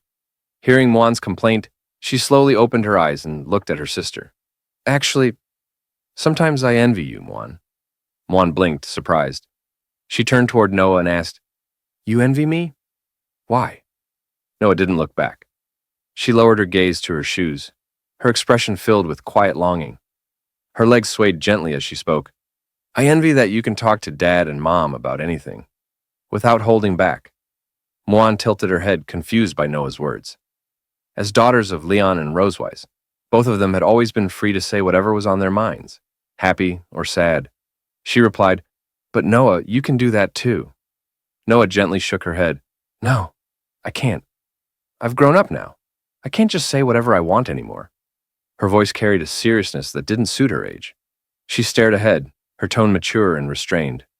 So different from Muan, who could still act spoiled around their parents. But does Noah really seem like a child who can shoulder everything? In truth, she isn't. She wasn't always like this. As the older of the twins, by just 20 minutes, Noah had been just like Muan at birth, a baby who cried for her mother. They had lain together in their warm crib, and whenever either felt discomfort, they cried out, calling Rosewise to their side. They grew up carefree, surrounded by their mother's gentle care, learning about the world and gathering knowledge step by step. Whenever they weren't crying, Rosewise would pull a storybook from the shelf and cradle both Noah and Muan in her arms. She read them stories with warmth and animation, even though they were too young to understand her words. Still, the twins listened with rapt attention, eyes fixed on the pictures and their mother's loving face. In their eyes, Mom was the most powerful being in the world. Rosewise would always smile at them as she read, clearly cherishing every moment spent with them. Until one day, Noah saw something that changed her. She saw her strong, beautiful mother sitting beside their father's bed, lost in thought, her expression filled with quiet pain. It was the first time Noah realized that even someone as powerful as Rosewise had a soft, vulnerable side. She had walked past Leon's room and glanced in. Rosewise was seated by his bedside. Leon was unconscious, and Rosewise looked completely different from her usual self. That sorrowful look, so foreign to Noah, cut into her heart. Rosewise sat there silently, clenching her teeth as she stared at Leon. She didn't say a word, but there was something unwilling in her gaze. And at that moment, a thought took root in Noah's heart. If I grow up a little faster, maybe I can help lighten Mom's burden. From then on, a desire to protect her family quietly bloomed within her. She began doing everything she could to act like an adult. She studied hard, not just for herself, but for Rosewise. Noah even walked while reading, holding the book up as she tried to digest its content faster. Though much of it was still beyond her age, she never let fear stop her. She pushed herself to grow, to become independent and mature, striving for excellent results. When Rosewise saw Noah's perfect report card, she smiled with genuine pride and reached out to stroke her daughter's head. Seeing her mother's joy, Noah's heart swelled. To keep that smile on Rosewise's face, Noah continued working harder, growing stronger, so that her mother would never again have to show the same painful expression as that day. After listening to Noah's story, Muan closed her eyes, trying to process it. But after a few moments of thinking, she still couldn't quite grasp the depth of what Noah meant. She waved her hands and said, Muan doesn't really get all that complicated stuff, but Muan also envies Noah. Noah blinked, caught off guard. What? You envy me?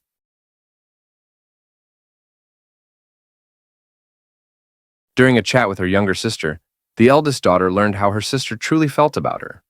The younger one also wanted to become a better person for their parents, just like her. When Noah heard Muan say she envied her, she was surprised. She hadn't expected the seemingly carefree Muan to ever feel that way. Pointing to herself in confusion, Noah asked Muan, "How could you envy me?" Seeing Noah had misunderstood, Muan hopped off the bench, bounced a few times, and shook her hands excitedly.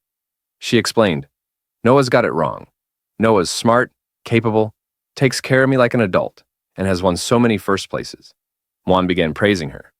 She listed Noah's strengths, waving her hand happily. She'd been watching Noah improve step by step. Even if Noah hadn't noticed, Muan remembered every little detail.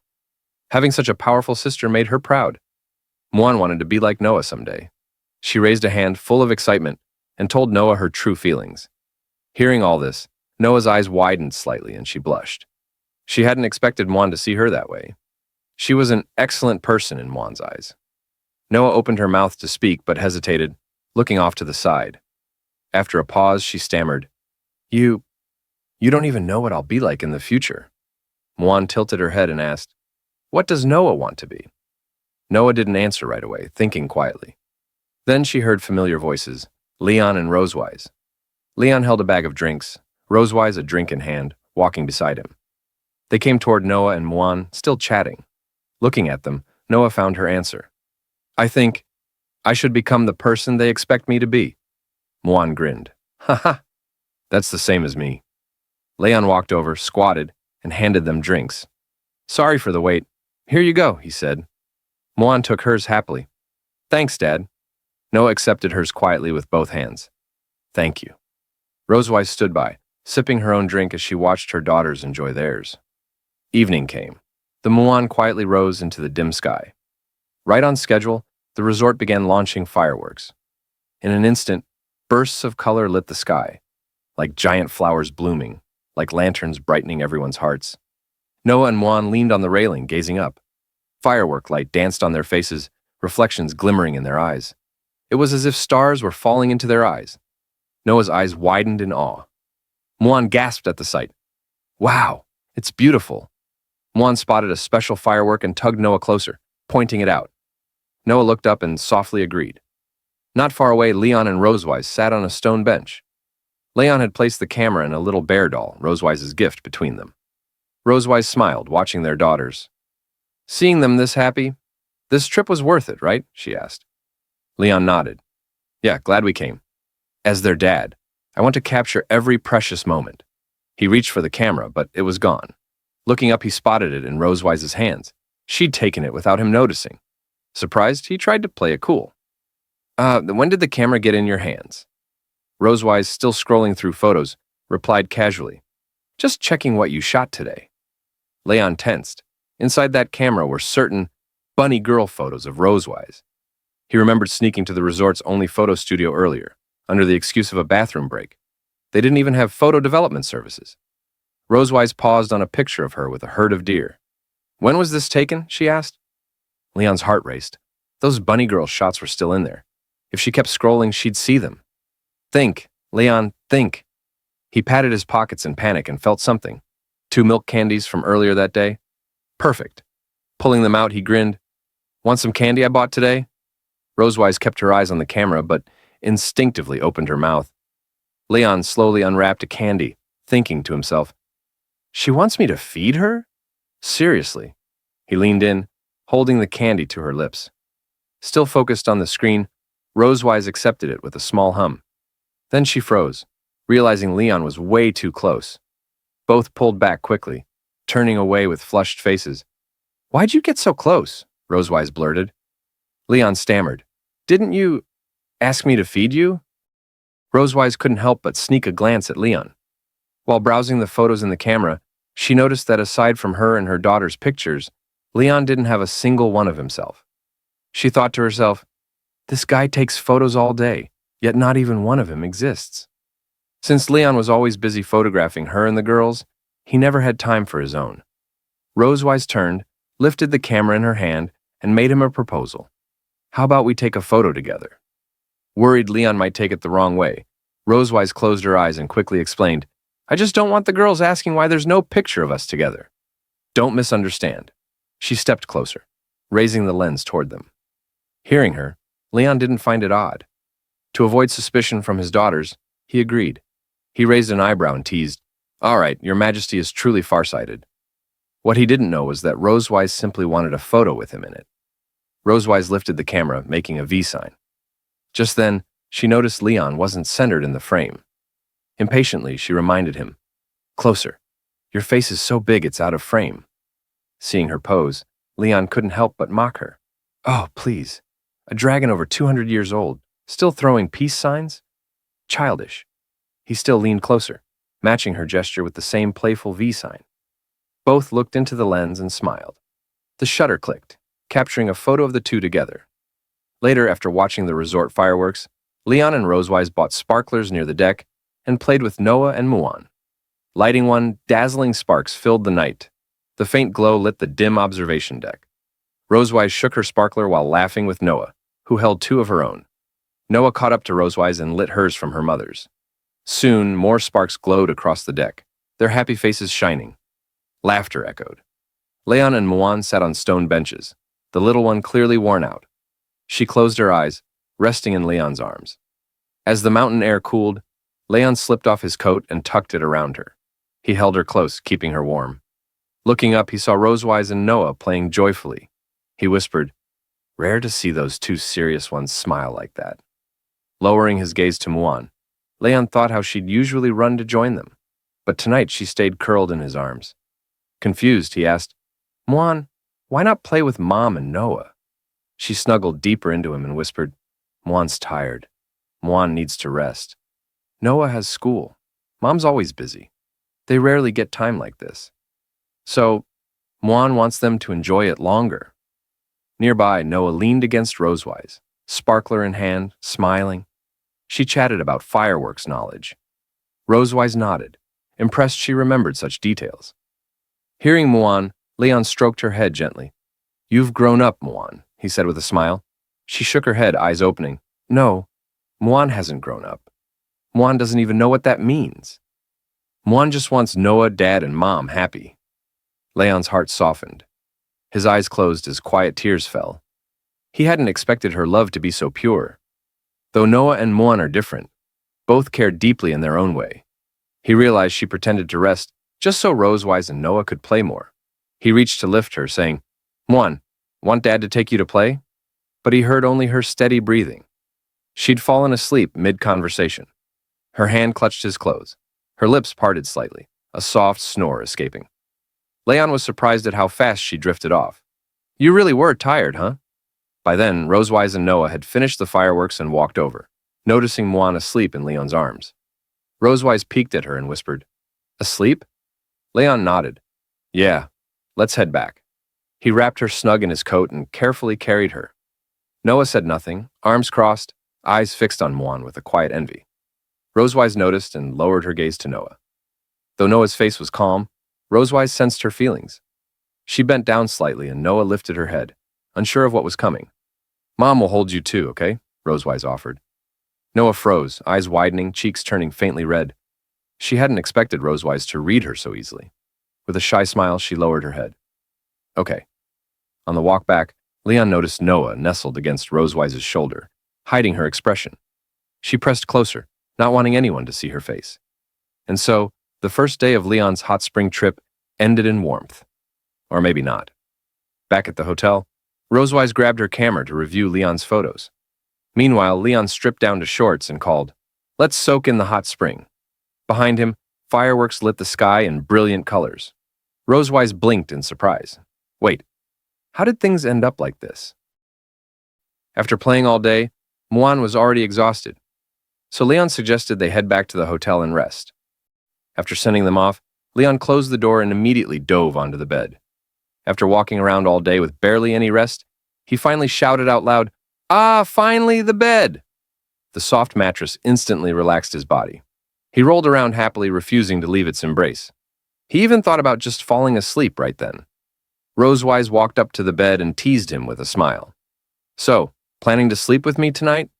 After all, this is a double bed. If they wanted to rest, they had to share it.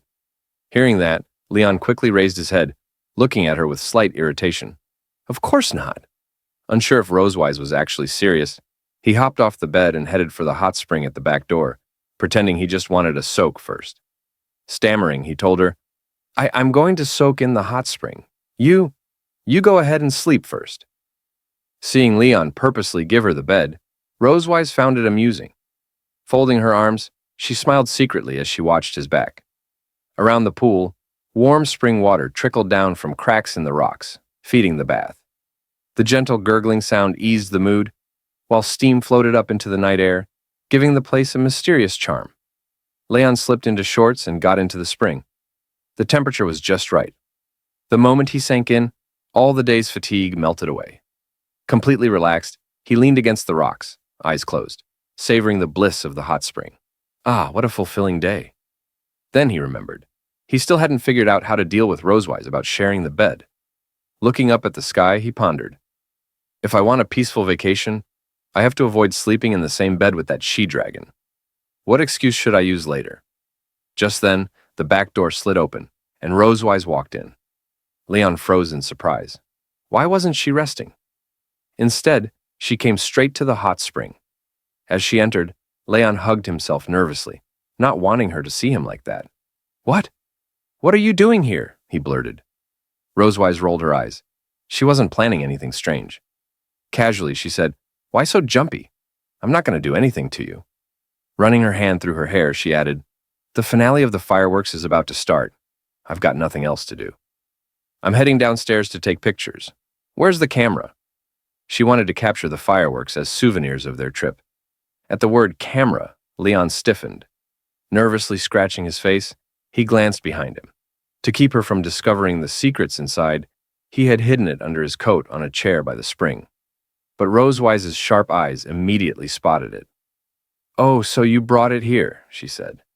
Leon panicked. She found it way too quickly. Rosewise stepped behind him and grabbed the camera. I'll just take this. Leon's eyes widened in shock. His chest tightened with tension. If she sees what's in there, my secret's done for. I can't let her take it. He swore silently. She must not take that camera. Otherwise, all his hard-earned blackmail material of the she-dragon would be gone.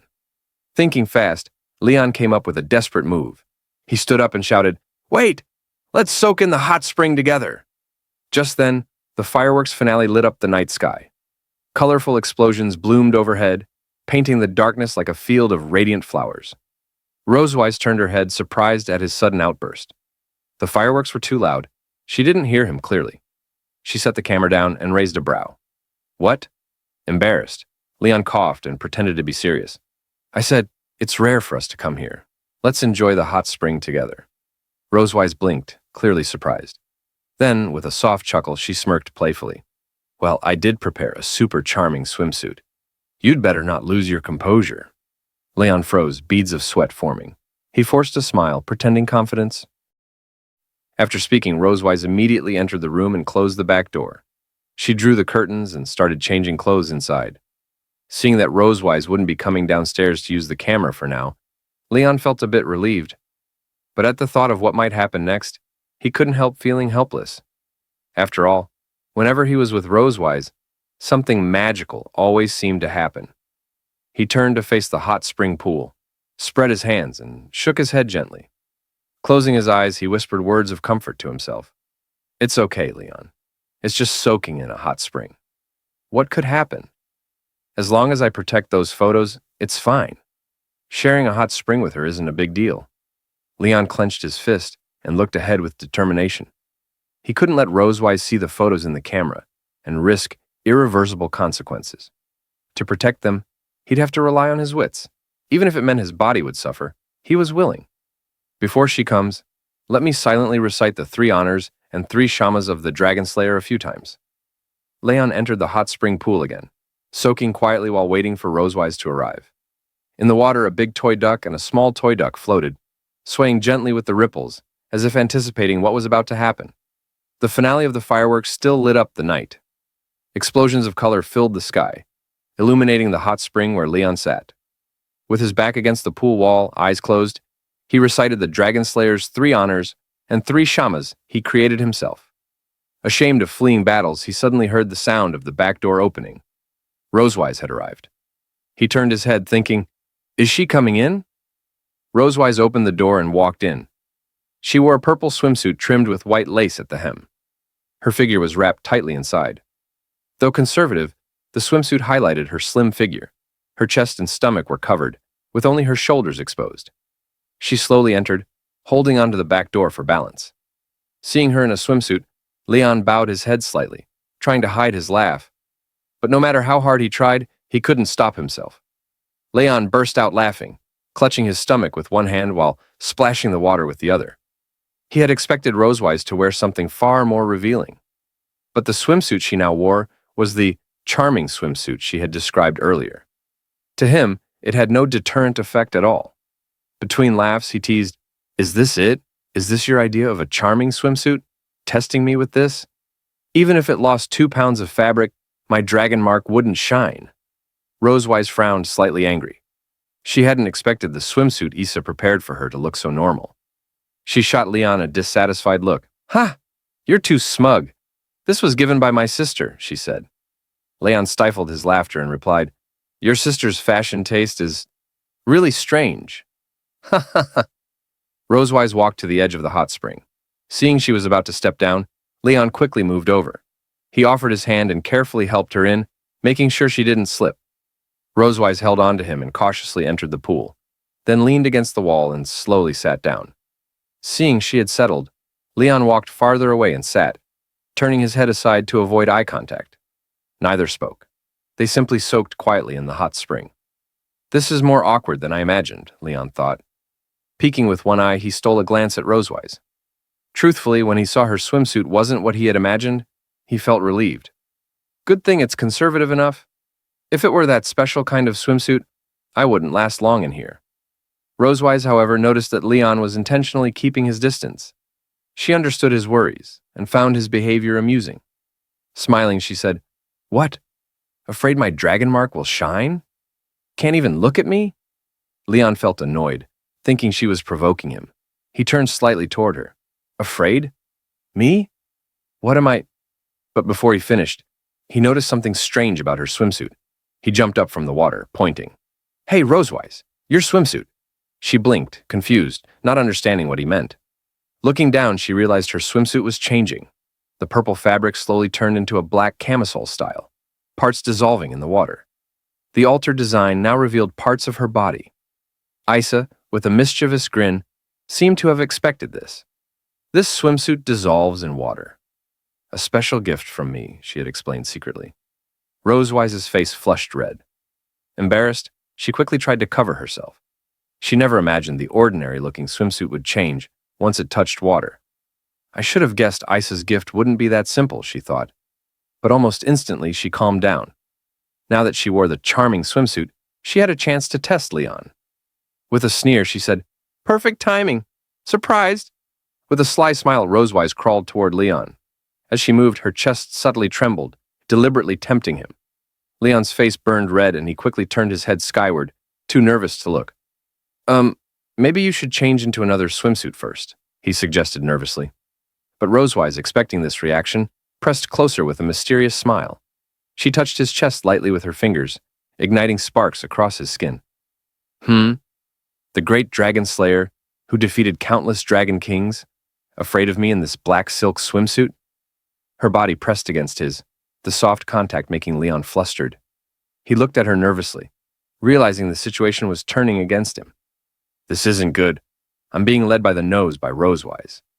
I need to find a way to turn this around. Due to the sudden change in the Silver Dragon Queen Rosewise's swimsuit style, I had to face her provocation. To prevent my dragon mark from shining, I started a challenge with Rosewise. She kept tempting me, trying to make me fail. I didn't want to stay passive, so I took the initiative. She, unwilling to lose, guided me further, trying to keep control. But soon, our emotions shifted slightly.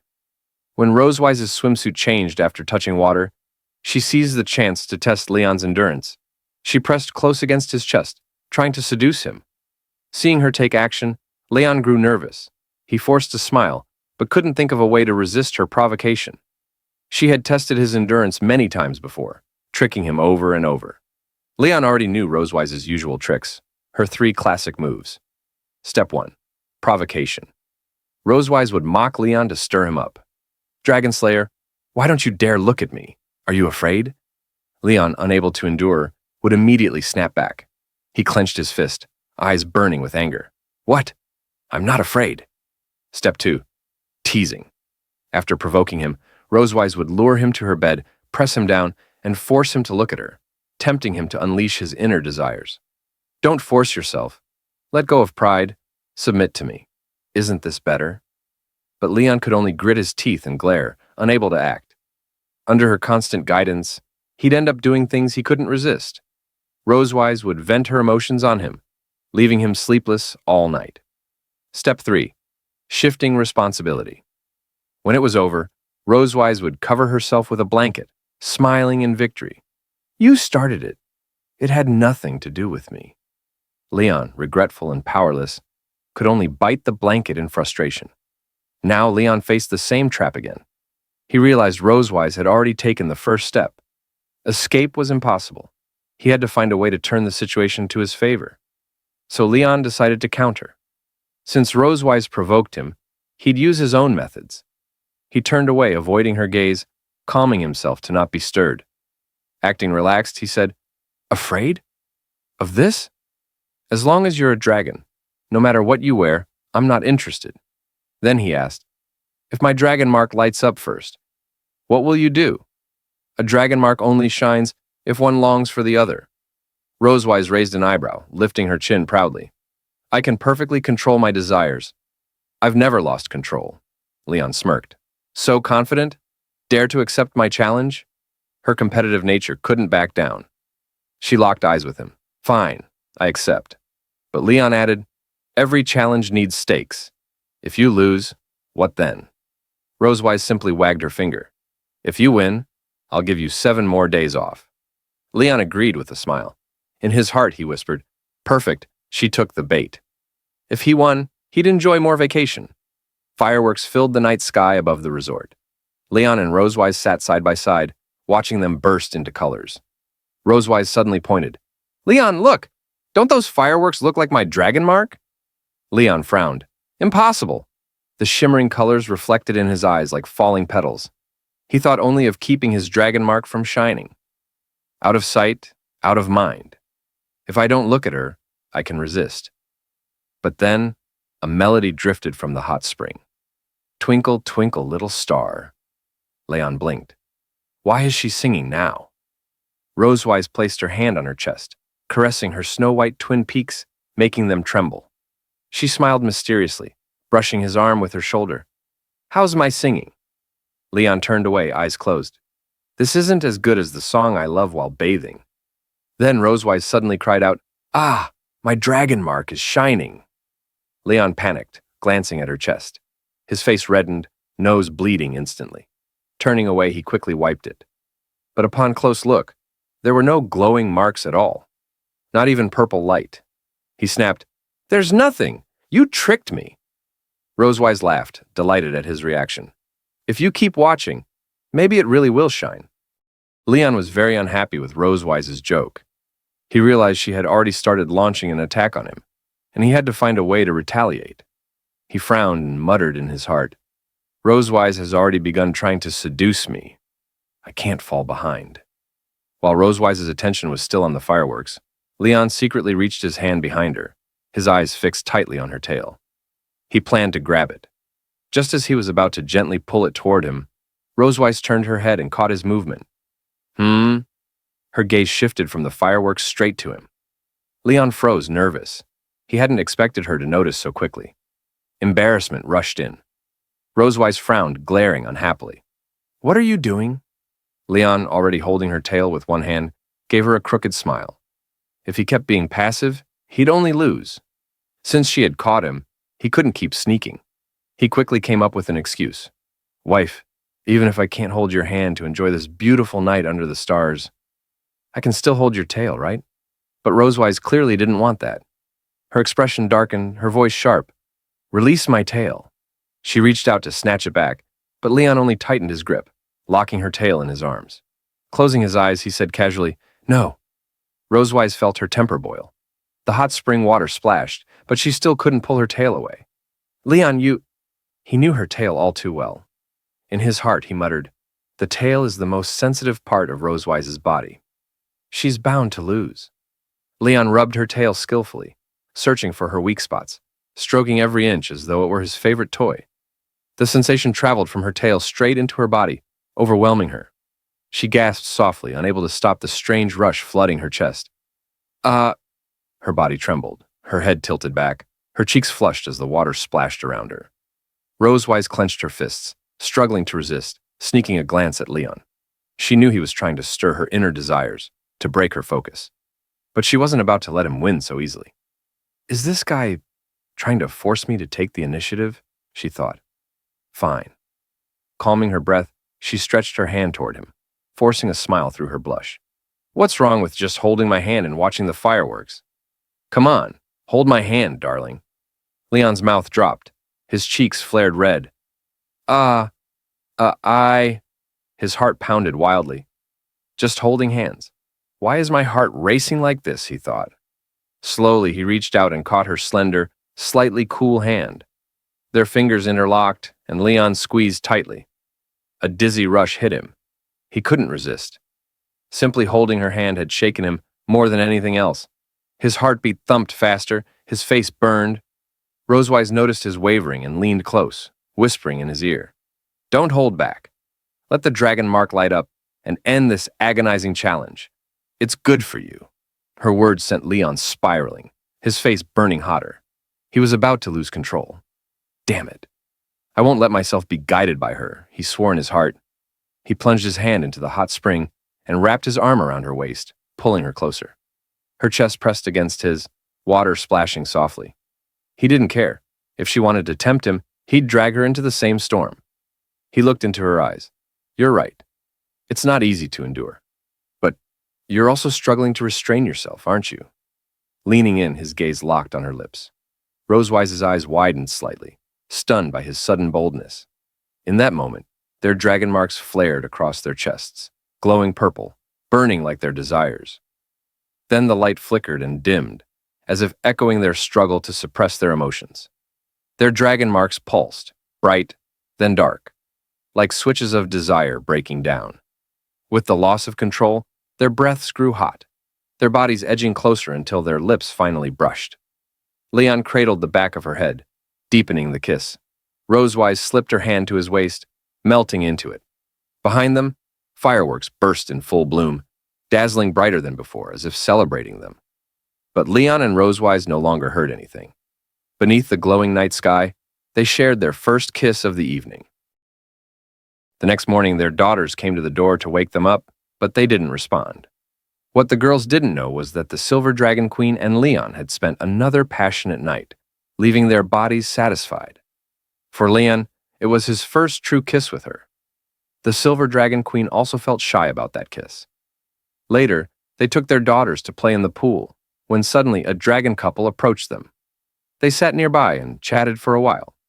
By then, the morning sun had already shone into the hotel corridor. The light reached the door of Leon and Rosewise's room, hinting that the two inside had not yet woken up. Noah and Muan, however, were already awake. They walked to their parents' door, planning to have breakfast together. Muan knocked lightly and called out, "Dad! Mom! Wake up! The sun's going to dry your butt and tail." But after waiting, there was still no response. Muan tilted her head, confused. She pressed her ear gently against the door, hoping to hear something inside, but there were no voices or footsteps. She turned to Noah with a puzzled tone. "Noah, what's going on? Haven't Mom and Dad woken up yet?" Noah frowned, doubting it too. At this time of day, they should already be up. Resting her chin on her hand, she thought silently for a moment. Then, she recalled their usual routine. If they're following their schedule, it should be Mom's turn to go to the bathroom right now. Muan blinked, tilting her head. Huh? What about Dad? Where did Dad go? She thought Leon had disappeared again without telling them, just like last time. Holding her cheeks with both hands, she made a suggestion to Noah with a hopeful look. "Noah, do we have to offer tribute to Dad for him to appear? I want steak again this time." She could almost imagine the smell of steak drifting before her. Noah sighed helplessly at Muan's endless food fantasies. Folding her arms, she gave her a look. "You just want steak, don't you?" Since their parents were still asleep, Noah decided not to wait. She took Muan's hand and led her toward the elevator. "Let's go eat first," she said, running. "Even if they don't come, I'll still take you." Muan cheered, raising her hand. "Yeah." And so, while the two sisters went off for breakfast, Leon and Rosewise were still in bed, bodies pressed close together. Rosewise's skin bore both small and large kiss marks, traces of the fierce passion from the night before. The sunlight streamed through the window onto their bed, as if urging them to get up. Maybe it was the brightness, maybe the warmth, but Leon stirred. He slowly opened his eyes and muttered, "Ugh, my whole body is sore." Sitting up with effort, he rubbed his head, trying to clear his thoughts. Last night's heat still lingered in his body, leaving him drained. Turning his head, he saw Rosewise still sleeping. Watching her peaceful face, he thought silently, "We both failed the Dragon Mark challenge last night. And I even kissed her." Her long lashes, soft cheeks, and moist lips drew his gaze. That kiss had made her lips look even more enticing. Our first real kiss. Remembering it, Leon felt his face heat up, cheeks turning red. Though they had been intimate before, they had never kissed with such seriousness until last night. Almost without thinking, his hand reached out, brushing lightly against her lips. They were soft, warm, elastic. So soft, he thought, before snapping back to reality. Startled, he pulled his hand away quickly, face blazing. His heart pounded, his head buzzing. He jumped out of bed, rushing to the bathroom as if nothing had happened. "Why would I even do that?" he muttered under his breath, embarrassed. "I've messed up so badly." When he disappeared into the bathroom, Rosewise slowly opened her eyes. She had actually been awake for some time, pretending to sleep to avoid the awkwardness of waking at the same time as him. She had felt his touch on her lips. Raising her fingers to her mouth, she gently traced the spot, whispering to herself, "Why did that guy touch my lips first thing in the morning?" The memory of last night returned vividly. Her first kiss with the Dragon Slayer himself. Covering her mouth, she blushed, shy and flustered. I never thought my first real kiss would be with Leon. Realizing how much it mattered to her, she quickly pulled the blanket around herself, denying it in her thoughts. Wait, what? It's not like I'm desperate to kiss him or anything? She pouted stubbornly. This is all the fault of that dragon mark. Outside, the sound of water trickled from the hot spring, as if easing their tangled hearts. Later, after changing into fresh clothes, Leon and Rosewise took Noah and Muan to the resort's water park. The park buzzed with families and laughter. Some swam with float rings, others battled with water guns, while the boldest slid from the tallest slides into the pool. Muan wore the bright yellow swimsuit she had picked earlier. Her hair was tied into two playful buns, perfect for splashing in the pool. With a mischievous grin, she lifted her water gun, already locking onto her next target. Muan aimed at Noah and raised his water gun, ready to fire. Noah had just changed into a pink swimsuit, her hair tied into a bun. Flustered, she tried to prepare for Muan's sudden attack. Without a water gun of her own, Noah couldn't fight back right away. She lifted her arm to shield her face, blocking Muan's spray. Muan, you... she whispered, frustrated. Seeing her defenseless, Muan grinned and kept firing relentlessly. Charging forward, he sprayed water at her, laughing. Noah! Look at my splashing attack, he shouted. Noah squeezed her eyes shut, retreating quickly as she tried to withstand the blast with her hands. Then, seizing a chance while Muan wasn't paying attention, Noah dipped her hands into the pool and flung a huge splash his way. Muan, look at my attack, she countered. He blocked with his arm, grinning wide, clearly enjoying himself. The game filled him with pure happiness. Nearby, Leon and Rosewise sat quietly on a bench, their distance from each other more noticeable than before. They watched Noah and Muan play, but neither made a move to join. After what happened last night, both kept away from the water. Rosewise feigned calm and asked Leon, "Why don't you play with them?" Her question made him uneasy. Still, Leon kept his composure. "Because we soaked in the hot spring for so long last night. I just want to stay away from the pool for now," he said flatly. Rosewise had no quick reply, falling silent. She frowned, her eyes lingering on him. "Last night, it was just..." Before she could finish, a strange voice interrupted. "Oh, what a lovely child. Are you their parents?" Two dragons stood nearby. Rosewise turned to them and answered, "Ah, yes." Leon followed her gaze, noticing the couple. A man with short black hair, golden eyes dressed in a blue hoodie, and a woman with short brown hair, red eyes wearing a swimsuit. They walked hand in hand toward them. The woman smiled warmly. "Hello, my name is Yuna. This is my husband, Zai. Can we sit and chat for a while?" Rosewise returned the smile politely, introducing herself and Leon. "Of course.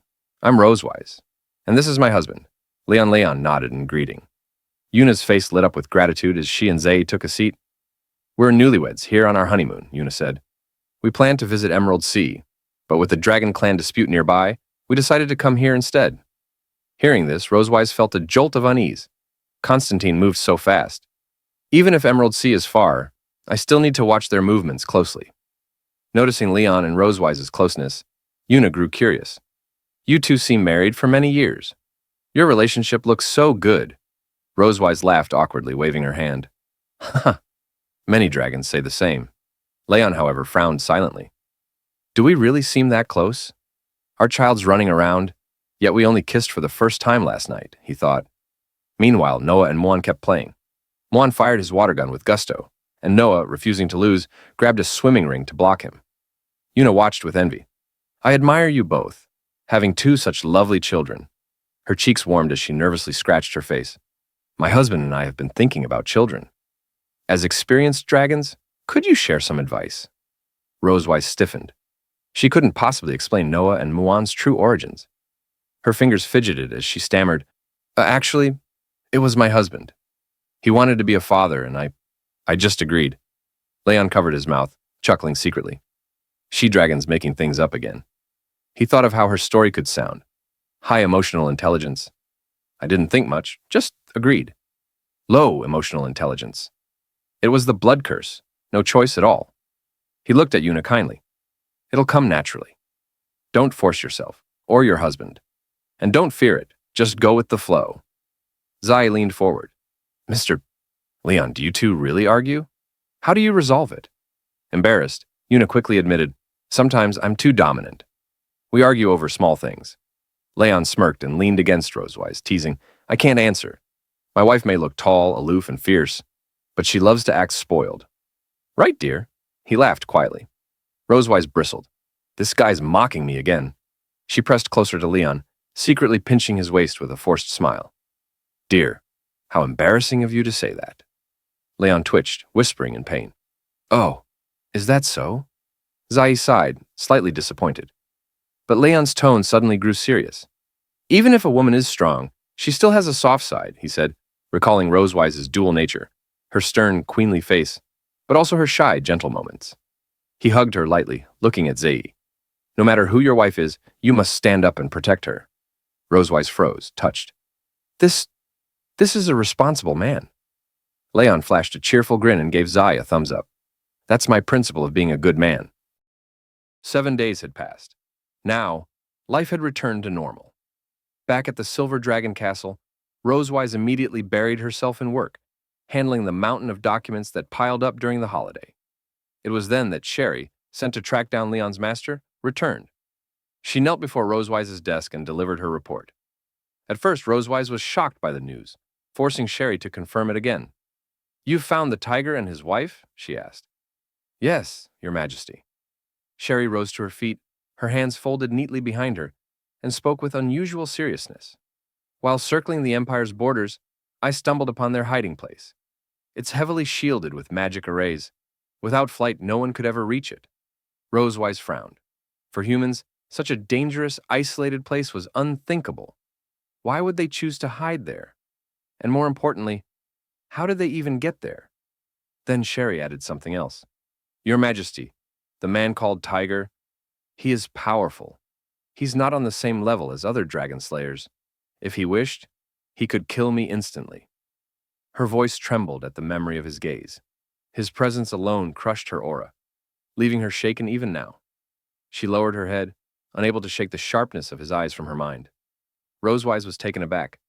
Sherry, though weaker in combat, was one of her best confidants in infiltration and intelligence. Even the strongest dragon slayers couldn't take her down so easily. For Sherry to admit such fear, Tiger had to be extraordinary. It seems Leon's master is no ordinary man, Rosewise thought, tapping her desk thoughtfully. Sherry then remembered something else. He discovered me, but when he realized I was from the Silver Dragon clan, he spared me and gave me a message for you.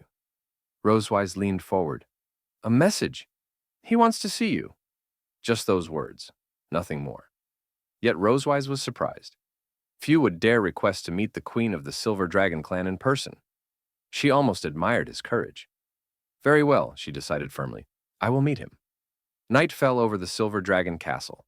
Under the glow of the rising moon, Rosewise and Sherry spread their wings, transforming into their true dragon forms. Together they soared across mountains and valleys, heading toward Tiger's hidden lair. Hours later, they reached a land of steep cliffs and roaring waterfalls. No villages, no signs of life. This was a place unfit for humans. Sherry pointed to the waterfall. They're behind it, but Tiger said, You must go alone. Rosewise nodded. If I don't return, you know what to do. Sherry bowed deeply. Please, Your Majesty, be careful. With a wave of her hand, Rosewise conjured a magical shield to repel the waterfall's spray. She stepped through the cascading water and entered a vast cavern. There, sitting calmly at a stone table, was the man himself, Tiger. White hair, white beard, yet no trace of weakness. A quiet power radiated from him as he brewed tea with deliberate calm, dressed in a plain blue robe and brown cloak. Noticing her arrival, Tiger set down the kettle and looked up. He gestured to the empty seat across from him. Please. Rosewise didn't thank him. She sat silently, her thoughts racing. I've faced countless dragon slayers. Only Leon ever felt like a true challenge. Yet this man before me, his presence feels even greater. Tiger poured the tea, his steady eyes never wavering. Rosewise could feel it, an aura unlike any she had encountered before. Sliding the cup toward her, Tiger finally spoke. 2 years have passed. I've been waiting for the chance to meet you. Rosewise folded her arms, cautious. She didn't touch the tea. Leon, is he well? Tiger lifted his gaze and met hers. Rosewise picked up the teacup, carefully inspecting it for flaws. She answered Tiger coldly, saying he was still alive. After a moment of observation and confirming the tea was fine, she took a sip. She continued speaking to Tiger. Leon was her prisoner of war. Though tortured endlessly, he never surrendered. He had tried every way to escape back to the Empire, but all attempts failed. Tiger calmly lifted the teacup and drank as well, showing no worry for Leon's fate. Ah, that kid. Still hard-headed after 2 years. Knowing Leon was alive, Rosewise felt relieved. Though their words seemed calm, the air between them stayed tense. Tiger knew Rosewise had sent Sherry to search for Leon. He glanced at her over his cup. I don't know what deal you made with him to send someone after me, but it proves he's still useful to you. Rosewise replied coldly, He's already paid the price. Tiger set his cup down. His eyes sharpened as he spoke. So, I expect you to ensure he doesn't return to the Empire for a year. Rosewise frowned. May I know the reason? Tiger's refusal to demand Leon directly left her confused. She pressed him. You know your apprentice is alive, yet you're not rushing to rescue him? Instead, you want him trapped in enemy lands for another year? Tiger explained what happened 2 years ago, after the clash between the Dragonslayer army and the Silver Dragon clan. The Dragonslayer army suffered a crushing defeat at Silver Dragon Castle with heavy losses. The Emperor raged, and public opinion crushed them further. The defeated army limped back to the Empire with only remnants of its soldiers. The citizens were furious. Someone had to take the blame. The Empire pinned everything on traitors within the Dragonslayer army. Rosewise already guessed Tiger's next words. Leon, the famed dragon-slaying hero, had vanished after the war. He was the perfect scapegoat. She imagined the scene. If Tiger dragged Leon back now, the people, the army, even the Emperor would see him as suspicious. Leon would face blame and endless surveillance. Tiger nodded at her thoughts and continued. You're right. Returning now means certain death. I'd rather he stay here, under your control. At least he'll live. Rosewise placed her teacup down and sighed softly. Tiger was powerful, too powerful to ignore. She could not refuse. I understand, she said, but I have a condition. I want all his information, especially his childhood dark history. Her eyes burned with seriousness. Tiger was taken aback, raising his brow at the odd demand. Still, he didn't refuse. Ha, that's a special request. He turned and disappeared into the cave. After a while, he dragged out several boxes and placed them by the stone table. From one, he pulled out an ornate wooden case and handed it to Rosewise. These are all the love letters Leon received from enrollment to graduation. I kept them for him. Rosewise was shocked. She hadn't expected Tiger to hoard Leon's love letters. She opened the box and pulled out envelopes of all colors. She read them silently while Tiger said, These were meant for his future wife. But now his life is in your hands. You decide what to do with them. What Tiger didn't know was that Rosewise could also be considered Leon's wife. Seeing the letters, Rosewise smiled wickedly. Knowing Leon's hidden past delighted her. Inwardly, she laughed. Ha ha ha, Leon. Even you have this day. She kept smiling as she read. Tiger noticed her expression and frowned. Why was she so interested in Leon's secrets? Is this interrogation? He wondered. He wasn't entirely wrong. Rosewise then pulled out a small golden-framed portrait from the box. It showed a silver-haired girl in purple, crudely drawn, clearly from Leon's childhood hand. Rosewise asked, This is? Tiger chuckled and shrugged. That's Leon's dream lover. He drew her at 6 years old. Silver hair, tall, cold demeanor. That's his type. There was even a girl at school just like that, she confessed to him. He thought for 5 seconds, then rejected her. As he spoke, Tiger suddenly froze. His eyes narrowed on Rosewise. She was silver-haired, tall, cold, exactly like the portrait. No way, he thought. Leon wouldn't dare. Not with the Silver Dragon Queen. Rosewise studied the portrait seriously, unaware of the uncanny resemblance. She placed the picture and letters back into the box. Any more explosive secrets? She asked eagerly. Tiger gave an awkward smile and shook his head. No, he's my apprentice. I can't betray him further. At that moment, Rosewise flicked several photos into her hand. She waved them before him. These are recent pictures of your beloved apprentice. Don't you want to look? Tiger shot to his feet, leaving the stone bench. Wait here. I'll let you meet Leon's first love. Leon's first love? Rosewise frowned as Tiger hurried into the cave. She hadn't expected Leon's first love to be under Tiger's roof. A nervous chill rose in her. Easter egg. Leon's weakness revealed.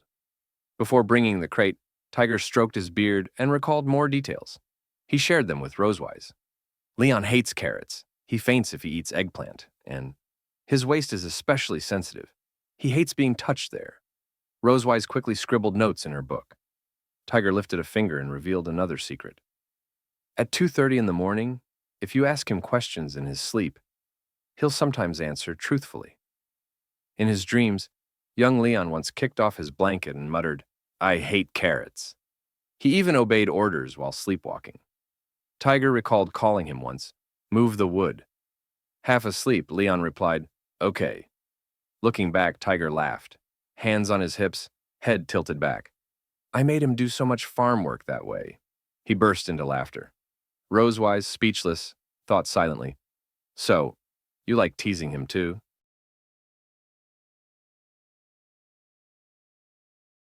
Tiger then turned and walked deeper into the cave, intending to bring Leon's first love to show Rosewise.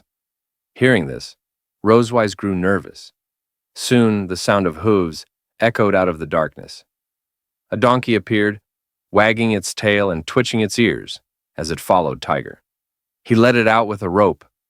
This, he explained, was Leon's first love. Its fur was white, its skin an unusual blue, tied in a ponytail with a red bow, and dressed in a brown outfit. Still half asleep, it kept its eyes closed and sighed unhappily. "Sorry for the wait," Tiger said. "I woke her in the night. She's a little upset." Rosewise widened her eyes when she saw a donkey instead of a person. She almost wanted to ask aloud, "Leon's first love is a donkey?" She hadn't expected it to be an animal. Tiger noticed her reaction, chuckled softly, and confirmed, "That's right." He told her how Leon had tamed many animals as a child, poultry, even dangerous beasts, but never this donkey. Instead, Leon spent his days chasing after it, branch in hand, trying everything to make it obey. His little dog even joined in, but the donkey always ran ahead, stubborn and unhappy, once kicking Leon and leaving a scar across his nose. Tiger pointed to his own nose. "If you touch Leon's bridge, you'll find that scar." He got it back then when the donkey kicked him. Rosewise glanced at Leon later and indeed noticed the faint scar. Without Tiger's reminder, she might never have realized it was there. Hearing the story, she let out a quiet sigh, and her tense mood eased.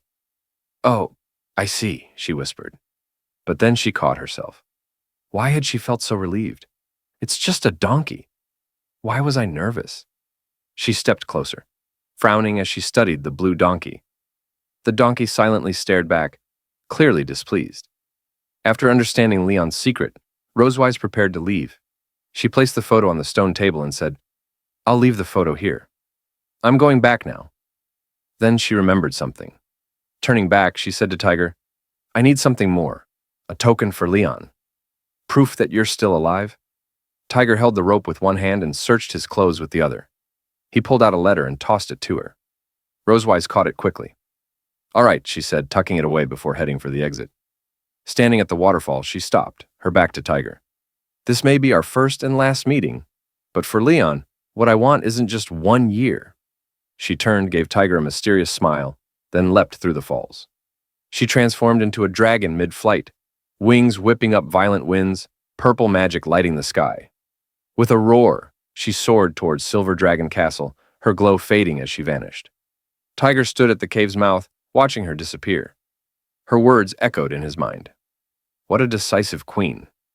But what did she mean? Just then, a breeze knocked the photo from the stone table to his feet. Tiger bent down, picked it up, and widened his eyes at the face on it. For a moment, he was speechless. From the shadows, a woman emerged.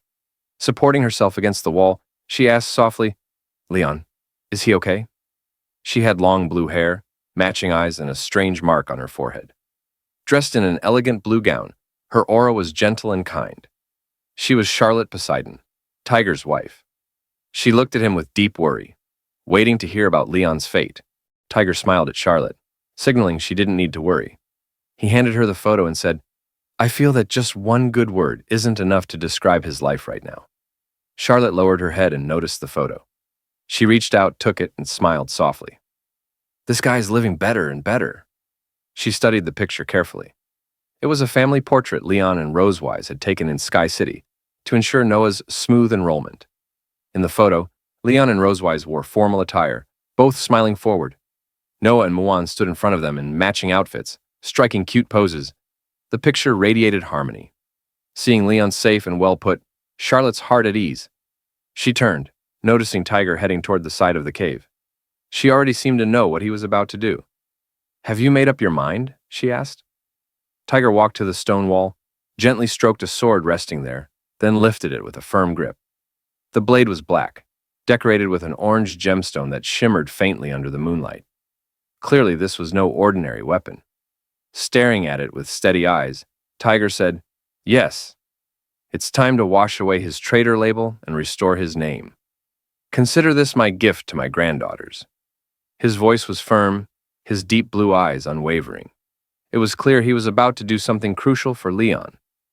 2 days later, Rosewise returned safely to the Silver Dragon Castle. Evening had already fallen. The crescent moon, like a pale sickle, climbed into the sky, casting a faint silver glow. Inside the castle, corridor lamps lit the way to every room. It was dinner time. Leon brought Muan to the dining hall, but tonight he wasn't the one cooking. It was Rosewise. After seating Leon and Muan at the table, she entered the kitchen to prepare dinner herself. Leon rested his chin on his hand, watching her with narrowed eyes. Strange, he thought. She'd vanished for 2 days without a word, and now she was acting mysterious. He had already noticed her absence 2 days ago, and it still bothered him. At that moment, Anna passed by, carrying books and documents for Rosewise's office. Leon stopped her. "Where's Rosewise?" Anna turned her head. "Her Majesty is out on business," she replied.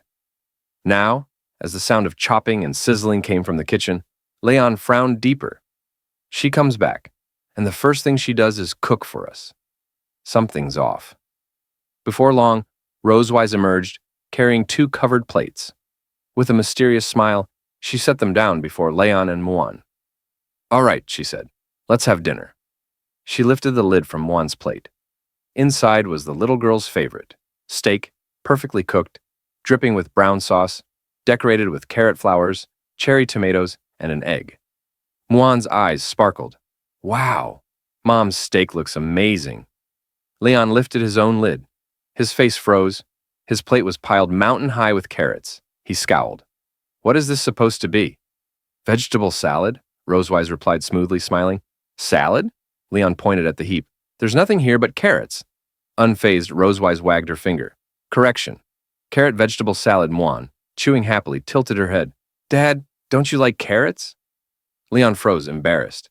He didn't want to admit it in front of her. Carrots are just a bit," he stammered.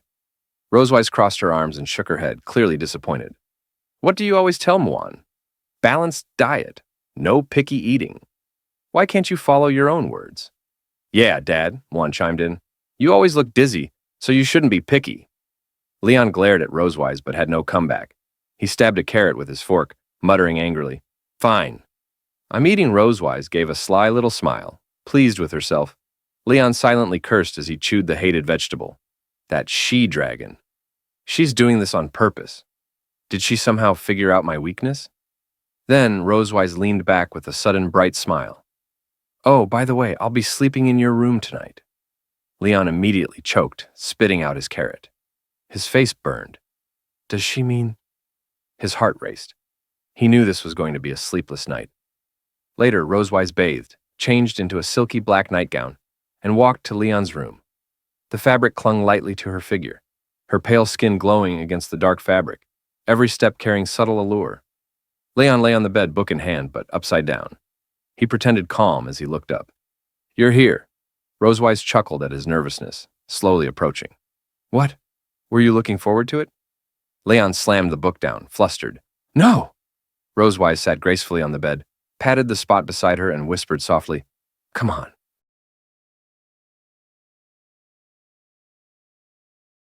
Later, Rosewise changed into a seductive black nightgown. thin enough to outline her graceful figure. With every movement, her curves trembled slightly. Leon, reluctant, lifted his hand and pulled off his pajamas. He thought she would torture his body again, just as before, but he couldn't refuse her. With a frown and a trace of bitterness, he shut his eyes and sighed. Walking up to Rosewise, he muttered, "I haven't seen you for 2 days. Are you in that much of a hurry?" She only smiled mysteriously. "That's right. Turn off the lights." Leon obeyed, turned off the lamps, climbed into bed, and slipped under the blanket beside her. Rosewise placed one hand on the blanket, closed her eyes, and smiled calmly. But Leon was tense, heart racing. He knew what she usually wanted. He clenched his jaw, shut his eyes tight, and rested a hand behind his head, bracing for the long night. Though he hated the thought of it, he was prepared for the discomfort to come. But half an hour passed, and Rosewise made no move. No words, no touch, nothing. At this time before, she would have already struck. Leon opened his eyes, staring at her in disbelief. What was going on? He watched carefully. Still, no reaction. Rosewise lay there quietly, breathing evenly, as if she had simply come to sleep. Confused, Leon whispered, "Are we really just sleeping?" Without opening her eyes, she answered, "What else did you expect?" Flustered, Leon turned his back to her and wrapped himself tightly in the blanket. He didn't want her to see his conflicted thoughts. "Of course not," he snapped, forcing himself to sleep. Rosewise cracked her eyes open, amused by his reaction, but said nothing. Realizing she wasn't going to torment him tonight, Leon told himself, "Since she's leaving me alone, I might as well rest. If I'm to strike back one day, I'll need my strength." With that thought, he drifted into slumber. The castle grew silent as the hours slipped by. On the bedside table, the alarm clock ticked quietly beneath the moonlight. Its hands pointed close to 2:30. Rosewise opened her eyes. She sat up slowly, lifted the clock, and confirmed the time. She had never actually fallen asleep. She'd been waiting. Tiger's words echoed in her memory. At 2:30 in the morning, if you ask Leon a question while he sleeps, sometimes he'll reveal his deepest thoughts. Smiling mysteriously, she turned to look at Leon, lying unaware beside her. She had waited for this moment. Tonight, she would test the secrets of his heart. Placing the clock back down, Rosewise leaned closer, whispering in her mind, "Let's start with something simple." She pushed his shoulder lightly. Leon didn't stir. She softly asked, "Leon, what is the name of your youngest daughter?" In his dream, Leon mumbled, "Muan." Her eyes lit up with delight. Success. Tiger's words were true. Leaning closer to his ear, she pressed on. "What kind of girl do you like?" Leon answered without hesitation. "Silver hair, tall stature." Rosewise remembered Tiger had said the same, that Leon liked silver-haired girls, tall and cold in demeanor. She nodded slightly. Exactly as his master said. But there was something else she had to know. Tiger once told her Leon had rejected a girl who perfectly matched those traits. "Why?" she whispered. "Did you turn her down back in school?" Still lost in dreams, Leon answered, "She looked fine, but I didn't like her." Rosewise crossed her arms and scowled, silently fuming. Tiger had told her he'd hesitated before rejecting that girl. "You say you didn't like her?" But you paused 5 whole seconds before saying no. Although Rosewise had learned from Tiger what type of girl Leon liked, she believed he didn't just like that type. So she pressed him further. "Tell me, what kind of girl do you like?" Leon shifted slightly and answered honestly, "I also like mature women, black stockings, and bunny girls." Hearing his answer, Rosewise's curiosity lit up. Propping her chin with one hand, she gently poked Leon's cheek with the other. But Leon, still deep in sleep, didn't react at all. With a mischievous smile, she teased, "Do you want to see one of our classmates wearing a bunny girl outfit?" Leon slowly shook his head, his thoughts clear in that moment. "No," he muttered, leaving Rosewise puzzled. Since he liked bunny girls, Rosewise assumed he must have imagined other girls in those outfits. She leaned closer, staring at him. "Oh, then who do you want to see wearing one?" Leon stayed silent, clearly thinking about his answer.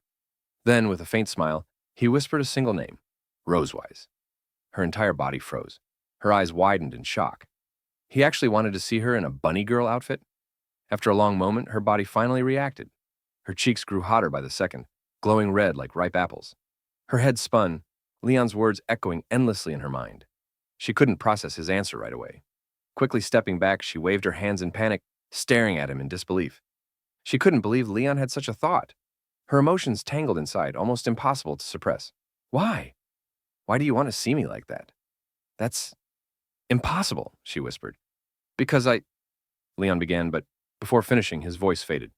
He sank back into sleep, his steady snores filling the room as his chest rose and fell. Rosewise was speechless. She had been so close to hearing his reason, only for him to fall asleep mid-sentence. She shook his shoulder and poked his cheek again, desperate for him to finish. But Leon didn't utter another word. Inside, she grumbled, Seriously? At the most important moment, you fall asleep? Frustration flared. He had embarrassed her without even realizing it, leaving her heart unsettled. She clenched her fist tightly. You got away with it this time, she muttered at him. Next time, I'll definitely make you do something embarrassing while you're sleepwalking. The next afternoon, Leon, Rosewise, and Muan followed their routine, waiting on the wide lawn near the city gate for Noah's weekend return. The warm sunlight poured over the grass, wrapping everything in golden warmth. The lawn looked like a soft green carpet, shimmering under the light. Muan spotted a frog perched on a nearby stone and ran over curiously to study it. From a distance, Leon and Rosewise watched Muan play while chatting quietly. That morning, when Leon had woken up, Rosewise was already gone from his room. He glanced at her and asked, When did you leave last night? Watching Muan with a gentle smile, Rosewise calmly answered, After you fell asleep. Then she turned to him with a sly grin, clearly in a playful mood. What, are you disappointed? She teased. Leon looked away toward the grass, shrugging with feigned indifference. How could I be? The entire castle is yours. Sleep wherever you want. Recalling the night, Rosewise shut her eyes. But when I left, I heard you talking in your sleep. Leon's eyes widened in shock. What? Me? Talking in my sleep? He pointed at himself, worried about what he might have said. Rosewise touched her chin, pretending to think. Something about regretting not accepting the classmate who once confessed to you. I didn't know you had such a touching secret crush. She smiled mysteriously, clearly enjoying teasing him. Leon, however, refused to admit it. Impossible. Don't talk nonsense, he said firmly, arms crossed. Back then, I was fully committed to serving my country. I had no time for romance, let alone a secret crush. Rosewise chuckled softly. She already knew most of his secrets from Tiger, but she didn't tell him. She just wanted to see his awkward face. Who knows? Maybe your dreams reflect your true feelings, she teased. Leon immediately grew tense. He turned to her, almost pleading. Hey, she-dragon, why don't you believe me? I really didn't. Meanwhile, Muan squatted in the grass, happily weaving colorful wildflowers and blades of grass into a wreath. Suddenly, the heavy beat of wings echoed overhead. Muan looked up. A massive leviathan descended from the sky. Noah had returned. Big sis Noah, Muan shouted, dashing toward her. Leon called out from behind, Muan, slow down! Don't trip! Muan ignored him, placing the wreath on Noah's head before clinging to her arm with a big smile. Then she led Noah toward Leon and Rosewise. Mom! Dad! I'm back! Noah beamed. Leon noticed a folded paper in her hand and pointed. Noah, what's that? Noah handed it to him, saying it was her homework. Leon unrolled the paper and read it.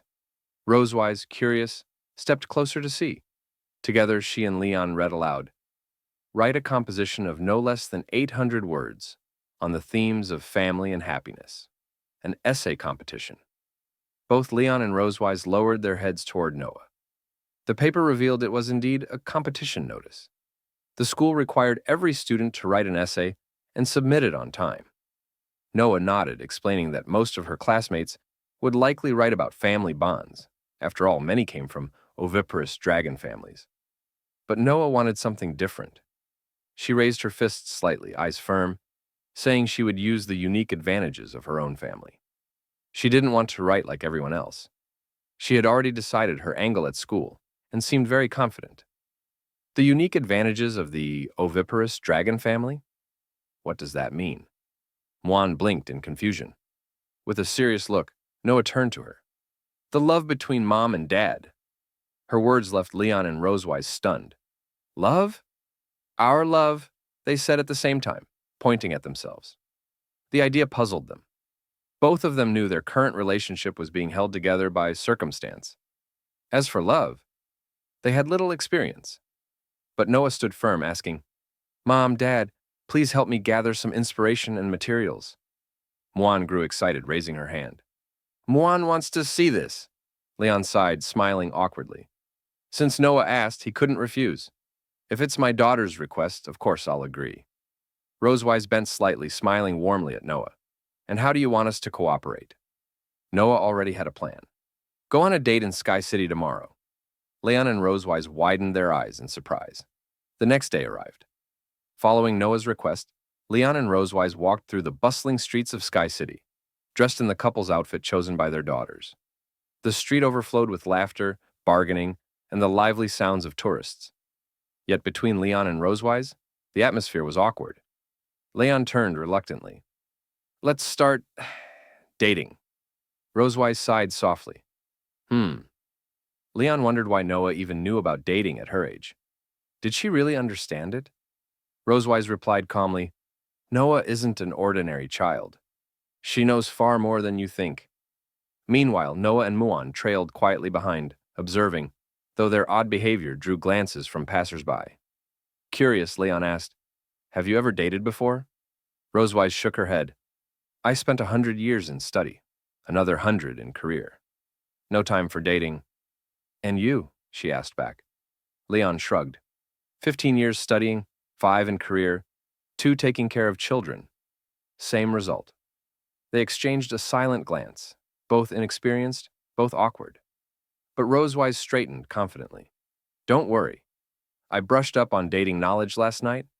She had gone to the library and borrowed books like My Lover, Slumbering in the Afternoon, and The Albatross's Love. Leon nearly choked. These are love novels. He coughed into his hand. But he too had prepared. Actually, I also studied. I listed some date ideas for ordinary couples. He pulled a pink sheet from his pocket, covered with activities, dessert shop, musical dramas, zoo visits, and more. These don't include awkward games or excessive intimacy, Leon explained, but still capture the warmth of parental love. If we follow this, Noah will get the perfect material. He clenched his fist, confident. Rosewise nodded lightly, satisfied with the plan. Then, Leon and Rosewise went through each project on the checklist one by one. Their first stop was the dessert shop, where they each bought an ice cream and continued eating as they visited the zoo. Leon soon spotted an unusual animal nearby. Rosewise turned her head and noticed the same strange creature behind them. Hidden in the bushes, Noah observed them carefully, jotting down detailed notes. Muan squatted beside her, happily licking her ice cream. Afterward, Leon and Rosewise headed to a clothing store. Rosewise picked up a pink dress and held it in front of herself. She turned to Leon for his opinion. He touched his chin, studied both the dress and Rosewise carefully, and after a pause, offered his advice. Meanwhile, Noah and Muan lay flat on a rooftop near the shop, secretly watching. Noah nodded lightly, recording every detail. Soon after, Leon and Rosewise entered a theater to watch a stage play themed around the albatross.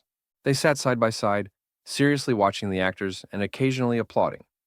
A woman seated behind them noticed Noah and Muan crawling quietly beneath her feet. Muan pressed a finger to her lips, urging silence. She wished the audience would remain quiet, not disturbing their parents. When the play ended, it was time for audience interaction. The host began selecting lucky participants to join on stage. His eyes fell on Leon and Rosewise. He stretched out his hand and invited them up. The two pointed at themselves, wide-eyed, shocked they had been chosen. Surprise lingered on their faces. With a smile, the host asked Leon to place a ring on Rosewise's finger. Holding the ring box, Leon knelt on one knee before her. It was his first time doing something like this before so many people, and his face flushed with embarrassment. Rosewise's cheeks also turned pink. She hadn't expected the interaction to unfold this way. Under the gaze of the crowd, Leon slipped a ring set with a purple heart-shaped gemstone onto Rosewise's finger. Applause burst throughout the theater. Behind the stage, Noah and Muan disguised themselves as eggs and mushrooms, watching secretly. Muan, seeing the proposal, beamed with joy. For Noah, it was the first time witnessing such a scene, and she too was surprised. She quickly jotted it all down in her notebook. After leaving the theater, Leon and Rosewise continued to their next stop, the divination room. A purple tent awaited, its entrance lined with boxes of mystical tools and glass jars. Inside, the fortune teller greeted them warmly. She was a young woman, dressed in a long purple gown with a witch's hat and a small cloak. A veil covered her face, giving her a mysterious air. On her desk rested a crystal ball, tarot cards, and several books. Clearly, she was a professional. With a smile, she turned to Rosewise. "Madam, are you a Scorpio?" Rosewise covered her mouth in surprise. How could the fortune teller know? She admitted softly, "Yes. My birthday is October 25th. How did you know?" Closing her eyes, the fortune teller confidently explained, "Scorpio women may seem cold on the outside, but their hearts are fierce and unrestrained. They love and hate without hesitation. Falling for a Scorpio means risking everything." Rosewise nodded, agreeing with the words. Leon, however, looked unconvinced, frowning slightly at the explanation. He muttered, "This is just trickery, deceiving children." At once, the fortune teller turned to him. "Sir, are you a Leo?" Caught off guard by her accuracy, Leon felt embarrassed. Yes," he admitted. The fortune teller thought a moment, then revealed, "No wonder. Your zodiac signs are incompatible." Leon's eyes widened in shock. He hadn't expected her to know of the bad match between him and Rosewise. Admiration filled his face as he silently declared, "Master! No wonder we clash. It's the zodiac's fault." Forgetting his earlier doubts, Leon listened as the fortune teller continued, "Your wife's sign is sensitive and insecure. You must give her more love and security." "Love? For Rosewise?" Leon's cheeks flushed red. He glanced at her. By chance, Rosewise was already looking at him. Their eyes met and the moment grew awkward. Quickly they looked away, cheeks hot. Rosewise fanned herself, trying to cool down. "Why do I feel so warm?" she muttered. Leon scratched his head nervously. "Me too," he stammered. The fortune teller placed her hands on the crystal ball. "Let me predict your fortune." "Place your hands here," she instructed. Leon obeyed. At once, the purple crystal ball glowed brightly.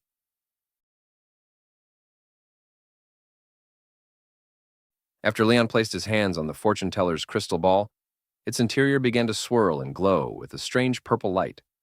Soon, the fortune teller could see the faint shapes forming within. She placed her hands firmly on both sides of the crystal ball, guiding it to reveal more. Her eyes widened with excitement. "Oh, I see it. Iron railings. Weeds." "Sir," she said gravely, "you will face imprisonment." Upon hearing this, Leon frowned deeply, pulling his hands back from the crystal ball. The fortune teller's words unsettled him. He stared at her, expression dark. He hadn't expected her to uncover a part of his past. Rosewise, however, couldn't help but laugh, clearly amused by Leon's so-called misfortune. After all, she was the one who had imprisoned him before. The fortune teller, seeing her chance, leaned forward eagerly. "For just 100 gold coins," she said with a sly smile, wagging her finger, "I can help you escape this disaster." Leon crossed his arms, his tone sharp. "Actually, I've already been through it." Disappointed by her prediction, he no longer hid his irritation. Rosewise smirked, patting his shoulder teasingly.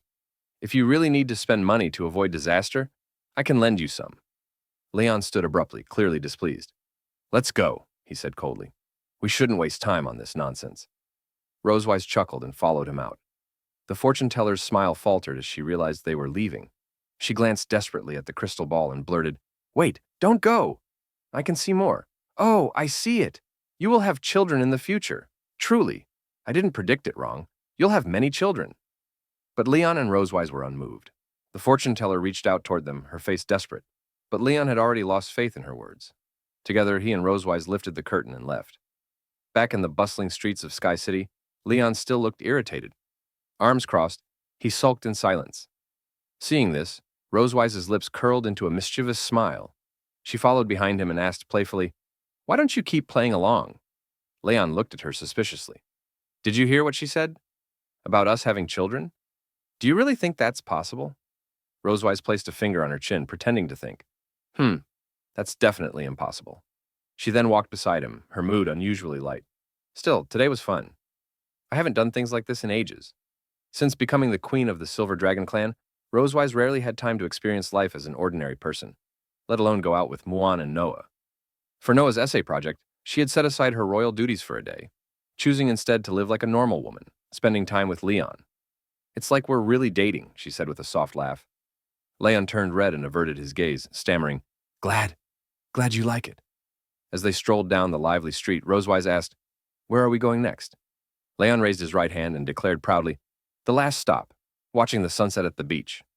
Not far behind them, Muan gently held Noah's hand, whispering as they followed. Dragon Squad. Follow them. The beach near Sky City was bathed in the glow of dusk. The setting sun dyed the sea orange, the waves washing gently ashore, leaving behind shells and starfish. The rhythmic sound of the sea seemed to ease every heart. Leon and Rosewise finally arrived. Leon placed his hands on his hips and said confidently, "The last stop of our date, the beach." Behind them, Noah and Muan hid behind a large tree, secretly observing. Their silent guardian, Anna, stood beside them. Rosewise looked around, sensing something strange about the place. "Leon," she said quietly, "don't you think the atmosphere here is a bit intimate?" All around them were couples, some watching the sunset together, others kissing softly in the fading light, some running into the sea hand in hand. The air itself seemed soaked in romance, making Rosewise a little uneasy. Leon scratched his cheek awkwardly. "Ha ha ha. No wonder they call this place a dating paradise. Let's walk somewhere quieter." They moved to a more secluded stretch of sand. The sky above looked like an overturned palette, blue and orange blending yet remaining pure and vivid across the horizon. Rosewise happily kicked at small stones as she walked. The sunlight hit her silver hair, tinting it gold. Leon turned to glance at her, quietly captivated. In his heart, he thought, the sunset makes her silver hair glow like pale gold. Interesting. At that moment, Rosewise noticed his gaze. She turned her head toward Leon and asked, "Why are you staring at me all this time?" Noticing Rosewise's movement, Leon quickly looked away, pretending nothing had happened. Feeling embarrassed about his behavior, he sped up and walked ahead to hide his awkwardness. He placed his hand behind his head, trying to act calm. "Who's staring at you?" "I was just looking at the sun," he said. Rosewise found his reaction amusing and quickened her steps to catch up. With a playful smile, she teased, "Still so stubborn. I told you before, when you dreamed about that female classmate." Leon frowned, puzzled why Rosewise brought that up again. He had no memory of what she meant. "I swear," he said, emphasizing his words, "the only female I've ever been close to is you. Why do you keep mentioning her?" Then, as if realizing something, he added, "Oh, wait. I get it now." He looked at her with a teasing grin. "You care so much? Are you jealous?" Before he could finish, Rosewise quickly covered his mouth with her hand. She knew what he was about to say, and interrupted with a sharp, "Of course not." Her hand still on his mouth, she leaned closer, an impish smile forming. "That night you said some shocking things. Want to hear them?"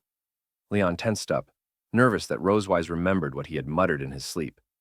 He nodded slightly, hoping she'd reveal it quickly. The thought of what he might have said made him uneasy. If she knew, she'd have his weakness. But Rosewise only moved her hand away, stepping ahead with a smirk. "Ha ha, I won't tell you. Guess for yourself," she laughed while running. Realizing he'd been tricked, Leon grew both annoyed and curious about what she'd heard. "What else did I say in my sleep?" he shouted as he ran after her. Watching the two play and chase each other, Noah and Muan couldn't help but smile. "Mom's laughing so happily," Muan said softly. Noah watched the pair beneath the glowing sunset, thinking how perfect the moment was. Like a story waiting to be written. Ah, too bad I didn't bring a camera. I could have captured this scene. Just then, Anna quietly stepped out from behind a large tree. "It's actually not a pity," she said gently.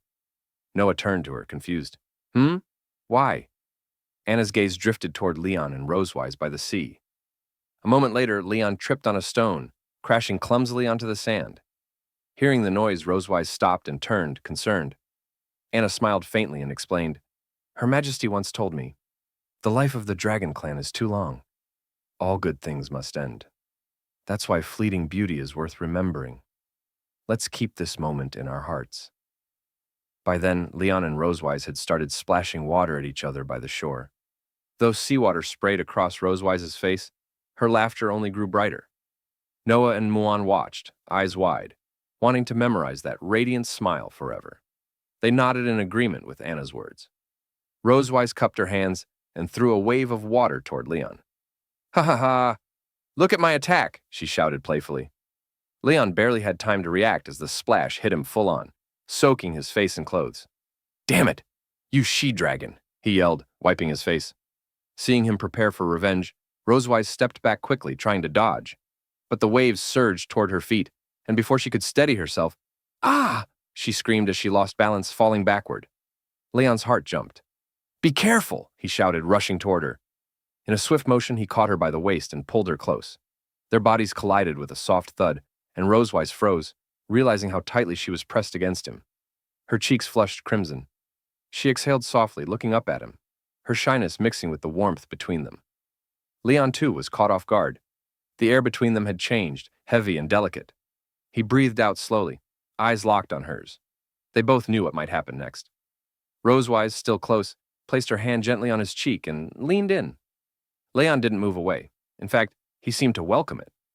She closed her eyes and brushed her lips against his. The kiss was soft, filled with the joy and warmth they'd shared that day.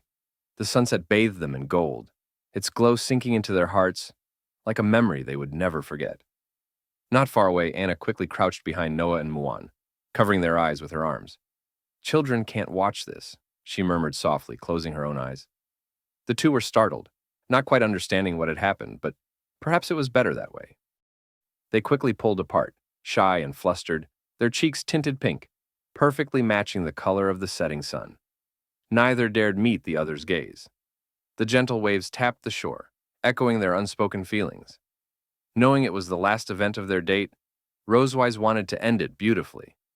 She looked at Leon with a shy smile and said softly that every story's perfection lies in its ending.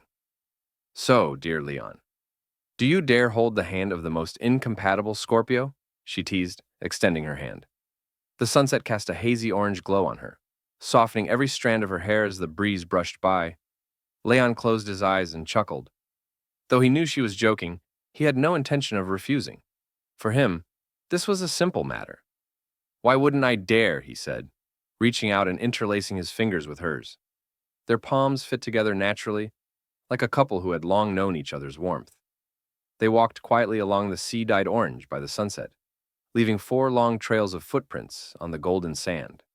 Soon, the waves came and gently erased them, but new footprints appeared nearby, just like their tightly held hands that refused to let go. Their date ended in the warmth of twilight. Around the same time, Noah's essay won the Excellence Award. When St. Hiss Academy announced the winners, parents were invited to hear the best essays read aloud. Noah's piece stood out. She walked on stage, holding her paper proudly, and began, "My parents are a loving and strange couple." In the audience, Leon and Rosewise were overjoyed. Leon listened intently, his eyes glistening with tears, while Rosewise blushed, lowering her head in shy embarrassment at Noah's words. Later, after returning home under a darkened sky and finishing dinner, Leon went back to his room. Some quiet noises came from inside. It seemed he was up to something. After checking that no one was around, he shut the door and crawled under the bed, rearranging a few hidden items. His head hit the bedboard, but he ignored the pain and kept working. When he finally crawled out, a thin layer of dust clung to his face and clothes.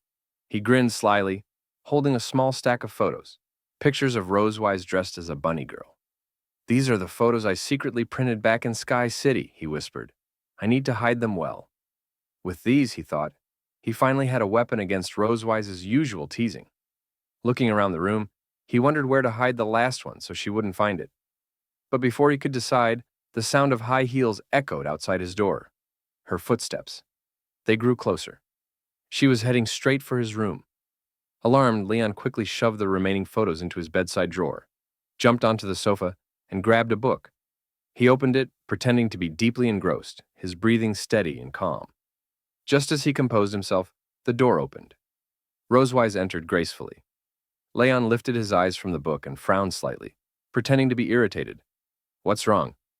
Planning to sleep here again tonight?" he asked flatly. Rosewise folded her arms and gave him a playful smile. "What? You don't allow it?" she teased. Leon sighed and put the book down, pretending to give in. "Tsk, it's up to you." Inside, he was secretly amused. "Now I've got a trump card," he thought. "No matter what tricks this she-dragon plays, I can handle them." As long as she didn't discover his hidden stash, he finally had something to counter her endless teasing. Rosewise walked toward Leon and slowly sat down on the sofa. She seemed to be in a very good mood. Closing her eyes, she suddenly said something that caught Leon completely off guard. "Leon, do you like bunny girls?" Hearing her words, Leon froze in place. "Huh?" Still lost in thought, he didn't immediately process what she said. When he finally did, his heart skipped a beat. How did she know? It hit him that she was talking about something he secretly liked. He had no idea how she found out. Could it be she discovered those bunny girl photos I've been hiding? The thought made him tense up. Seeing his reaction, Rosewise chuckled softly and looked at him teasingly. You said it in your dream that night, she said. You wanted to see your female classmate wear bunny girl clothes. But in truth, what Leon had mumbled in his sleep was nothing like that. Rosewise had simply twisted his dream talk as a joke. Since she'd done similar things before, Leon didn't buy her words this time. It only made him more annoyed. He frowned and snapped, That's impossible! That's nonsense. I'd never say something like that. And even if I did, I'd say you should wear bunny girl clothes for me. Hearing that, Rosewise blinked, her cheeks warming with a faint blush. This guy? He actually said it out loud. She hadn't expected her little prank to expose his true feelings. Finding his reaction amusing, she decided not to stop there. Leaning back with her elbow on the sofa and her chin resting on her hand, she smiled wickedly. You want me to wear bunny girl clothes? Impossible. I'll never wear that for you in my life. Leon quietly glanced at his bedside table. Judging from her words, she hadn't noticed the hidden photo of her in bunny attire. He let out a subtle sigh of relief. Good. She doesn't know yet. That means I still have the upper hand. Since Rosewise remained unaware, Leon figured he still had a chance to strike back. He could already imagine her reaction once he revealed his secret weapon. A smirk tugged at his lips. Oh, and what would you do if you did wear bunny girl clothes? He asked. Rosewise tilted her head, not understanding his sudden confidence. She assumed he was trying to trick her into dressing up. I don't care what tricks you're planning, she said sharply. Even if you try using enchanting magic, it won't work. You can't fool my eyes. Then, with a confident grin, she added, If you can really convince me to put on bunny girl clothes, you can do whatever you want with me. Leon stared at her, skeptical. Really? Of course, she said coolly. But think carefully, Dragon Slayer. If your little plan backfires, you know exactly what will happen. She warned him, yet he remained silent. Suddenly, she noticed him standing up and walking to the bedside table. Confused, she watched him open the drawer. She had no idea her earlier words had just sealed her fate. Leon turned and said, Dear Queen, I don't need any tricks. Everything's already done. He shot her a mischievous smile. Then, striding to the sofa, he tossed a photo onto the table. In the picture, Rosewise, unconscious and dressed in bunny girl clothes, had her hair tied like rabbit ears. Her expression was calm, unaware of what had happened. This one's a masterpiece, Leon said proudly. Oh, and this one too. He placed several more photos on the table, clearly satisfied with his collection. But instead of fear, Rosewise's expression darkened with rage. She glared at the photos without a word, her fury building. And this, Leon said, tossing down the final shot, I call the ultimate art. The table was now covered in photos, full body shots and close-ups from every angle. It was clear Leon had gone to great lengths for this revenge. Suddenly, purple dragon flames burst from Rosewise's hand and engulfed the photos. The fire devoured everything in seconds. Leon froze, eyes wide, realizing things had just turned very bad. Rosewise rose from the sofa, her voice trembling with restrained anger. When did you take these photos? Leon smiled awkwardly, trying to stay calm. Ah, the dragon is angry. He raised his hand slightly in surrender. Don't get so worked up, he said nervously. Remember when you were unconscious after using the blood curse last time? So that's it, she said coldly. You're planning to use these to threaten me. Her tone dripped with fury as she took a slow step toward him, her eyes blazing. Leon's heart pounded. For once, the Dragon Slayer had no words left to defend himself. She never imagined he would have done something like that while she was unconscious, and that he'd even use it against her. Her silver eyes burned with anger as she strode up and seized his collar. Are you planning to use these photos against me? She demanded. Leon felt the weight of her rage, but didn't flinch. He remembered her earlier words, her own promise, and that gave him the courage to face her. He smiled nervously. No, no, no. I'm not threatening you. But you did say if you ever wore the bunny outfit, you'd follow my command, right? Rosewise glared at him. She remembered her careless words and let go of his collar, her face dark with frustration. She knew she couldn't simply break her word now. Sitting back on the sofa, she crossed her arms and frowned. Fine. What exactly do you want me to do? Leon closed his eyes for a moment, thinking. Then he smiled. You said you'd never wear bunny girl clothes in your life. Those photos, well, they were taken while you were unconscious. So, why not fix that properly now? Put them on and show me? Rosewise frowned, realizing he was deliberately trying to provoke her. And if I refuse? Leon shrugged casually. Then maybe next time I see your sister, I'll show her the photos. I'm sure she'll find them amusing. He could almost imagine the scene, Issa teasing Rosewise endlessly about it, turning the whole thing into a running joke. Rosewise slammed her hand against the table. How many copies are there? Leon didn't meet her eyes. 2. But that was a lie, there were more. He walked over, placed a hand on her shoulder, and leaned down slightly. So, you'll just have to do as I say. You don't want your sister finding out, do you? Rosewise stood abruptly, not answering, and marched toward the door. Leon watched, amused. Running away, he teased. Shut up, she snapped. I'm just going to get ready. Take your time, Leon replied with a smug grin. I'll come by at 7 to see the result. Without another word, Rosewise left and slammed the door shut. Leon crossed his arms, satisfied. Finally, my turn to turn the tables, he thought. For once, the Dragon Slayer had gained the upper hand. By the time evening came, Leon walked down the hall and knocked lightly on her door before stepping in. Rosewise stood by the bed, cloaked, facing away from him. He smiled. So, did you get ready? Rosewise turned her head slightly. I couldn't find the rabbit ears. Her tone was clipped, defensive. Even through the cloak, Leon could tell she had worn the outfit. He didn't push her further. That's fine. It's your first time. No need to overdo it. Rosewise lowered her gaze, visibly uncomfortable, her cheeks tinged pink. Fine, she said softly. I'll follow your request. But after this, you destroy those photos. Understood? Leon didn't answer immediately. He smirked faintly. We'll see. Depends on how you do. Before she could respond, he reached forward and tugged at the edge of her cloak, not roughly, but enough to reveal part of the outfit beneath. Rosewise gasped and instinctively tried to cover herself, her face flushing. Leon! She said sharply, stepping back. Her usual commanding air faltered for the first time, and she quickly sat down on the edge of the bed, trying to compose herself. The proud Silver Dragon Queen now looked conflicted, furious, embarrassed, and unsure how to react. Leon blinked, taken aback by how strange it felt to see her like this. For once, the one who had always teased and humiliated him was the one on edge. The silence stretched between them, charged and uneasy. Leon stared blankly at Rosewise, a faint smile crossing his face. In his mind, he thought, my favorite outfit mixed with my least favorite creature? How ironic, yet somehow exciting. He seemed quite pleased with Rosewise's appearance. At that moment, she noticed something faintly glowing around her. Looking down, she saw the dragon mark on her chest shimmering with a bright purple light, as if mirroring her emotions. Realizing Leon's gaze hadn't left her, Rosewise felt her face grow warm. She turned her head aside, placing her hand near her lips to hide her flustered expression. Have you seen enough? She stammered. Leon chuckled quietly to himself.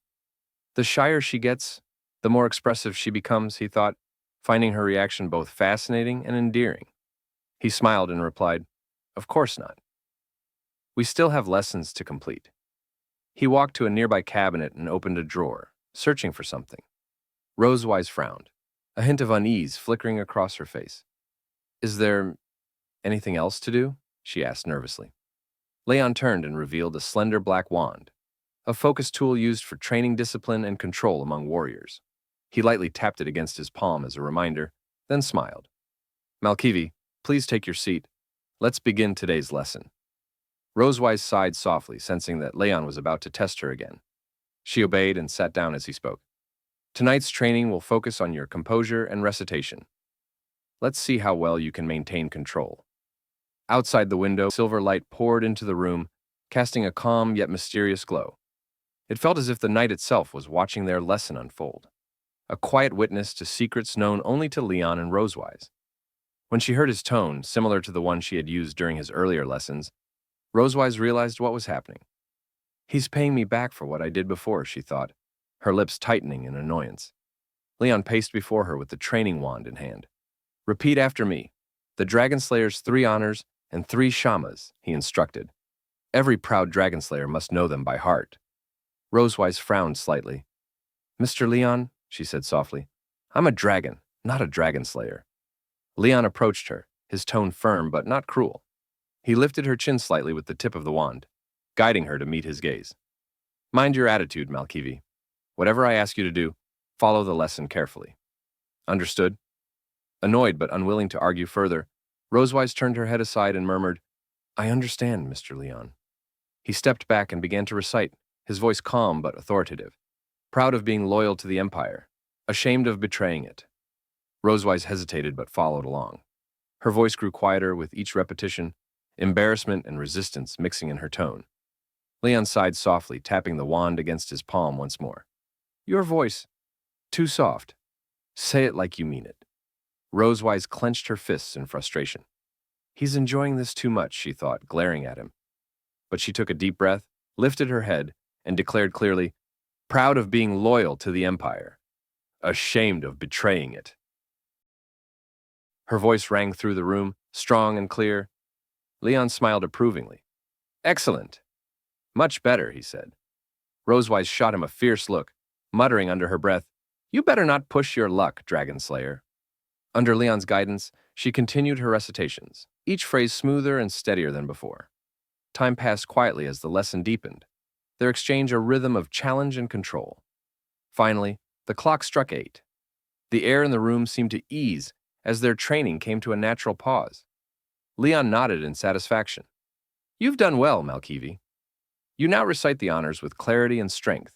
Rosewise crossed her arms, half irritated, half relieved. Thank you for your praise, Mr. Leon, she replied dryly. Noticing the time, she pointed to the clock.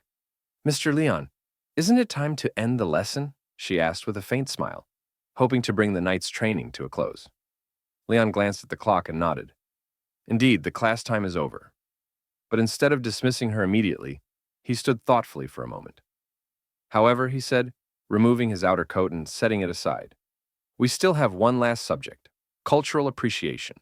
Rosewise blinked, confused by his sudden shift in tone. Cultural appreciation? Leon smiled lightly. You'll understand soon enough, he said, his eyes calm but intent. Rosewise braced herself for whatever came next, another mysterious, unpredictable lesson that only Leon could devise. He climbed onto her bed and slowly approached her. He pressed her beneath him and said, Today's lesson is about the inclusiveness and absorption of foreign cultures. He clearly intended to continue her punishment. Hearing Leon's words, Rosewise's cheeks warmed. She quietly swallowed and asked, Inclusiveness and absorption? Even though she knew what was coming, she still felt nervous. Leon smiled mischievously and leaned closer. Then, he noticed the dragon mark on her chest glowing even brighter than before. He whispered to her, Malkivi, your dragon mark is shining already. Don't you know what that means? He reached out and gently stroked Rosewise's face. She didn't find the gesture annoying at all. Instead, she enjoyed it. She felt her temperature rising and let out a soft, warm breath. Leon's fingers brushed against Rosewise's lips. Instinctively, she parted her mouth and gently bit his finger. He felt a slight sting, but the pain barely mattered. Her reaction made Leon blush as well. He took it as an invitation. He smiled and said, Malkivi, you're misbehaving. How dare you tease me? He slowly leaned closer. Their noses touched. Rosewise felt his breath so clearly that her inner desires slipped further out of her control. Her breathing grew erratic, swept away by his warmth. She thought silently, ever since that hot spring night, kissing has become natural. I'm no longer shy or resistant like before. Maybe I've fallen in love with kissing. Soon, Leon's lips pressed against hers in a deep, affectionate kiss. Rosewise didn't resist. She welcomed it and melted into the warm ripples that belonged only to her. Leon's body pressed against her twin peaks, rubbing gently as though teasing her. His actions echoed what Rosewise had done to him countless nights before. The dragon pattern sensed her growing desire and shone brightly. Leon cupped her head and deepened the kiss. Rosewise clung to him tightly, her body swaying gently as she craved more kisses filled with desire. The soft, wet sounds echoed like a love song, stirring their hearts. They were lost in each other's warmth. Eventually, they pulled apart slightly, breathing in small, fresh breaths. Their faces were hot, but neither cared. Suddenly, Leon thought of a new punishment. Turn around, Malkivi, he ordered. Rosewise looked confused. Huh? Wait! Before she could react, Leon grabbed her arm and turned her around, pushing her toward the pillow. She had no choice but to comply as he straddled her and pinned her beneath him. He placed his arms on either side of her, preventing escape. Rosewise turned her head toward him with difficulty, unsure what he planned. Leon leaned in and said, Malkivi, Recite the Dragon Slayer's 3 honors and 3 shames I just taught you. Rosewise's eyes widened. Now? The demand felt strange. Leon gave a wicked smile.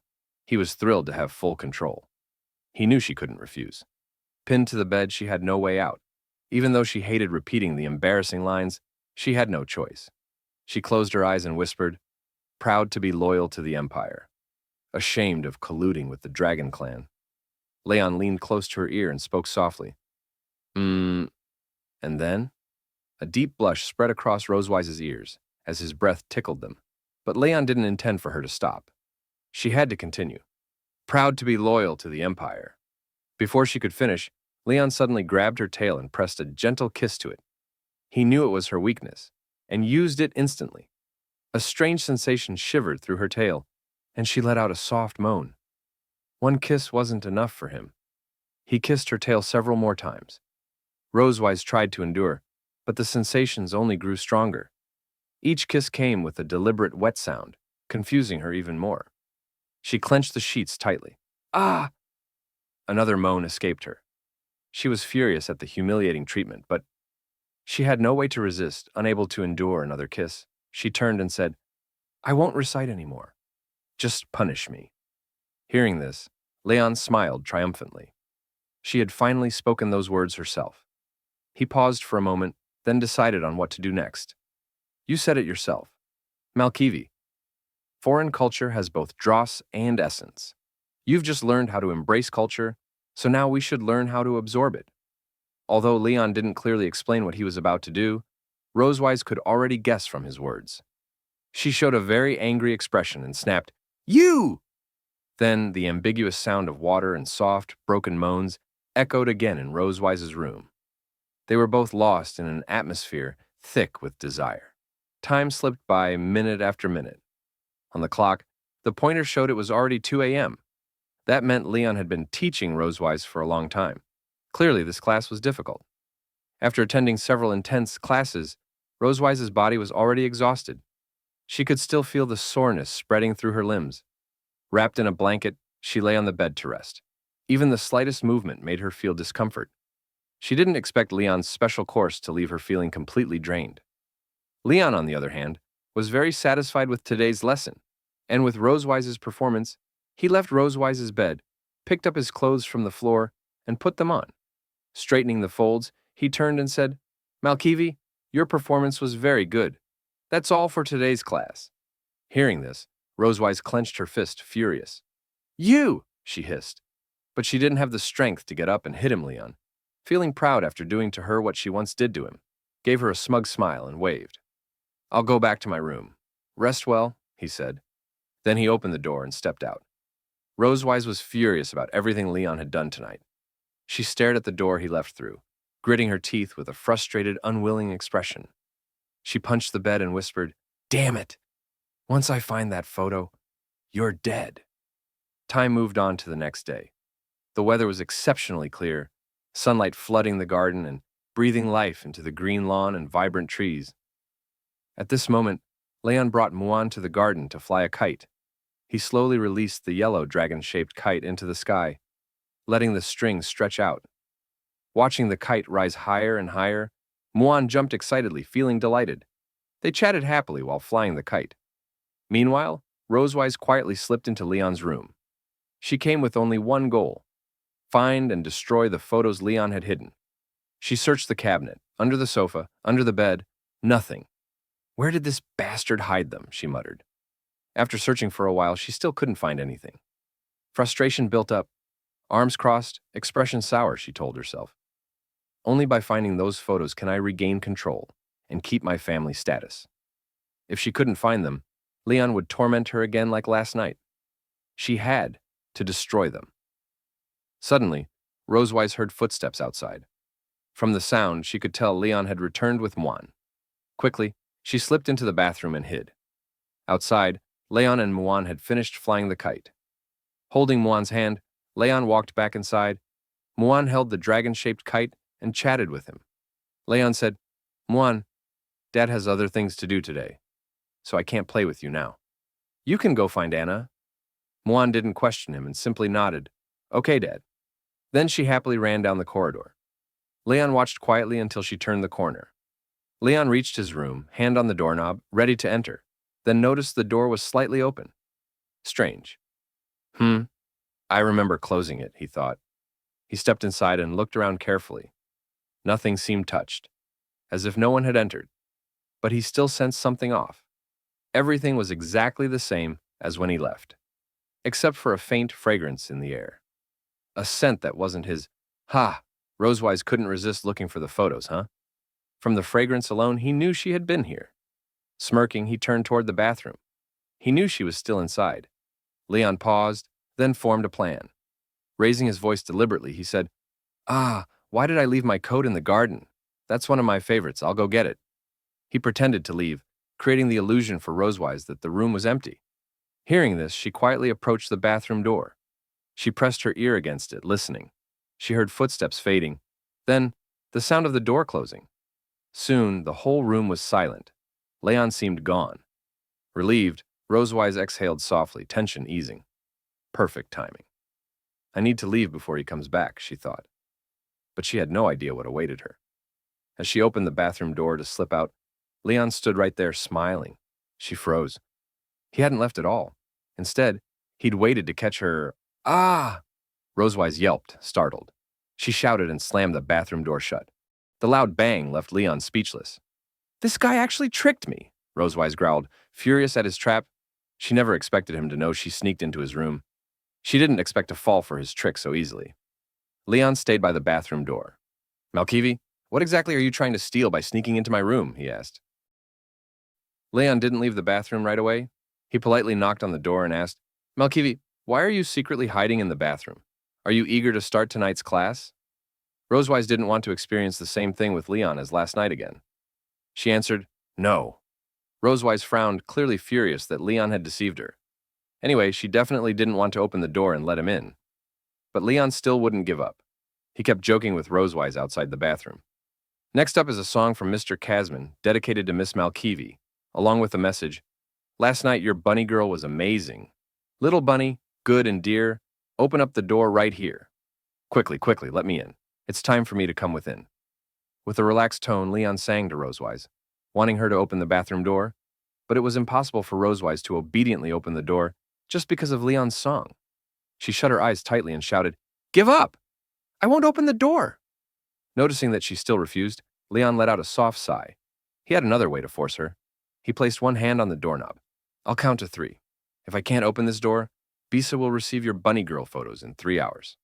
3. Leon had barely spoken the number when the bathroom door suddenly swung open. Rosewise stood there with a resentful expression, as if a dark cloud had covered her face. She stood before him, fists clenched, hating that Leon was threatening her with the photos. But if she didn't open the door, Bisa would likely see them. To avoid that, she had no choice. Seeing Rosewise open the door, Leon smiled with satisfaction. You're great, Malkivi. He crossed his arms in front of his chest and slowly walked into the bathroom, approaching Rosewise step by step. Since she couldn't escape, she had no choice but to step back. Right now, she was like a wild beast forced into a cage. As she stepped back, she cautiously asked, What do you want to do? But Leon didn't answer immediately. He kept moving closer. Rosewise backed toward the innermost part of the bathroom, anxiety rising. Perhaps she was too focused on him, because suddenly she accidentally hit the shower switch. Warm water sprayed onto both of them, soaking their clothes and making them sticky. But neither of them seemed to care now. Leon placed one hand on the wall, trapping Rosewise in a space that belonged only to him. His eyes locked onto hers, sharp, like a wild beast ready to pounce. Rosewise stared back carefully, so nervous, she forgot to think of a way to escape. Warm water flowed from Leon's hair down his face before dripping onto the floor, outlining his features and making him seem even more serious. He said to her, What do I want to do? I want to bring you to justice on the spot. Rosewise widened her eyes slightly. Even though Leon didn't explain further, she already knew what would happen next. That only made her more nervous. She looked up at him, unable to say a word, both angry and helpless. She had no choice but to accept the situation. Because she hadn't opened the door earlier, Leon was going to punish her now. He quickly closed the distance and held her tightly, starting his small punishments. Rosewise grabbed Leon's clothes tightly, forced to endure his punishment.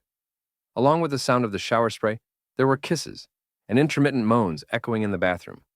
Then, Leon pushed Rosewise down onto the floor and punished her even more intensely. The sounds of physical impact filled the bathroom with an ambiguous atmosphere. At that moment, the bathroom door seemed to obey some silent order and quietly closed, as if giving Leon and Rosewise a more private, immersive space. Time passed quickly into night. Night fell over Silver Dragon Castle. After giving Rosewise her punishment, Leon helped her change into pajamas and took her back to his room. The alarm clock on the cabinet showed it was already 2:30 in the morning. Rosewise slowly woke from her daze. Opening her eyes, she found herself lying on Leon's bed. She carefully sat up, but the soreness all over her body made her uncomfortable. Looking at Leon, she silently cursed, "Damn it! Why did he bite me so hard?" Meanwhile, the culprit was sleeping soundly next to her, totally relaxed, not showing a hint of exhaustion. Seeing him sleep so peacefully, she frowned and clenched her fists, furious. Today's punishment had obviously tormented her body. Still, she hadn't given up on finding where Leon hid the photos. Seeing Leon deeply asleep again, she felt a spark of disdain for how defenseless he looked. Even the mightiest dragon slayer is utterly defenseless when fast asleep. Since she had once managed to get his honest thoughts while he slept, she wanted to try the same method again to find her photos. She asked him directly, "Leon, where did you hide the backup photos?" But after a while, Leon didn't react at all. He looked like he was simply sleeping normally. Seeing he wasn't responding, Rosewise felt confused. No reaction this time? Was it just luck that I heard his real words last time? Then she got a new idea. Maybe I can try another method this time. Rosewise gave a mysterious smile and felt confident in the method. She reached out her hand and gently stroked Leon's head, whispering to him, "Leon, take me to the place where you hide your photos." At that moment, Leon suddenly sat up from the bed. Although his eyes stayed closed and he didn't wake up, he seemed to have truly heard what Rosewise said to him. Leon pulled open the blanket covering him and slowly got out of bed. Seeing him prepare to leave the room as she asked, Rosewise felt a bit delighted. She didn't expect that, just by changing the way she asked, he would obediently listen. She silently told herself, "I got it right." After putting on his clothes, Leon quietly walked out of the room toward the place where he'd hidden the photo of Rosewise. He still seemed to be sleepwalking, unaware of who commanded him. Rosewise also left the room, quietly following him and watching the direction he headed. During sleepwalking, Leon would definitely not recall anything he experienced. Seeing Leon's appearance now, Rosewise let out a cold laugh. When you wake up tomorrow morning, you'll find everything has returned to its starting point." She could already imagine Leon's expression when he discovered the photo destroyed by her. Once he lost those photos, she could take the chance to retaliate for what he'd done to her before and torture him severely. Guided by Leon, Rosewise arrived at the back mountain of the Silver Dragon Castle. They passed by a forest. The shadows of trees scattered like mottled silver spots across the ground. A stream quietly flowed beside the forest. A few fireflies carrying dim lanterns skimmed over the water or hid in the woods. Anyone listening carefully could hear rustling leaves and tiny animals weaving a pleasant nocturne, adding lively melody to the quiet night. Leon, still sleepwalking, slowly led Rosewise forward. Rosewise crossed her hands over her chest and lifted her head to look around. The surroundings were nothing but trees and stones. She didn't expect Leon would hide the photo on the back mountain just to prevent her from finding it. She thought, what a cunning dragon slayer. No wonder she found no photos in the room. Searching for a few photos in this vast back mountain was like searching for a needle in a haystack. She followed Leon while looking everywhere for where he hid his photos. Then she suddenly realized the place felt familiar. But the route he's taking me is questionable. These were all the places he brought her to that night. Rosewise thought for a moment and realized every place they passed was one Leon had once taken her to. At that time, she had been unconscious for a long time due to using the blood curse. After she woke up, Leon dragged her through these places and tortured her fiercely in retaliation for what she'd done to him earlier. After a while, Leon, walking at the front, suddenly stopped. He stood in the forest and went no further. Rosewise quietly asked, "Have we arrived at our destination?" Leon slowly turned around to face her. Though his eyes remained closed, he didn't look asleep. Suddenly, a smug smile lifted his lips, clearly pleased that Rosewise followed him. Damn it! I've been tricked! He wasn't asleep at all. He'd been acting from the start. Seeing the change in his smile, Rosewise realized she'd been deceived.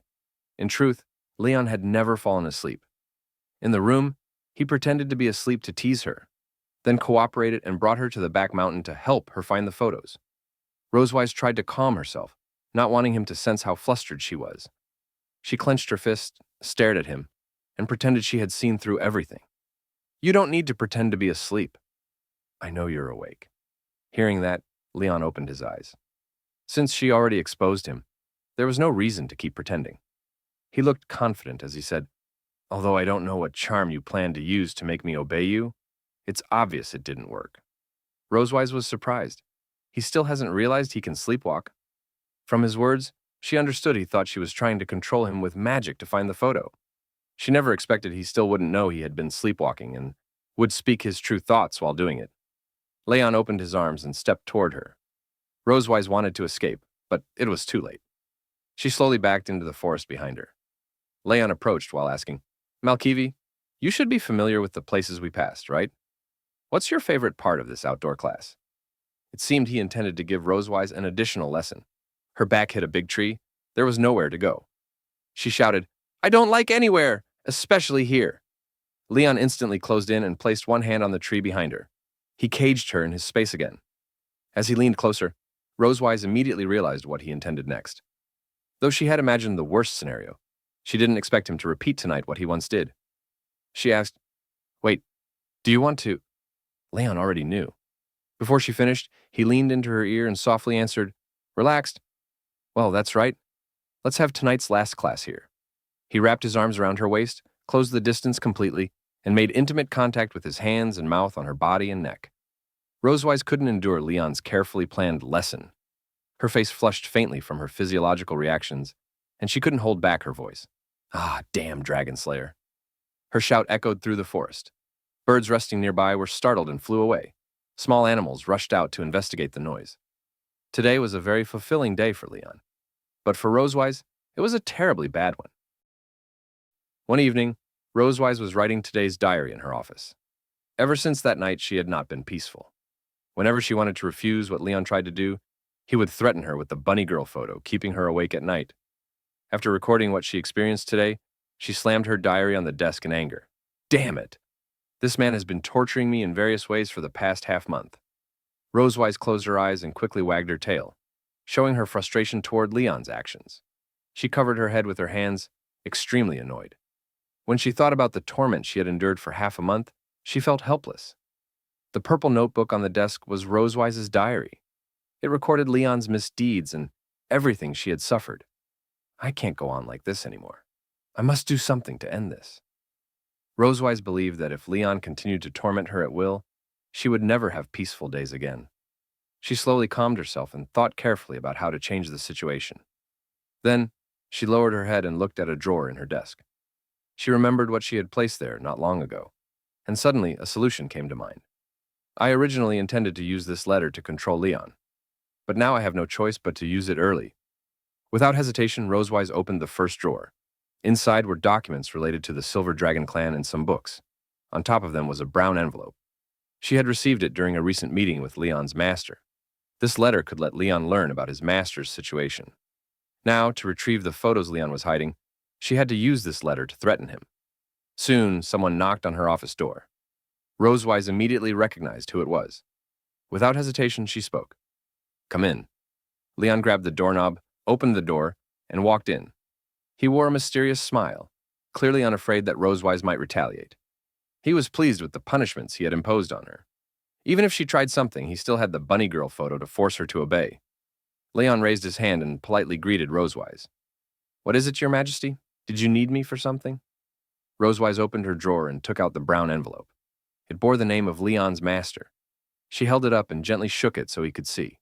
She smiled calmly and explained. "You haven't seen your master for more than 2 years. You must want to know how he's doing, right? This is a letter from him. Do you want to read it?" Leon widened his eyes slightly in surprise. Without answering, he stepped up to her desk and reached for the letter, eager to know his master's condition. But Rosewise didn't let him take it so easily. She moved her hand just out of reach. Leon clicked his tongue in irritation. Rosewise smiled and shook the envelope again. If he wanted the letter, he'd have to meet her condition, and it was the one she needed most. "How about it? You can exchange this letter for those backup photos." Leon looked at her with clear dissatisfaction. He tapped his fingers lightly on her desk, expressing his displeasure. He knew her only goal was to get the 2 sets of photos. Based on what he knew of her, he doubted whether the envelope truly contained anything. Leaning down, he asked skeptically, "And how can I be sure this isn't just blank paper you're using to trick me into handing over the photos?" Rosewise already expected his suspicion. She didn't waver. "If you don't believe me, then forget it. This is your only chance to know your master's situation. If you don't want it, I'll burn it." She summoned purple dragon flame in her left hand. The flame burned fiercely, ready to turn the letter into ash. She held the envelope over it. Just as the dragon flame was about to touch the envelope, Leon grabbed her wrist to stop her. "Wait." Realizing she was forcing him into a choice, he hesitated, nervous, thinking to himself, "Rosewise only knows about 2 backup sets. Even if I give her those 2 sets for the letter, I still have 2 more hidden. It's fine. I still have the advantage." He lowered his head smugly. She had no idea he had stored her photos elsewhere. Even if he surrendered 2 sets, he could still control her with the others. Damn it! Leon slammed his hands on the desk, pretending to be angry. He raised his head, face tense. "Fine. I'll get the photos." Seeing him finally compromise, Rosewise smiled, pleased. Soon, Leon returned from his room and threw the photos onto her desk. "These are all the backup photos." Rosewise nodded, satisfied with his sincerity. Then she slid the letter to Leon. "Take it." The brown envelope quickly arrived in front of Leon. Without hesitation, Leon picked it up, while Rosewise immediately brought over the photo on her desk. Rosewise lifted the photos and checked them carefully. As expected, they were exactly the same as the ones Leon had shown her not long ago. She could already imagine how Issa would react if she received these. She furrowed her brow slightly, whispering in her heart, "If my sister sees these photos, Silver Dragon Castle won't have peace for the next 200 years. These absolutely cannot stay here." This group photo? Rosewise suddenly noticed a special selfie. In it, Leon stood beside an unconscious Rosewise, smiling at the camera with a victory sign. It clearly showed he'd successfully pranked her in retaliation. Staring at the picture, Rosewise hesitated, lifted her head, and secretly glanced at Leon. At that moment, Leon was opening the envelope Tiger gave him. He pulled out the letter and read it with a very serious expression, paying no attention to what Rosewise was doing. "I'll just keep this one photo." While Leon focused on the letter, Rosewise quietly opened her drawer and slipped the selfie of Leon and her inside. At the same time, she closed her eyes and pretended to be indifferent as she burned all the remaining photos with dragon flames. She wanted to keep this one photo as a souvenir and didn't want Leon to know. After reading the contents of the letter, Leon silently pressed it against his face without saying a word. His body trembled slightly, as if the contents were too heavy for him. Clearly, his emotions were slipping out of control. Rosewise noticed something was wrong and was puzzled by his reaction. She asked curiously, "What did your master write that made you react like this?" Leon lifted his head, answering in a dissatisfied tone, "Nonsense. If I'd known he wrote only this, I wouldn't have given you the photos." He raised the letter and pointed at the lines. "Kid, the donkey is fine. Don't worry." After seeing those 2 sentences, Leon felt a little sad about his master. He deeply regretted giving Rosewise the 2 sets of photos. Rosewise was amused. She gently covered her mouth and let out a laugh. Leon never expected that his master wouldn't worry about his safety at all, just the donkey he liked. Clutching the letter tightly, he paced anxiously in front of his desk, muttering, "That old guy has never acted like a normal person." But he shouldn't just say, "Don't worry," to an apprentice who's been missing for 2 years. Suddenly, Leon seemed to realize something. He turned to Rosewise and asked with a puzzled tone, "I don't think he wants me to go back. Could he be doing something dangerous?" Leon suspected Tiger was acting strange because he was planning something Leon didn't know about. He worried about Tiger's safety. Upon hearing this, Rosewise didn't immediately reply. She remembered what Tiger told her earlier. He would never let Leon return to the Empire within a year. And truthfully, she didn't want him to leave either. But she didn't want Leon to know Tiger's true intentions. She closed her eyes and shrugged casually, pretending not to care. She smiled lightly and improvised a lie. "Maybe your master thinks you're weak and wants you to train under me." Leon immediately felt offended. "What? Before I came here, I consistently ranked first in the Empire's dragon-slaying inventory. I hold multiple physical test records at the Dragon Slaying Academy. Even if you gave him 2 years, he still couldn't surpass me. Leon closed his eyes confidently as he recalled how every ranking list used to have his name at the top. No one had surpassed him for a long time. He didn't think he was weak at all. But Rosewise clearly disagreed. She mocked him. Being first place and then getting captured? I think you're the champion of getting caught, and the champion of homework submission. Leon froze. Even though he didn't want to admit it, he really was imprisoned here and unable to return. He was extremely dissatisfied. He slapped the table and pointed at the door. Haha, why don't we go outside and fight again? Rosewise was amused. She crossed her arms, smiling. Didn't I always win before? And looking at you now, my winning rate is still 100%. You should practice a bit more first. Rosewise gave him another sarcastic jab. You! Leon gritted his teeth and clenched his fist in anger. He was convinced she was underestimating and insulting him. He didn't want to admit she was telling the truth. He shouted loudly, "You'll regret this!" His voice echoed throughout Silver Dragon Castle. As usual, Leon took Muan to the garden to practice magic. Muan shut her eyes tightly, clenching her small fists at her sides. Soon, a faint blue magic aura wrapped around her body.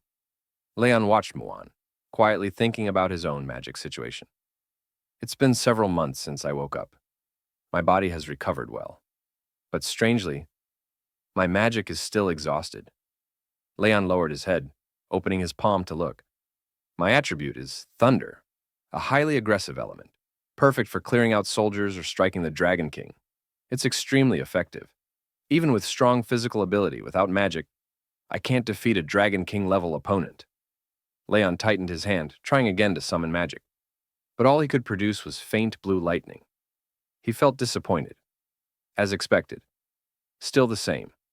If I want to defeat Rosewise, I have to figure out why my magic is drained. He clenched his fist again. At that moment, Muan poked out her head, staring at the lightning in his hand, curious. Dad, what are you doing? Leon smiled and lifted his hand gently. Dad is practicing thunder magic. Muan's eyes sparkled with interest. Thunder magic? Can Muan also use it? Leon replied. Everyone awakens the magic that suits them. You're getting close to your magical enlightenment. Then a question struck him. By the way, what magic will Muan awaken? Muan looked up at Leon with pure eyes, not understanding why he was staring at her. No matter which race, they will awaken a magical element during the enlightenment and awakening stage. This represents the user's original power. For example, Leon's awakening element is the thunder element. The awakening element of Rosewise is the fire element. Through postnatal learning, people can master elemental magic of other attributes. However, in terms of control difficulty and learning speed, elemental magic of other attributes is never as powerful as one's innate element awakened at the beginning. However, there are also a very small number of geniuses who can awaken two elemental magics, which can be said to be rare existences. For example, some can awaken both the wind element and the water element at the same time, and they can use them simultaneously. Whether in battle or daily life, awakening two elements is a very beneficial thing for users. There was a knock on the door of Rosewise's office. Then Leon opened the door and walked in.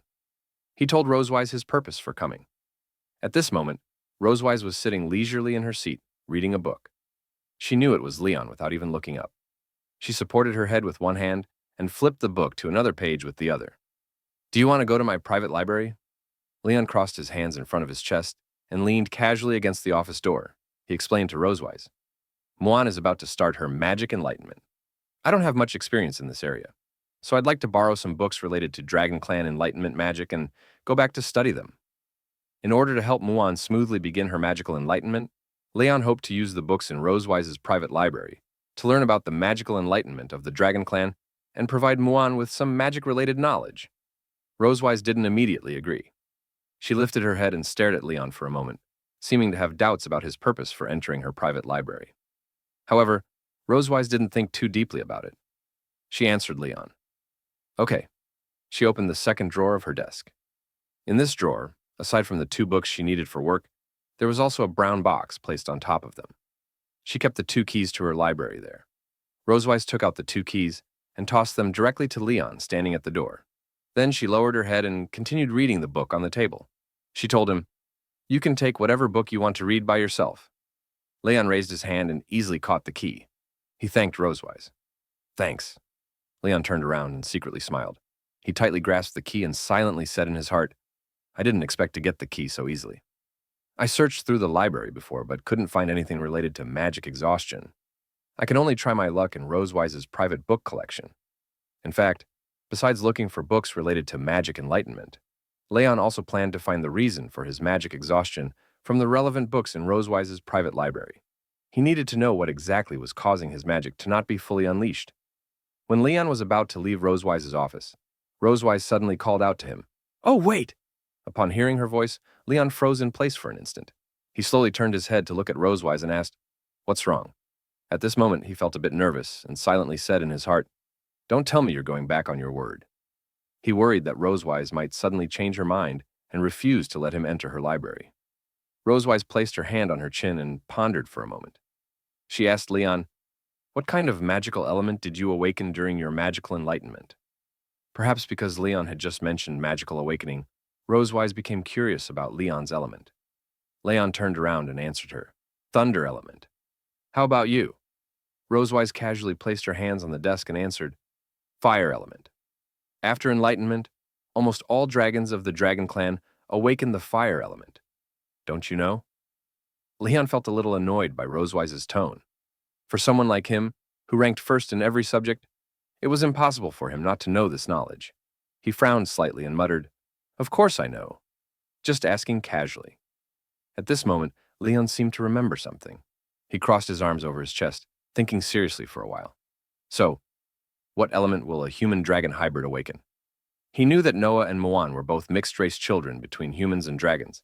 Due to being in a coma for the first 2 years, he had missed Noah's magical enlightenment period, so he didn't know what element she awakened.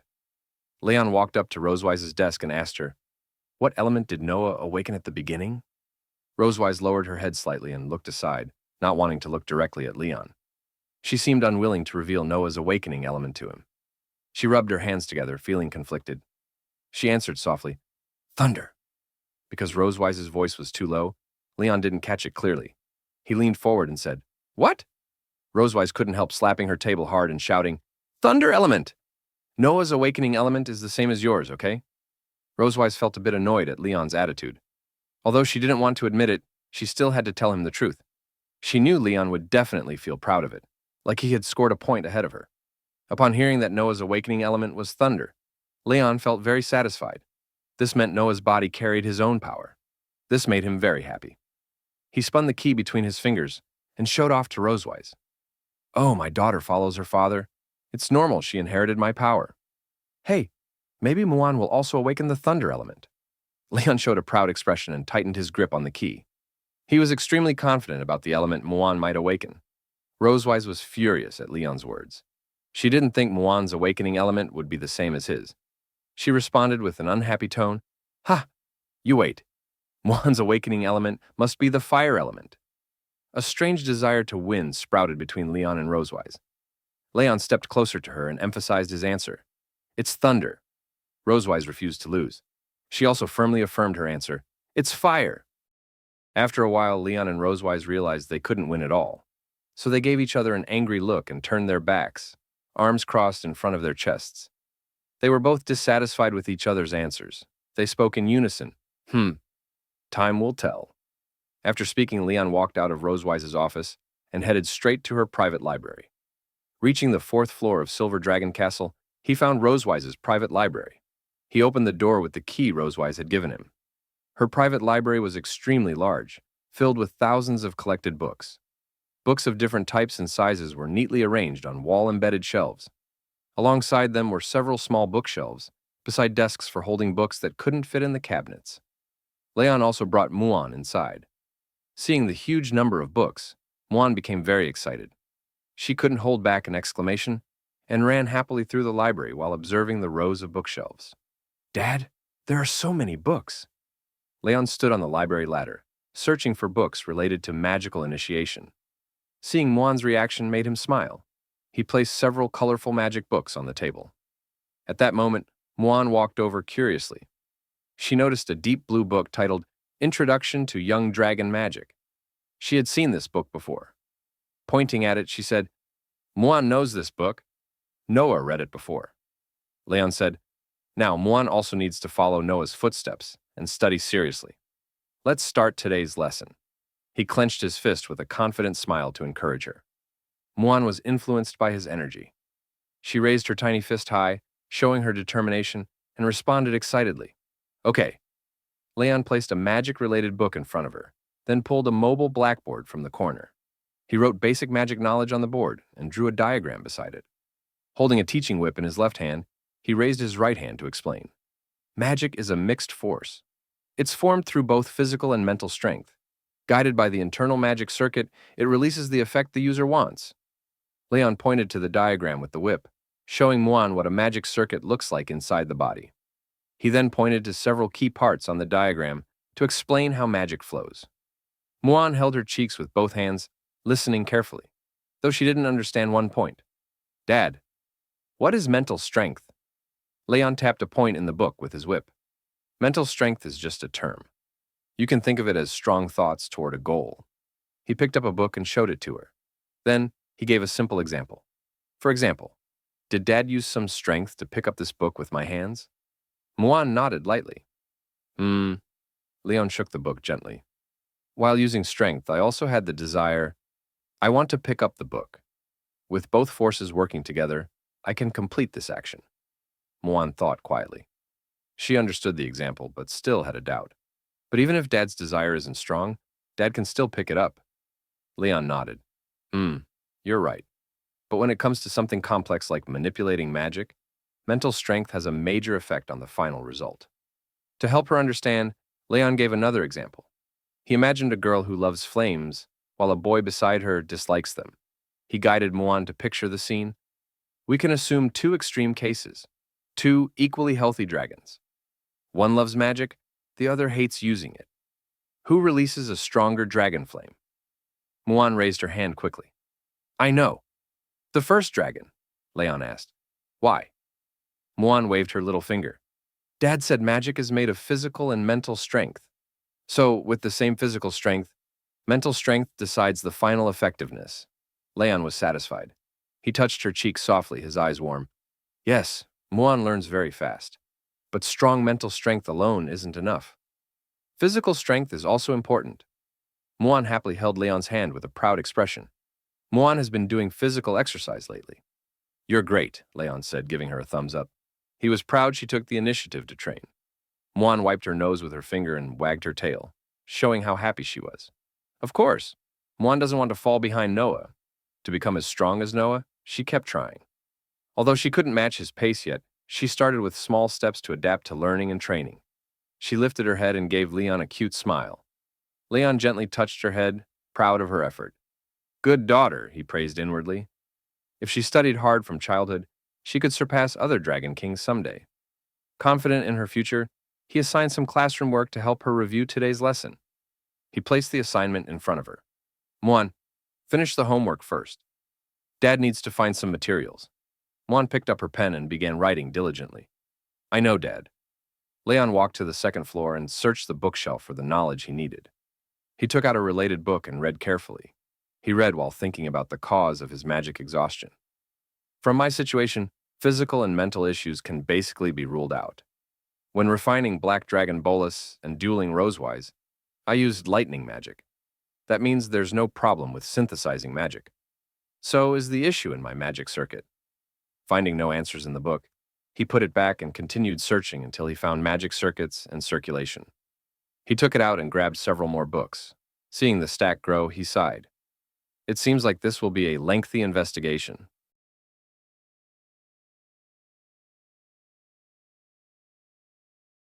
Time quickly slipped into night. Darkness fell over the Silver Dragon Castle. The moon and stars gathered, silently illuminating the dim sky with their faint glow. Leon, Rosewise, Noah, and Moan enjoyed a delicious dinner together in the dining room of the Silver Dragon Castle. Tonight's dinner was steak made by Rosewise. Because it was so delicious, Moan couldn't help but eat a lot. After dinner, she held a knife and lay sprawled on the dining table. She wore a satisfied expression as if she were extremely content with tonight's meal. I really can't eat anymore. My stomach is so full. Noah sat beside Moan, drinking water from a cup. Hearing Moan's words, Noah gently reminded her, "After eating so much, of course you'll feel uncomfortable if you lie down." Moan lightly shook her head and giggled a few times. She lazily replied to Noah, "Mom's steak is so delicious." Noah put down the cup in her hand and thought for a moment. Suddenly, she came up with a way to help Moan feel less stuffed. She gently took Moan's hand and led her toward the dining room door. "Let's go for a walk outside to help with digestion. We'll walk 2 laps and then come back." Hearing this, Moan instantly perked up. She really enjoyed spending time and playing with Noah. She looked at Noah with hopeful eyes and said, "Yeah, Moan wants to go for a walk with Noah." Moan smiled and happily grabbed Noah's arm with both hands. Leaning against her, she left the dining table together with Noah. Noah turned her head and told Rosewise that they were going out for a while so she wouldn't worry. "Mom, we're going out for a bit," Rosewise responded while tidying up the dishes and utensils on the dining table. "Okay, be careful. Leon is responsible for washing the dishes today." At that moment, Leon was wearing an apron and gloves, standing in front of the kitchen sink washing dishes. Rosewise brought the remaining bowls and plates to the kitchen and said, "This is the last pile." Leon turned his head, looked at them, and replied, "Oh, just put them here." After a while, Leon finished washing all the bowls, plates, and utensils. Just then, he suddenly remembered something. He casually asked Rosewise, "Speaking of which, next Tuesday is your birthday, right?" Leon picked up a clean cloth, wiped the plate in his hand, and turned his head to ask her. Rosewise was slightly surprised by his sudden question. She put one hand on her chin and raised her head, thinking for a moment. "Tuesday is October 25th. That is indeed the day I was born." When it comes to the Dragon Clan's birthdays, a bit of explanation is needed. Dragons calculate birthdays slightly differently from humans. Their lifespan is long, and before reaching adulthood, they celebrate once every year. After becoming adults, however, they celebrate their birthday only once every 10 years. Rosewise is an adult dragon, so her birthday is celebrated only once a decade. However, she seemed to have other ideas. "Although there are still 2 years before my next birthday, I won't tell him that." She didn't want Leon to know the Dragon Clan's birthday rules yet, and intended to tease him. She gave him a mischievous smile and asked, Why did you suddenly mention my birthday? Are you planning to give me a gift?" Hearing this, Leon immediately felt annoyed, as if her words had poked him. He answered quickly, "How is that possible?" He tidied the plates and prepared to put them into the cupboard. He had no intention of giving her a gift. After all, their relationship was quite special.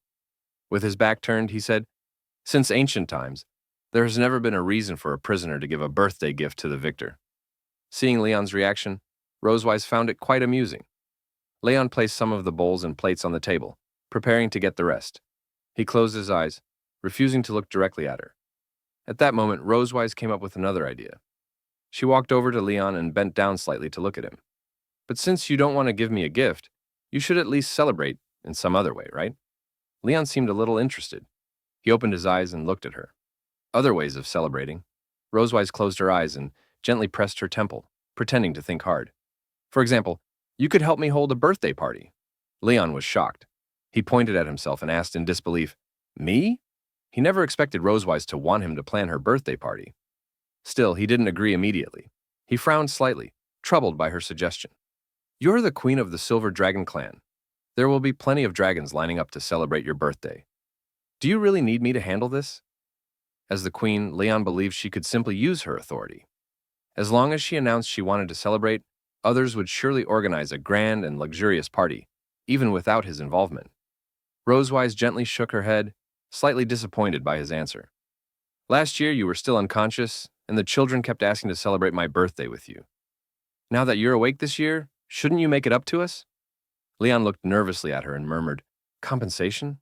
He could imagine how missing Rosewise's birthday last year must have made Muan and Noah sad. Still, Leon truly didn't want to celebrate Rosewise's birthday. "I don't want to disappoint my daughters, but I also don't want to obediently host a birthday party for her." Rosewise gently patted his shoulder and gave him an expectant look. "To put it nicely, as the model husband of this family, it's normal for you to celebrate your wife's birthday. You don't want others to think we're having relationship problems, right?" Leon was speechless and unsure how to respond, so he deliberately argued back. "What if you don't put it tactfully?" Rosewise immediately understood what he meant and became very unhappy. She crossed her arms over her chest, showing an angry expression. With the poise of a queen, she shot Leon a sharp glance and issued a threat. "What right does a prisoner have to bargain with me? Do whatever I ask you to do." Leon felt her dissatisfaction radiating outward. In daily life, Rosewise often spoke to him this way. That's her normal reaction. Although unwilling, Leon had no choice but to figure out how to organize her birthday party. He pointed at her and said, "Just wait and see. I'll give you an unforgettable birthday in human form."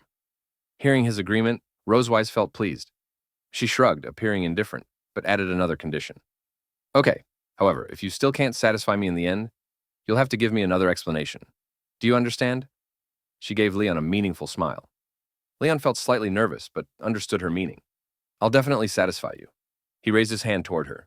Rosewise raised hers as well and held his, sealing their agreement. The next day arrived. Leon brought Noah and Muwan to Rosewise's private library. Noah found a book on the shelf and sat on the sofa, reading seriously. Beside her, Leon attentively gave Muwan a lesson. Magic in this world is ever-changing, with countless ways to use it. Magic circles are one of them. By combining circles, many magical effects can be achieved. For example, Muwan's favorite fried steak. We can integrate cutting magic and flame magic into a magic circle. After a while, Leon finished the lesson. "That's all for today. Do you have any questions?" "No. Muwan understands everything," she replied happily. Leon was pleased. While chatting with her, Noah secretly glanced at them. Muwan is lively and dislikes a strict classroom atmosphere, so he teaches her in a way she enjoys. He's the best father in the world.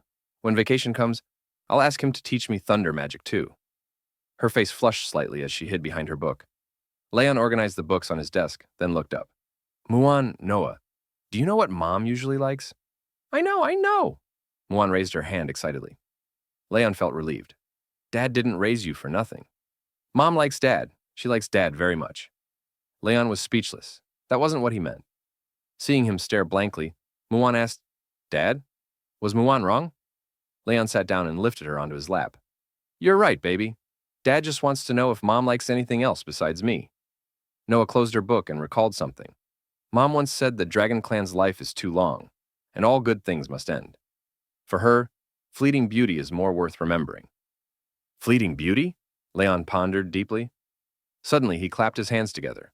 "I've got it. I know what to prepare for her. Class is over. Dad has something to do. You two keep reading." Leon hurried out of the library. Noah and Muwan watched him leave. "Dad looks very happy," Muwan said. Noah smiled softly. "I guess he went to find something Mom likes." Today was Rosewise's birthday. That evening, Rosewise received gifts from Noah, Muwan, and her personal attendants. They gave her presents of all sizes, each delicately wrapped in different colored boxes and ribbons just for her. It was clear they treated her birthday with special care. After thanking them one by one, Rosewise carefully gathered all the gifts and headed back to her room. Walking down the hallway with several boxes in her arms, she glanced around, but that familiar figure was nowhere to be found. From morning until now, no matter where she went, Rosewise hadn't seen Leon, which left her puzzled. "Where did that guy go?" she wondered. "He said he'd help me hold a birthday party, but he's been missing all day." When she reached her door, she noticed it was open. Peering through the crack, she saw Leon pacing inside and placing a large object on the table. He was clearly doing something in secret, but the room wasn't lit, so she couldn't see clearly. Holding her gifts close, Rosewise slowly pushed the door open. Scanning the room, she said, "Leon, what are you doing in my room?" Before she could finish, Leon suddenly popped a party popper over her head. With a loud bang, colorful ribbons and tiny pieces of paper rained down. Rosewise's eyes widened in surprise. He had actually prepared something for her. Leon grinned, party popper still in hand. "Happy birthday, she-dragon." On the table sat a birthday cake he had made himself. It had 3 layers, each filled with fruit. On the first layer, he had written, "Happy birthday, Rosewise in chocolate." The most outrageous part was that every layer was packed with candles, so many that, from afar, it looked like a giant glowing bulb. Leon had sneaked into her room just to prepare this special surprise. Rosewise pretended to remain calm. She walked over, set her gifts on the sofa, and said shyly, "Is this the birthday surprise you prepared? It'd be better if you used my name instead of she-dragon." Leon smiled and shrugged casually. "Haha, next time for sure." Rosewise bent down slightly to examine the cake. Although it looked simple, the fruits added bright splashes of color. She hadn't expected Leon to make something like this for her. Gently scraping some cream with her fingers, she said, "This looks pretty good." "Do humans always light candles and eat cake on birthdays?" she asked. Leon replied, "Well, yeah, it's a custom, and this big cake was really tough to make." Rosewise tasted the cream. It melted instantly, sweet and rich. She nodded in satisfaction. "The taste is good, too." Just as she was about to cut the cake, Leon rushed over and stopped her. She blinked in confusion. "Wait," he said, "don't eat yet." The birthday person has to blow out the candles and make a wish. There were 218 candles, matching Rosewise's age. Seeing the sheer number, she frowned. Do I really have to blow all of these? Are you messing with me? Leon shook his head. Nope. You said I should follow human customs strictly, and humans put candles for every year of age.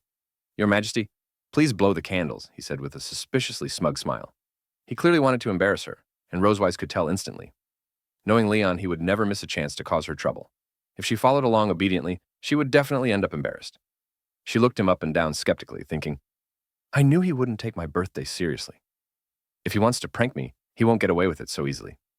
Rosewise smiled sweetly, grabbed his arm tightly, and yanked him closer. Fine, but you're blowing them out with me. Leon froze. He tried to pull his arm back, but failed. Hey, this is your birthday. Why should I blow the candles? Rosewise stared at him sharply. As my captive, isn't it an honor to blow candles with your queen? Hurry up. Her tone shifted and Leon could feel it. Helplessly, he said, I know. He realized she intended to drag him into the consequences of his own prank. I made my bed, he thought. Guess I'm lying in it. The two stood before the cake, took a deep breath, and blew with all their strength. With so many candles, a massive cloud of smoke rose. They accidentally inhaled it and began coughing nonstop. Persistent coughing filled the room as they covered their noses and mouths. Rosewise scowled. Humans are so boring. Why do you even do this? Leon replied irritably. Oh, please. Normally, there are only 20 or so candles. Humans don't live for centuries like dragons. The smoke finally drifted away with the wind. The candles were out, leaving only faint wisps behind. Leon urged, Hurry up and make a wish. Rosewise closed her eyes in annoyance, then straightened up. I know. Rosewise folded her hands together and placed them before her chest. She lowered her head slightly, quietly pondering the wish she wanted to make. Leon stood beside her, watching in silence. I don't know what wish the she-dragon could possibly have on, he thought. As the Silver Dragon Queen, she could easily obtain anything she desired. That only made him more curious. She lacked nothing and possessed the power to claim whatever she wanted. Still, Rosewise made a devout wishing gesture before the cake, just as Leon had instructed. She closed her eyes and whispered her wish. I hope my captive can never escape. Hearing this, Leon froze in shock. Confused, he muttered, Huh? He absolutely hadn't expected something like that. Leon turned toward Rosewise, clearly displeased. If that wish came true, he truly would never be able to leave Silver Dragon Castle. To him, it felt like a threat. He complained, Wishes aren't meant to be used like that. What if it really works? Rosewise cracked one eye open and gave him a mischievous smile. This is none of your concern, she said. It's my birthday. I can make any wish I want. Hearing that, Leon surrendered the argument. He sat on the sofa and removed all the candles from the cake. Picking up a knife and plate, he muttered, Forget it. Your birthday. Your rules. I won't argue anymore. Leon sliced a piece with Happy Birthday written on it, placed it on a plate, and handed it to Rosewise. Here, have some cake. Rosewise accepted it with both hands and murmured, Thank you. Leon cut another slice, this one with Rosewise written on it, and placed it on his own plate. Seeing this, Rosewise felt slightly annoyed. Wait, why are you eating that one? She demanded. Leon replied calmly, Why not? I just want to eat it, Rosewise. He forked a bite and popped it into his mouth. The sweet flavor instantly relaxed him. He flashed Rosewise a satisfied grin. Wow, this is sweet and sour. Rosewise is really delicious. Seeing his expression, Rosewise grew furious. She knew he was teasing her on purpose. Her brows tightened and her glare sharpened enough to cut steel. Her anger surged, and she snapped the fork in her hand. Damn it, she growled. When your birthday comes, I swear I'll cut off Leon and paste it on your face so you can eat it. Her rage burned like a blazing fire behind her eyes. She stared at Leon as if she might beat him senseless at any moment. A strange chill crawled down Leon's back. I have a bad feeling about this, he thought. He wanted to turn around and confirm the danger, but didn't dare meet her eyes. Suddenly, something occurred to him, and he glanced out the window to check the time. Oh, it's almost time. I have a gift for you. Rosewise turned toward him in confusion. A gift? Curiosity stirred within her. Leon set down his cake, gently took her arm, and helped her up from the sofa. Come on. He guided her to the balcony and asked her to wait there. Rosewise hurriedly set her cake aside and followed. Though he hadn't explained anything, she looked left and right, searching. But there was nothing before her except the flowers of the nearby forest and garden. No sign of any gift. Her confusion deepened. Where is it? There's nothing here. Leon walked to the railing, facing her. He closed his eyes with a confident smile, clearly proud of what he'd prepared. Don't worry, he said, slowly raising his left hand. He snapped his fingers lightly. Instantly, a beam of blue lightning magic shot up from the nearby forest at incredible speed. It burst like fireworks in the night sky, forming luminous words. Happy birthday, Rosewise. A halo of blue lightning circled the message, lighting up the dark sky. Even the stars seemed dim beside its brilliance. Thunder rumbled through the air, as if nature itself were offering birthday blessings. Leon opened his arms, presenting the spectacle. The electric glow reflected vividly in Rosewise's eyes, which widened in awe. "This is," Leon explained. "I drew it using a thunder element magic circle, but it only lasts a few seconds." As he spoke, the lightning words faded, leaving drifting blue particles behind. Like fireworks blooming and vanishing against a deep blue canvas, it ended in an instant. Watching the fading lights, Rosewise smiled. For her, this brief magic was unforgettable. She had no real need for material things. This fleeting surprise was more than enough. She whispered, "This is already sufficient." "The fleeting beauty is more worth remembering, right?" Leon repeated the very words she once told Anna. After learning from his daughter that Rosewise enjoyed such surprises, he used his magic to create this gift. Her reaction told him she truly loved it. Hearing him, Rosewise was momentarily speechless. A faint blush rose to her cheeks, touched by his sincerity. She smiled softly. That's right. For her, this gift was more than enough. After the magical display, she returned to her room with Leon. Leon nudged her arm with his elbow. "So? Are you satisfied now, Your Majesty?" Rosewise nodded. "Yes. I didn't expect you to be so good at preparing a birthday celebration." Leon smirked proudly. "Of course. Every time my donkey has a birthday, I personally host it. I'm very experienced." Realizing he had just compared her to a donkey, Rosewise instantly exploded with anger. "Damn it!" she shouted. Above them, the moon quietly listened, watching the pair's amusing exchange. The next morning arrived bright and clear. The sun rose from the foot of the mountain, lighting up the sky with a warm morning glow. Sunlight spread across the trees and lawn, making the castle's surroundings lively and vibrant. Golden light coated the castle like a thin veil. Birds chirped outside, signaling everyone to wake up. In Rosewise's room, she had already woken up. She opened her mouth, yawned, and quietly sat on the sofa. She covered another yawn with her hand. Clearly, she hadn't slept well. Leon woke up at the same time. He found a large pink gift box and placed the leftover cake inside, planning to share it with others in the castle. When he looked up, he noticed Rosewise yawning again. He asked, "Why do you keep yawning?" Rosewise closed her eyes and gently rubbed her temples, trying to wake herself. "No, I'm just a bit sleepy lately," she said. Then she glanced down at her stomach. Even though her abdomen didn't look any different, she felt that something had changed. She touched it lightly and thought it felt slightly bigger, even though she had been eating well and exercising regularly. She glanced at Leon packing the cake. If anything had changed lately, it was that the frequency of her homework sessions with him had decreased. But she still couldn't figure out why her abdomen felt different.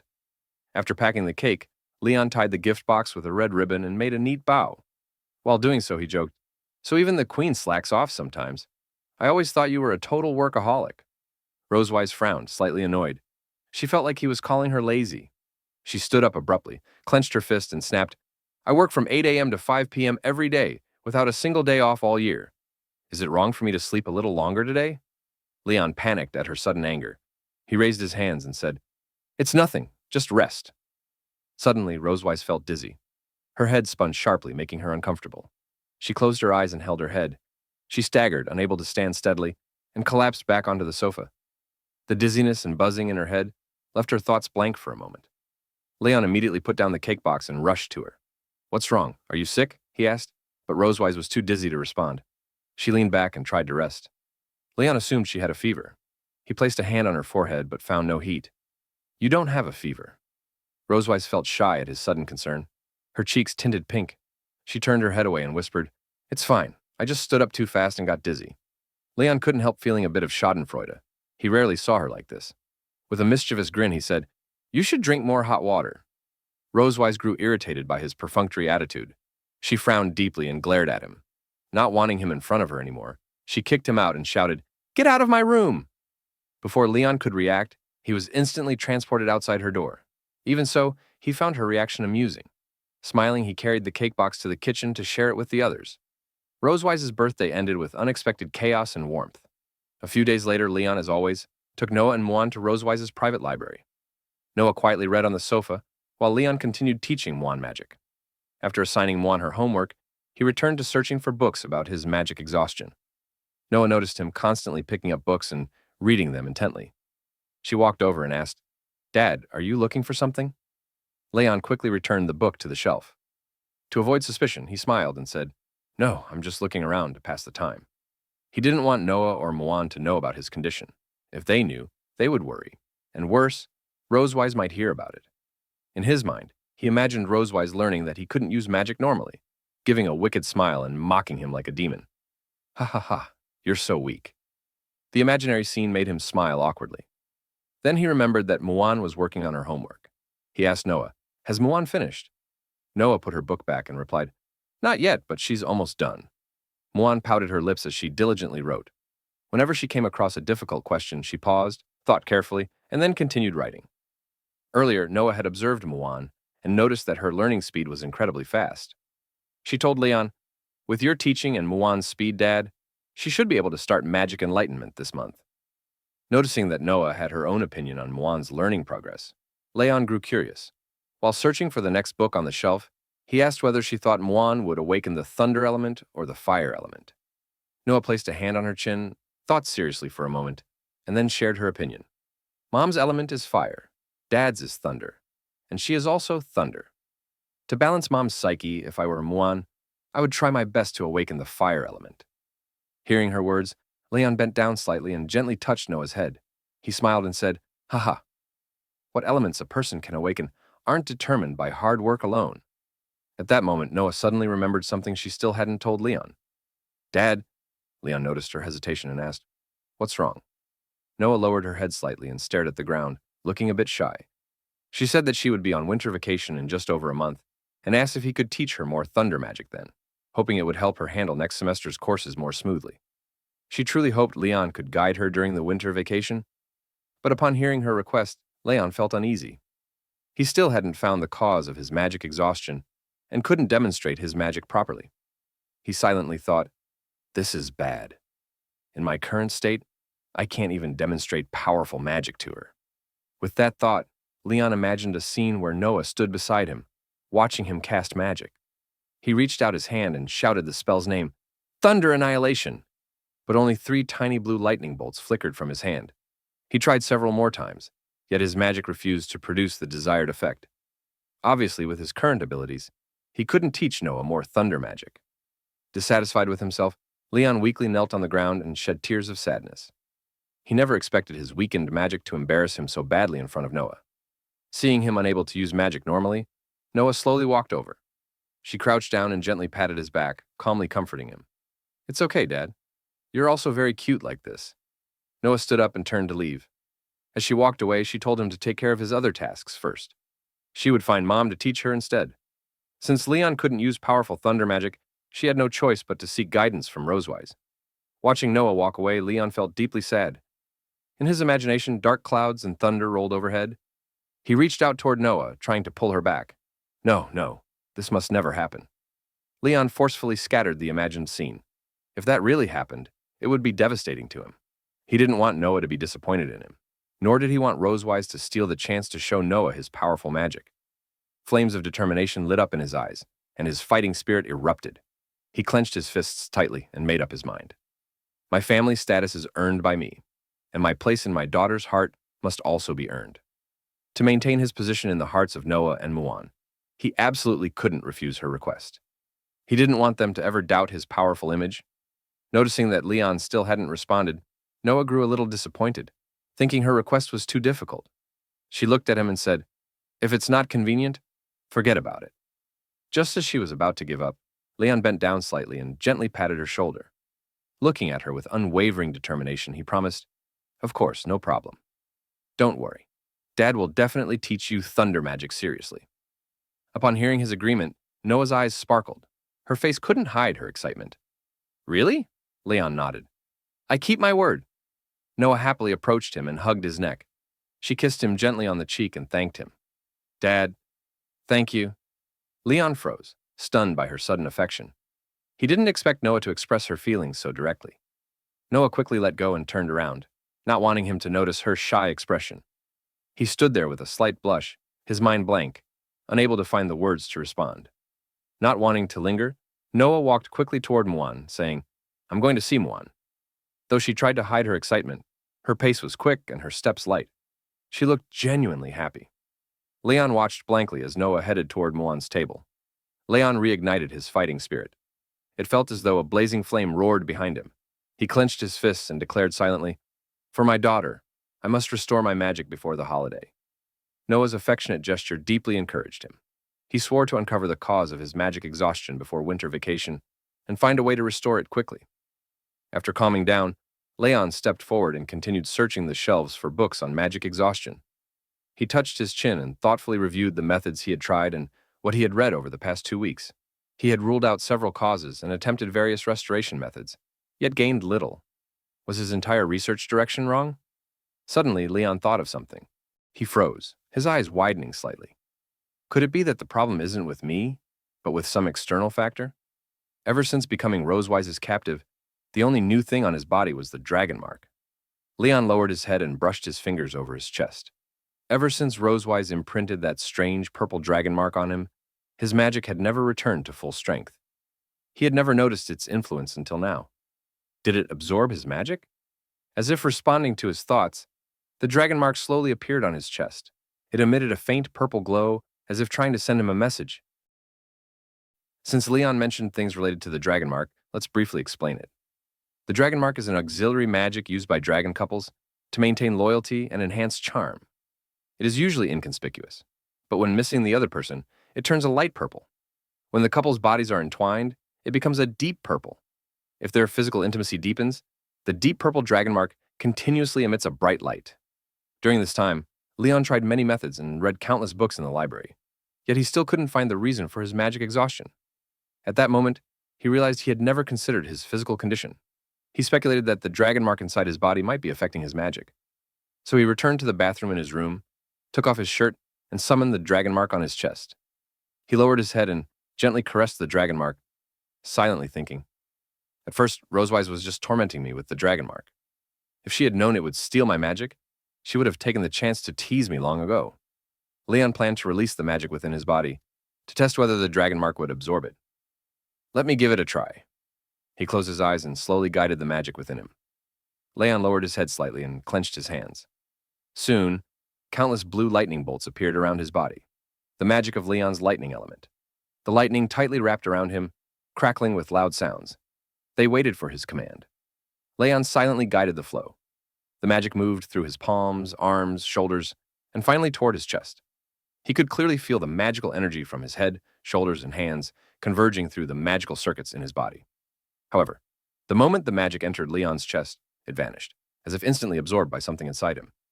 The dragon mark emitted faint lightning, as though proving it hadn't completely absorbed the magic. Sensing the situation, Leon frowned slightly. He looked down at the dragon mark and whispered his conclusion. "As expected, my magic disappears as soon as it reaches my chest. But strangely, the dragon mark only absorbs a tiny fraction. The main thing stealing my magic is something else. As for magical circuits, here's a key point to understand. After magical enlightenment, a magic user can store refined magic within their magical circuits through continuous circulation, allowing it to be used at any time. These magical circuits spread throughout the body. Magic can be drawn from many areas, such as the brain, shoulders, or chest." Leon gently touched his chest. Based on his earlier test, he reached a conclusion. Something inside his body was stealing the magic flowing through his circuits, preventing him from storing it and creating the illusion of magic exhaustion. But the question remained. When did this thief appear in his body? And why did it devour his magic? Leon looked puzzled. He scratched his head in irritation. At least now, he understood the cause of his exhaustion. Yet no matter how much he thought about it, he couldn't identify what was secretly absorbing most of his magic. Leon turned to face the mirror, staring at his reflection with a serious gaze, and muttered softly, "So far, there's been no abnormality in my body. I should be fine, right?" Suddenly, something clicked. During the experiment, most of the magic had been absorbed by that unknown thing, but a small portion was absorbed by the dragon mark, and the magic stored there remained intact. Leon lightly tapped his right hand against his left, as realization dawned on him. If the magic in the dragon mark isn't being absorbed, does that mean I can store magic there? Leon was delighted by the discovery. He patted his chest happily. Even if the storage speed was slow, it was far better than having nothing. As long as he slowly stored magic in the dragon mark, it wouldn't be completely devoured by the mysterious thing inside him. Leon stepped out of the bathroom, stretching his arms confidently. "Let's do it. Starting today, I'll gather magic bit by bit." From then on, Leon gradually stored magic in the dragon mark every day. At the same time, he continued teaching Muan magic theory and release techniques as usual. After a period of diligent learning, Muan finally met the requirements for magical enlightenment. Leon and Rosewise chose an auspicious day for her ceremony. That day, the weather was exceptionally clear. Sunlight bathed the Silver Dragon Castle, as if cheering for Muan. Leon woke up early. Yawning, he left his room and headed to the first floor lobby. Today was Muan's elemental awakening, and as her father, he had to be there. Rosewise also happened to wake up around the same time. She opened the hall doors and ran into Leon, who had just arrived. Seeing Rosewise, Leon raised his hand and waved. "Good morning. The weather's really nice." Hearing his voice, Rosewise lifted her head and noticed that Leon had arrived earlier than her. She was slightly surprised by his greeting. After all, in the past, he rarely treated her so politely. She crossed her arms and glanced at him. "You're actually taking the initiative to greet me. Seems like you're in a good mood." Leon closed his eyes and spoke confidently. "Of course. Muan is about to awaken the same element as me. How could I not be happy?" Then Leon and Rosewise headed to the auditorium hall together to accompany Muan during the ceremony. Hearing his words, Rosewise snorted in dissatisfaction. Muan will definitely awaken the fire element. The Dragon Clan's genes are far stronger than you think." Leon laughed. "If dragon genes are that powerful, why is Noah still a thunder element user?" "Tsk, that's just probability," Rosewise replied. Seeing that she refused to admit Muan might awaken thunder, Leon stepped closer, his expression serious. "If the thunder symbol appears in Muan's magic circle later, I wonder if you'll still be this stubborn." Rosewise frowned slightly and replied angrily, "Just wait and see." In the auditorium of the Silver Dragon Castle, Muan and Anna had arrived long ago. Anna was preparing for Muan's magical enlightenment ceremony. She held a book on magical enlightenment and carefully drew a magic circle on the hall floor, according to the instructions in the book. Muan stood quietly beside Anna, waiting for the ceremony to begin. The massive golden magic array occasionally emitted dazzling light. It was the first time one had seen such a magic formation. She couldn't help being deeply drawn to the golden glow, watching it with excitement. At that moment, she heard a commotion outside the auditorium. She turned her head and curiously looked toward the entrance. Suddenly, the auditorium doors were pushed open by Leon and Rosewise. The moment they stepped inside, they exchanged serious looks, their shoulders pressed tightly together as they pushed against one another. They were still arguing about which element Muan would awaken. Rosewise said angrily that Muan would definitely be just like her. Leon, unwilling to back down, loudly refuted her. "No, she must be like me." Seeing Leon and Rosewise enter, Muan happily ran toward them. "Dad, Mom." Noticing Muan, Leon and Rosewise immediately stopped arguing and smiled at her. Muan raised her hands and gently waved. Her eyes were filled with excitement and joy. She was truly looking forward to today's magical enlightenment ceremony. She lifted her head to look at Leon and Rosewise and said, "I'm about to awaken my innate element. You'll keep watching me later, right?" Rosewise bent down slightly and gently stroked Muan's head. With a soft expression, she replied, "Of course. Mom and Dad will be with you the whole time." Leon slowly squatted in front of Muan, reached out and gently patted her shoulders in encouragement. "Don't be nervous. Just relax. Do it the way Dad taught you." Muan nodded lightly and replied confidently, At that moment, Anna had already finished drawing the magic circle. She carefully inspected it several times, confirming there were no issues. Then she turned to Leon and Rosewise, bowed politely, and reported, "Your Majesty, Royal Highness, the awakening magic circle for Her Highness Muan is ready. The ceremony may begin at any time." Rosewise lightly patted Muan's back, signaling her to step forward. "Go on. Mom and Dad will always be here." Leon clenched his fist and cheered her on. "You can do it." Muan opened her arms, gathered her courage, and ran toward the magic circle. She quickly reached its center and adopted a serious expression. She clenched her hands into fists and held them at her sides, taking a ready stance. A faint golden light surrounded her, as if quietly waiting for her next move.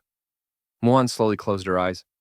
Following Leon's teachings, she tightened her fists and bent slightly, silently condensing the magic within her body. Soon, the magic circle beneath her feet resonated with her power, spinning rapidly and releasing a brilliant golden glow. The waves from the circle lifted Muan's hair and skirt, as if celebrating the successful convergence of her magic. Seeing this radiance, Rosewise raised her eyebrows in surprise. It was the first time she had seen Muan complete the first step of magical enlightenment so smoothly. From past experience with other dragon clans, Rosewise had assumed Muan wouldn't be able to gather so much magical energy so quickly. Usually, the first attempt required several tries. "I didn't expect her to succeed in one go." Hearing this, Leon looked proud. He pointed to himself and said confidently, "Of course. I taught her magic." As Muan continued condensing her power, flames slowly emerged from her fists and wrapped tightly around her arms. In an instant, her entire body was engulfed in blazing fire. The gentle yet powerful flames lifted Muan into the air. The magic circle beneath her feet shifted from gold to orange-red. Flames burst forth from the circle and rushed toward her, while the entire array shimmered in fiery brilliance. A symbol representing the fire element gradually appeared at its center. Seeing the flames surrounding Muan, Rosewise felt overjoyed. This meant Muan had awakened the same element as her. Fire! She awakened the fire element. Leon's eyes widened in disbelief. How is that possible? He hadn't expected Muan's awakened element to be fire rather than thunder, and he couldn't hide his disappointment. Rosewise wore a smug smile. This result clearly meant she had won their argument. She recalled how confidently Leon had insisted earlier that Muan would awaken the thunder element, and she couldn't help feeling amused. She turned to Leon and teased him, "Why aren't you smiling? Come on, smile. Our daughter has successfully awakened her element. Aren't you happy? I understand. You've won so many times. Even the eldest daughter sided with you. But this time, I won." Rosewise looked thoroughly pleased, knowing Leon's emotions must be complicated. She reached out and patted his shoulder, pretending to comfort him in his supposed sadness. Ever since Noah awakened the thunder element, Leon had been smug for a long time. Now, Muan awakening fire finally gave Rosewise a chance to tease him back. However, Leon wasn't as dejected as she expected. Instead, he smiled faintly. The firelight reflected in his eyes, as if he still held hope for Muan's enlightenment. He stared intently at Muan and the magic circle and murmured, "No." Rosewise frowned in confusion. "No. Isn't there a clear fire symbol right there?" She wondered if Leon hadn't seen the flames and the blazing symbol in the center of the circle. Everything clearly proved that Muan had awakened the fire element. There should be no chance for another element. But Leon pointed at the magic circle and smiled smugly. The awakening isn't over yet. Rosewise turned back toward Muan, puzzled. At that moment, while flames still surged around Muan and tightly enveloped her, faint blue lightning began to appear among the fire. The blue arcs flickered, emitting a soft glow within the orange-red blaze. Although the blue lightning didn't overpower the flames, it clearly proved that while Muan awakened the fire element, she had also awakened another one. Rosewise's eyes widened in shock. This is... Muan floated in the air with her eyes closed, continuing to slowly guide her magic. The magic circle beneath her feet resonated once again with her power. The flame magic surrounding her gradually dissipated, and then blue lightning bolts began to appear around her one after another. These bolts quickly covered the remaining flames and emitted a dazzling light. The symbol of the thunder element appeared at the center of the magic circle. Upon witnessing this miraculous scene, both Rosewise and Anna were stunned. Thunder element. This was actually a dual element awakening. Leon did not react as strongly as Rosewise and Anna, as if he had already expected Muan to face such a situation. He was extremely pleased that Muan had awakened two elements and felt deeply proud of her. As the youngest daughter of the strongest dragon slayer and the Silver Dragon Queen, she was destined for an extraordinary life. Possessing the rare dual-element magic recorded only in ancient books, her future was truly immeasurable. The blue lightning around Muan gradually faded.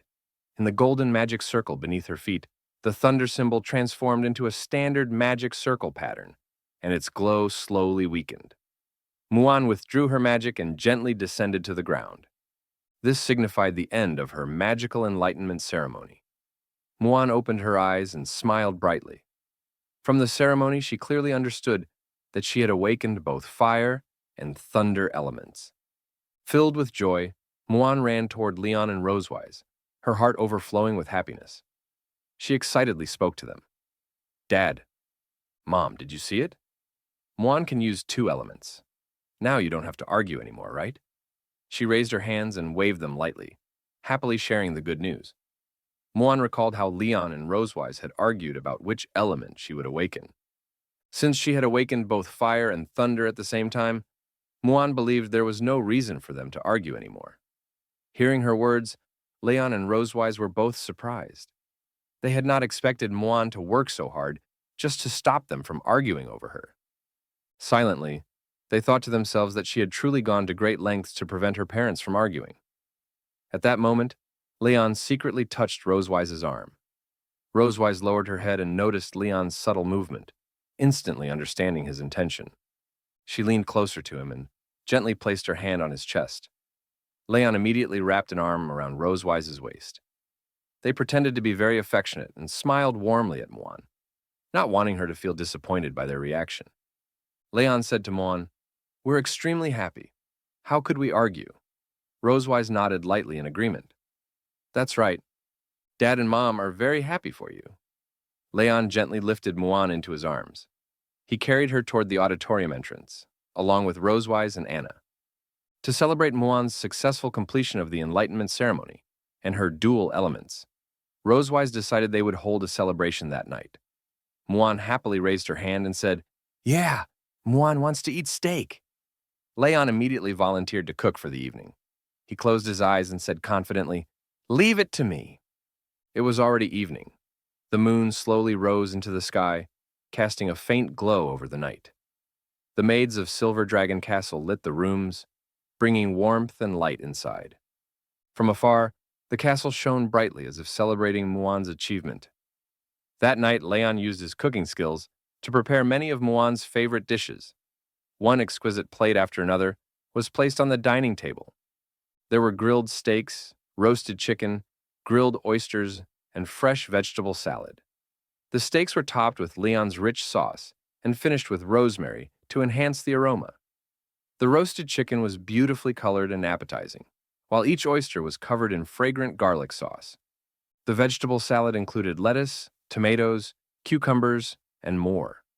Colorful, nutritious, and refreshing. Muan happily picked up a steak with her fork and began eating.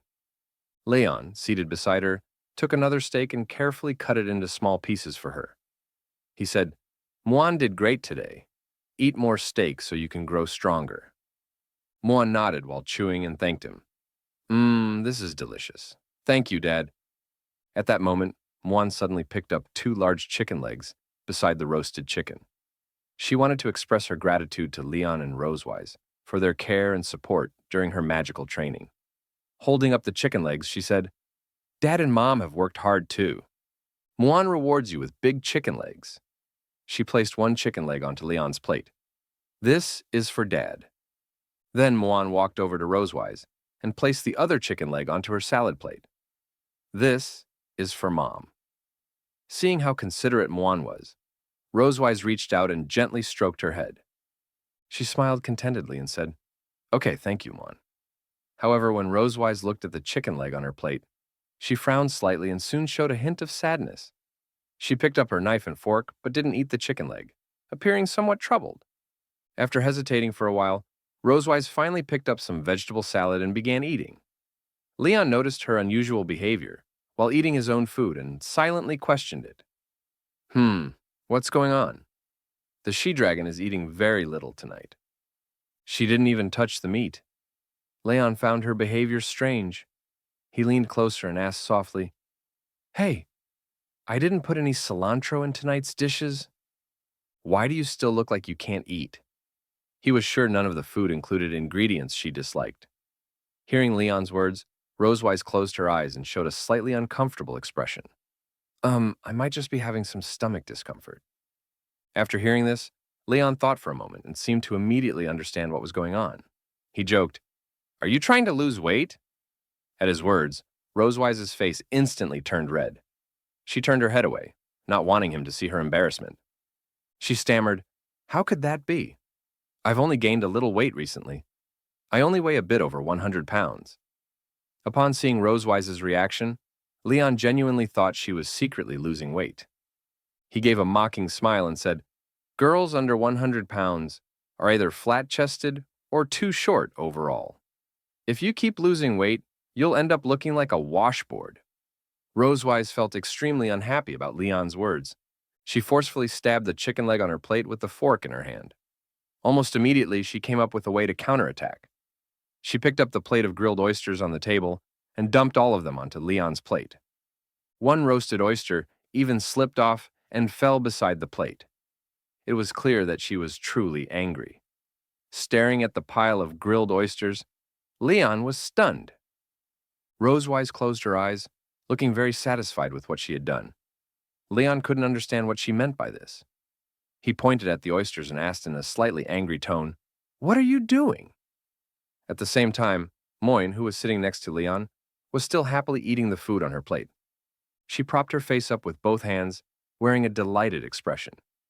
"The meat is really delicious." Rosewise gave Leon a mischievous smile and kindly explained, I heard these things are very beneficial for men's health. Eat them all. Don't sleep until you finish. Rosewise slammed both hands on the table and ordered Leon to finish the entire plate of grilled oysters tonight. Leon was completely shocked by her actions. Huh? He couldn't understand how a simple joke had made Rosewise so angry.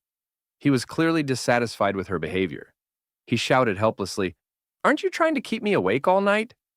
Moyne didn't seem to care about their argument at all. She picked up a steak from her plate and took a bite. She happily shook her hands, fully immersed in the joy brought by the delicious food. It had been 2 days since Moyne completed her magical enlightenment ceremony, and today was another bright, sunny day. The sun slowly rose into the sky. The darkness of the night had completely dissipated, revealing a light blue sky. Sunlight bathed the silver dragon castle, coating it in a golden glow. Not far away, several birds flew over the castle garden, chirping crisply and reminding everyone inside that it was time to wake up. Rosewise was already awake. She left her room and headed to her office. She couldn't help but yawn. As if she hadn't slept enough, Rosewise flipped through the books on her desk, hoping to wake herself up by reading. However, it didn't take long before drowsiness returned. She rested her cheek on one hand to keep herself from falling asleep. At that moment, Anna walked into the office holding today's schedule. Rosewise gently rubbed her temples and asked, Anna, what do I need to do today? Anna glanced at the list and replied respectfully, In the morning, Your Majesty needs to review letters and documents from other dragon clans. In the afternoon, you are scheduled to inspect the arsenal. Are there any additional arrangements?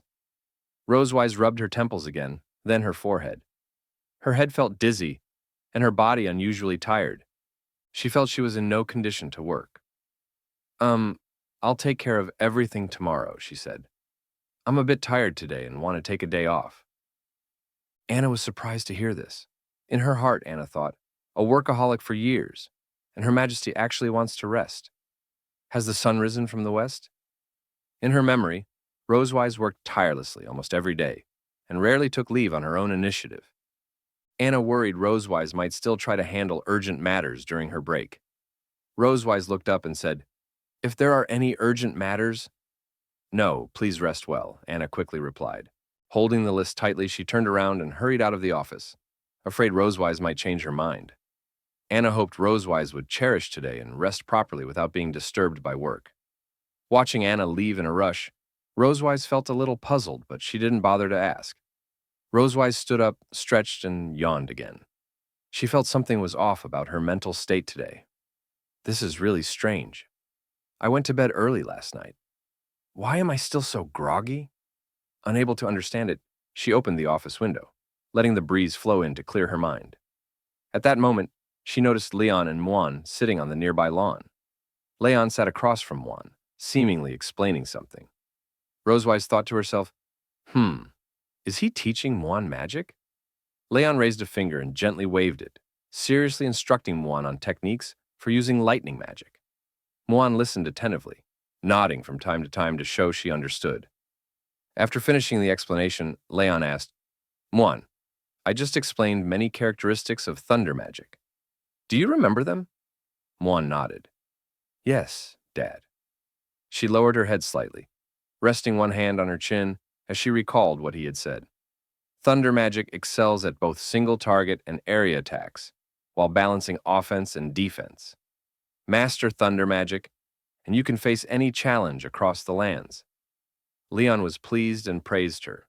That's right, you remembered it very well. At that moment, Rosewise walked out of her office and onto the lawn. She had already heard Muan's explanation.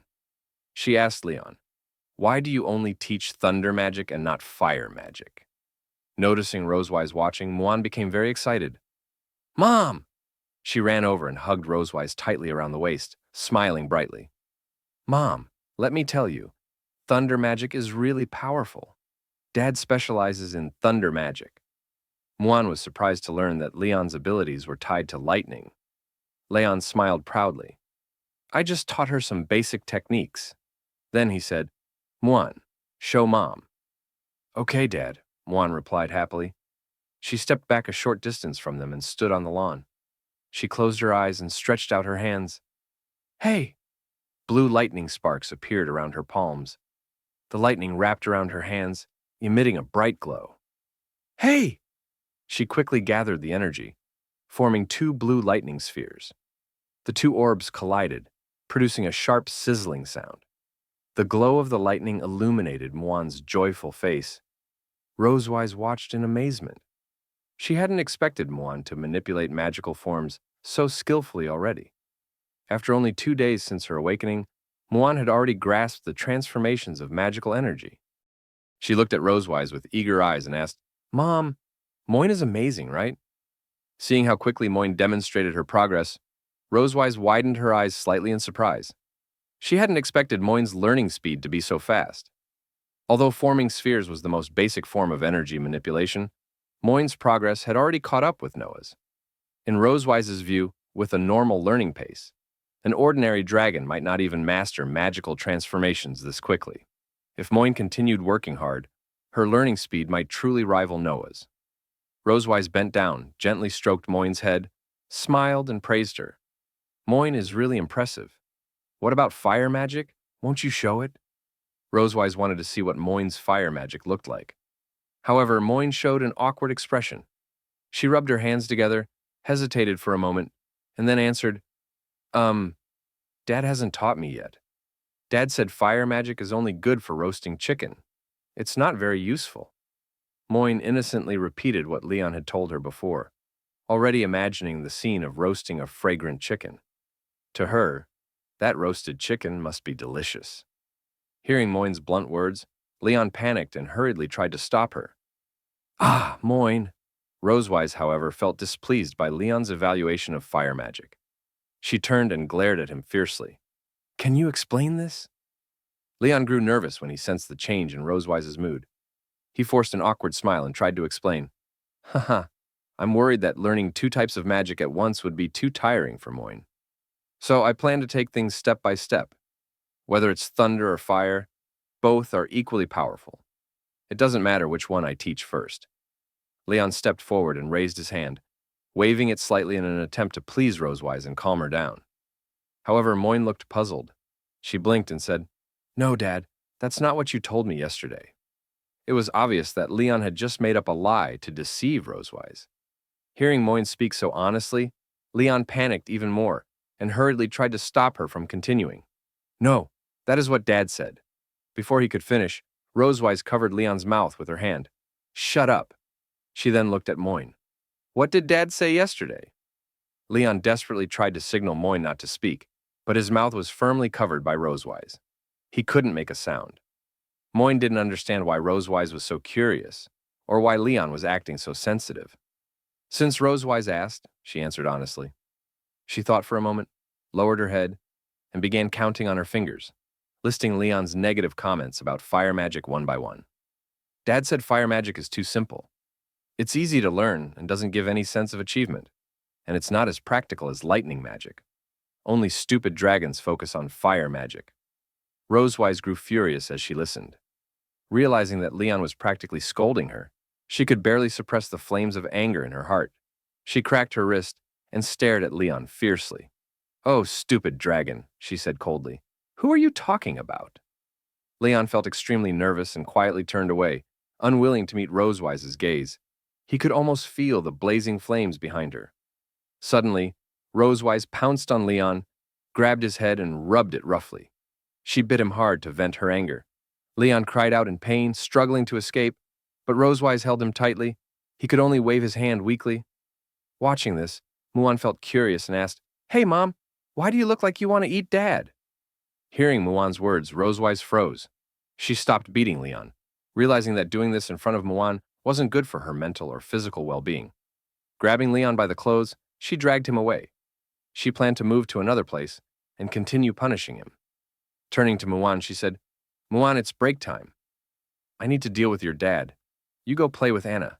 Class dismissed. Muan happily replied, Okay. She watched Rosewise and Leon leave and gently waved goodbye. Soon, evening arrived, and it was time for dinner. Rosewise went to the kitchen and personally prepared the meal. She placed Muan's favorite steak in front of her, then set plate after plate of vegetarian dishes in front of Leon. Roasted eggplant, stir-fried eggplant strips, deep-fried eggplant, and carrot salad. All of them were foods Leon hated. Seeing the table filled with eggplants and carrots, Leon showed an awkward expression. His emotions were complicated. Is this the legendary last meal? It seemed that Rosewise still hadn't forgiven him for what happened earlier. Leon stared at Rosewise and complained silently. I just didn't teach our daughter fire magic. How could she treat me like this? Rosewise noticed his gaze, but pretended not to understand.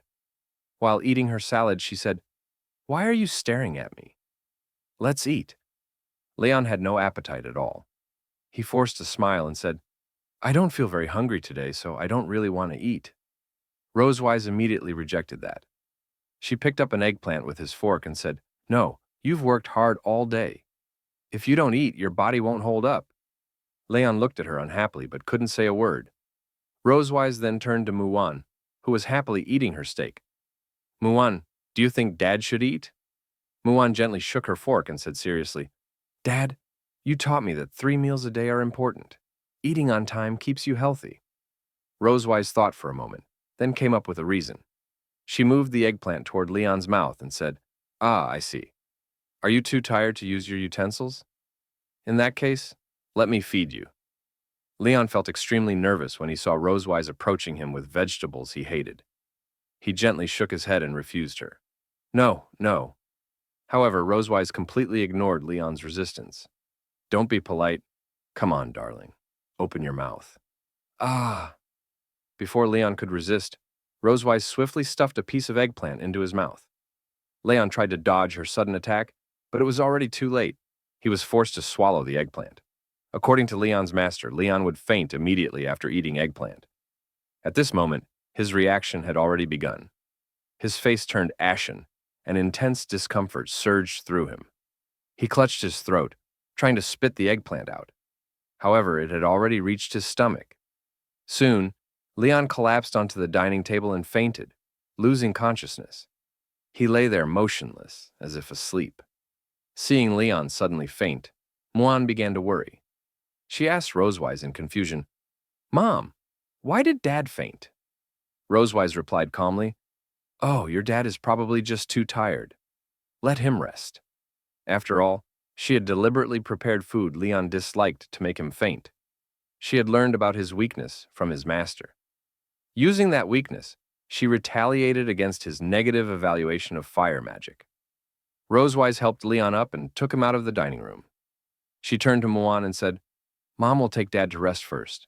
Finish your meal like a good kid. Muan then asked Anna to come over and help her cut the steak. Hearing Rosewise's words, Muan happily raised her hand and waved. I'll finish my meal obediently. Mom, take good care of Dad. Anna politely bowed to Rosewise and Leon and watched them leave. Muan innocently believed Rosewise was simply helping Leon rest. What she didn't know was that what followed was something only Leon and Rosewise would know. After leaving the dining room, Rosewise took Leon back to her room, worried he might catch a cold. She gently covered him with a blanket and went about her business. Leon continued sleeping soundly on her bed, clearly out for a while. His breathing echoed softly in the silent room. Suddenly, Leon woke up. He slowly opened his eyes and surveyed his surroundings. Noticing this, Rosewise asked, You're awake? Leon sat up slowly, rubbing his forehead as dizziness lingered. As his consciousness returned, he realized he was in Rosewise's room. He wasn't surprised. After all, this wasn't the first time. However, he was clearly unhappy that Rosewise had used food he hated to retaliate earlier. You actually used eggplant on me. That's despicable. Rosewise didn't think there was anything wrong with it. There's nothing strange about what a dragon and a dragon slayer use against each other. How is this despicable? Besides, I never said what I was going to do. Leon lifted his head and noticed Rosewise approaching. Rosewise had changed into a new outfit. She slowly walked toward the bed, her boots clicking clearly against the floor, each step reminding Leon of her presence. I just want to help treat your illness. Dressed as a special nurse, Rosewise approached him. She had secretly changed into the uniform while Leon was unconscious. She wore a nurse's cap, a tight-fitting uniform, and alluring white suspender stockings. Her curves were faintly visible beneath the fabric, swaying subtly with each step. In her hands were a syringe prop and a medical record board. She looked every bit like Leon's personal nurse. Upon seeing Rosewise like this, Leon froze. Blood suddenly gushed from his nose. He couldn't handle the intense visual shock. Leon quickly turned his head away, refusing to look any longer. Even without her saying anything, he vaguely sensed her intention. Confused and flustered, he pinched his nose to stop the bleeding. Treat my illness? What illness do I even have? Thinking back to what had happened in this room before, Leon muttered internally. After the role play last time, does this she-dragon want to play nurse again? Rosewise noticed the nosebleed and smiled gently. I see you're bleeding. Do you want me to wipe it for you? Leon immediately sensed ulterior motives. Damn she-dragon. You really know how to play. Leon frowned as he wiped the blood away. No, hurry up and change your clothes. He didn't want to see her standing there, dressed like that any longer. But Rosewise had no intention of changing. She smiled secretly, ready to carry out her plan. Suddenly, Rosewise reached out and pressed her hand onto Leon's shoulder. Before he could react, she pushed him down onto the bed. Leon's eyes widened in shock. Rosewise pinned his shoulder firmly, then climbed onto the bed and sat on him, preventing any chance of escape. Leon struggled, trying to break free, but it was useless. At that moment, Rosewise issued a warning.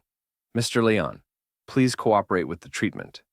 She picked up the medical board and flipped through it, pretending to review his history. Looking at him seriously, she asked, Mr. Leon, according to the records, you often experience chest tightness, correct? Leon glanced down at his chest, then at Rosewise, who was sitting on top of him. Confused, he stared back at her. You're sitting on me. Of course I feel chest tightness. He felt that she was asking something obvious. Hearing this, Rosewise frowned in dissatisfaction. She tapped Leon on the head with the board and spoke sternly, telling him to cooperate with the treatment, Mr. Leon. Leon shut his eyes tightly as pain shot through his head. Ah, he groaned, rubbing the spot she had hit. He then admitted that he did feel chest tightness. Forced to play along, Leon thought silently that he would cooperate for now, but that she would definitely be punished later. She put on a seductive nurse's gown and pressed him onto the bed. Her twin peaks pressed tightly against his chest as her body slowly swayed. She grabbed his shirt, leaned closer, and said softly, Let's start the treatment. Leon frowned, gritted his teeth, and felt extremely dissatisfied with Rosewise's sudden assault. However, he had no chance to escape or counterattack. Rosewise reached out and gently touched his chest, teasing him. She licked her lips and stared at him with interest, like a beast watching its prey. Tear off your clothes, she said. Seeing her outfit, Leon's face instantly flushed. He clearly understood what strange things she intended to do next, but he didn't want to comply. Nervously, he retorted, As a nurse, is it appropriate for you to use the word tear? Hearing this, Rosewise became visibly unhappy.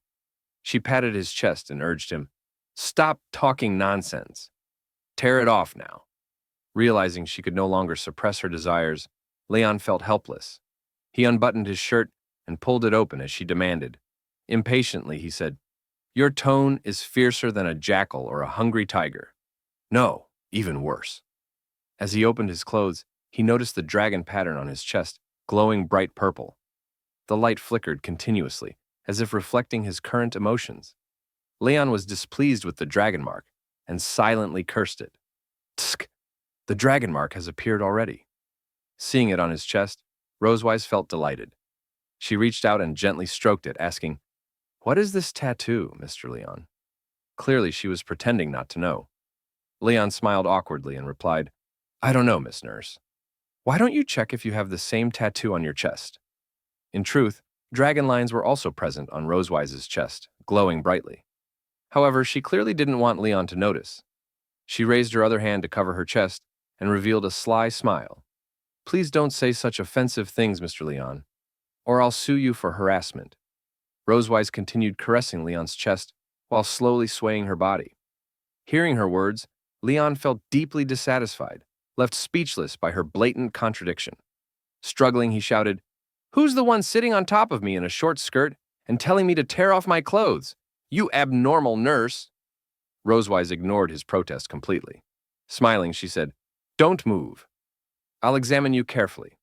She prepared to conduct a thorough examination and punish him for his earlier criticism of fire magic. Leon felt extremely nervous as she approached. He could do nothing but obey. At that moment, Rosewise suddenly sensed something strange. Her eyes widened and her expression froze. She quickly pulled away from Leon, jumped off the bed, and rushed toward the bathroom. She covered her mouth as if about to vomit, clearly sensing something abnormal in her body. Leon found her sudden behavior confusing. Propping himself up, he looked toward the bathroom, unsure of what was happening. Inside, Rosewise gripped the sink and retched violently. Yet nothing came out. She gagged several more times but still vomited nothing. It didn't feel like food poisoning. Frowning, she stared at the sink, puzzled. Silently, she thought, "I've been feeling nauseous lately. Could it be?" She recalled experiencing this several times recently. Based on the frequency and symptoms, only one explanation fit. After a while, the nausea eased. Supporting herself against the wall, Rosewise slowly exited the bathroom. Leon was already sitting upright on the bed. He hadn't expected her to face such an unexpected situation and found it oddly amusing. Crossing his arms, he smiled and joked, "Nurse, what's wrong? Can't a doctor heal herself?" Rosewise glared at him angrily, warning him to stop talking. Suddenly, Leon realized something. He remembered that Rosewise had recently lost her appetite. He had also just seen her retching nonstop. Only one possibility matched her condition. His eyes widened slightly as he voiced his thought. Are you pregnant?" Rosewise refused to accept it and shook her head violently. "That's impossible. Absolutely impossible. I always take safety measures. There's no way I could be pregnant." Leon felt speechless and began doubting the reliability of those measures. Is that method really 100% effective? Rosewise explained that it was purification magic. When used within 24 hours, it prevents Dragon Clan conception with a 99.9% success rate. Every time she punished Leon, she purified her uterus afterward. The purple light flashing within proved the magic had worked. This purification spell is the Dragon Clan's contraceptive magic, considered completely safe and reliable. However, Leon pointed out a flaw. But there's still a 0.1% chance. Rosewise continued her explanation. The 99.9% is just conservative data. In thousands of years of Dragon Clan history, not a single exception has occurred. In short, if the purification magic is used correctly, accidents shouldn't happen. Rosewise turned away angrily, unwilling to accept Leon's conclusion. She was confident she had never missed using the spell. While putting on his shirt, Leon said calmly, "If you're so sure, why not test it anyway? Otherwise, these symptoms will keep bothering you. You're uneasy too, aren't you?" Rosewise turned back toward him, clearly hesitant. Leon looked at Rosewise with a sincere expression and said that no matter what the outcome was, he would face it with her. If Rosewise was truly pregnant, Leon was prepared to bear the consequences with her. He would never let her face such a result alone. After hearing Leon's words, Rosewise lowered her head slightly and gently touched her stomach. Although she still didn't want to face this outcome, the strange physical changes she had experienced recently made her doubtful. Since Leon had already brought it up, she felt there was little left to hesitate about. After thinking for a moment, Rosewise stomped her foot as if she had made up her mind. She walked toward the living room and said to Leon, "Okay, wait a moment." She went to a cabinet, opened a drawer, and searched for spare pregnancy testing items. Then she entered the bathroom, changed out of her nurse's uniform into casual clothes, and used a spare test stick to examine herself. 10 minutes later, the result appeared. Rosewise and Leon sat on the sofa, staring at the result on the test stick. 2 red flame icons were displayed. This meant that Rosewise was truly pregnant. Seeing the result, Rosewise's hand trembled slightly as if she couldn't believe it. She collapsed weakly onto the sofa and stared at the ceiling, feeling utterly helpless. She whispered, "I'm pregnant." Leon was also shocked by the result. He looked up at the ceiling like Rosewise and fell into deep thought. You're really pregnant. Neither of them had expected this outcome to actually happen. Ah, why? Rosewise was unwilling to accept the fact. She suddenly shouted from the sofa, lifted her hands, and rubbed her hair wildly. She felt deeply distressed and couldn't understand why things still turned out this way. Seeing her intense reaction, Leon didn't stop her. He let her vent and tried to calm her down. Don't get excited. When did you forget to cast purification magic? Leon recalled the punishments and homework they had done before and asked if she had used purification magic each time. The time we soaked in the hot springs together? He remembered it clearly. Rosewise replied calmly, I used magic. The time I made Black Dragon Bolus? Leon remembered pressing her onto the bed and spending a wonderful night together. Rosewise answered with certainty, I also used magic. The time we went to the back mountain together? Leon remembered taking her to the back mountain of the Silver Dragon Castle and imposing severe punishment while her body hadn't fully recovered, as revenge for what she had done to him before. However, Rosewise's answer was the same again. I used magic when I woke up the next day. Since she always remembered to cast purification magic, it seemed unlikely that today's situation should have happened. Leon carefully recalled everything from that period. Suddenly, he remembered something. There might have been one day when Rosewise hadn't used purification magic. He lightly patted his head and said, Ah, I know. The time you used the blood curse. You were asleep for 3 days. After using the blood curse, Rosewise had fallen into a coma. During that time, she couldn't perform purification magic, which led to the unexpected situation today. Hearing Leon's analysis only made Rosewise angrier. She turned around, grabbed Leon by the collar, and shook him hard, cursing at him. This is all your fault. She believed her pregnancy was entirely caused by him. Leon couldn't stop her emotional outburst and was shaken like a toy as he argued back. But you're also at fault, Rosewise snapped. If you hadn't used that on me in the dungeon, would I still have been able to use it on you? Leon felt wronged as well. If I hadn't used it, I would have died in the dungeon. Even if Rosewise blamed Leon for everything, the outcome couldn't be changed. She hugged her knees tightly and curled up on the sofa, feeling deeply disappointed. She couldn't believe she had failed like this. She whispered, Why did this happen? I actually failed. Seeing her dejected expression, Leon sighed softly. He hadn't expected things to turn out this way either. He reached out, gently patted her shoulder, and comforted her. What's done is done. There's no use regretting it now. You should focus on raising the fetus first. Rosewise lifted her head slightly and looked at Leon, as if she had realized something. Leon had learned from Rosewise's sister that she had endured enormous pressure alone during her first pregnancy. He knew she would feel the same fear now. Looking at her sincerely, he said, I know that during your first pregnancy, you endured the physical changes and emotional struggles all by yourself. It's normal to feel worried and confused. But this time is different. I will stay with you. Leon reached out and firmly took Rosewise's hand, making a serious promise. Since he hadn't been by her side the first time, he wouldn't let that regret repeat itself now. I had no experience before. Starting today, I will study how to raise a fetus properly. Hearing his sincere words, Rosewise's eyes widened slightly, deeply moved. Her cheeks flushed with shy warmth. She hadn't expected him to share this pressure with her. Rosewise turned her head away, afraid he might notice her emotions, and spoke haltingly. Let me explain the precautions during pregnancy. She lowered her head slightly, placed her hands on her knees, and carefully told Leon about possible situations during pregnancy. Dragon Clan pregnancies often come with anorexia, drowsiness, and irritability. If I lose my temper with you, you have to endure it, okay?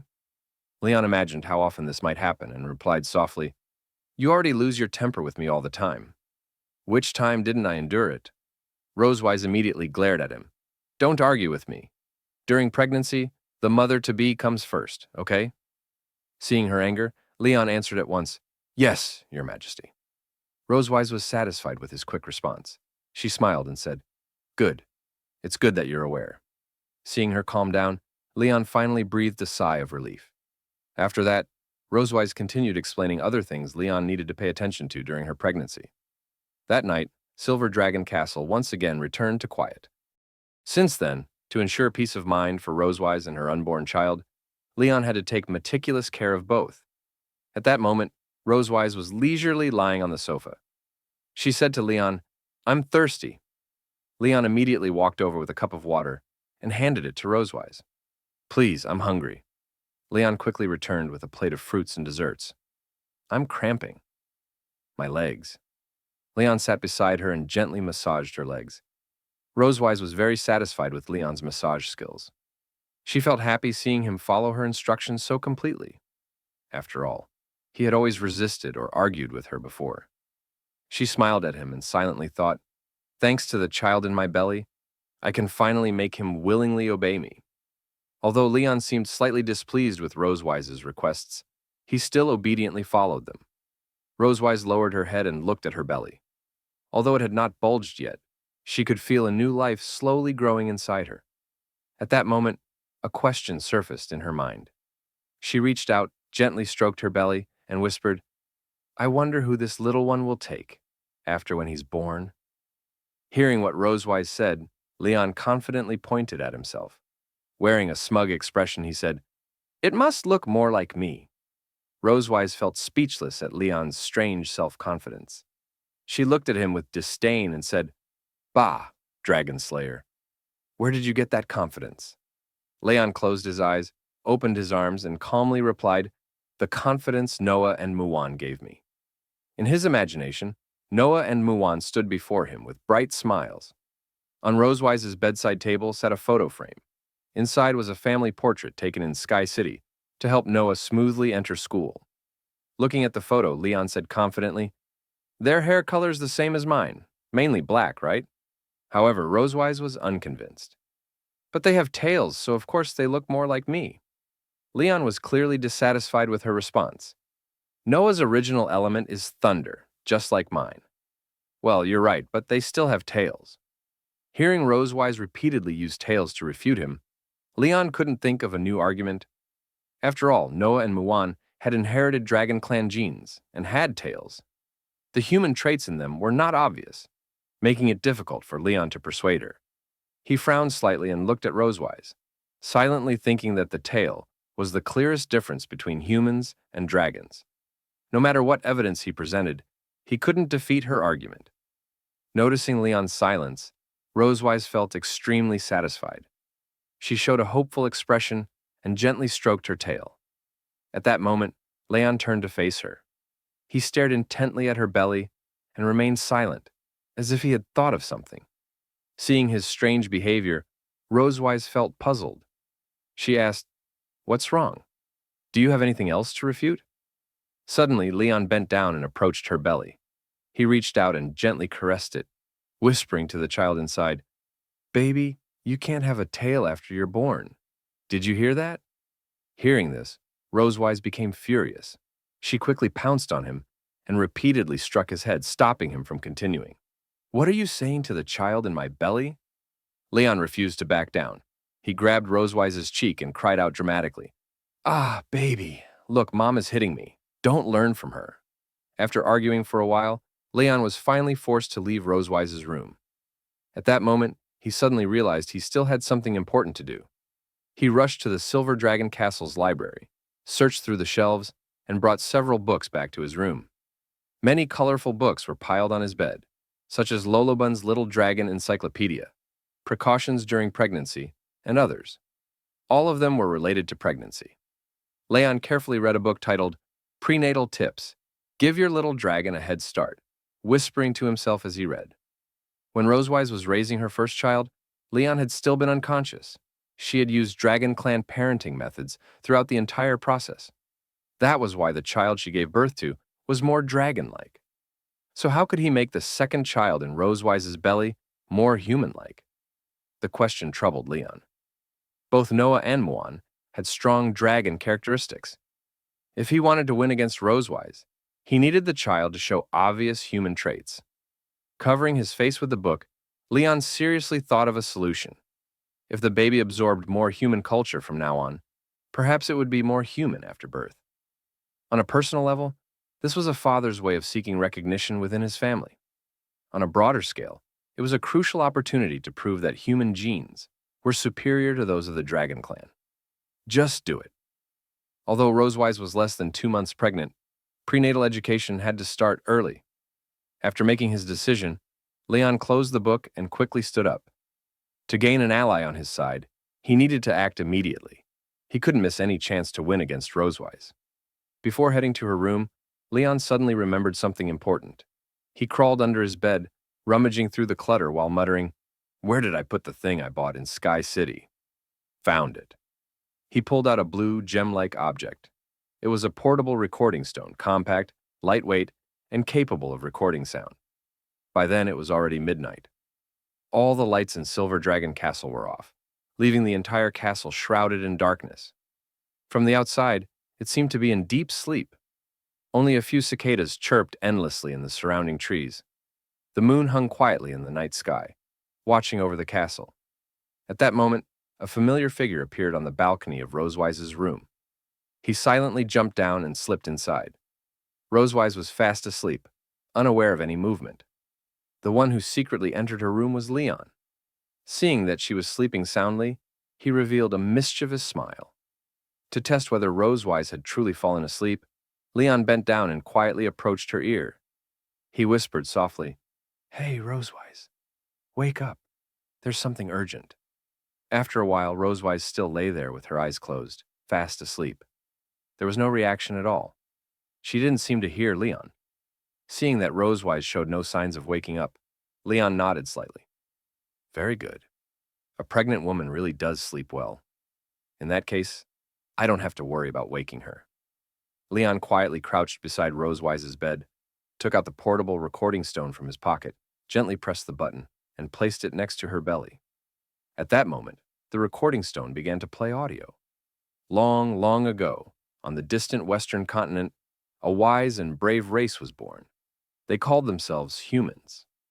To help the child in Rosewise's belly absorb more human culture, Leon had recorded stories and human history in advance using the recording stone. Since it was portable and the volume adjustable, he didn't have to worry about Rosewise noticing it while she slept. He decided to subtly influence the unborn child this way. Listening to the audio, Leon whispered to Rosewise's belly, "Baby, humans are the world's first race. You should look more like a human in the future." Time slowly passed, minute by minute. A few hours later, the moon above Silver Dragon Castle quietly set, and the sun slowly rose into the sky. Dark clouds gradually dissipated, revealing a bright blue sky. Sunlight softly streamed into Rosewise's room, gradually lighting up the entire space. The portable recording stone continued playing. Human beings are a great race, a brave race. They are resilient, they never give up, and they will always fight for a better tomorrow. Before long, the recording stone finished playing Leon's pre-recorded audio. Aside from occasionally turning over or murmuring in her sleep, Rosewise showed no sign of waking throughout the night. She never heard the recording. She was still sleeping deeply. Seeing how peacefully Rosewise slept, Leon felt very satisfied. He hadn't expected his plan to go so smoothly. He gently retrieved the recording stone and silently thought, the recording quality is really good. I can record more books for the baby to listen to." However, Leon had no intention of leaving Rosewise's room yet. After putting the recording stone back into his pocket, he placed one hand on his chest and dramatically waved the other, striking an exaggerated pose. He closed his eyes, stood beside Rosewise's bed, and passionately began reciting poetry. "Next, Dad will compose a poem for you. The name of this poem is The Greatness of Humanity, Beyond Words." Although Rosewise showed no reaction, the child in her belly seemed unable to tolerate Leon's performance. "Ah, humanity, you are so magnificent. The dazzling sun rises in the east, its light awakening resolute and courageous souls. Every wicked dragon king shall be vanquished by humankind. Ah, the greatness of humanity needs no words." As Leon passionately recited, sunlight gradually bathed the Silver Dragon Castle, as if draping it in gold and awakening it from darkness. In the sky, the morning glow slowly blended into the blue, as if someone had melted rouge into a clear lake. Nearby, early birds chirped brightly, reminding everyone it was time to wake up. Rosewise had already woken early. As usual, she changed out of her pajamas, put on her usual clothes, and walked into the dining room for breakfast. However, her complexion looked poor, as if she hadn't slept well. She poked at the salad on her plate with a fork, while gently rubbing her head. Last night She paused. Last night? What happened last night? Hearing her words, Leon began to feel nervous. He lightly shook the knife and fork in his hands and looked away to hide his unease, silently thinking, I climbed back over the balcony before she woke up. She shouldn't have noticed me, right? He worried that Rosewise might have realized he had been in her room. Rosewise then spoke about her nightmare. I had a nightmare. I dreamed that I became a human, even praising the greatness of humanity. It was terrifying. She put down her fork and covered her mouth, feeling so disgusted by the dream that she almost wanted to throw up. Hearing this, Leon felt completely speechless. He hadn't expected his plan from the night before to have such an effect on Rosewise. Rosewise crossed her hands over her chest, closed her eyes, and prayed devoutly. Dragon God, please bless me. Watching her serious prayer, Leon silently thought, I don't know if prenatal education works on the child, but it's definitely effective on you. In that case, I'll keep it up and influence them as soon as possible. Leon quietly clenched his fist against his palm, secretly making up his mind. He was quite pleased with Rosewise's reaction. Since she reacted this way, it meant his plan had worked. As long as he continued, he believed the child in her belly would be influenced by human culture and grow up more like him. At that moment, Rosewise remembered that Leon was supposed to continue teaching Muan magic today. She picked up her fork, lightly shook it, and asked, What are you planning to teach Muan today? Leon felt a little embarrassed and softly answered, Basic fire magic? Contrary to his expectations, Rosewise didn't get angry. Instead, she felt quite satisfied when she heard that he planned to teach Muan fire magic. She nodded lightly and said, All right, teach her how to control the morphological changes of the fire element.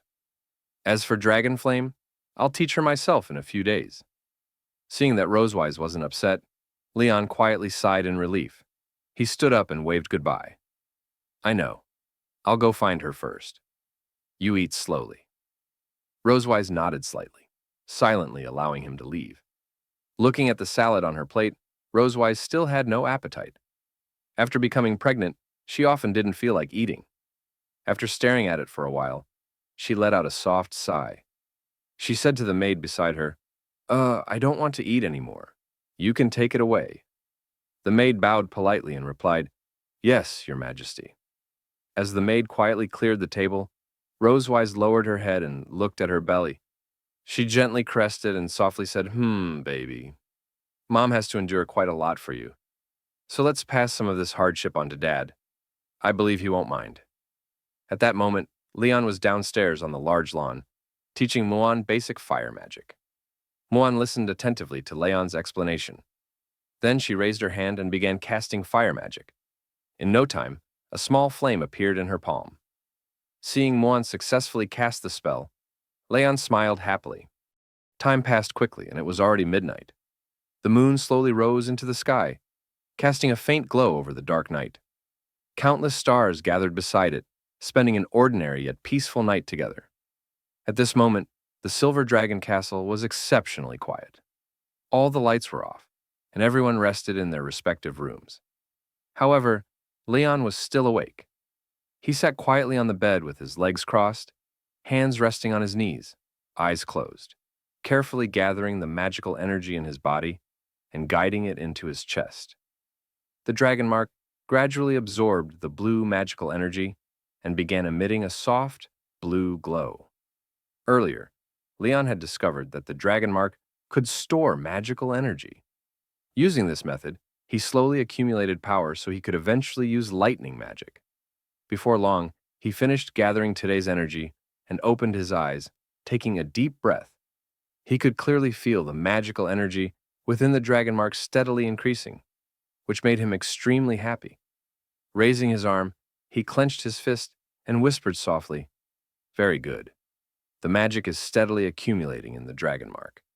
If I keep this up, I'll be able to use lightning magic. Earlier, he had promised Noah that he would teach her thunder magic during winter vacation. To properly show off his thunder magic, then, he needed to keep working hard and accumulating more energy. Leon turned his head and glanced at the alarm clock on the bedside table. It read 2:25 a.m. Oh, it's already past 2 in the morning. It's time to carry out the two-child plan. Leon opened the window and climbed onto the balcony leading to Rosewise's room. Yesterday, he had placed a portable recording stone beside Rosewise's belly, playing stories related to humans. Not only had Rosewise not awakened, she had also been subtly influenced by the stories. Leon believed that, as long as she kept listening to human stories every day, the child in her belly would grow to resemble a human more. But could his plan really go smoothly? Just minutes before Leon climbed onto the balcony, Rosewise had been lying in bed. Soon after, the sound of shifting blankets echoed through the quiet room. She clearly wasn't asleep. She kept tossing and turning, unable to fall asleep no matter what she did. Rosewise opened her eyes and gazed at the night scenery outside. She knew she wouldn't be able to sleep tonight. Looking at the sky, she silently thought, "There are too many thoughts in my mind. I can't sleep at all." During dinner, that man had deliberately avoided the topic of having a second child. What is he thinking this time? Rosewise slowly sat up in bed. Thinking back to dinner, she and Leon had brought up the topic of children, but Leon seemed unwilling to discuss it, as if deliberately avoiding it. Even after dinner ended, he refused to say anything. This left her confused and deeply curious. Rosewise glanced at the clock in her room. It read 2:25 a.m. After a brief moment of thought, she made a decision. It's 2:25 in the morning.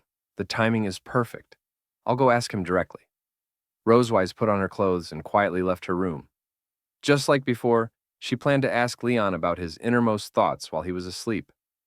Only this way could she truly understand why he kept avoiding topics related to children. No matter what, she wanted to know his true feelings. What Rosewise didn't know was that Leon had secretly left his room a few minutes earlier. He had effortlessly climbed from his bedroom window onto the balcony of Rosewise's room. He carefully opened the balcony door and stepped inside. At the same time, Rosewise arrived at Leon's door and quietly opened it using her spare key. After entering, Leon carefully observed the room and realized Rosewise wasn't there. The room was completely silent, as if no one had been there at all. After checking several times, he was certain she had left. Seeing the empty bed, Leon felt puzzled. Why isn't she here? At the same time, Rosewise had entered Leon's room and discovered he wasn't there either. His bed was untouched, with no signs of use. She realized Leon must have left before she arrived. He hasn't slept yet. Where did he go? At that moment, Rosewise noticed the window was open. A gentle breeze lifted the curtains, as if hinting at something. After staring at the window for a while, realization struck her. Her eyes widened slightly. The balcony door's open? Could it be? Rosewise quickly left Leon's room and hurried back to her own. Her footsteps echoed urgently through the hallway, breaking the silence. Inside Rosewise's room, Leon clearly heard the hurried footsteps approaching. His heart raced. Oh no. Why did the she-dragon come back now? I absolutely cannot let her catch me sneaking into her room in the middle of the night. Otherwise, my honorable life will be completely ruined. He originally planned to escape through the balcony, but the accelerating footsteps told him it was too late. Glancing around, he saw the wardrobe, the only suitable hiding place. There's no time. I'll hide here for now. He quickly opened the wardrobe, climbed inside, and shut the door just in time. At that exact moment, Rosewise returned and opened the door. She had suspected Leon might have snuck into her room, which was why she rushed back. After closing the door, she carefully inspected the room, but saw no sign of him. Then a gentle breeze drifted in from the balcony. She turned and noticed the balcony door was still open, as if someone hadn't had the chance to close it. Rosewise walked over and gently shut it. Based on that detail, she deduced something. It seemed he hadn't had time to climb out and escape. She was now certain Leon was still hiding somewhere inside her room. She checked the bathroom and under the bed, nothing. She searched every possible hiding spot, yet found no trace of him. There was only one place left. Rosewise walked toward her wardrobe. If she opened it now, she might finally find Leon. Inside, Leon couldn't hear her footsteps anymore. Through the narrow crack in the door, he saw her standing right in front of it. He grew extremely nervous. Leaning back against the wardrobe, he anxiously prayed, "Don't come over here!" Did she discover me so quickly? Rosewise grasped the handle. It looked like she was about to open it. Leon covered his mouth and held his breath, afraid she would hear him. His heart pounded wildly. He stared at the door, not daring to move. At that moment, Rosewise revealed a wicked smile. Even though Leon hadn't made a sound, she seemed to know he was inside. But she wasn't in a hurry to expose him. Instead, she thought of a playful way to tease him. She turned and walked to the table. A cute green eye mask lay there. Pretending to be surprised, she muttered, "Oh, my eye mask was here. I wouldn't be able to sleep without you." She picked it up and walked to the bed, secretly glancing at the wardrobe. She deliberately lowered Leon's guard. Leon completely believed her. Seeing her move away, he quietly sighed in relief. Fortunately, she didn't notice me. Through the crack, he saw Rosewise put on the eye mask and lie down. It looked like she was going to sleep. As long as she fell asleep, he could regain his freedom. He planned to wait until she was fully asleep before leaving quietly. Time passed. It was already 3 in the morning. Rosewise's room was silent. To be safe, Leon checked again. Through the crack, he saw her lying motionless. Hearing nothing, he confirmed she must have fallen asleep. After making sure everything was fine, he gently pushed open the wardrobe door and carefully climbed out. Rosewise still seemed unaware. Leon cautiously peeked out, nervously watching her, afraid she might suddenly wake. After waiting a while with no movement, he slowly turned to leave. Just as he thought his escape was going smoothly, Rosewise suddenly sat up. She removed her eye mask and looked at him with a mischievous smile. In a cheerful tone, she said, "Hi, dear captive. What are you doing in my wardrobe so late at night?" Hearing her voice, Leon froze, extremely embarrassed. Without a word, he rushed back into the wardrobe and slammed the door shut. Rosewise found his reaction amusing. She placed the eye mask on the bed and moved it from the head to the foot of the bed. Leon widened his eyes in shock, panting nervously as he pressed tightly against the wardrobe. This she-dragon really tricked me. He had no idea Rosewise had been awake the entire time, deliberately planning this to tease him. In his current situation, he had no chance to escape. Rosewise looked at the wardrobe with interest. She clearly understood how dangerous Leon's position was. She remembered how he had once trapped her the same way before. Seeing him in the same situation now made her very happy. Imitating his tone from last time, she said, "Does this situation feel familiar?" "Ah, that's right. Now I need to play a song for you, don't I?" "Dear Leon, open the door. Open it quickly. I'm right outside." Leon frowned and shouted back, "Give up, she-dragon. I can't open the door for you." No matter what, he couldn't open it. The moment he did, his safety would no longer be guaranteed. Rosewise wasn't angry at all. Instead, she enjoyed trapping him like this. Last time, Leon had trapped her. This time, she had turned the tables. Supporting her cheek with one hand, she smiled meaningfully. "So, this is what it feels like to catch someone in a jar. Not bad at all. Can the Silver Dragon Queen do that kind of thing during pregnancy?" Leon didn't want to be drained dry. No matter what, he wouldn't come out of the closet. "Rosewise, you can't do anything reckless." The lustful mother dragon didn't deny it. "I won't do anything to you, just chat, okay?" "I don't believe you only want to chat." "No need to worry, my dear Leon." Leon had no reason to continue hiding in the closet. "What are you doing in my room at this hour?" "I came to see if you slept well." "Ooh, you're disgusting." "And stop talking nonsense." Rosewise straddled Leon in her usual forceful position. "Tell me the truth, or don't blame me for being rude." At this point, Leon wasn't panicked anymore. After all, they had a rule that they couldn't have sex during pregnancy. However, soon, a smile appeared on the mother dragon's face. "Who said it has to be sex? As long as you give me your share, the method doesn't matter, right?" Then, Leon's hands were tied, and his upper body was hung in front of Rosewise like a roast duck. His lower body was also firmly held by the mother dragon, and the mother dragon's powerful tail snaked into his clothes. "Hey, stop! Using your tail is cheating." The mother dragon knew he was still being stubborn. After all, he usually loved this position. With the tail wrapped around him, I'll satisfy you as always. Why are you resisting now? A mere tale can't corrupt my will. But he was very hard right now, especially with the mother dragon's seductive pose. The tail gradually wrapped around his strong arm cannon. It ignited his desire even more. Wow. You won't do it yourself but use your tail? You're so cunning. Shh, don't move. What if I accidentally break it? Rosewise loved his stubborn but helpless look. Don't worry. Our dragon race has very precise control over our tails.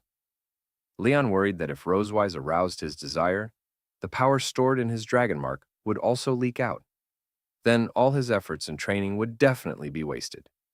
Leon, how could you be so depraved? Hold on. But no matter how hard Leon tried to hold on, the mother dragon just blew a breath into his ear, and all his rationality vanished. A surge of impulse erupted from the source, followed by a sense of emptiness and weakness. Leon's CPU had completely burned out. Rosewise, like a victor, gently wiped her tail clean. It seemed that the interrogation of the captive was quite effective. Are you still not going to tell the truth?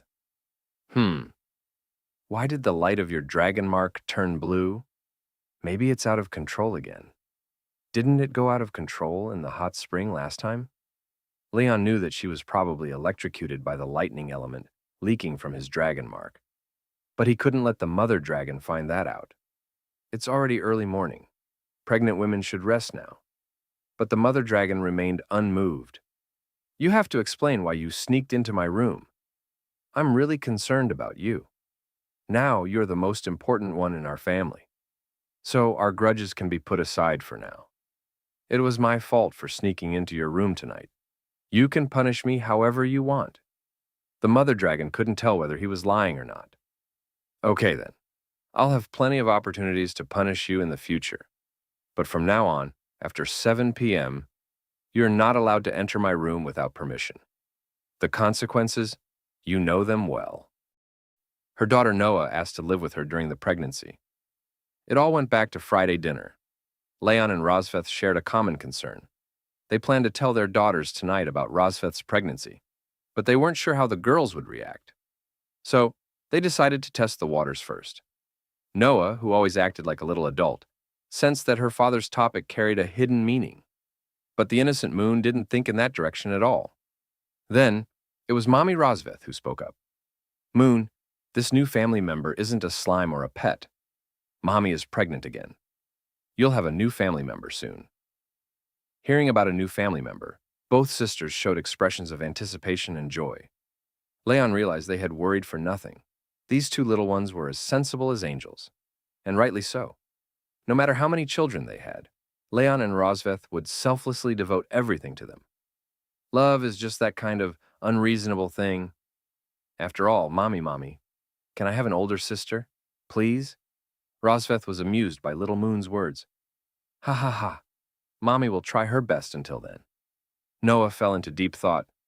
Then, I suggest the two of you live together. Live together? Their daughter's suggestion left them stunned. Noah began analyzing the situation like a little master. Mom is pregnant now and needs someone to take care of her. But I'm busy with school. Actually, there's no one else but Dad. So Dad is the most suitable candidate, but Leon had his own thoughts. You're just copying whatever your sister chooses. After all, I'll abstain. If Mom can't decide, we can have a family vote. All in favor of Mom and Dad sleeping together, raise your hands. Then What? He believed he was the one the mother dragon disliked the most. Moon agrees too. The mother dragon is abstaining? What is she planning? Leon could only reluctantly accept the arrangement.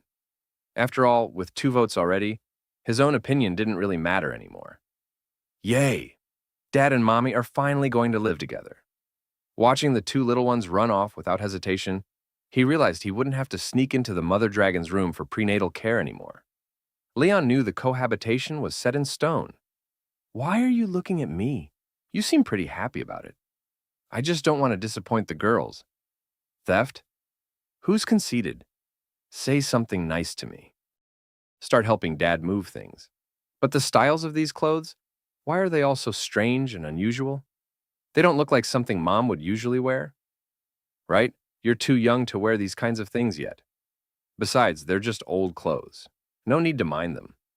Although they don't know why Dad suddenly got nervous, the two daughters are quickly attracted to other clothes. These two matching pajamas are Mom and Dad's. Clearly, they've never worn them together, right? Rosewise gets nervous at this question. Mom and Dad just can't bear to wear them. Don't worry. But what exactly did Noya mean by that? Of course, we won't separate. I don't know. I've never been able to guess Noya's thoughts. But anyway, the daughters asked me to take care of you.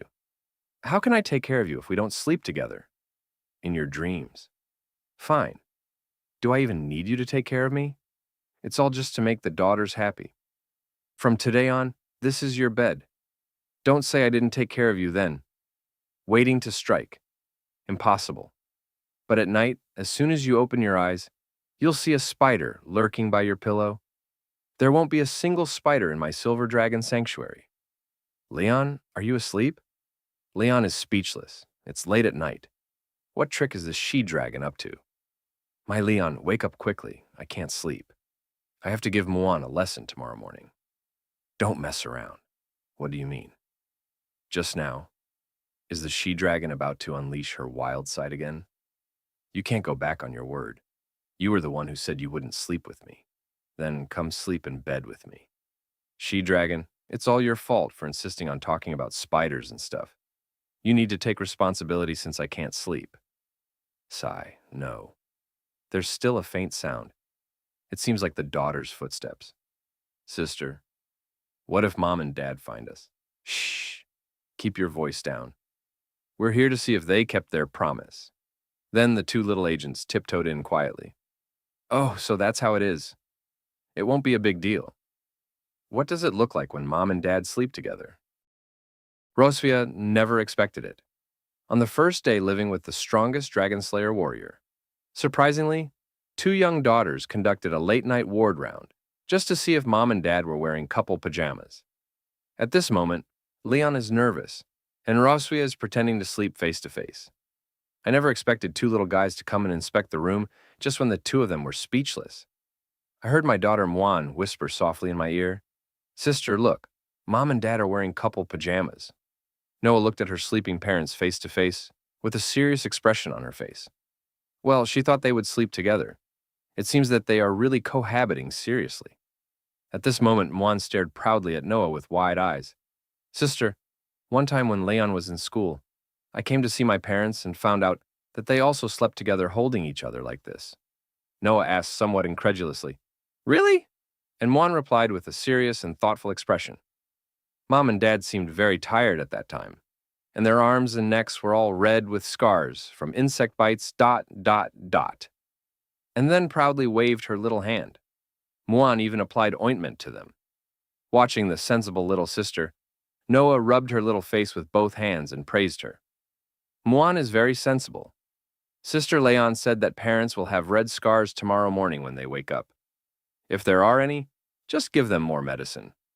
Upon hearing these words, Rosvia immediately gave Leon a fierce look. Leon leaned half against the bedside. A playful smile flickered at the corner of his mouth. With a hint of teasing in his eyes, he whispered, Strawberry print. At the moment when the words were spoken, Rosvia's hand suddenly reached out and accurately pinched Leon's waist. Leon's body suddenly tightened, and his pupils contracted rapidly. The smile on his face disappeared instantly. Instead, there was shock and intense pain. Leon furrowed his brow and gnashed his teeth. Pain and embarrassment made Leon stare at the woman in front of him. So painful. Why are you still pinching someone's waist? Rosvia extended a slender finger and gently pressed it against her lips. Her eyes carried an undeniable sense of oppression. Don't make any noise. Oh. Upon hearing this, Leon's eyes sharpened. Okay, since Leon wants to play, I'll play with him. Leon suddenly grabbed Rosvia's wrist. He pressed her under him against her back and kissed her directly. The urgent sound of the fabric rubbing against the sheets echoed in my ears. Rosvia's pupils suddenly constricted. Her cheeks instantly turned red. Her eyes were filled with astonishment and embarrassment. Leon, this guy, Leon whispered, don't make a sound. Leon closed his eyes and lowered his head. His other hand forcefully squeezed Rosvia's waist again, bringing Rosvia's body closer to Leon's side. Then Leon forcefully kissed her lips. Rosvia couldn't break free from Leon's embrace, even with full force while slapping him. And the little daughter Muan, who was watching from the side, felt a little sleepy. Muan rubbed her eyes, yawned, and spoke softly. Sister, Muan is so tired. Let's go. Noah patted Muan and said, okay. Noah and Muan acted quickly, transforming into several black shadows and leaving. They exited from the corridor at an extremely fast speed. Da da da da! Longmian Special Forces retreat! After leaving the room, Noah and Muan didn't leave immediately, but they stopped in their tracks. Sister Muan poked her small head out from the crack in the door. Muan's eyes were full of obedience. She affectionately said to her parents in bed, "Good night, Mom and Dad," then gently closed the door along with Noah. The figures gradually disappeared at the end of the corridor. At the moment when the door closed and the figures of the two little ones completely disappeared, Leon and Rosita, who were sleeping and playing on the bed, couldn't help but bounce off the bed. Leon and Rosvia were both panting heavily. Her chest was heaving violently and her face was still flushed with shock. My eyes were filled with the joy of surviving a disaster. Fortunately, no more secrets were discovered by the two little girls. The ambiguity and tension just now? At this moment, everything has turned into embarrassment and a rapid heartbeat. At a glance, I couldn't help but lower my head, my cheeks turning red. After calming down for a while, Leon instinctively lowered his head and looked at his chest. There is a faint dragon mark on Leon's chest. At this moment, this dragon mark is emitting a faint but dangerous light. The dragon mark flashes and flashes, particularly eye-catching. Seeing this light, Leon's eyes instantly became solemn. The blush on his face gradually faded away, replaced by a serious expression. Leon knew in his heart that the power within him had fluctuated due to the intimate gesture just now. If this continues, it is likely to get out of control, so they cannot continue.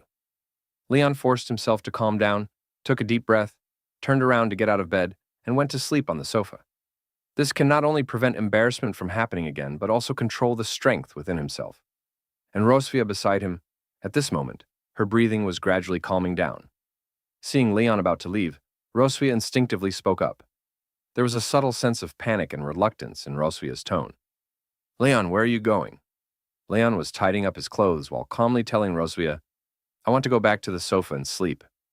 Just as Leon had one foot on the ground and was about to get out of bed, Rosvia suddenly reached out her hand. She grabbed Leon's wrist with little force, but with a hint of pleading. Rosvia's cheeks were still red. Her eyes were full of shyness. Afraid to look directly into Leon's eyes, Rosvia lowered her head slightly. One hand lightly patted the empty space beside her. Rosvia's voice was soft, with a hint of shyness and expectation as she said, "You don't have to go back. Stay with me." Looking at Rosvia's shy appearance, with rosy cheeks and evasive eyes, the high and mighty demeanor of a queen had disappeared at this moment, leaving only the tenderness and shyness of a little woman. Leon's heart softened instantly, and all the solemnity and awkwardness dissipated in that moment. Leon nodded in agreement and lay back in bed, but subconsciously maintained a certain distance from Rosvia. After all, what just happened still made Leon a little embarrassed. Leon thought that by keeping a distance like this, he could sleep soundly, but little did he know that Rosvia slowly turned around and faced Leon, with a hint of grievance and expectation in her eyes. She whispered, "Stretch out an arm for me." Looking at Rosvia, Leon did not refuse. As she requested, he extended an arm and gently placed it under her as her pillow. Rosvia slowly lay down, resting her head on Leon's arm and pressing her cheek against it, feeling Leon's body temperature. Rosvia's face gradually showed a satisfied smile, and the blush still lingered but added a touch of tenderness and peace of mind. She gently closed her eyes, her voice soft with a hint of exhaustion and sweetness. She said to Leon, "Good night." She instinctively shrank back into Leon's arms, like a gentle little cat, snuggling up tightly to him. Leon maintained a stiff posture, not daring to move. Feeling the weight of the person in his arms and her even breathing, his heart was filled with warmth. He also understood that tonight he couldn't turn over casually. He could only stay quietly with her until dawn. The scene at this moment was particularly warm, with moonlight shining through the window onto the two of them, outlining gentle contours. The feeling of peaceful time couldn't help but make people's hearts flutter. Leon, with his ultimate reflexes and gaming skills, merrily won the first group stage victory. As the first round of the two-group competition came to an end, the stadium was instantly ignited, and the audience erupted into deepening cheers.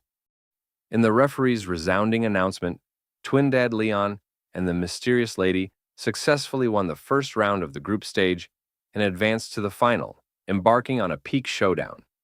The cheers and discussions of the audience were intertwined, with some shouting for Leon, who was protecting his wife. The final is approaching, and the air on the field seems to have frozen. Leon calmly glanced at the mysterious lady beside him. As early as the group stage draw, he noticed this blonde dragon, who always wore a wide-brimmed black hat and red-framed glasses. Even though she restrained her breath throughout, Leon could feel the undeniable power in her. As expected, this lady also made it all the way to the finals. At the edge of the arena, the two looked at each other from a distance. The mysterious lady's wide-brimmed hat was pressed very low, covering most of her face, only revealing her finely crafted jawline. She held her chest with both hands, and a playful smile played at the corner of her mouth, as if this final was just a casual game to participate in. Leon had already conducted a comprehensive evaluation based on her performance on the field. This blonde female dragon's physical fitness was on par with his wife Rosewise, with top-notch explosive power and endurance, and extremely strong overall strength. What made him even more wary was that her scheming during the game was on par with Rosewise, and every step in the group stage was flawless. Her displayed strength and urban power made Leon dare not be careless at all. He knew that this would be the most difficult battle he had ever fought since his debut. At this moment, the blonde dragon, even through the lens, exuded a calm and confident aura, as if everything was under her control.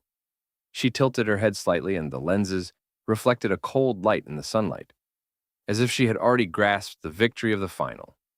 She lifted her chin, showing a smile of victory in her hands, and with a voice that only two people could hear, she let out a playful chuckle.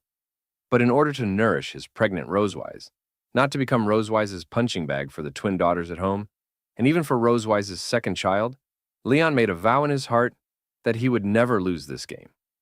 Leon took a deep breath, clenched his fist tightly, and his knuckles turned slightly pale due to the force. His previous scattered gaze became incredibly firm, like a sharp blade about to be unsheathed, ready to fight with all his might. The brief pre-match eye contact ended, and the final bell officially rang. The arena in the center of the square had been rearranged, and the circular track of the group stage had been cleared, replaced by two opposing red square tables. The retro flip-style scoreboard stood at the corner of the table, with bright red numbers displaying 0 points. The clicking sound of each score change was particularly clear in the quiet arena. The host's voice echoed through the microphone and said, "Now please enter the venue, contestants."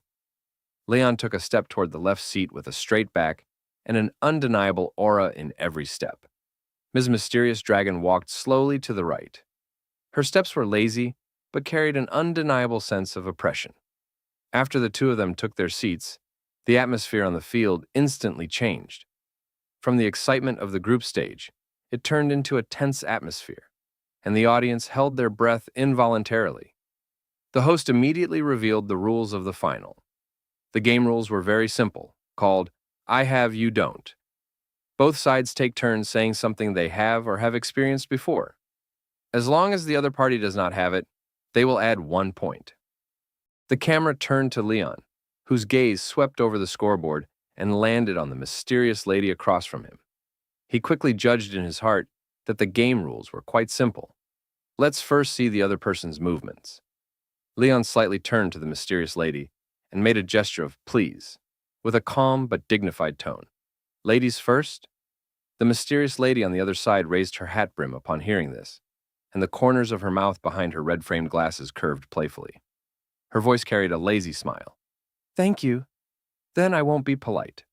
Miss Long spoke first and calmly threw out the first chip. I have a younger sister. Leon was slightly taken aback, then calmly responded with a confident smile on his lips. I don't have one, but I have a wife. In one sentence, while acknowledging the opponent's score, he calmly revealed his ace. The audience erupted in cheers, and Rosewise in the audience blushed, with a gentle smile in her eyes. Miss Long was not surprised, and with a gentle smile she continued to press on. her gaze firmly fixed on Leon. I have two nieces. Leon slowly closed his eyes, and when he opened them again, his eyes were filled with tenderness and pride.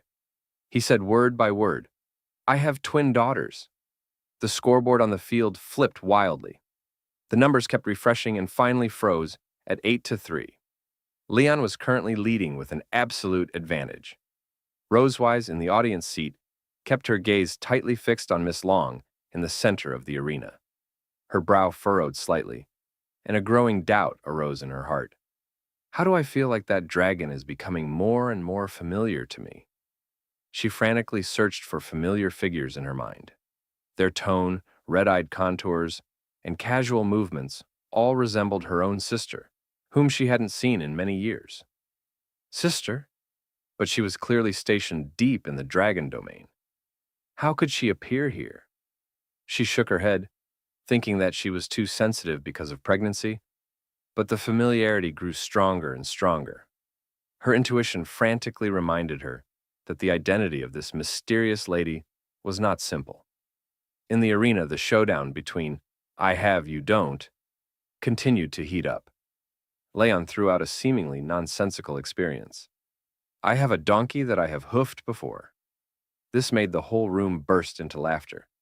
But Leon knew in his heart that such a routine competition, which was neither painful nor itchy, could not determine the winner. Cold sweat broke out on his forehead, and he anxiously pondered. If we keep comparing like this, we won't be able to distinguish between high and low, even after a few hours. We need to think of some tricky things and use one move to determine the winner. Just as Leon was pondering a way to break the deadlock, the mysterious dragon lady across from him spoke slowly. Her voice was full of playfulness and provocation, spreading throughout the entire arena. I have my first kiss, she spoke while lightly tapping her lips with her fingers. Her eyes behind the red-framed glasses were full of teasing, as if saying, well, you don't have it, do you? As the words fell, there was a deathly silence throughout the room, followed by deafening cheers. Everyone's eyes were focused on Leon. Leon completely broke through the defense and suddenly stood up, pointing at the woman across from him. His voice trembled slightly with shock and astonishment. Isn't this the opening event of the maternity supply store? What are you, a dragon with your first kiss still here, trying to join in the fun? His roar made the whole audience laugh even louder. But the rules of the game will not change because of it. The final whistle sounded, and the host's voice spread throughout the arena. Mr. Leon's speaking time is over. The winner of the game is this lady. With a decisive blow, Ms. Long won the final. She leaned back in the chair, crossed her hands, and smiled lightly at the corner of her mouth, as if everything on the field was under her control from beginning to end. The camera swept over the arena, and Leon froze in place, his face filled with disbelief. A short "ah" expressed his astonishment and confusion. Immediately afterwards, a strong sense of unwillingness surged in Leon's chest. He clenched his fists, his nails deeply embedded in his palm, and gritted his teeth, shouting softly, Damn it, it's only a little bit short. He hung his head, his mind filled with the hopeful gaze of Rosewise and the child in her womb. A huge sense of frustration instantly overwhelmed him. At this moment of loss, Leon's gaze subconsciously drifted towards the audience, and his biggest fear was disappointing Rosewise. Rosewise, sitting quietly in the audience, gazed at him with gentle eyes, without any blame, only full of tolerance and heartache. Leon's heart suddenly contracted, and his inner voice was incredibly firm. No, we can't let her down. He was aware that Yulu Longfruit only had miraculous effects on pregnant women, and was the ultimate treasure that could protect Rosewise and the child safely. For the sake of his wife and children, he must obtain this dragon fruit no matter what. Leon quickly adjusted his state, suppressed his disappointment and unwillingness, and rushed towards the mysterious dragon lady who had just won the game and was preparing to leave with a gift box. The lady stopped in her tracks and turned to look at him rushing over, with an expected smile flashing in her eyes. Leon stood in front of her, bowing slightly with a tone of final sincerity and desperate hope. Madam, the first prize Yulu Longfruit only works for pregnant women. If you don't eat it, can you sell it to me? He had even made up his mind to get this dragon fruit no matter what price the other party offered, even if he exhausted all his savings. Upon hearing these words, the mysterious dragon lady slowly looked up, her red-framed glasses under her wide-brimmed hat shimmering with a faint light. She looked at Leon, whose eyes were so eager that they had turned red, and a thought-provoking smile curved her lips. I did come to the competition for fun, and Yulu Longfruit is of no use to me either. In a simple sentence, Leon's heart instantly reached his throat, and he held his breath waiting for the next words. But in the next second, his request was pushed back by the other party's words, and the air instantly froze. Miss Long was holding the gift box of dragon fruit, her tone still playful. But why should I sell it to you? Leon's emotions were completely unsettled. My wife is pregnant with our second child and needs this fruit to nourish her body. This can be critical to the lives of several people. Miss Long's red eyes narrowed slightly through the lenses, and her tone was deliberately surprised. Oh, second child. She looked at Leon up and down, with a hint of teasing in her tone. It seems that you love your wife very much. Are you willing to come to me like this for her? Leon almost shouted out, his eyes filled with unquestionable determination. That's right. I love her so much. As soon as he spoke, Rosewise, who had come over, heard him attentively.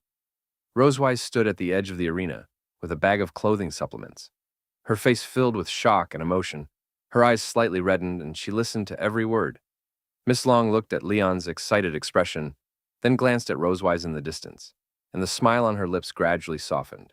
She handed the gift box in her hand forward, her tone relaxed, yet sincere. Considering how much you love your wife, I'll give you the dragon fruit. Leon was completely stunned and instinctively took the gift box. The cold body of the box touched his palm, but he didn't react for a long time and stuttered. Ah, thank you. The fierce competition for the jade dragon fruit did not end in a cold deal, but was gently resolved by a deep love. At this moment, Miss Mysterious Dragon turned her head to look at Rosewise beside her, raised her hand to support her wide-brimmed hat, and smiled softly. Did you hear that? He said he loves you very much. As soon as the words fell, she took off her wide-brimmed hat and sunglasses, and the magic of disguise dissipated instantly. Her original blonde hair underwent a revolutionary change. A head of fiery red hair poured down her shoulders, shining brightly in the sunlight. She took off her glasses and revealed ruby eyes just like Rosewise, with a hint of mature charm and sharpness at the corners of her eyes. She looked at Rosewise, who was standing still, chuckled softly, and said, Congratulations on having a second child, little sister. At the moment when the lady's true form was revealed, Rosewise's pupils suddenly shrank, and her face was filled with disbelief. She was stunned for 2 seconds, then suddenly rushed forward, shouting loudly, Sister! Warm yellow light fell from the chandelier, and the air was filled with a strong aroma of coffee. Outside the window, the dragon maid gently pushed the steaming hot coffee in front of several people, and the cup collided with the plate, making a crisp sound. Molkavi sat on the sofa with a somewhat serious expression, looking at the young couple sitting straight and nervous across from her, as if they were about to undergo a serious interrogation. Until the maid turned around and left, the private room became completely quiet. Molkavi, with one hand dragging her chin and the other stirring her coffee, looked up at Rosewise and slowly spoke. How many months has it been? Rosewise sat up straight and obediently answered truthfully. It's been 2 months. Molkavi put down her coffee spoon and said with a hint of dissatisfaction, Why didn't you tell me? Rosewise awkwardly turned her head, with a nervous cold sweat on her forehead, her fingers gripping her skirt, unable to say a word. Leon sat aside, his palms also sweating, and he quickly smiled to smooth things out, with a hint of flattery in his tone. Sister, we only confirmed this a few days ago. As he spoke, he nudged Rosewise beside him and squeezed his eyes, saying, Isn't it about coming to Sky City today to buy some supplements and have a follow-up? I'll write to you when I get back, right, wife? Rosewise immediately understood and nodded in agreement, her cheeks slightly flushed with nervousness. Yes. We're still considering whether to write a letter or tell you in person, she said. Molkavi sighed helplessly as she looked at the submissive couple, picked up her coffee, and took a sip. The seriousness in her tone faded away, leaving only her undisguised indulgence. Well, I thought you were intentionally not telling me. After hearing this, Rosewise and Leon looked at each other with an embarrassed smile, but Rosewise said at the same time, "I'm afraid you are too excited to spread the word around, and then all the Long Clan will know." The atmosphere completely calmed down, and Rosewise's curiosity was aroused. She leaned over to her sister and asked with bright eyes, "Sister, what are you doing in disguise at Sky City today? Are you really here to participate in the competition?" Upon hearing this, the smile on Mulcahy's dragon face slowly faded, and her fingers holding the coffee cup tightened slightly. Her expression became extremely serious, and her tone also became solemn. "The leader of the Wind Dragon clan personally wrote a letter inviting me to come a few days ago, saying that there was an important matter to discuss regarding the latest developments of the Red Flame Dragon King Constantine. Gilding the bone china cup of hot coffee and scattering into fine, shimmering golden flecks. This fateful encounter, sparked by a single jade dew dragon fruit, has ultimately unearthed an earth-shattering conspiracy hidden deep within the territories of the dragon clans. From the swelling ambitions of Constantine, the Flame Red Dragon King, to the alliance and power play between the Red Dragon Sanctuary and the Wind Dragon clan." Rosewise leaned forward slightly, her silvery hair cascading over her shoulders. She knew her sister's temperament all too well. She would never have disguised her identity and traveled incognito to Sky City unless the matter concerned the very fate of the entire dragon clans. Her gaze locked onto the fiery, red-haired Melkavy across the table, and her blunt question cut through the fragile warmth. "Constantine, what new moves has he made?" Melkavy sat up straight, slowly setting down her coffee cup. The soft clink of the cup base against the tabletop rang out sharply in the quiet private room. She closed her eyes for a moment, and when she opened them again, all the warmth in her gaze was gone, replaced by unmistakable solemnity. The words that left her lips landed like a sledgehammer on both their hearts. After annexing 4 minor clans, Constantine's ambitions have grown out of control. He's been making frequent provocations and probing maneuvers along the Wind Dragon clan's border as of late. They may well be his next target. With just a few words, she laid bare the increasingly unbridled expansionist fangs of Constantine, the Flame Red Dragon King. In a mere 6 months, he had annexed 4 border minor clans with lightning brutality, his territory expanding at a frenzied pace, shattering the century-old balance of power between the major dragon clans. This time, by setting his sights on the deeply rooted Wind Dragon clan, he was undoubtedly issuing a challenge to all the established powers of the dragon clans. The moment the words left her mouth, the air in the cafe turned to ice. Rosewise's brows snapped together, her eyes wide with disbelief. "The Wind Dragon clan? They're an ancient, powerful great clan, nothing like the minor clans he swallowed before.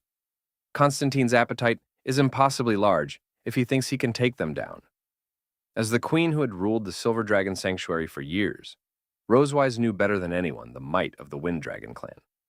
They held the eastern natural strongholds of the dragon territories, boasting a formidable warrior force and a 1,000-year-old defensive barrier array. They were in no way comparable to the 4 defenseless minor clans that had fallen before them. Constantine's relentless advance had long since crossed the line of ordinary clan expansion. It was a high-stakes gamble that would reshape the entire future of the dragon clans. A flash of resolve crossed Melkavy's crimson eyes, along with unshakable strategic foresight. The Wind Dragon King dares not make a reckless move. As it happens, her territory and my Red Dragon Sanctuary form a mutual defensive line.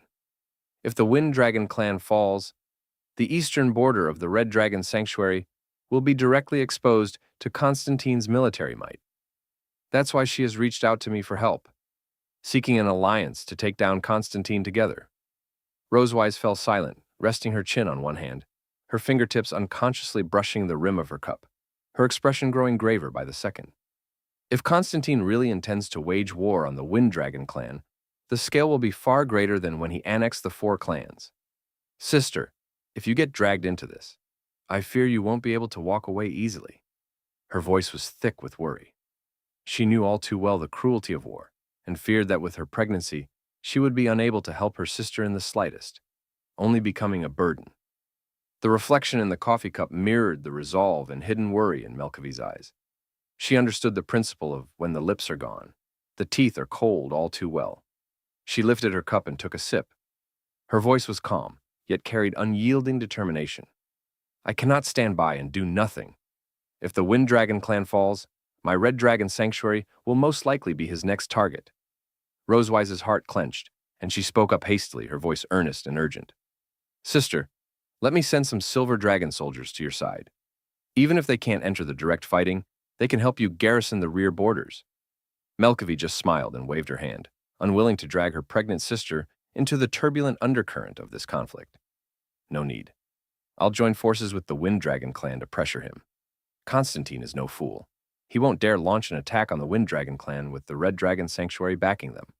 Her words brimmed with quiet confidence in controlling the situation, as well as an unspoken reassurance for her sister. Meanwhile, beside Rosewise, Leon had long since gone cold.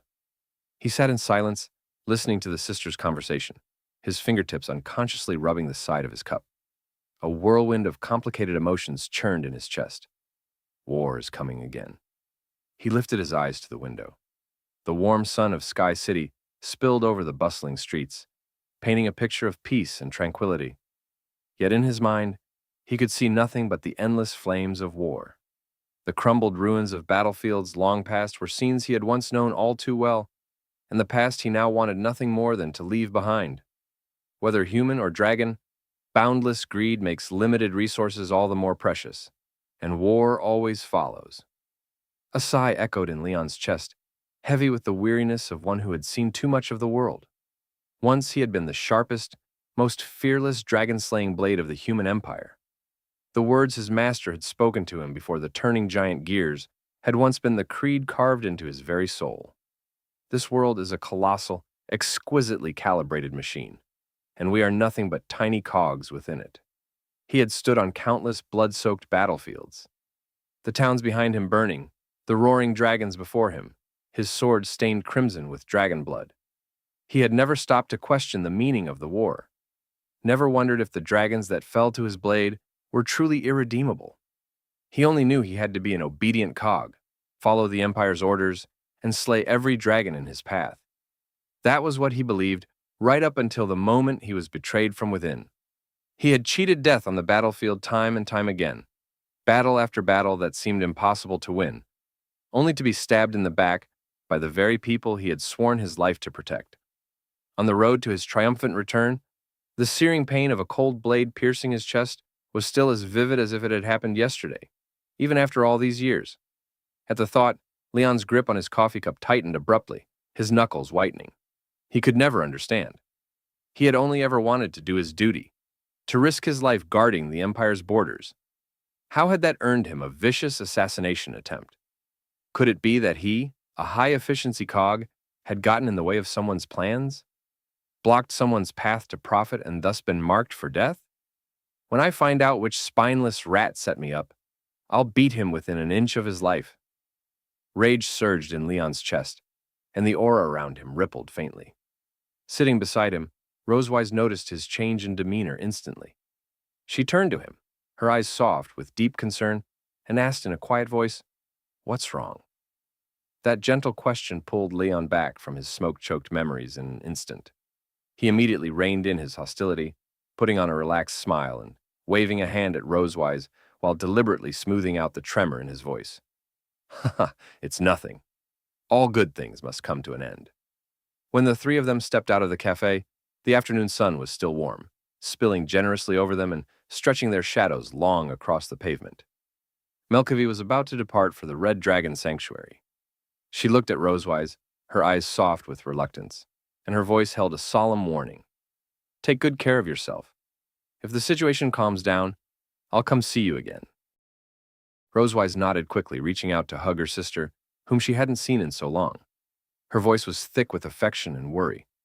"I'm fine, sister. You handle the territory matters well, and take care of yourself too. Be careful with everything." Then, Melkavi's gaze fell on Leon, her eyes glinting with playful teasing, yet holding an unnegotiable charge. She reached out and clapped him on the shoulder. "My sister is in your hands. You better keep the promise you made to me." Leon straightened his back, meeting her gaze steadily, his voice unshakably firm. You can count on me." At that, Rosewise was the only one left in the dark. She blinked in confusion, looking from her sister to Leon, her eyes wide with curiosity and bewilderment. "Promise? What promise? Leon's cheeks flushed bright red in an instant, his gaze darting away as he stammered, trying to brush it off. It's nothing. But Melkavy had no intention of sparing him his embarrassment. She leaned in close to Rosewise with a mischievous grin, revealing the agreement they'd made in one fell swoop. Your husband here said he didn't take good care of you during your first pregnancy, and that when the second one came around, he'd stick by you and the baby every second, and never let you suffer even the slightest discomfort. She paused, raising an eyebrow at the beet-red Leon, and continued to tease. Tsk, tsk, tsk. I thought he was just bragging back then. Who would have thought that not even half a year later, you two already have a second one on the way? Looks like he was really eager to prove himself. Prove Rosewise? Leon, his old secret laid bare in public, turned red from the tips of his ears to the roots of his hair, the tips of his ears burning hot. He clutched the bag of supplements in his hand, feigning a cough to hide his fluster, his voice full of helplessness. Sister, why did you have to tell her everything? Beside him, Rosewise watched his flustered, helpless look, and couldn't help but cover her mouth and giggle, her eyes overflowing with soft affection. Melkavy paid no mind to his embarrassment, leaning in closer to Rosewise again, grinning as she egged her on. All in all, Leon is a good man who keeps his word. Sister, you better not let this one get away, okay? Rosewise's eyes crinkled into a smile as she replied, I know, dear sister. No sooner had the words left her mouth than she wrapped her arms around Leon's arm, her cheeks flushed, her voice soft and playful as she teased. Besides, you don't want to leave my side, do you, husband? Leon jumped slightly at her sudden affectionate gesture, then nodded hastily, his voice brimming with undisguised fondness. Huh? Oh, right, of course not. Watching the two cooing at each other like no one else was around, Melkavy wrinkled her nose in feigned disgust, putting her hands on her hips and huffing. Ooh, give it a rest already. If I stay here any longer, I'm gonna choke on all this lovey-dovey nonsense. Unwilling to sit through any more of their couple banter, Melkavy waved them off, turned around, and pulled on her wide-brimmed hat, waving goodbye as she called, I'm off now. Bye, sister. Rosewise and Leon stood in place, waving as they watched her figure walk away, their eyes still soft with reluctance until that flash of fiery red hair vanished completely around the corner of the street. Only when Melkavy was completely out of sight did Rosewise spin around abruptly, leaning in close to Leon's face, the tip of her nose nearly touching his. She stared at him with bright, burning eyes. Was what my sister said just now true? Caught red-handed and put on the spot, Leon's gaze darted away and he immediately turned to run, trying desperately to change the subject. I don't remember. Hurry home, the girls are waiting for us. With that, he took off at a sprint toward the castle. Behind him, Rosewise refused to let him off the hook, lifting the hem of her skirt and chasing after him, her clear, bright voice echoing down the street. Don't change the subject. Spit it out! Beneath the setting sun, their figures chased each other playfully across the stone pavement, their warm laughter drifting on the wind, washing away all the heaviness and dread of the earlier talk of war. Time flew by quickly. By the time the two of them returned to the castle, still bickering and laughing, night had fallen over the entire land. A crescent moon hung above the castle spires, spilling soft silver light over everything. In the bathroom, Leon stood in front of the mirror, staring at his reflection in a light blue rabbit-themed pajama set. The dragon mark on his chest glowed with a faint purple light under the lamplight, its energy far more concentrated than before. As he brushed his teeth, he breathed a quiet sigh of relief in his mind. It's been a few days living with this dragooness, and thank the gods she hasn't made me fulfill my marital duties again since that one night. These past few days, every chance he got, while Rosewise was fast asleep or busy with her duties, Leon would sneak away to condense his magic power, storing the pure, refined energy, bit by bit, into the dragon mark on his chest. Once dim and faded, the mark now glowed brighter and more lustrous under the nourishment of his magic, and his physical condition had improved by leaps and bounds along with it. His internal magic power was growing steadily and silently with each passing day. After finishing his nightly routine, Leon pushed open the bathroom door, his mind still turning over his plans. But even if I'm keeping my distance, the prenatal education plan still has to go on. He lifted his eyes to the living room, and there was Rosewise curled up on the sofa in a purple silk nightdress, her snow-white long hair tied loosely in a high ponytail. She held a thick stack of documents in her hands, her brows slightly furrowed, clearly still handling the clan affairs of the Silver Dragon Sanctuary. So focused, she hadn't even noticed him walk in. Why is she still up this late? This workaholic. Leon shook his head helplessly, his voice thick with undisguised affection and concern. He walked over slowly, his footsteps light, and spoke in a soft voice. It's so late. Aren't you going to bed? Rosewise looked up at the sound of his voice, her eyes still holding a faint trace of exhaustion. Yet she curved her lips into a smile and teased. I'll head to bed once I finish these documents. What, you worried about me?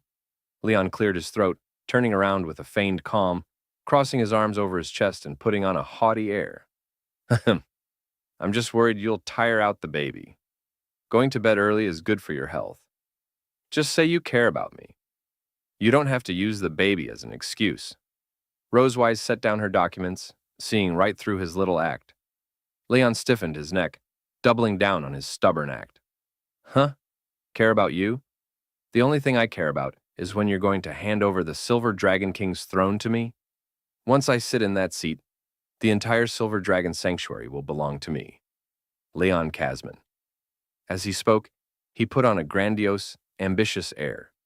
Yet his eyes drifted to the cold glass of water beside Rosewise's hand. He quietly reached over, swapping it out for a warm glass of honey water. Rosewise raised an eyebrow, her tone amused and curious as she pressed. And then what?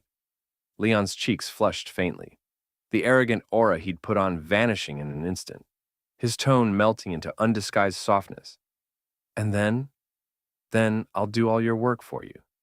Leave this workaholic with nothing to do but rest, take care of the baby, and live a nice, easy life.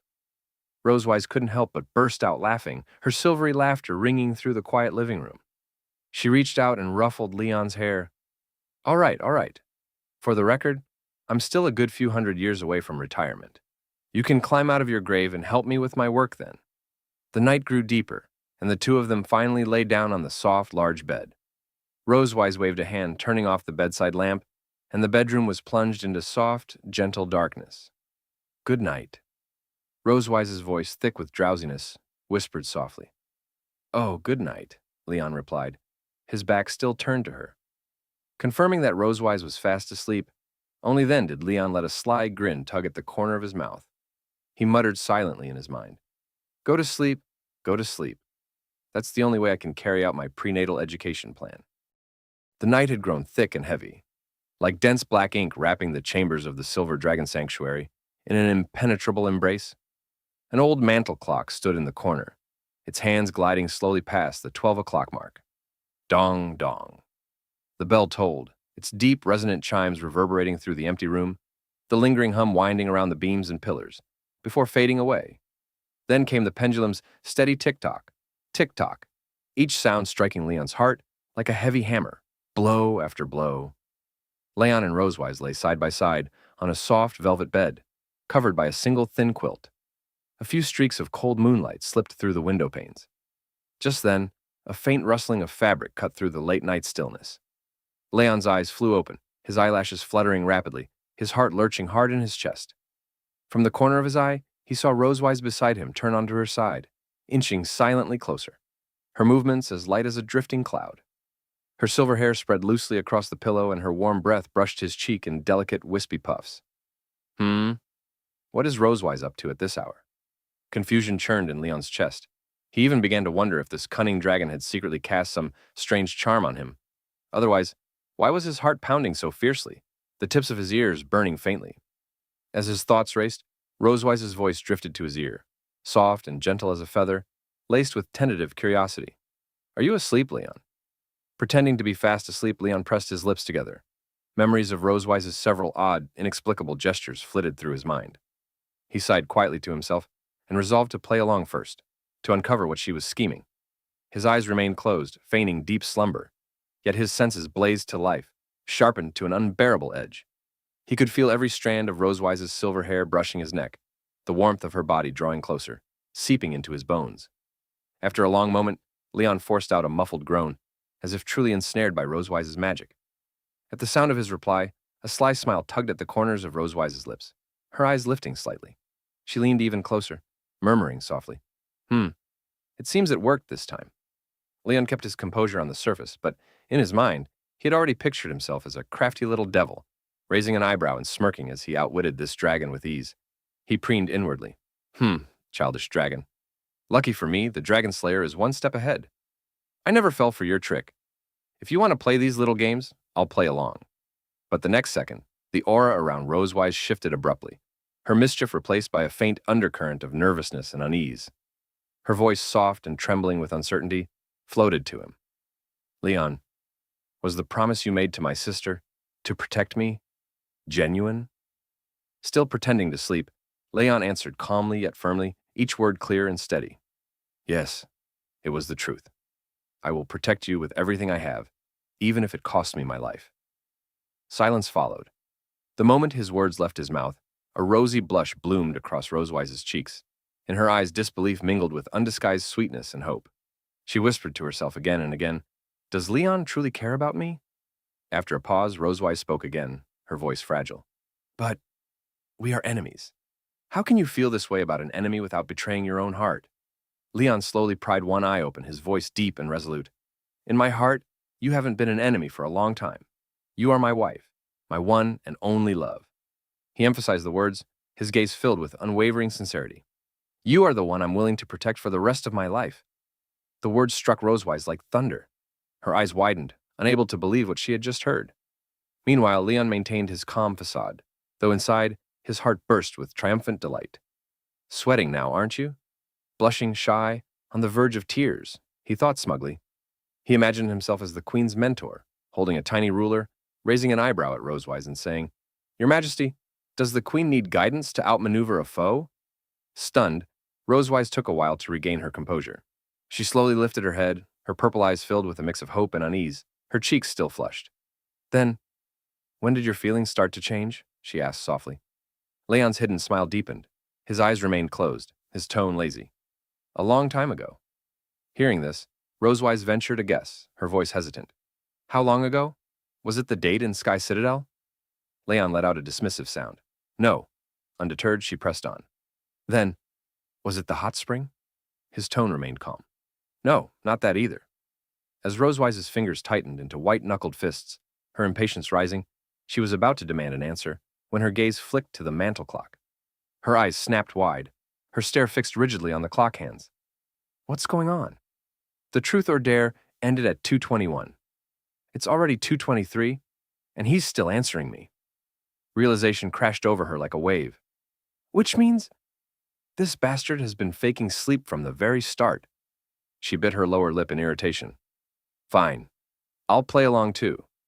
Taking a deep breath, countless mischievous ideas flashed through her mind. Rosewise leaned closer, her voice softening with a playful tone. "Oh, was it after Puritan and Nennen?" Leon struggled to maintain composure, forcing out a gruff denial. "No." Seeing this, Rosewise sighed in feigned regret. "What a shame. I thought it was the bunny girl outfit." Then she delivered the final blow, her voice heavy with mock disappointment. "I was actually planning to wear the bunny girl outfit and surprise you tomorrow morning." The words hit like lightning, shattering Leon's composure instantly. His entire body tensed, excitement surging through him. There's a reward like that waiting? His imagination ran wild with vivid images of Rosewise in the outfit, the corners of his mouth twitching despite his effort to stay still. Behind him, Rosewise sounded conflicted, muttering, "Where did I put that outfit? It's been so long. I wonder if it still fits." The more she spoke, the faster Leon's heart pounded. He heard faint rustling behind him, as if she were truly searching for it. Leon couldn't hold back any longer. She's really going to wear it. Curiosity finally overpowered caution. Maybe just a quick peek. The thought had barely crossed his mind when he turned to look, but the moment he did, he froze in surprise. The space beside him was empty. Leon stiffened, confusion flooding his mind. Huh, where did she go? In the next instant, a familiar aura closed in from behind, carrying a faint chill. A cold shiver ran down Leon's neck, and cold sweat broke out across his back. Leon snapped fully to his senses, one thought blazing in his mind. Crap! I've fallen for a trap! He looked up sharply, and what met his eyes was Rosewise, smiling, cold, yet brimming with unrestrained cunning. Her features were set in a frosty scowl, but her voice was syrupy sweet, thick as dripping honey. As she drawled each word, "You finally woke up. Husband." A bead of sweat slid down Leon's forehead, and only one thought echoed loudly in his mind. Crap. He opened his mouth, about to stammer an explanation, but Rosewise gave him no chance. She lifted her stocking-clad thigh and, with a gentle nudge of her knee, pressed firmly on his wrist, her movements crisp and decisive. Then, with a flick of her left hand, a wisp of pale purple magic coiled around her other stocking, binding his other wrist in the blink of an eye, before fastening it tightly to the headboard. Having done this, Rosewise straddled Leon in an instant. She leaned down to look at him, a triumphant smile curving her lips. "I was so touched when you said those words just now." Pinned by her dragon's power, Leon couldn't move an inch. His whole body was rigid as stone, not even a finger able to stir. His eyes narrowed slightly, his gaze darting instinctively, and then he caught sight of the expanse of pale skin at Rosewise's chest. He stammered, flustered, I... Seeing his abashed state, Rosewise leaned in even closer, her eyes locking onto his without blinking. She raised one hand and slammed it down beside his shoulder, her fingertips lightly pinching his shoulder blade as she smiled. "In my silver dragon sanctuary, is there anything that Prince Leon dares not do?" Leon's eyes darted wildly as he shook his head in panic, his voice stumbling. It's a misunderstanding. A beautiful misunderstanding.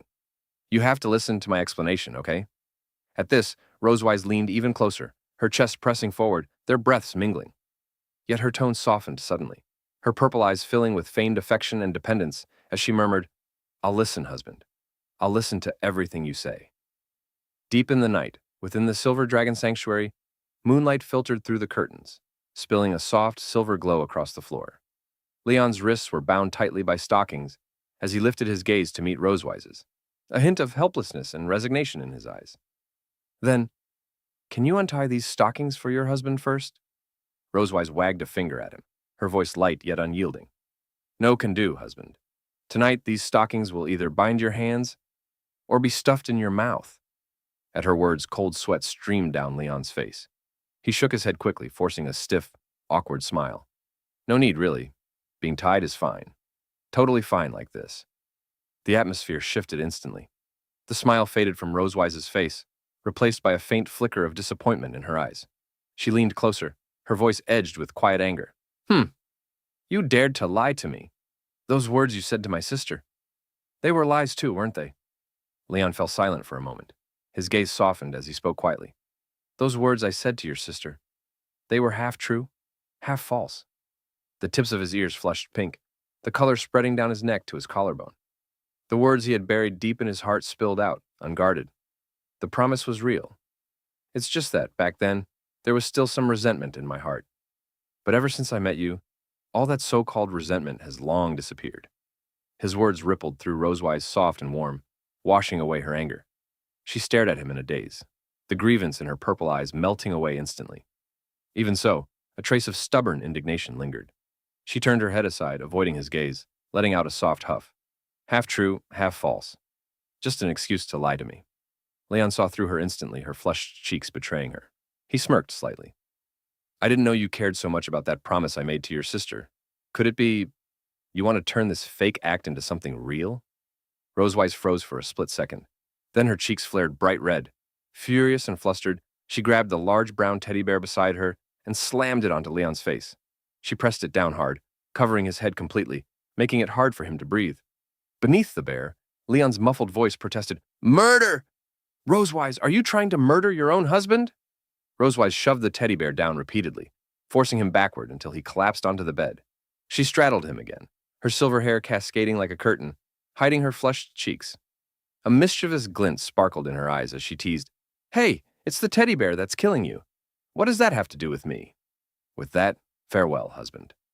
From beneath the bear, Leon growled, "Rosewise, you'll pay for this." Seeing his frustration, Rosewise laughed even harder. She leaned closer, her voice dripping with sweetness. "What's that? I can't hear you, husband." Suddenly, Leon felt something hard pressing against his chest through the soft stuffing, right at the bear's belly. His expression darkened instantly, unease creeping in. He stopped struggling, his body tensing as his eyes focused through the fluff. "What's inside this bear? There's something hidden in here." Just as Rosewise reached out to press him again, Leon suddenly surged forward, using his momentum to snatch the teddy bear off his head in one swift motion and clutch it tightly to his chest. Rosewise's eyes widened in shock. You! Give that back to me at once! She lunged at him, trying to grab it, but Leon dodged to the side. Holding the bear tightly, he smirked, curiosity gleaming in his eyes. You're in such a hurry to get it back, which means there's definitely something interesting hidden inside, isn't there? Rosewise's cheeks flushed even deeper, a mix of embarrassment and anger. I'm not. There's nothing inside at all, nothing. Leon raised an eyebrow, hugging the bear tighter and patting its belly lightly. The hard shape inside pressed clearly against his palm. His tone turned teasing. Then I guess I'll just have to find out what secret you're hiding. Panic flashed across Rosewise's face. She rushed at him recklessly, reaching for the bear, but Leon blocked her again, holding it firmly out of reach, not even an inch closer. Deep in the night, the Silver Dragon Sanctuary lay enveloped in utter stillness. The night wind swept through the carved balcony railings, carrying the faint fragrance of flowers from the garden below. Moonlight poured down like liquid silver, illuminating Leon, who was crouched in the corner of the balcony. Dressed in a light blue rabbit-themed pajama set, he was furtively rummaging through the half-human tall brown teddy bear in front of him, his eyes blazing with determined triumph. This teddy bear was a gift he had given Rosewise long ago, and she cherished it more than anything. On most days, she never even let him touch it, insisting on cleaning it herself. Leon had long suspected there was something hidden inside. He tugged hard at the zipper on the back of the teddy bear and slipped his hand inside. His fingers immediately brushed against a thin slip of paper. Leon's eyes lit up instantly, and he let out a quiet, triumphant laugh. Ha! I knew it. There was something hidden in here. He pulled out the paper and unfolded it, only to freeze completely the moment he saw what was on it, holding the photo perfectly still in his fingers. It was a photo of him and Rosewise, the only picture of the two of them together, a candid shot the studio owner had taken by chance long ago. In the photo, he was looking sideways at her, a soft smile in his eyes he hadn't even realized he had, while she stood beside him, her silvery white hair caught in the wind. Leon had always thought this photo had long been thrown away by that sharp-tongued woman. What's this? Leon was still staring intently at the photo when familiar footsteps sounded behind him. He spun around sharply, only to see Rosewise standing in the balcony doorway, in a purple dress. She wore a thin purple nightdress with a matching robe draped loosely over it. She had clearly woken in the night, found him gone from the bedroom, and followed the sound to track him down. When her eyes fell on what Leon was holding, her pupils constricted sharply. The color drained from her face, then rushed back just as quickly. Seeing her flustered, helpless expression, Leon understood everything instantly. He turned toward her, waving the photo with a cheeky, triumphant grin. I can't believe you kept this photo all this time. That single sentence was enough to turn Rosewise's ears bright red, the tips burning hot. She forced herself to look away, stiffening her neck as she doubled down on her stubborn denial, her voice carrying a faint tremor. I just forgot to throw it away, that's all. Oh, forgot to throw it away?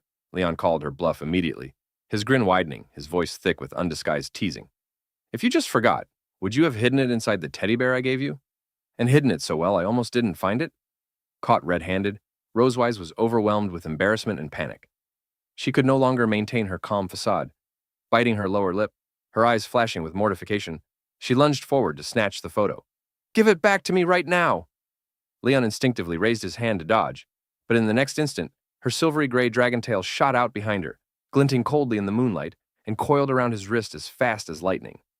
The grip wasn't tight, but it left him completely unable to move. Leon froze, and before he could react, the photo was snatched from his hand. She clutched it tightly, staring at the image of them standing side by side. Her fingers tightened slightly. Her chest constricted with shame and anger, and a flicker of panic even she refused to acknowledge.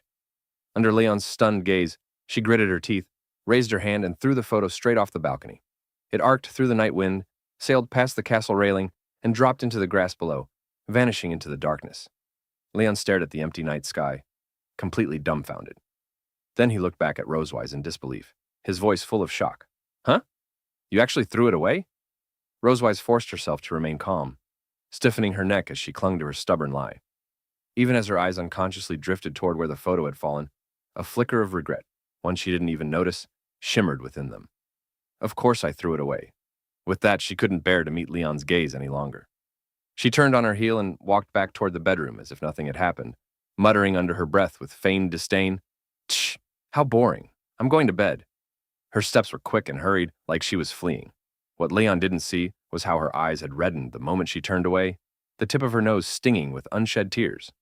She had just thrown away the photo she had kept for so long with her own hands, and the moment it left her fingers, her chest tightened painfully, her heart flooding with regret. But her pride and sharp tongue wouldn't let her turn back. Not for anything. Leon stood rooted in place, watching her figure disappear down the hallway. Then he turned his gaze toward the grass where the photo had fallen. A sudden thought struck him, his brows furrowing slightly. Wait a second. When he had been holding the photo earlier, he had caught a glimpse of something written on the back. The night wind blew again. The discarded photo lay still in the grass, the words faintly visible in the moonlight. May the radiance of the Silver Dragon Queen shine forever in the eyes of the one she holds dear. Every stroke was written with meticulous care, filled with a softness and affection its owner had never dared to speak aloud. Time passed in the blink of an eye, and soon it was early morning the next day. The rising sun pierced through the mist, spilling gently over the training grounds of the Silver Dragon Sanctuary. Lush woods surrounded the field, with rolling green mountains stretching into the distance. His daughter Muan stood on the field, dressed in a simple white t-shirt and blue shorts. Her jet-black hair was tied in a high ponytail, her bright blue eyes full of life. She gripped a wooden sword with both hands, practicing her swings again and again with full focus. Her small face was set with a seriousness beyond her years, every strike clean and precise. Leon stood off to the side, arms crossed, watching her. But his mind lingered on the night before. His thoughts were filled with the image of Rosewise's reddened eyes and the photo she had thrown away, leaving him distracted. Muan finished her routine, lowered her sword, and ran straight toward him. Tilting her face up, she asked innocently, "Daddy, did you and Mommy have a fight?" Leon snapped back to reality, forcing a casual smile. "What makes you think that, Muan? Daddy and Mommy are perfectly fine. We didn't fight at all." But Muan saw right through him. Her brows furrowed as she stared at him seriously, like a tiny adult. "This morning, you and Mommy didn't talk at all. You sat next to each other at breakfast and didn't say a single word. It wasn't like this before." Leon froze, his smile stiffening as confusion filled his face. Do we usually talk that much? In his memory, he and Rosewise always bickered whenever they met. Both stubborn, both sharp-tongued, constantly taking jabs at each other. When had they ever had endless things to say? But Muan nodded vigorously, her head bobbing like a rattle. Yeah. You don't see each other much during the day, but when you do, you always talk nonstop, like you have a million things to say. Even when you argue, you talk a lot. Not like today, where you're both quiet and ignoring each other." Leon was instantly plunged into doubt, his mind filled with question marks. Me and Rosewise? No way. Muan must be mistaken. He thought back carefully, only to realize that, before he even noticed it, the way he and Rosewise got along had completely changed. He had unconsciously started paying attention to her every move, caring about her mood, unable to stop himself from bickering with her and sharing little parts of his day. Those seemingly hostile conversations had long since become their own unique way of being together. It was just that both of them had been blinded by their own pride and stubbornness, refusing to admit it. But what Muan said next completely broke through this stubborn dad's walls. Muan lifted her small wooden sword again, her little face serious, every word clear and unwavering. "Daddy, Muan thinks you and Mommy are just like the hedgehog couple in Little Dragonling's Enlightenment Tales." Leon blinked in confusion, tilting his head. "The hedgehog couple?" Muan explained earnestly, her sweet voice carrying a profound truth. "They have sharp spines on the outside, but their hearts are soft underneath. But if one of them doesn't put their spines away, they can't give each other a real hug. Either you will hurt Mommy, or Mommy will hurt you. So, the only way Daddy and Mommy can hug each other is if you both put your spines away at the same time, right?" That single sentence snapped both stubborn, sharp-tongued adults out of their pride. Leon was struck with sudden realization, as if hit by lightning, frozen in place. He and Rosewise were just like the two hedgehogs. They cared deeply for each other, their hearts soft and tender, yet they insisted on raising their sharp spines, hiding their feelings behind stubborn words and pride. They both refused to back down first, refused to be the one to soften first. That was why they kept missing each other, time and time again, hurting each other without meaning to. Leon snapped back to reality. He reached out and gently stroked Muan's hair, a warm, soft smile forming on his face, his eyes filled with emotion. "Muan." He crouched down, looking into her bright, sparkling eyes, and made a solemn promise. "Daddy promises you, tomorrow morning, Daddy and Mommy will be just like we used to be." Muan nodded eagerly, her eyes shining like stars. After the day's sword practice ended, time passed quickly and soon night fell again. The castle was deathly quiet, lit only by the faint, warm glow of wall lamps along the hallway. Rosewise slipped on a black cloak, pulling the hood low to cover her face, and quietly snuck out of the castle. Every few steps, she glanced back nervously, afraid Leon might catch her. After all, she had stubbornly insisted she didn't care about the photo, that throwing it away meant nothing. If he caught her sneaking out to look for it now, she would never live down the embarrassment. She made her way to the edge of the grass, where she had thrown the photo the night before. Crouching down, she used the faint light from her phone to search through the grass, muttering to herself. It should have landed somewhere around here, right? She searched every inch of the ground. The hem of her dress grew damp with cold dew, and a blade of grass nicked her finger, but she didn't care. No matter how much she searched, she found nothing. Her heart began to race with panic and anxiety, her voice trembling with tears. It's not here. It's not here. Why can't I find it anywhere? She crouched down, smacking her forehead in frustration, overwhelmed with regret, her eyes red like a rabbit's. Why did I have to be so prideful? If I had just stopped being stubborn, I could have kept it. Now I'm out here in the dark, looking like an idiot. The more she thought about it, the worse she felt. She hugged her knees tightly, her nose stinging as tears threatened to fall. She remembered what the photo studio owner had said. This was a candid shot, one of a kind. There was no negative, no copy. If it was lost, it was gone forever. It was the only photo she had of the two of them together. She had hidden it for so long, cherished it so deeply, only to throw it away with her own hands in a moment of foolish pride. Just as she was drowning in regret, a familiar voice sounded gently behind her, as soft as the night wind. Are you looking for this? Rosewise froze. Her head snapped up, eyes locking onto the figure behind her. You... Leon leaned casually against a tree, wearing a dark blue jacket, holding the very photo she had thrown away. He had carefully cleaned it. No creases, no damage. Seeing her red, tearful eyes, his heart softened completely. He smiled gently. I picked it up earlier, when I was out practicing with Muan. He walked over, crouched in front of her, and held the photo out. Even now, he couldn't help but be a little stubborn, hiding his feelings behind teasing words. For the record, I just picked it up by chance. Not like someone who came out here looking for it on purpose. Rosewise clutched the photo tightly, her treasure finally back in her hands. Her fingers trembled as she let out a long breath, the weight in her chest finally lifting. A small, uncontrollable smile tugged at her lips. Yet she still stiffened her neck, clinging to her pride. I didn't come out here looking for it either. I was just taking a walk. Leon couldn't help but laugh softly. He reached out, took her arm, and helped her to her feet. Her clothes were damp with dew, her hands ice cold. Frowning, he removed his jacket and draped it over her shoulders, his voice warm and gentle. Yeah, I know. He looked down at her, his gaze soft enough to melt. Just keep it safe this time, okay? Don't throw it away again. Rosewise's face flushed bright red. She turned away, hugging the photo tightly to her chest. I don't need you to tell me that. They walked back toward the castle side by side. The night wind brushed past them, and the moonlight stretched their shadows long across the ground, close together. Leon glanced at her with a grin. Hey, you know what Muan said about you? She said you're like a hedgehog. Rosewise immediately kicked him lightly. No force, just a playful nudge. She rolled her eyes. Don't lie, she definitely said both of us. Leon laughed, watching her flustered expression. You're really smart, honey. Rosewise's face turned red again, even to the tips of her ears. She shoved him lightly. Shut up. I'm not your honey. But even as she said it, her steps slowed and she unconsciously leaned closer to him. The jacket around her carried his warmth, seeping deep into her heart. Later, in the quiet bedroom, the soft golden glow of the bedside lamp filled the room. Rosewise carefully placed the one-of-a-kind photo into a delicate wooden frame and set it by the window, where it could be seen clearly. Moonlight streamed in, illuminating the two smiling figures in the photo. She sat on the edge of the bed staring at it, a soft, unrestrained smile forming on her lips. Her fingertips brushed lightly over the frame. Then she whispered softly into the quiet night, Good night.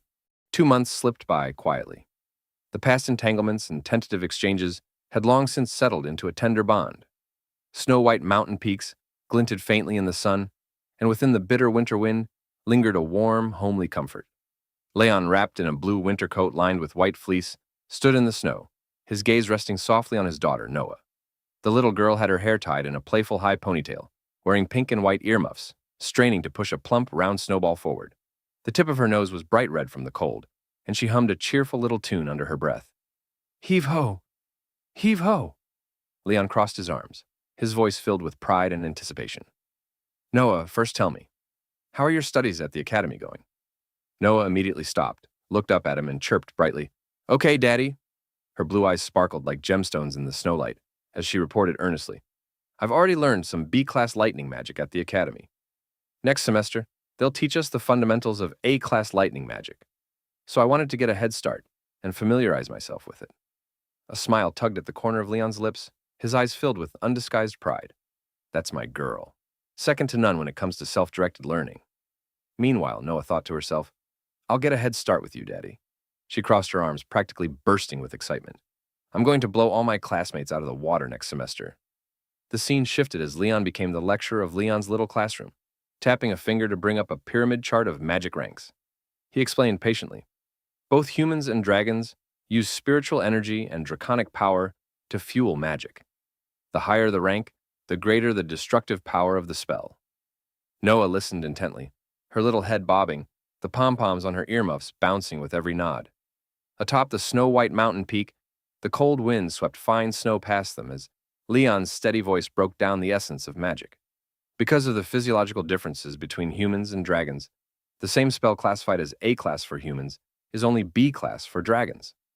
Again, stepping into his role as lecturer, he unfolded a virtual ranking chart. Two faint silhouettes shifted between A and B-class markings, visually demonstrating the difference. Noah stared at the chart, fully focused, afraid to miss a single detail. Now, Daddy's going to teach you the most practical A-class lightning spell, my personal favorite. Leon turned his back to her, his voice filled with pride and hope. Noah clenched her little fists and nodded eagerly. Yes, I'm watching. Leon let out a low shout. The spiritual energy around him surged instantly. Pale blue lightning burst from his palm, snaking up his arm and coiling around his fingertips like a living thing. The crackling current shimmered sharply in the snowlight, distorting the air with heat. Noah's eyes widened, her mouth falling open. Whoa.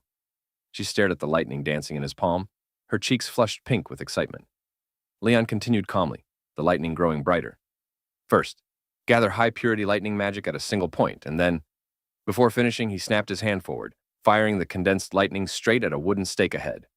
The blue flash cut through the snow mist with perfect accuracy. The stake was instantly engulfed in crackling current, letting out a sharp fizz. Leon turned to his daughter, smiling softly at her awestruck expression. This is the fundamental application of A-class lightning magic. The wind howled across the peak as the lightning around Leon surged violently. Noah stood frozen, her earmuffs fluttering slightly, her blue eyes wide with shock and awe. She stared at the fading lightning, holding her breath, before finally whispering, That's so cool. Leon lowered his hand as the lightning faded. He turned to her with a gentle smile. If you create distance first, then use this move while sprinting, it greatly increases penetration power. He demonstrated the stance, faint sparks still flickering at his fingertips. But it requires sharp perception and strong combat skills. It's dangerous if interrupted, so kids shouldn't try it recklessly, okay? His tone turned serious, filled with concern. Noah nodded quickly, her head bobbing like a rattle. Yes! Her eyes shone even brighter now, filled with admiration. Then, she tilted her head curiously. Wait, Daddy? Does this move have a name? Leon smiled slightly and raised his hand again. Pale blue lightning gathered in his palm, humming sharply, like a chorus of birds singing in unison, echoing across the mountains. Of course it does, he said. When you use it, the energy rubs against the air and creates this sound, like 1,000 birds singing. So the name of this move is... Noah held her breath, eyes wide with anticipation. Leon grinned mischievously. It's called Lightning Rush. Lightning Rush? Noah tilted her head, confused. Daddy, what does that have to do with 1,000 birds singing? Leon burst out laughing, hands on his hips, eyes crinkling into crescents. Nothing at all. Daddy was just showing off his metaphor skills. Using stuff like this in essays gets you extra points, you know. Noah froze instantly, her little face twisting with exasperation, the corners of her mouth turning down. Even her earmuffs seemed to droop. Daddy's showing off again. In the middle of the father-daughter banter, Muan, who had been rolling a snowball off to the side, turned her head and spotted Rosewise approaching from a distance. Muan's eyes lit up instantly. Ah, Mommy. She waved her little hand wildly toward her. There was Rosewise, dressed in a purple winter coat trimmed with gold, her silvery white hair falling over her shoulders. Her stomach was slightly rounded as she walked slowly toward them. She was 4 months pregnant now, and a soft maternal glow surrounded her. Muan, Are you building a snowman? Her voice was as gentle as the winter sun, her gaze landing on the huge snowball beside Noah, her eyes full of fondness. Atop the snow-white mountain peak, the cold wind drifted soft flakes around them. Noah stood between two enormous snowballs, her little face glowing with pride. Mm-hmm. Muan rolled the body and the head. She stood on tiptoe trying to lift the top snowball, but no matter how hard she tried, she couldn't do it. She muttered dejectedly, "But Muan is too short. I can't stack them." Rosewise looked at her daughter's disappointed face, her eyes soft with affection.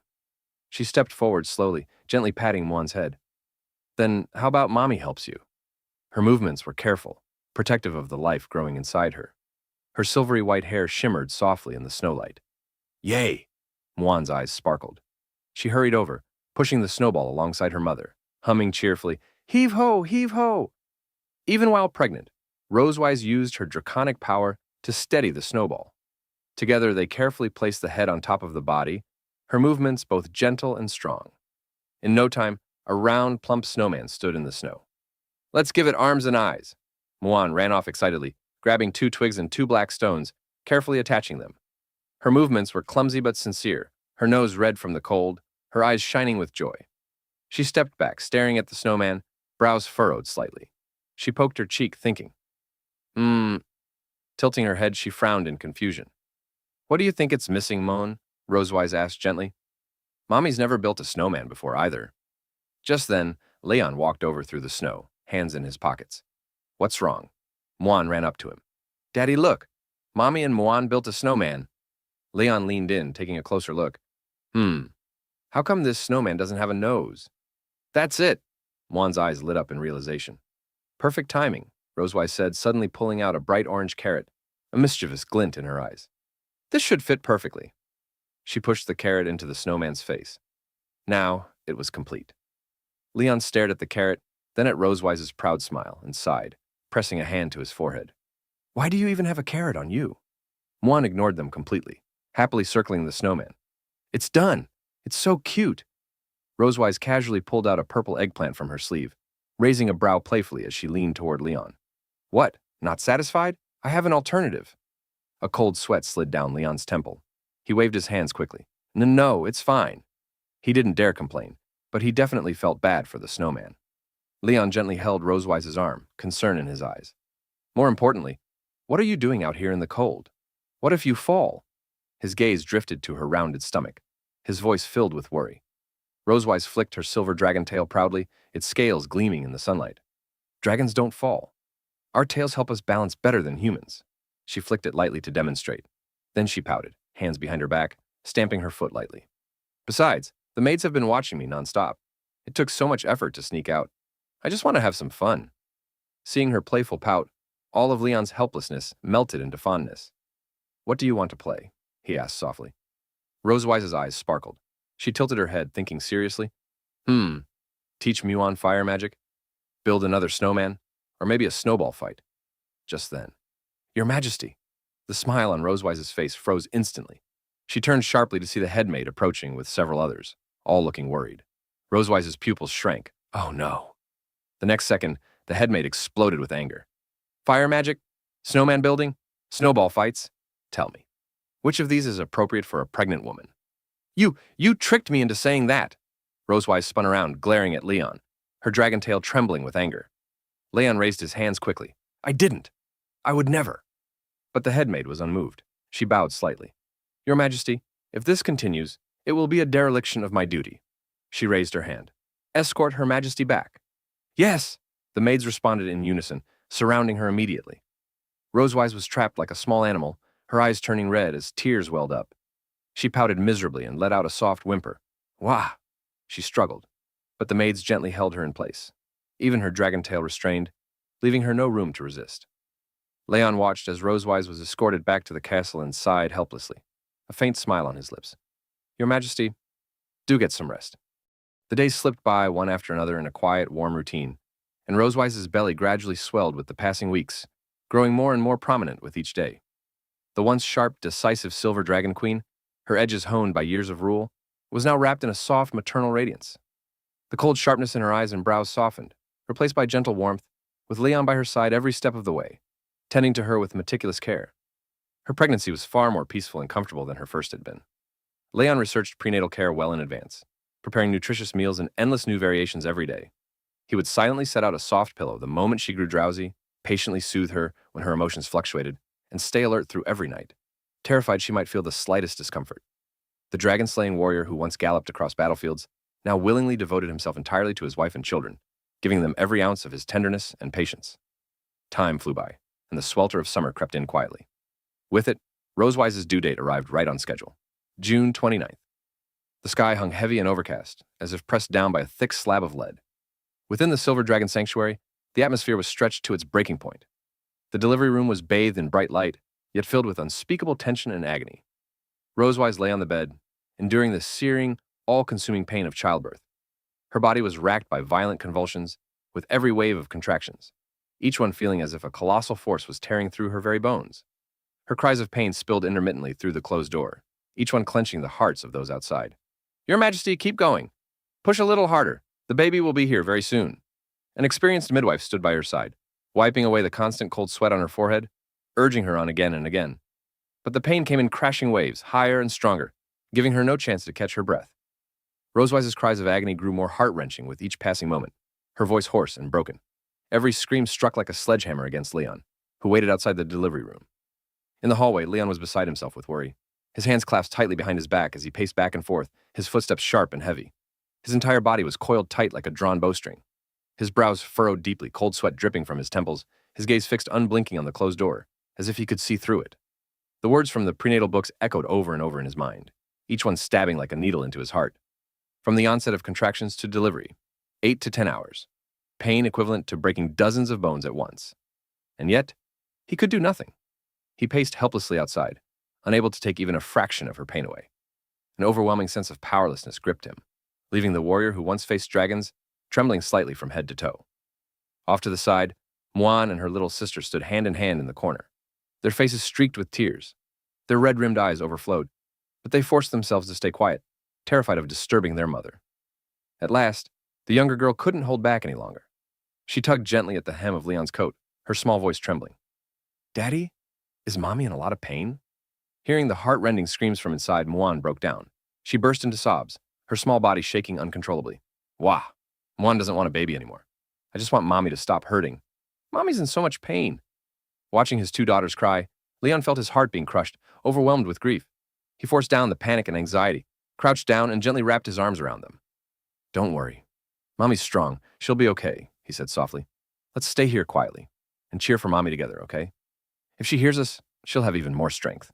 The two girls nodded through their sobs. "Okay." Muan wiped her tears roughly, sniffled, and looked up at Leon with a small, hopeful glimmer in her eyes. "Can we go to the beach together? I want to pick seashells and splash in the water with my sister." Leon's expression softened. He smiled and nodded firmly. "It's a deal. When Mommy recovers, our whole family will go to the beach together. No one will be missing." The moment the words left his mouth, boom! The entire Silver Dragon Sanctuary shook violently. A deafening explosion tore through the air. Raging flames burst like a ferocious beast, shattering the thick stone wall of the hallway in an instant. Debris and broken stone flew everywhere as fire erupted skyward. A searing heatwave thick with smoke and dust swept through the space, stinging the eyes and choking the breath. Leon's pupils shrank to pinpricks, his face draining of color. Acting on instinct, he bent down sharply and shielded the two girls tightly in his arms, using his back to block the flying debris and scorching heat. "What's happening?" he shouted. The smoke cleared slightly, and what he saw made his heart drop. "Silver Dragon soldiers? No. The enemy has broken through the defenses." Clutching the girls tightly, he sprinted to the window and yanked the curtain aside, then froze. The once peaceful Silver Dragon Sanctuary was now engulfed in flames. Buildings crumbled, debris filled the air. Soldiers clashed violently with invaders, screams and roars mixing with dragon cries into pure chaos. Above them, countless flying dragons from the flame-red dragon clan blotted out the sky. Their wings stirred violent winds as they rained fire down, turning everything into a sea of flames. "It's an enemy attack. It's Constantine's flame-red dragon clan." The two children trembled in terror, their faces pale as they clung tightly to Leon. "I'm scared." Leon immediately covered their eyes. "Don't look. Stay good. Don't look outside." Moments later, several battered and bloodied Silver Dragon soldiers rushed in and dropped to one knee. "Prince Consort, your highnesses, are you unhurt?" Leon's gaze sharpened like a blade. His voice dropped, cold and furious. "What the hell is going on? Why didn't the guard send a warning? How did it turn into this chaos?"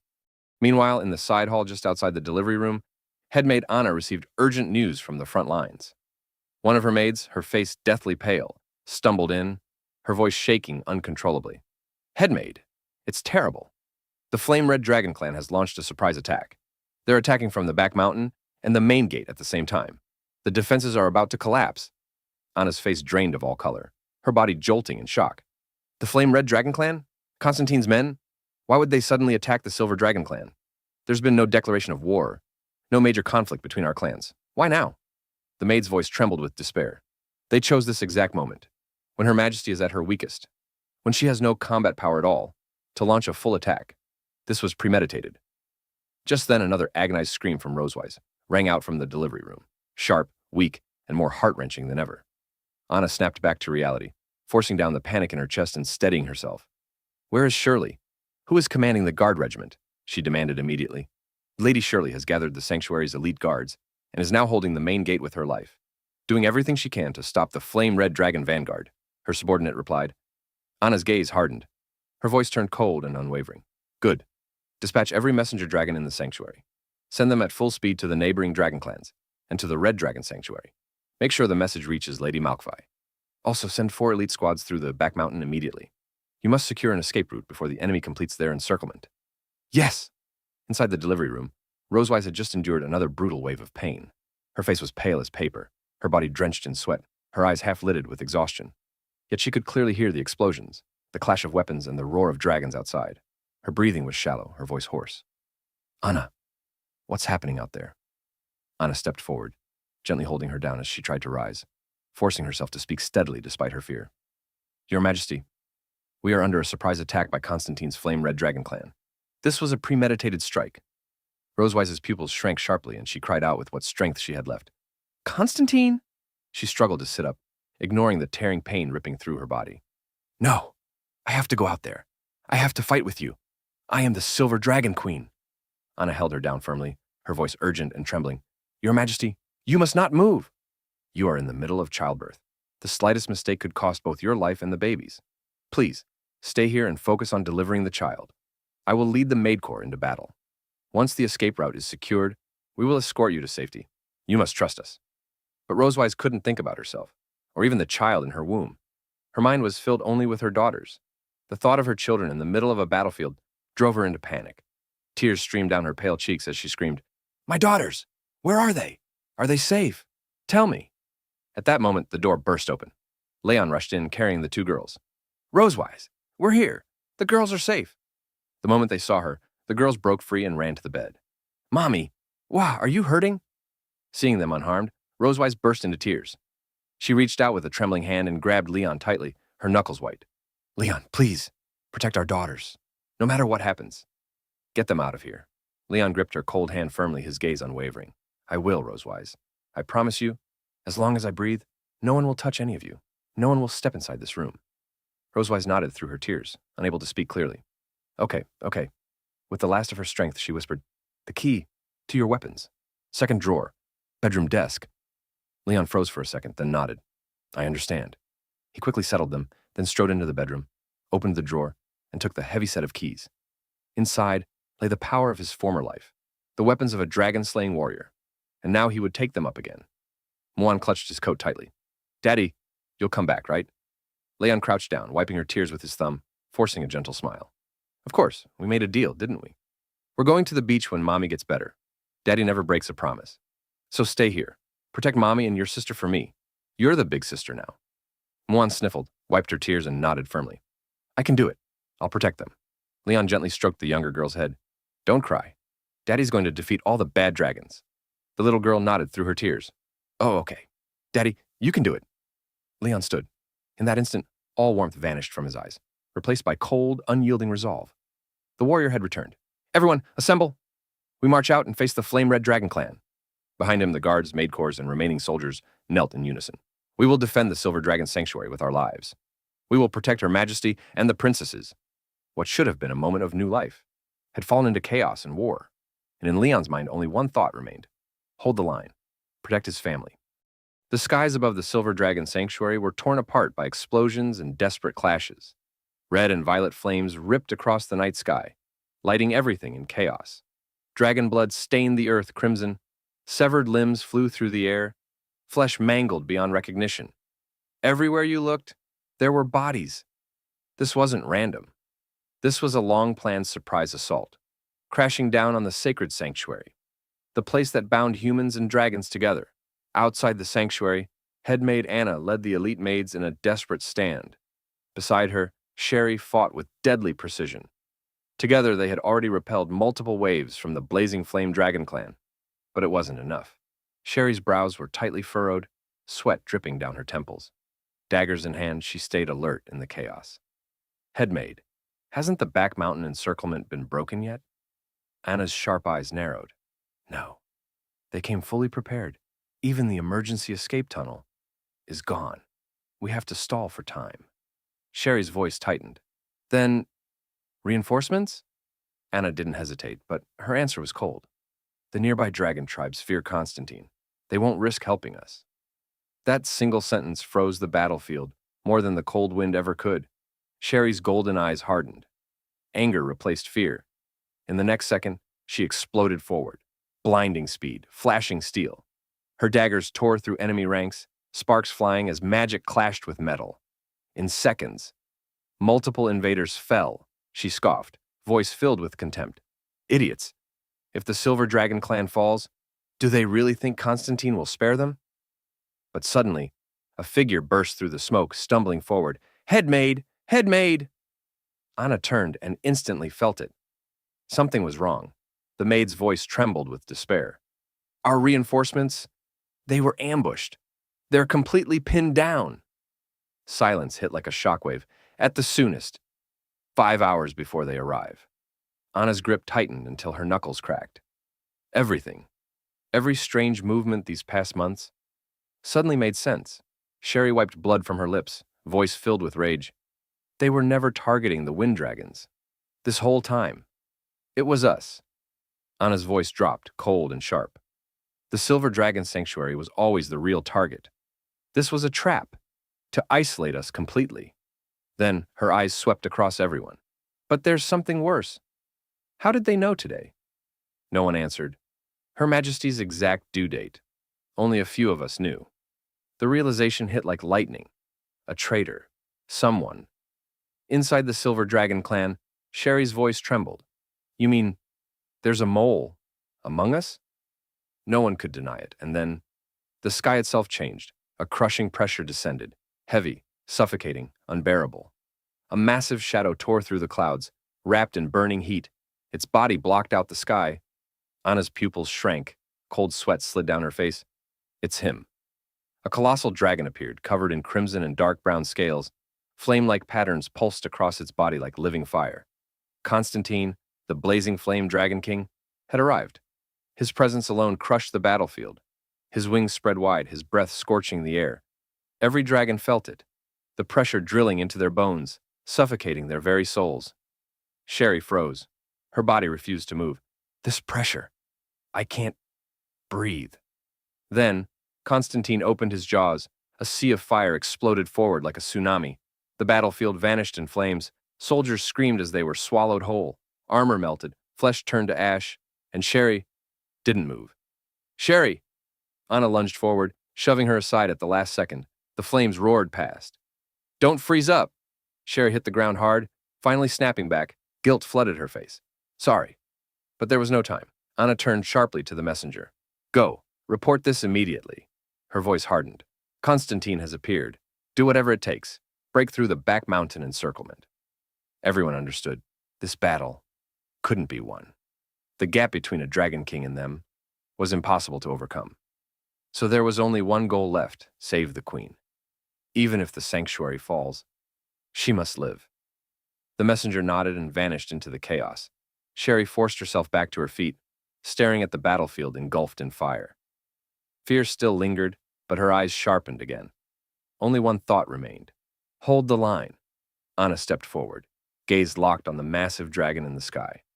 Until Her Majesty is safe, we do not let him pass. For a brief moment, her expression softened. She remembered the queen's words. A dragon's life is far too long. Sometimes brief beauty is enough. Anna exhaled slowly. You were right, Your Majesty. Then, She spread her wings. In a flash of light, she transformed into her dragon form. Even then, she was only a fraction of Constantine's size, like a mantis, standing before a chariot, but she didn't step back, not even once. Kors had sworn an oath to protect Queen Rosewise. Behind her, the silver dragon maids and warriors did not hesitate. One after another, they transformed into their true silver dragon forms. Spreading their wings, they charged in perfect unison after their head maid, rushing toward the enemy ahead. Even though the one before them was the blazing flame dragon king, standing at the pinnacle of dragonkind, they showed not the slightest sign of retreat. They roared together, their voices filled with the resolve to die if necessary, echoing through the night sky, and at this moment, completely different from the battlefield outside, where thunder roared and corpses lay everywhere, was the delivery room deep inside the sanctuary. The heavy stone doors blocked most of the chaos, but they could not block the marrow-piercing dragon pressure, nor the desperate news still arriving. The silver dragon queen, Rosewise, lay half-reclined on the birthing bed. Her silver-white hair was soaked with cold sweat, clinging to her pale cheeks and neck. Wave after wave of labor pain crashed over her like a relentless tide, nearly swallowing her consciousness and pushing her to the brink again and again. "Your Majesty," the messenger maid knelt beside the bed, her voice choked with sobs. "The blazing flame dragon king, Constantine. He has appeared on the battlefield in person." That sentence shattered the last of the maid's composure. The elder maid assisting the birth spread her arms, shielding the two young princesses behind her. Her voice trembled. "There is no one who can kill a dragon king of that level." The two young girls clutched each other tightly. They didn't understand the full meaning, but they felt the suffocating fear in the air. Rosewise listened. She did not collapse. She did not cry. Her lips parted slightly. Through clenched teeth, she forced out her words, hoarse yet filled with unshakable resolve. "Dragon King, kill." Hatred burned deep in her bones, intertwining with the agony of childbirth, tearing at both body and soul. And yet, her mind was clearer than ever. Just then, the stone doors burst open. A maid rushed in, disheveled and panicked.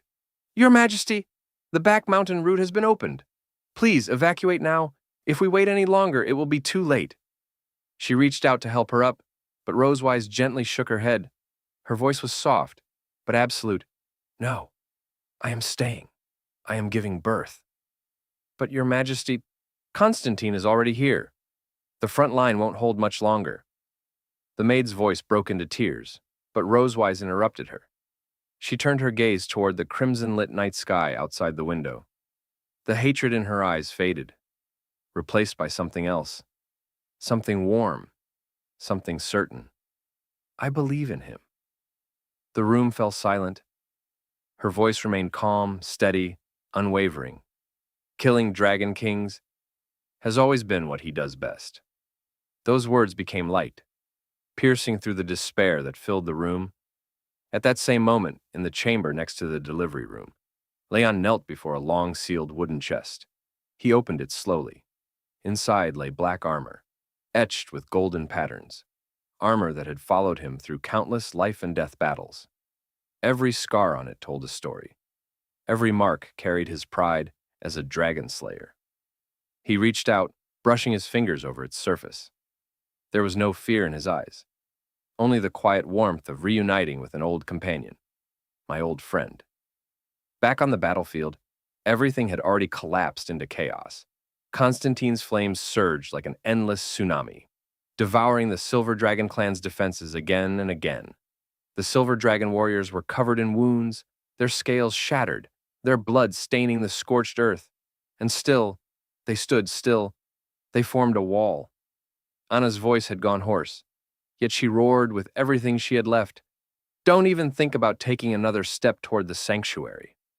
But before the power of a Dragon King, it was not enough. Through smoke and ash, Constantine looked down at the battlefield with cold contempt. Fools who don't know their place. His crimson eyes shifted to the sanctuary. That was the true target. His tail lashed violently. Flames surged. "Charge!" At his command, the blazing flame dragon guards surged forward like a tidal wave. Weapons raised, they roared as they rushed the sanctuary gates. Outside those gates, only a handful of maids remained. Exhausted, trembling, barely standing, they looked at the overwhelming enemy, then back at the sealed gates behind them. "Your Majesty, run! Please, run!" Their voices broke, and just as the enemy was about to break through, a bolt of blue lightning split the sky. It struck the front lines instantly. Boom! A deafening explosion. Lightning devoured the battlefield. Flames were torn apart. The charge stopped. Silence followed. "Who is that?" Through the smoke and crackling electricity, a figure stepped forward. Blue lightning coiled around him. His black hair whipped in the storm. His silver armor gleamed beneath the flashes of light. With every step, the ground trembled. The aura he carried rivaled even a dragon king. Constantine narrowed his eyes. This power, could it be? As the smoke cleared, the battlefield saw his face. "Prince, your highness." Recognition spread, fear followed. Constantine understood. This man was the true variable. Rage erupted within him. His tail smashed the ground, turning stone to dust. His roar shook the sky. But Leon did not move, not even an inch. He raised one hand. Lightning gathered in his palm. Wild and alive, his gaze lifted, cold, steady, unshaken. Then he spoke. "Your opponent?" He stepped forward. Lightning exploded outward, surging across the battlefield like a tidal wave. "Is me." Above them, thunder and flame collided. Silver and crimson clashed. And in that moment, the battle that would decide the fate of the Silver Dragon clan truly began. When the silver-white armored figure stepped in front of the sanctuary, the dragons of the Crimson Flame clan were utterly stunned. They stared at the tiny humanoid silhouette, radiating overwhelming pressure, whispering in disbelief, "The pressure coming off that guy is insane. Who the hell is inside that armor? He hasn't even taken dragon form, and he can already unleash magic this powerful. Could he be the new Dragon King the Silver Dragon clan has been cultivating?" Before absolute power, identity no longer mattered. Whoever he is, kill him. Before his words had even faded, countless crimson flame dragons opened their massive jaws at once, gathering apocalyptic torrents of fiery breath. Orange-red flames surged in like a tidal wave. Wherever they passed, the earth was scorched black, rocks shattered, and the battlefield was swallowed by blistering heat, as if the silver figure were about to be devoured. And yet, faced with the sky-filling inferno, the figure beneath the silver armor did not retreat in the slightest. Blue lightning erupted around Leon, forming a barrier before him and slamming head-on into the scarlet flames. Boom! The earth-shaking explosion made the mountains tremble. Blue and red light clashed and intertwined. Smoke and fire shot into the sky, and the night seemed torn apart by the sheer extremity of their power. Leon let out a contemptuous roar. "You think this little trick can trap me? Don't underestimate me." Then, the silver-armored figure raised his hand. Lightning swelled like a living creature. Thunder rumbled across the sky, and the lightning transformed into countless razor-sharp thunder blades that hacked violently into the oncoming flames. Crackle! Boom! The thunder blades tore the fire apart, slicing through dragon breath like knives and driving straight toward their bodies. The dragons cried out in terror, "What?" Before they could react, Leon charged into the swarm like a blade forged from lightning. Every punch carried crashing thunder. Every step made the ground quake. Blue lightning ran wild around him, and wherever he passed, crimson flame dragons fell one after another. Their scales shattered, blood sprayed through the air, and agonized screams echoed across the battlefield. His armor shone brighter with every strike, golden patterns blazing amid the storm. One swift step, one thunder-piercing blow, and another dragon fell from the sky. Leon tore through the horde as if crossing an empty field. Every attack precise, every strike lethal. The once arrogant Crimson Flame clan crumpled like paper beneath his power. When the final dragon crashed down, the silver-white armored prince stood at the center of the battlefield. Lightning still crackled around him, and blood slowly dripped from the gaps in his armor. The sight stunned the wounded Silver Dragon clan, who had been on the verge of collapse. Shirley looked up, her voice trembling with disbelief. "Your Highness, the prince is actually this strong?" Leon turned his head, his gaze calm but commanding. Surely, is it? She bowed, breathing hard. Yes, it's me. Take the remaining soldiers and wipe out the rest. Leave the big one to me. Lightning flickered at his fingertips as he gave the order. Worry flashed in Shirley's eyes, but go! His voice thundered with absolute authority. The lightning around him flared even brighter. Understood, Your Highness. Please be careful. She hesitated no longer. Spreading her wings, she led the remaining Silver Dragon warriors into battle once more. All elites with me. Counterattack the Crimson Flame clan. The battlefield erupted again. Leon turned forward. Several hundred meters ahead, Constantine watched. A streak of scarlet flame flashed, and a young man with red hair, crimson eyes, and black-red armor appeared before him. They walked toward each other. 10 meters apart, they stopped. Silence. Constantine's red hair danced in the firelight, a cold smile curling on his lips. What a sight. The Empire's dragon-slaying hero. Now protecting the Silver Dragon clan, Leon Casmode. A chill ran through Leon. He knows who I am? The implication hit instantly. Constantine knew there was a human beneath the armor. Leon had thought this invasion was simple expansion.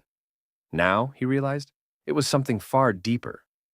Constantine stepped forward slowly, each step heavy with power. Isn't it ironic? Leon lifted his gaze, voice steady and firm. If you dragons want to slaughter each other in some pointless war, I don't care. But the moment you threaten my wife and child, that's different. Your wife and child? Constantine laughed, eyes filled with disdain. To him, strength meant being cold and ruthless. Family was weakness, a chain that would drag the strong down, a traitor who abandons his own kind for a fragile little family. In Constantine's eyes, Leon had betrayed humanity itself.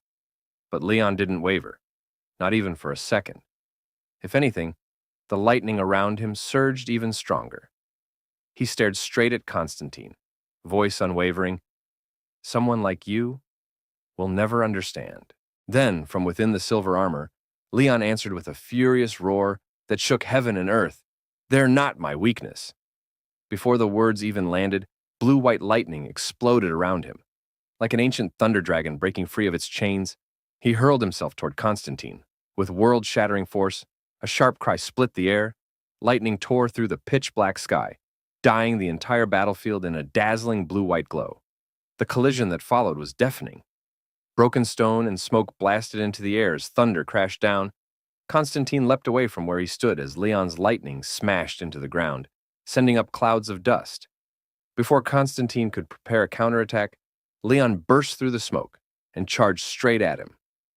Under the relentless storm of thunderous blows, Constantine had no time to strike back. He spread his dragon wings in defense, an instinct unique to dragons. When they couldn't overpower an enemy, they fortified. Crimson wings unfurled, hard as iron, shielding his entire body. His scales gleamed with a cold crimson sheen. His voice dripped with arrogance. Your movements are fast, but attacks like this will never break my defense. A dragon's wing defense was an absolute barrier, engraved into their bloodline. Constantine was certain. No matter how fierce Leon's attacks were, they couldn't harm him. What he didn't realize was that this arrogance would be his greatest mistake. Leon's countless battle instincts awakened at once. He adjusted instantly, stepped onto Constantine's wing, used the momentum, and launched into the air behind him. He knew dragon habits too well. That perfect defense? It had a flaw. At the point where the wings met at the back, there was a fatal gap no dragon could fully cover. A blind spot, a death point. Constantine saw only a flash of lightning, and his heart dropped. A terrible sense of danger surged through him. Before he could react, Leon's cold voice rang out. Then, I suppose you didn't consider this either. Constantine's pupils shrank. He finally understood. But it was too late. Leon turned into a bolt of lightning. With all his power gathered into one strike, he smashed down on Constantine's back. Boom! Blue lightning crashed like a celestial river, engulfing the battlefield in thunder and smoke. Leon believed that attack, point blank, full power, would end it. But he was wrong. As the Dragon King of the Crimson Flame clan, Constantine's body had reached an unimaginable level of toughness. The strike that could flatten a mountain left only shallow marks. It didn't even break through completely. Leon pulled back, creating distance. Looking at the figure still standing in the smoke, he spoke calmly, with a hint of respect. As expected of a dragon king, tough as hell, even that didn't break you. The smoke cleared, Constantine emerged, flames coiling violently around him. No fear, only pure killing intent, Casmo. You've made me angry. His roar exploded like thunder. The earth trembled, crimson dragon power erupted fully. Flames surged across heaven and earth, turning the sky blood red. Rocks melted instantly, becoming flowing magma. Leon didn't step back, not even once. He raised his hand. Blue lightning gathering again. His voice was cold, absolute. Is that so? Then once I kill you, you won't be angry anymore. Those words detonated Constantine's rage. As the ruler of the Crimson Flame clan, he had pursued absolute power his entire life. Never had anyone challenged him like this, especially not a human. Killing intent flashed in his eyes. His draconic pressure exploded outward, crushing everything like the world itself was freezing. Human! His power surged. Inferno swept the battlefield, turning it into hell. His roar shook mountains and rivers. You will pay for your arrogance. In the next instant, Constantine opened his abyss-like jaws. A terrifying crimson glow surged from deep within his throat, like molten lava ready to erupt. Then, boom! A pillar of fire exploded outward like a falling star, crashing down with overwhelming force. The heat twisted the air, the explosions deafened everything, and flames swallowed the battlefield whole. The ground split, burned black, and sparks rained through the sky. Leon gritted his teeth and moved. He didn't dodge normally. He weaved through the flames at insane speed, slipping through tiny openings between explosions. Step after step, he pushed forward. To the naked eye, he vanished, just flashes of blue lightning streaking toward Constantine. The Dragon King roared and swung his massive claw down. The impact alone sent a shockwave tearing through the battlefield. Stones exploded outward like artillery. Smoke covered everything. But then, a streak of lightning tore through the haze. Leon appeared beneath Constantine's arm. Too fast, too precise. Constantine tried to pull back, but it was already too late. Lightning erupted around Leon as he unleashed his trump card. S-rank magic, myriad thunder, heavenly draw. Thousands of bolts crashed down from the sky. They wrapped around Constantine like chains, forming a massive lightning net. In an instant, the Dragon King's body locked up, paralyzed. For the first time, Constantine felt it. Shock, then rage. A Dragon King, stopped by a human. Unacceptable. His body swelled violently, muscles twisted, bones cracked, and his full dragon form erupted into the sky. With a furious roar, he unleashed a devastating wave of fire, turning everything below into a burning hell. When the flames died down, Leon was gone. No body, no trace. Constantine's rage exploded. He searched wildly. Nothing. Then suddenly, danger. Leon appeared behind him, covered in blinding blue lightning. He had already landed on the dragon's back. Constantine struggled, beating his wings, trying to throw him off. But Leon didn't hesitate. He moved like a predator, cold, precise. Lightning burst from his body and spread across the dragon's spine. He sprinted forward, eyes locked on the weak point. His voice broke out in a roar. I have to protect my family. Inside the sanctuary, Noah and Muan pressed against the barrier, watching the sky. Then they saw it, that familiar lightning. Their eyes lit up instantly. That's Daddy. Back on the battlefield, Leon leapt. Lightning surged into his hand, compressing violently until it formed a massive blade of pure thunder. He raised it and struck. At that exact moment, Constantine turned and unleashed a blast of molten fire straight at him. Red and blue collided, lightning and flames exploded against each other in a blinding clash. The shockwave froze the battlefield. Both dragon clans stopped, staring at the explosion that would decide everything. The light spread far into the sanctuary, brushing across Rosewise and the newborn child in her arms. It was bright, but calm, like destruction and life existing in the same moment. Then, silence. The light faded, the sky cleared, and dawn broke. Golden sunlight slowly covered the ruined battlefield. At the very center, Leon stood alone, leaning on a massive sword of lightning, half of it buried deep into the ground. It was only by relying on that sword that he could barely keep his body upright. On the verge of completely falling apart, Leon removed his helmet. The black hair beneath the steel faceplate and half his face were covered in blood that had seeped through the cracks of his armor. Looking at the sun slowly rising over the horizon, he finally released the breath trapped in his chest and let out a long sigh of relief. After enduring the entire night, daybreak had finally come. Constantine's gigantic body lay sprawled on the ground like a collapsed mountain. Dragon blood flowed down his back like a river. The arrogant, overbearing Red Dragon King, who had seemed invincible just moments ago, had lost all light in his proud eyes. Now he lay motionless at Leon's feet. One of the oldest Dragon Kings had fallen. The wounded Sherry approached, clutching her shoulder, with several silver dragon warriors behind her. "Your Highness, good news. The remaining Crimson Flame dragons saw their king fall. They've completely collapsed and scattered. Our elite troops' morale is back. They've already moved to the back mountain to wipe out the remnants." Leon didn't even have the strength to respond properly. He simply waved a hand. "Pass the order. Don't chase desperate enemies. Gather our people. Search for survivors. Save anyone still alive. Clean the battlefield." Not far away, Milan found the unconscious headmaid. "Headmaid! Please hold on. The medics are coming. Please don't die." Leon swallowed the pain in his chest and looked at Sherry. "Remember this. Cut off that dragon's head. Hang it where everyone can see it. Let it be a warning." Sherry straightened immediately. "Understood, Your Highness. I'll handle it myself." Then she paused, staring at him with undisguised admiration. "I always thought you were only good at taking care of children. Who knew you were this terrifying in battle?" Leon's lips finally curved into a faint, tired smile. "What? Scared? Surprised? Want an autograph while I'm still alive?" Sherry waved her hands quickly. "Your Highness, please don't joke. Go rest. We'll handle everything." Leon turned without hesitation and began walking toward the temple. Each step was heavy, unsteady. Around him, the silver dragons moved quickly, some finishing enemies, others rescuing the wounded. Then suddenly cheers erupted. "We won! We finally won! The temple is safe! We survived!" The moment Leon heard that, the tension holding him together broke. Exhaustion crashed over him like a tidal wave. His vision blurred, his legs nearly gave out. He bit down hard and forced himself to keep moving, step by step, toward the only place that mattered. Soldiers along the way bowed deeply as he passed. All of this, just so he could open that door. He reached out, then stopped. Looking down at his blood-soaked armor, he let out a helpless laugh. "Right, I'm covered in blood. If I go in like this, I'll scare them."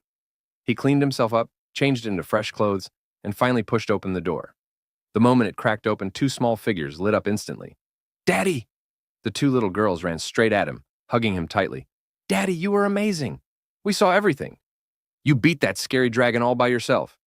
Daddy is the strongest hero ever." Leon could barely stand, but he still held them close. The killing intent from the battlefield vanished completely. "So, was Daddy cool?" "Cool! The coolest!" Muan raised her tiny fist. "Daddy, you're the second strongest dragon." Leon froze, then laughed softly. "Oh, then who's number one?" Muan pointed straight at the bed. "Mommy!" Leon sighed with a smile. "Fair enough." He stepped forward. There, lying on the bed, was Rosewise, pale, exhausted, holding a newborn child. The baby cried softly, breathing in the world for the first time. Leon's heart melted. Rosewise looked at him and smiled gently. "It's a daughter." For a moment, Leon couldn't speak. His eyes burned. Then he smiled, bright, real, and full of life. That's wonderful." The newborn little daughter lay quietly in a soft, warm swaddle, as if the world itself had wrapped her in gentle care. The two older sisters standing beside her could barely contain their excitement. Curiosity sparkled brightly in their eyes as they leaned closer to stare at the tiny baby. "Little sis is so tiny, feels like one punch could send her flying really far," Noah said with complete seriousness. "Hey sis, don't scare the baby." Muan calmly looked at the infant before adding, "One punch might not even be enough. It'd probably take two." Their innocent but ridiculous conversation filled the room, yet Leon didn't react at all. His eyes were completely fixed on the newborn. From the very first moment he saw her, his gaze never moved away. A softness had appeared in his eyes that had never existed before. Quiet affection overflowed endlessly as he carefully traced every detail of her tiny face. The small curve of her lips, the softness of her cheeks, and the gentle rise and fall of her breathing. Even though he already had two daughters, none of that mattered. Not even a little. His wife immediately noticed his expression. A faint teasing smile appeared on her lips as she tilted her head slightly. "But no matter what happens, her mouth absolutely must not be as stubborn as yours, stubborn." "Since when has my mouth ever been stubborn?" Noah and Muan answered instantly without mercy. "Daddy is stubborn." Leon froze completely. For a brief moment, embarrassment crossed his face as he tried defending himself. But nothing convincing came out. "You two just don't understand." But the awkwardness quickly disappeared the moment he looked back at the baby. Lowering his voice, he gently whispered to her, "You mustn't side with them in the future, okay? You'll definitely be on Daddy's side, right?" It was supposed to be a harmless little conspiracy, but the result shocked him. The baby's eyes suddenly filled with tears before her tiny face scrunched up. Then she cried loudly. Her soft but piercing cries instantly filled the room. Leon panicked right away, huh? Why is she crying all of a sudden? Meanwhile, his wife remained perfectly calm. She stepped forward naturally, lifted the baby into her arms, and gently rubbed her back. There, baby, don't cry." Her soothing voice slowly calmed the child until the crying completely disappeared. Soon, only soft breathing remained. Peace returned to the room once again. She turned toward Leon. "Do you want to hold her?" Leon hesitated immediately. "I just came back from the battlefield. I still smell like blood. My aura is chaotic, and I'm covered in the hostility of war. If I frighten the baby, that would be bad. Come on, hold her." Her voice was gentle but firm. After another moment of hesitation, Leon finally gave in. Okay." She carefully guided him step by step. "Support the baby's neck first. Use your other hand to support her bottom, then let her rest in your arm."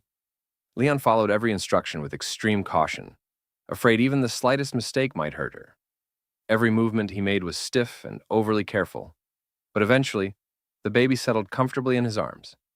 And the moment she did, something changed. The baby, who had been crying moments ago, suddenly became completely quiet. She gently nestled against him, relaxing as if she had found the safest place in the world. The two sisters stared in amazement. So amazing. As soon as Daddy held her, she stopped crying. A warm atmosphere filled the room again. Leon's wife quietly smiled before speaking softly. "Whenever you girls cried and couldn't be soothed, placing you beside your father always made you calm down quickly." Muan tilted her head in confusion, unable to remember, but Noah seemed to understand something deeper. "Maybe it's because Daddy makes people feel safe." Those simple words struck Leon harder than expected. Warmth slowly rose inside his chest. I used to hear Rosewise talk about that. I never thought it was actually true. For the first time, he truly understood the feeling. But the peaceful moment didn't last long. Noah suddenly became excited. "Oh, right. Little sister doesn't have a name yet. Let's give her one. My name comes from the ancient hero Noah of the dragon race. So little sis should have a heroic name too, Blazer." Muan quickly argued back. "My name means moon, so little sis should be called Star. Blazer, Star."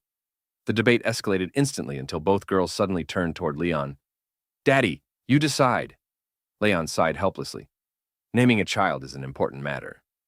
Your mother and I spent a very long time thinking about it and still couldn't decide." Then he smiled playfully. "Do you think your little sister looks more like Daddy or Mommy?" The girls leaned closer and carefully studied the baby before finally answering honestly, "We can't tell." A small smile appeared on Rosewise's lips. "Of course you can't tell yet, but look behind her. She has a tail, and it's pink." Leon's expression instantly stiffened. Damn it, my prenatal education plan completely failed. In the end, the dragon race genes still took over. And suddenly, boom! The grand doors burst open as a blazing aura swept through the hall like wildfire. The Red Dragon Queen Isamelvi stormed into the room with terrifying pressure radiating from her body. Her long crimson hair whipped behind her like flames. "Bring her to me!" But the moment Issa saw the tiny baby in Leon's arms, her fierce expression melted instantly.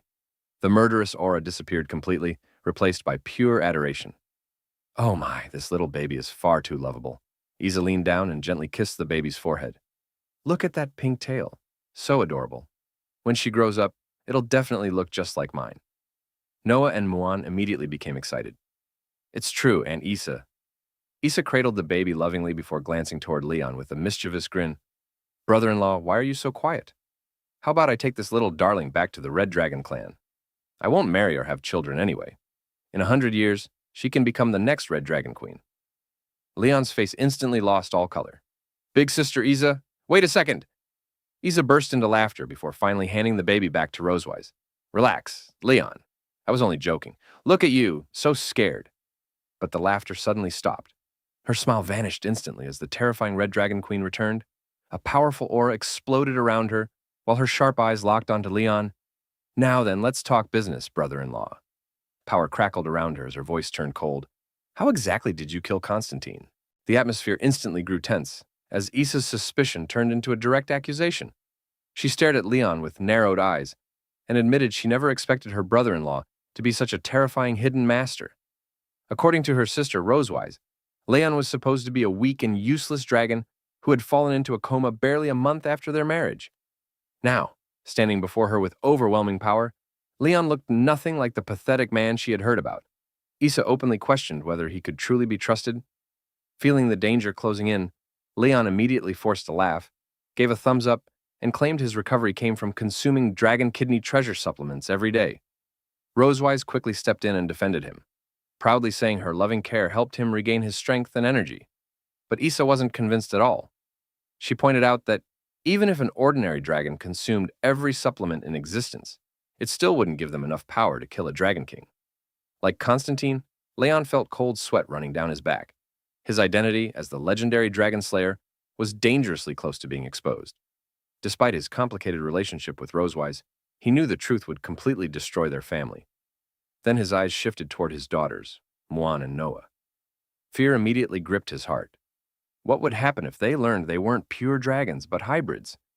Even worse, what if both dragons and humans hunted them down forever? Leon realized right then that no one could ever be allowed to discover the truth. Suddenly, Leon shouted dramatically, "This has actually been my childhood dream!" Everyone froze.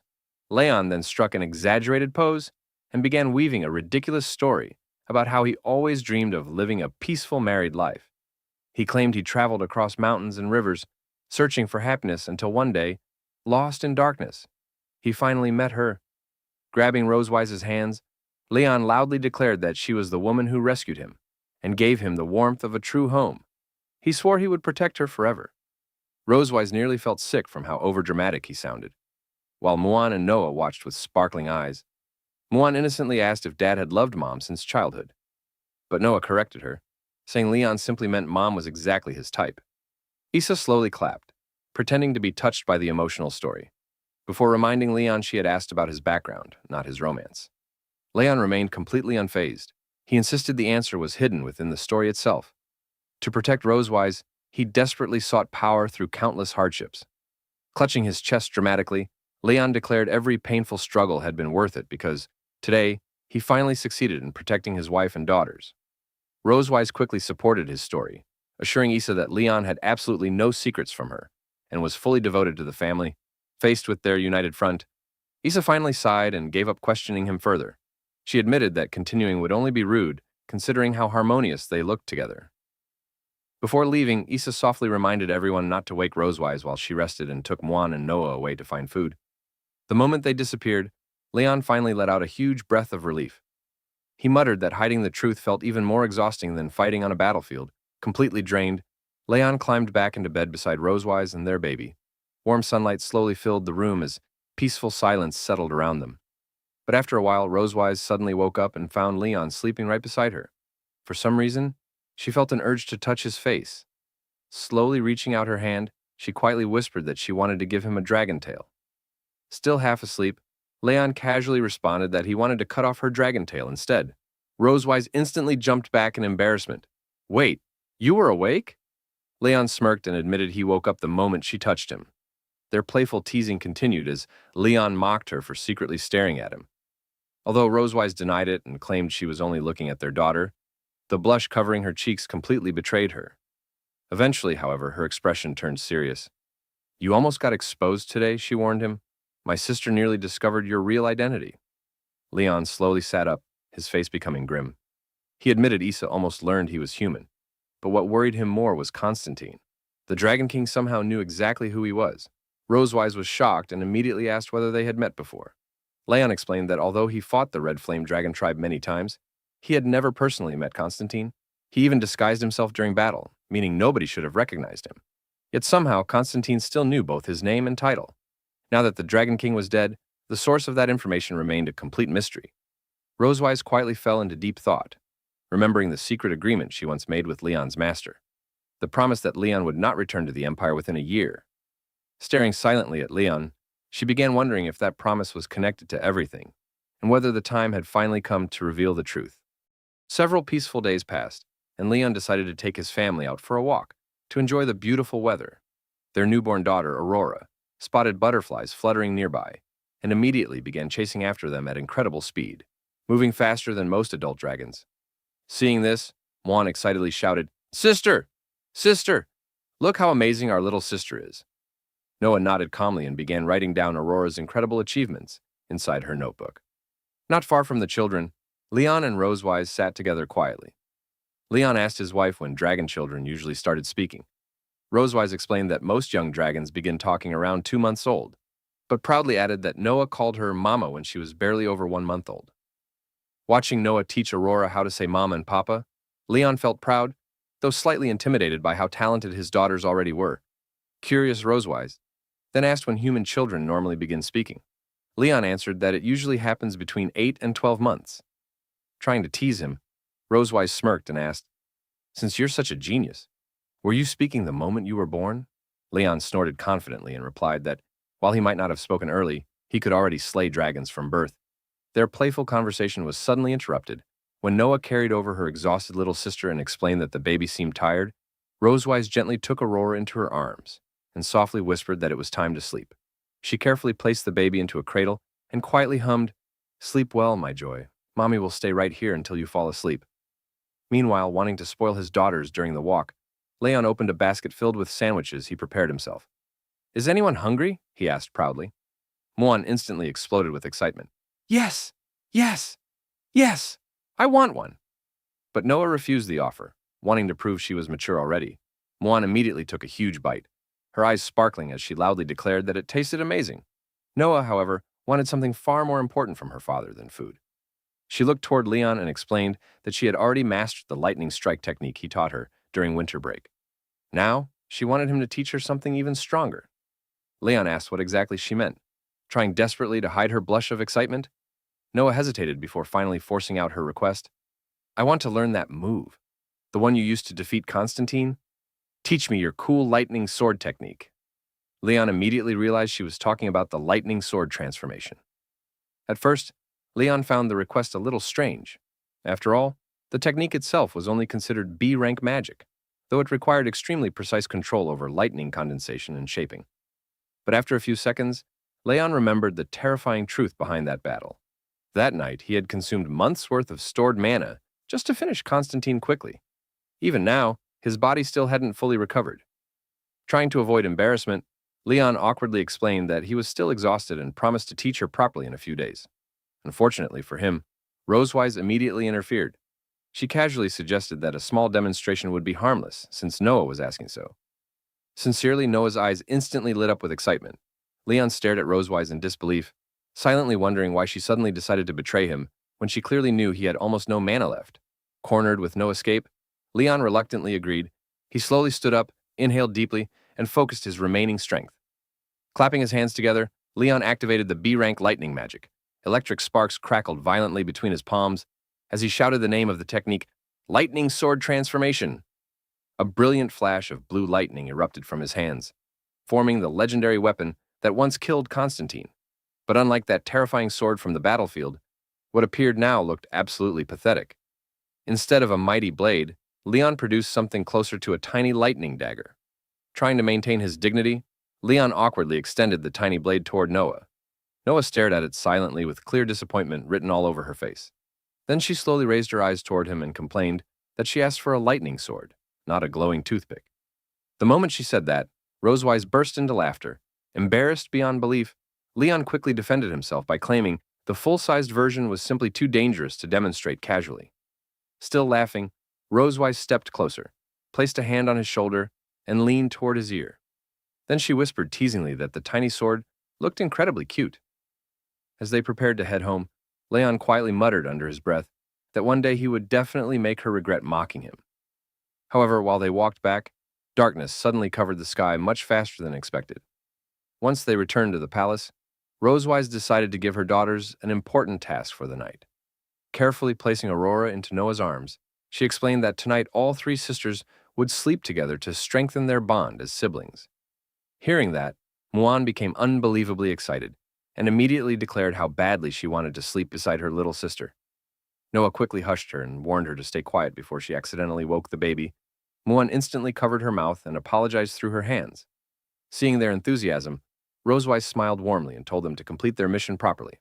Noah proudly hugged Aurora close and promised not to disappoint her mother, while Muon skipped happily behind her, loudly declaring that the Special Dragon Girl unit was officially back in action. Left alone together, Leon quietly watched his daughters taking care of their younger sister and realized they were slowly growing old enough to help carry the burdens of the family. But the moment the girls disappeared, Rosewise suddenly called Leon's name in a suspiciously sweet voice. Leon instantly felt danger approaching. Stepping closer, Rosewise reminded him how hard he worked defeating Constantine and insisted such great service deserved a very special reward tonight. The moment Leon saw the look on her face, he immediately realized exactly what she meant and understood there was absolutely nowhere left to run. Leon seized the moment and slipped out of Rosewise's reach and bolted from the room. He raced down the corridor while desperately calling for help, fully convinced that the Dragon Queen had completely lost her mind. Unfortunately for him, Rosewise was already right behind him. After months of patiently holding herself back, there was no chance she was letting him escape now. Leon quickly rushed into a nearby guest room and threw a heavy settee between them as a makeshift barrier. Pointing a trembling finger at the Dragon Queen, he desperately tried to stop her by claiming that he had read a book stating that Dragon Queens were supposed to rest for at least 2 months after giving birth. However, Rosewise wasn't convinced in the slightest. Curious, she asked what kind of book he was talking about, only for Leon to reveal that it was supposedly called Postpartum Care for Dragon Queens. The answer left Rosewise completely unimpressed.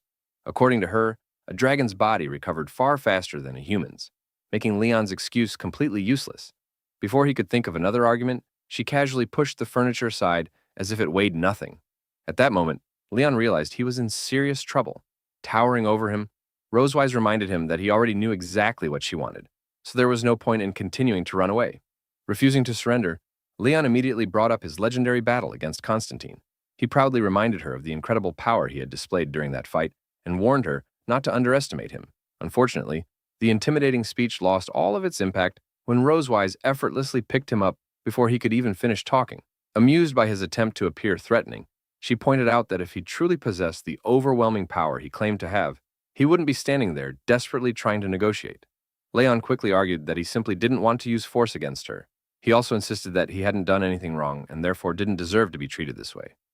Rosewise wasn't interested in hearing excuses. Instead, she reminded him that 6 full months and 7 days had passed since they had last spent any meaningful time together.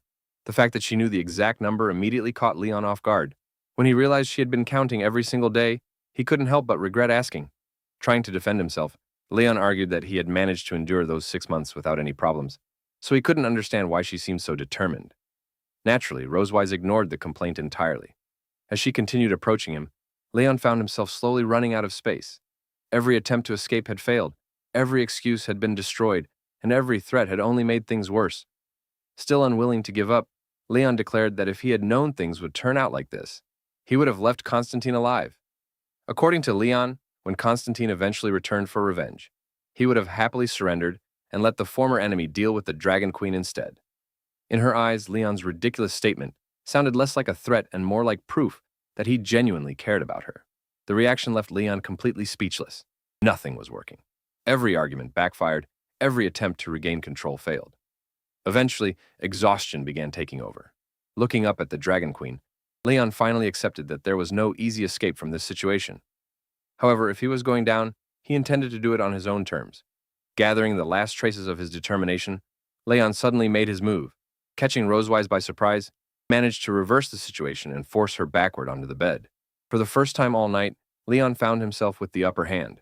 Immediately, he declared victory and demanded to know who was in charge now. But instead of panicking, Rosewise simply looked up at him with a calm and amused expression. Her reaction instantly shattered most of the confidence Leon had managed to build. Even so, he stubbornly refused to back down. The two continued challenging each other, neither willing to admit defeat. After what felt like an endless battle of wills, the night finally came to an end. When morning arrived, Leon slowly sat up and immediately felt soreness throughout his entire body. Groaning in exhaustion, he rubbed his eyes and looked around the room. That's when he noticed Rosewise sitting near a vanity table. However, something about her appearance seemed different. She had changed her hairstyle and adopted a far more mature look than usual. Noticing him staring, Rosewise greeted him with a bright smile. Leon was left speechless for a moment. Finally recovering, he asked why she had suddenly changed her appearance. Rosewise happily explained that after giving birth to their second child, she felt it was time to embrace a more mature style. Naturally, she wanted to know what he thought. Unfortunately, Leon chose the worst possible answer. After carefully looking at her, he simply described her new appearance as average. The room instantly became silent. The moment the word left his mouth, Leon knew he had made a terrible mistake. Rosewise slowly turned her attention toward him. Almost immediately, Leon began retreating across the bed. As the Dragon Queen continued moving closer, he desperately pointed out that it was already morning and that their daughters could wake up at any moment. He even asked whether everything that had happened previously wasn't already enough. Unfortunately, Rosewise wasn't interested in hearing excuses. Instead, she calmly informed him that she was giving him one final opportunity to rethink his answer. Despite the growing panic on his face, Leon stubbornly insisted that, even if he were given 10 more chances, his opinion would remain exactly the same. However, the second Rosewise moved even closer. Leon immediately abandoned that position. Without hesitation, he completely reversed himself and began praising her appearance with overwhelming enthusiasm. According to Leon, her new look was elegant, beautiful, unique, and absolutely stunning. Satisfied by the answer, Rosewise finally accepted his revised opinion. Only then did Leon release a sigh of relief. For the moment, disaster had been avoided. Before leaving the room, Rosewise reminded him that a celebration banquet would be taking place later that evening. Leon was surprised to learn that he would be attending as well. Confused, he questioned why a prisoner would be invited to a royal celebration. Rosewise stopped walking and turned back toward him. Then she asked a simple question. Why did he think she had never executed him, despite having countless opportunities to do so? To Leon, the answer seemed obvious. He believed she simply couldn't bring herself to do it. However, Rosewise quickly corrected him. According to the Dragon Queen, the reason was much simpler. She had no intention of letting him go. Declaring that Leon would remain her prisoner for the rest of his life, she made it clear that escaping was not an option. Now, in the grand victory banquet that Rosewise spoke of was inherently deceptive from the very beginning, for the celebration they had all gathered for had come at a devastatingly high cost. Taking the stage before the heavy-hearted crowd, Rosewise addressed her people in a solemn voice. She spoke about the recent surprise raid carried out by the Red Flame Dragon Clan, acknowledging that although the Silver Dragon Clan had ultimately emerged victorious, the cost of that victory had been crushingly high. During the battle, they had lost 234 brave Silver Dragon warriors. Rosewise shared the clan's grief over the loss of their fallen comrades, but she also urged everyone not to remain trapped in sorrow. Those who survived needed to stay strong and continue moving forward. To honor the fallen, she announced that they would release guiding lanterns into the sky, hoping the eternal flames would illuminate the path for the departed souls and allow them to find peace.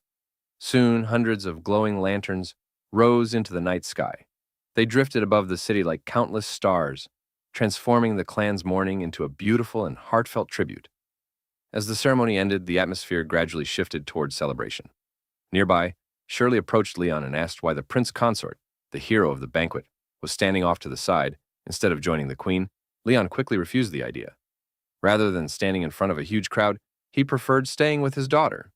Shirley pointed out that many dragons wanted to see the face hidden beneath his helmet. After all, he was the man who had saved the Silver Dragon Clan. Leon could only laugh awkwardly. The situation still felt strange to him. 3 years ago, he had been a human outsider. Now, he had somehow become a hero among dragons. Even so, Leon insisted that he wasn't a hero, and that there was nothing special worth talking about. Shirley admired his humility. In her eyes, both Leon and Rosewise possessed tremendous power, yet neither sought praise or recognition. To her, that was the mindset of truly great people. Not far away, Rosewise was actively socializing with her subjects. She laughed loudly and accepted countless toasts from those celebrating the victory. Shirley explained that drinking with her people was part of the queen's responsibilities. Rosewise had an incredible tolerance for alcohol, and it was extremely rare to see her intoxicated. Hearing that, Leon glanced toward his wife. He quietly noted that she still hadn't fully recovered her strength and should really be resting more instead of pushing herself so hard. Calling her a foolish dragon under his breath, he then turned his attention toward his daughter. His expression immediately softened. Playfully, he warned her never to become a workaholic like her mother. Work and rest needed to be balanced properly. Otherwise, her father would worry himself to death. The baby happily babbled in response, before suddenly throwing a tiny punch directly into Leon's jaw.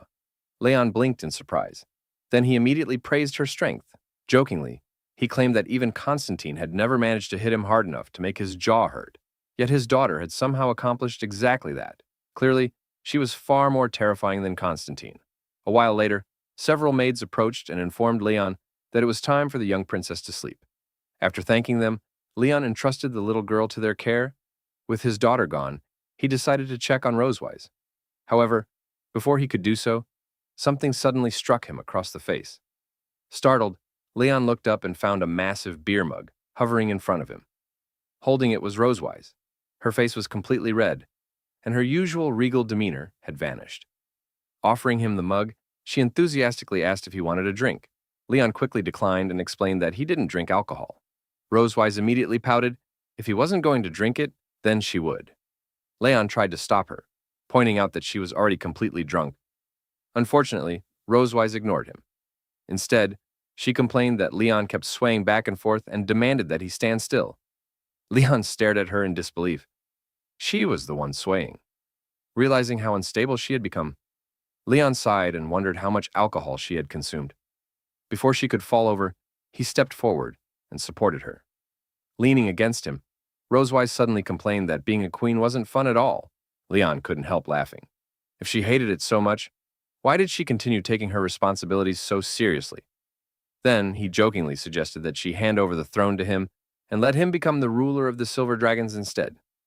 To his surprise, Rosewise became thoughtful. According to her, the throne was nothing more than a cage. The moment someone sat upon it, their life no longer belonged entirely to them. Despite that, she had no intention of abandoning her duties. She proudly declared that she would remain inside that cage and fulfill every responsibility expected of her. After all, who else could possibly be the greatest queen in the world? Sitting together beneath the stars, Rosewise raised her hand dramatically and demanded an answer. Was she the greatest queen or not?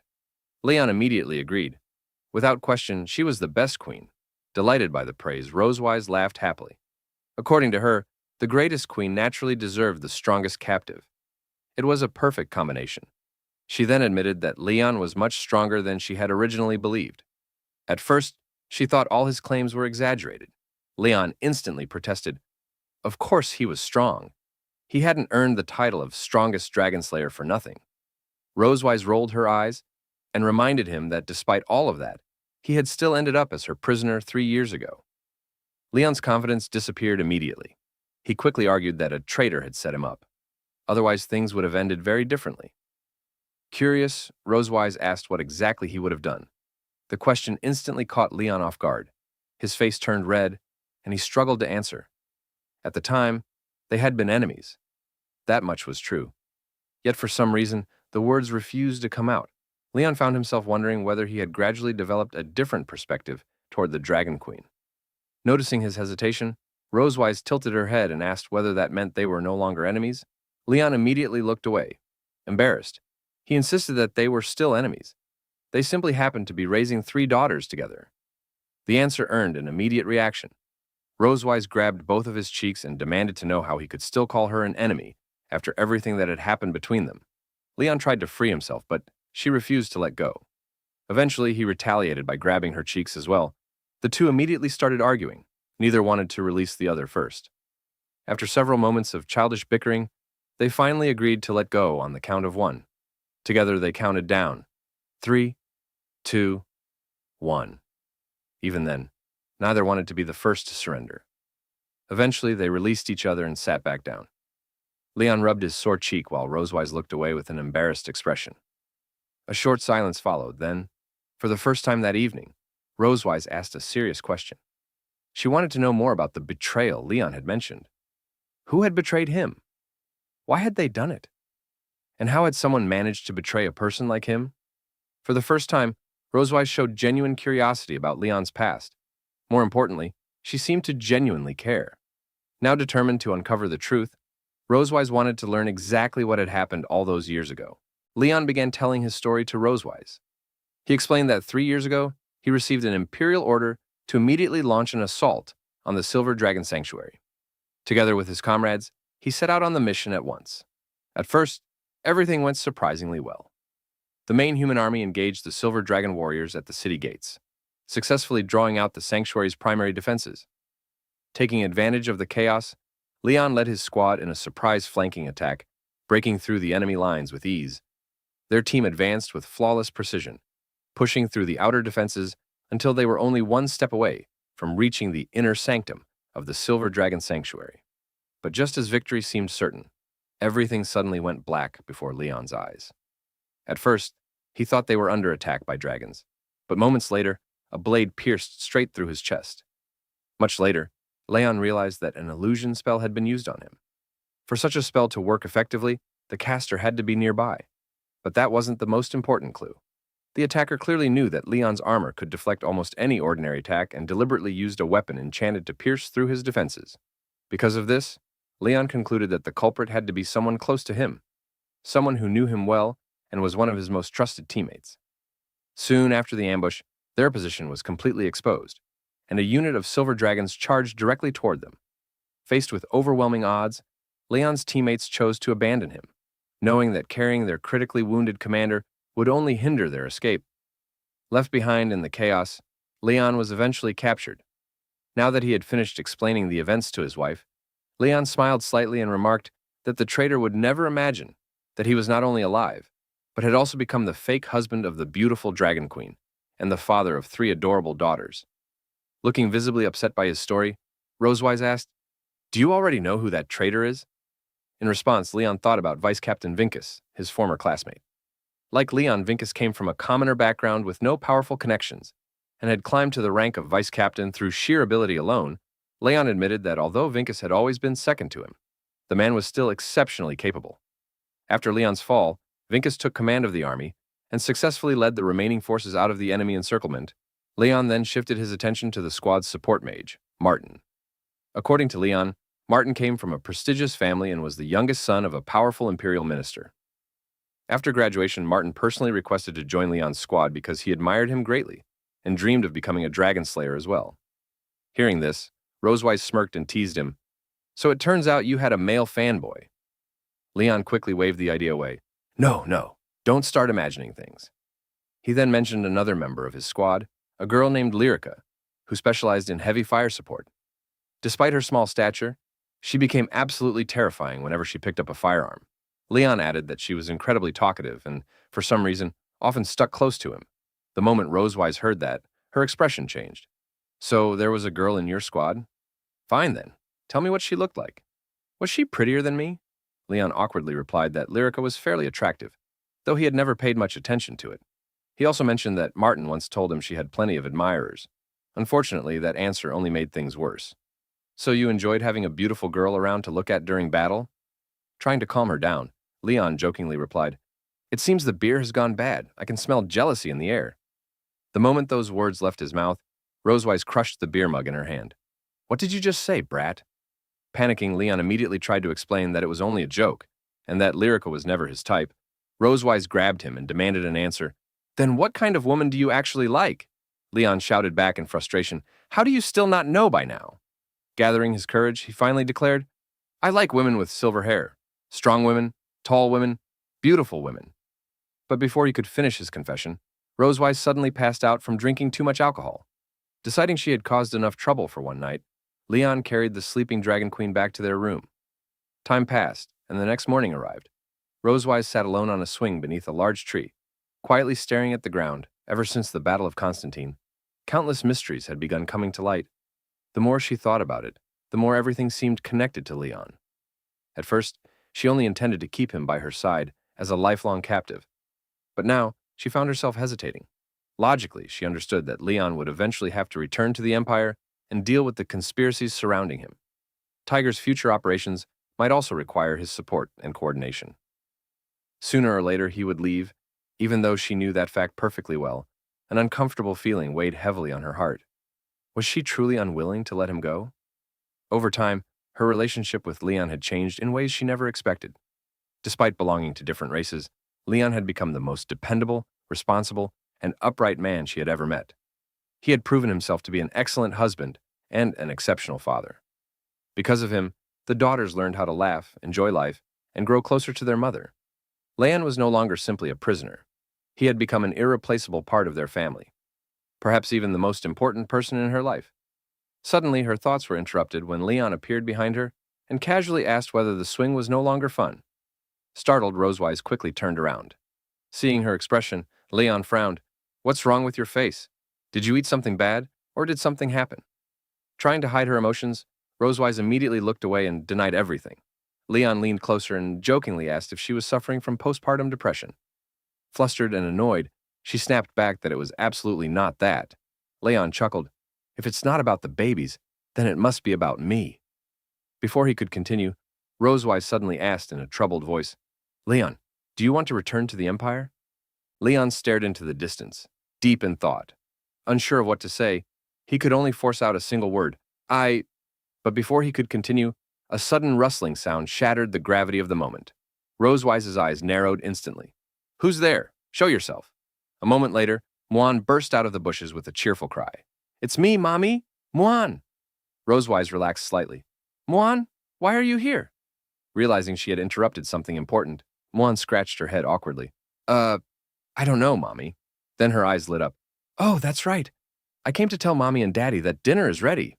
She grabbed both of their hands and eagerly tugged them forward. "Hurry up! Muan's tummy has been growling forever. Big Sister said if you two keep being lovey-dovey over here, we aren't going to wait for you." Leon chuckled and gently reminded her not to joke around. Looking back toward the bushes, he already knew Muan hadn't come alone. Raising his voice, he called out, "Tell your big sister that if she keeps spying on Mommy and Daddy, Daddy won't teach her magic anymore." The bushes exploded with movement. "No, Daddy, that's not fair!" Noah rushed out in a panic. "Please forgive me." Seeing her sister get caught, Muan burst into laughter. "Big sister, how did you get exposed too?" Leon shook his head with a smile. "So, how did you two end up here?" Noah grinned sheepishly. "We secretly followed Daddy after you left." "It seems both of your stealth skills have improved quite a bit," Leon replied. After dinner, night completely settled over the estate. Leon and Rosewise had just finished putting their youngest daughter to sleep. As Rosewise gazed down at the baby, she softly hummed a lullaby. "Sleep, sleep, my precious little one." A moment later, Leon approached from behind. "Is she asleep?" Rosewise nodded. Keep your voice down." Leon stepped closer. "I spent some time playing with Muan and teaching Noah a few magic techniques. Before I left, I made sure to give both of them a hug, just like you asked." Then his expression became more serious. "Let's go to the balcony. There's something I need to tell you." Rosewise quietly nodded. Together they stepped outside beneath the dark night sky. Leon looked upward before speaking. "Master once told me not to return to the Empire for at least a year." Rosewise took a deep breath and began explaining everything she had learned. After Leon's master discovered he was still alive, Rosewise sent people to the mountain valley to deliver a message. However, when they arrived, the place had already been completely abandoned. She looked directly at Leon. "Your master abandoned his secluded life, and even hid your master's wife's whereabouts. Whatever he's doing is extremely dangerous," she continued. "According to reports from my spies in the human empire, your master is now a wanted fugitive." Leon blinked in disbelief. "My master? That old henpecked farmer?" He burst into laughter. "How is that possible? He's over 50 years old and retired long ago. What could he possibly have done?" Unlike Leon, Rosewise remained serious. "When I first met your master, the aura surrounding him was far from ordinary." She paused. "And someone capable of raising a monster like you cannot possibly be a simple old man." The laughter slowly faded from Leon's face. Rosewise looked directly into his eyes. "I think the reason he's being hunted is connected to you," she continued. "And he once said that the Empire branded you a traitor to humanity." Leon lowered his gaze. "A traitor?" Then he sighed. "Honestly, I expected something like that. The failure of the war needed a scapegoat, and I was the perfect choice." After a brief silence, he added, "Maybe that was the mole's plan all along." Rosewise's expression softened. "I didn't want to tell you any of this." Her voice trembled slightly. "You are the father of the children.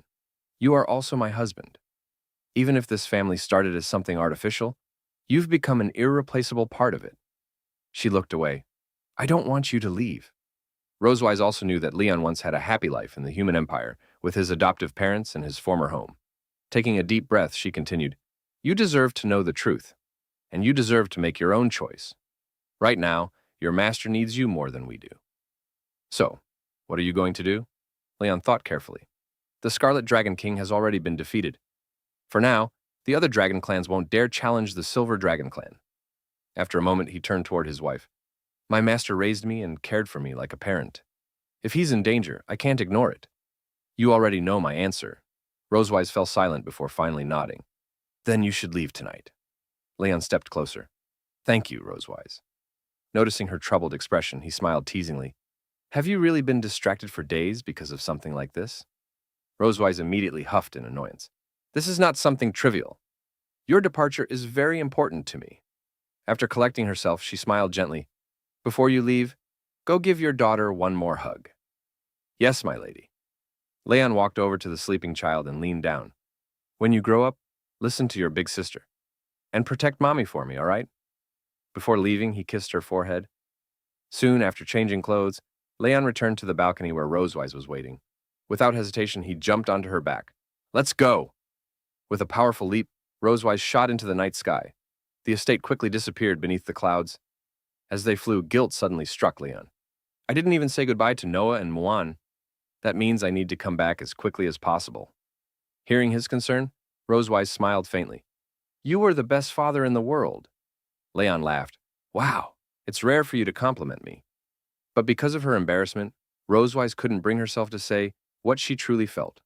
That Leon wasn't only the best father, he was also the husband she trusted most, and the man she wished could stay by her side forever. Meanwhile, the sound of their departure woke Noah. She looked out the window and watched her parents disappear into the distance. Only one thought filled her mind. Mommy, Daddy, where are you going? Far away at the border of the human empire, Leon and Rosewise finally arrived. Looking at the familiar border town, Leon quietly murmured, After 1 year, I've finally returned. Turning back to Rosewise, he spoke in a gentle voice, You should return home soon. There's no telling what dangers may be waiting on the road back to your palace. I can handle the rest of the journey myself. But before he could finish speaking, Rosewise suddenly grabbed him and pulled him tightly into her embrace. Caught completely off guard, Leon could only whisper, Rosewise. Fighting back tears, she pressed her face against his back and spoke in a trembling voice, Don't move, and don't turn around. Hearing the pain hidden behind her words, Leon gently tried to reassure her, Just wait a little longer. Once I settle these matters. I won't wait. Rosewise cut him off immediately. Who do you think you are to me? And why should I wait for you? I won't wait, and I don't want to. Understanding how much she was hurting, Leon closed his eyes. I'm sorry, my dear. Rosewise tightened her grip around him. If you don't settle everything within 3 months, you better come back here and kowtow to me under this very tree. When she tried to say what mattered most, she couldn't even bring herself to look him in the eyes. Turning away, she forced the words out. Just promise me you won't let anything happen to yourself. Are you listening? Leon looked at her tenderly and gently wiped away the tear forming at the corner of her eye.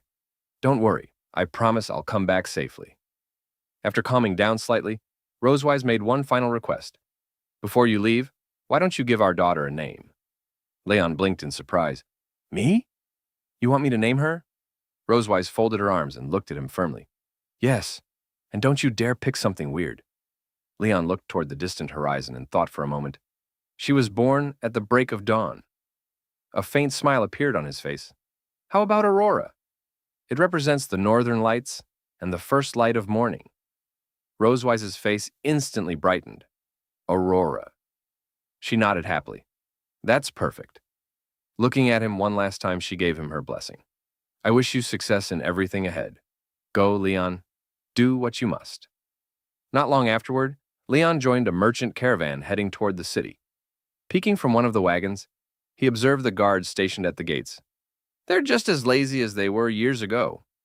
A smirk appeared on his face. That makes sneaking in much easier. Taking advantage of the opportunity, Leon slipped away from the caravan and entered the city through several hidden routes he knew well. As he walked alongside a wall, something immediately caught his attention. A wanted poster, and the face on it belonged to his master.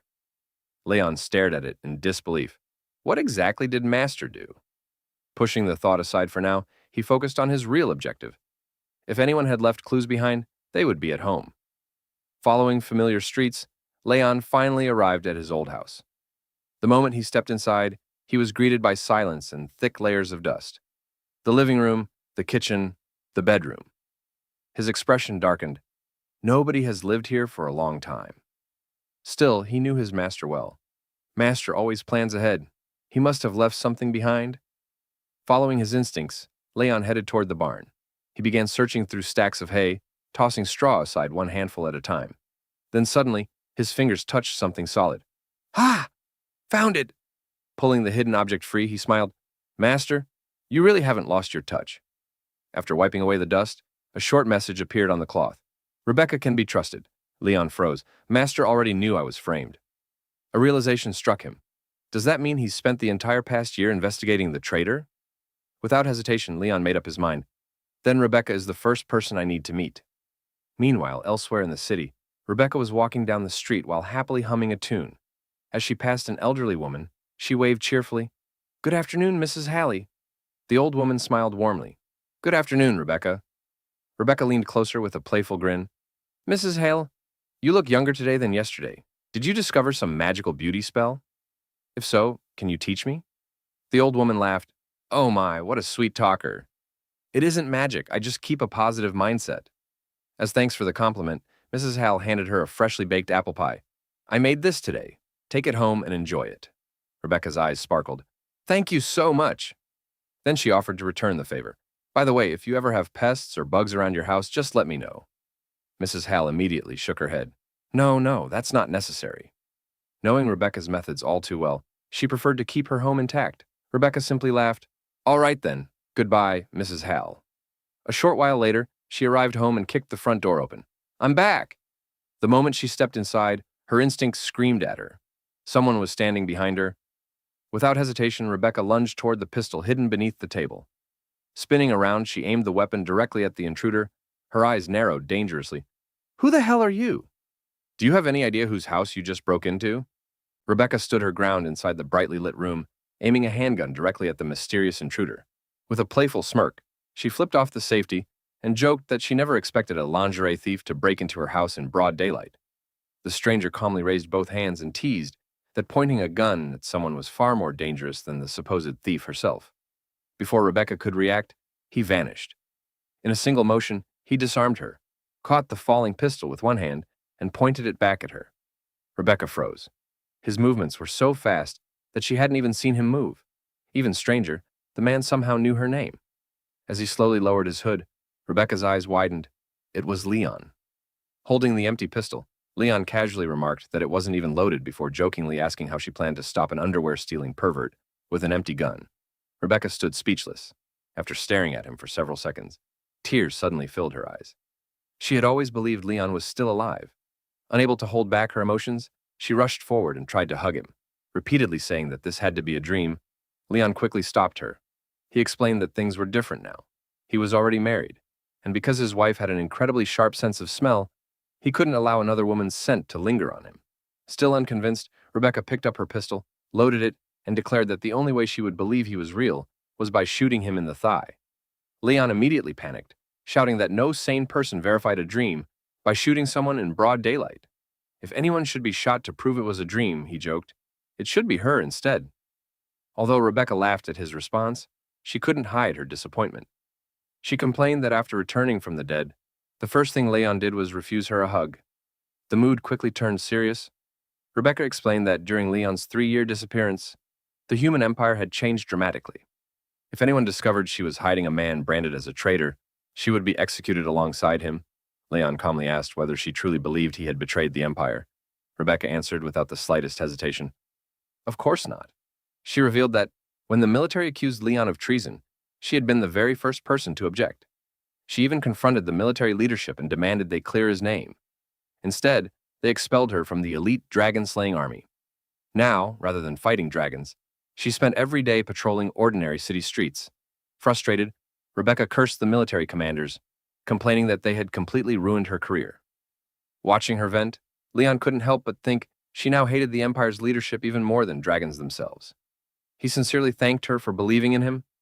Rebecca simply smiled and reminded him that they were comrades who had survived countless life-and-death battles together. Trusting him had never been difficult. Those words confirmed Leon's suspicions. Before coming here, he had secretly searched Rebecca's entire house and found absolutely nothing suspicious. Combined with her unwavering loyalty, he was now convinced she wasn't the traitor. The two finally sat down to discuss what had really happened during the assault on the Silver Dragon Sanctuary. Rebecca admitted that she had always felt something was wrong about that battle. During the mission, everything had suddenly gone pitch black.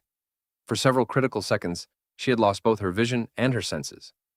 By the time she recovered, Leon was already lying on the ground. After thinking about it repeatedly over the past 3 years, she realized there had only been 4 members of their squad in that isolated area. No silver dragon could have slipped in unnoticed. That meant only one possibility remained. The person who stabbed Leon had been one of their own teammates. Leon confirmed that her conclusion was correct. The attacker had used a specially enchanted weapon, designed specifically to pierce his legendary armor and stab directly through his heart. Surviving that attack had been nothing short of a miracle. Now certain that Leon didn't suspect her, Rebecca finally asked the question she had wanted answered for years. Was the traitor Victor or Martin? Leon admitted that he still couldn't identify the culprit with complete certainty.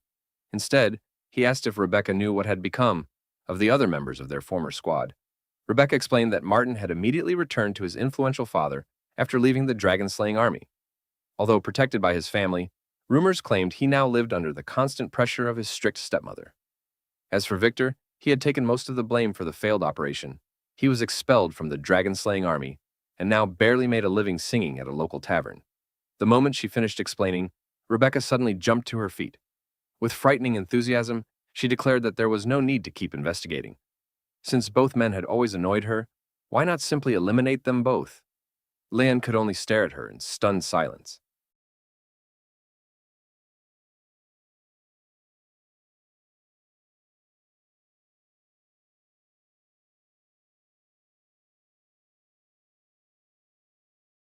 Proudly showing off the collection, she eagerly asked Leon which weapon he wanted to use.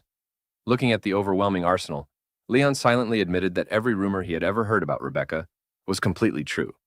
She had somehow transformed her ordinary home into a military fortress. Still, despite Rebecca's enthusiasm, Leon quickly redirected the conversation toward the real reason he had returned to the human empire. Leon placed his master's wanted poster on the table and revealed the 2 reasons he had returned to the human empire. His first goal was to find his missing master, while the second was to uncover the traitor who had destroyed his squad and framed him as humanity's enemy. He then asked Rebecca if she knew anything about his master's whereabouts. Rebecca explained that about a year earlier, Leon's master had suddenly become one of the Empire's most wanted fugitives. According to the official report, he had personally assassinated 2 elite Imperial Palace guards. But what shocked everyone even more was that he had hung their bodies on the palace walls for the entire capital to see. The incident caused a massive uproar and dominated every newspaper across the empire. As Rebecca searched through stacks of old newspapers, Leon quietly shook his head. That wasn't his master's style. The old man was always precise and calculated. Such a loud and theatrical display didn't match the man who had trained him. Curious, Leon asked if there had been any other victims. Rebecca quickly found the reports and pointed out 3 more names: a famous brothel owner, a wealthy casino boss, and the manager of a large pharmacy. Studying the list, Leon immediately noticed a strange pattern. Every victim controlled one of the Empire's massive underground businesses, and each of them possessed powerful political connections reaching directly into the imperial royal family. Another realization soon followed. The killings had all started exactly 1 year ago. Right after his master's meeting with Rosewise, Leon finally connected everything. After learning that Leon had been framed, his master had secretly returned to the Empire and launched his own investigation into the hidden traitor. Every target he eliminated appeared to be someone connected to the conspiracy that had ruined Leon's life. His master wasn't killing randomly. He was systematically tearing apart the corrupt network, protecting the real culprit. Leon also realized something else.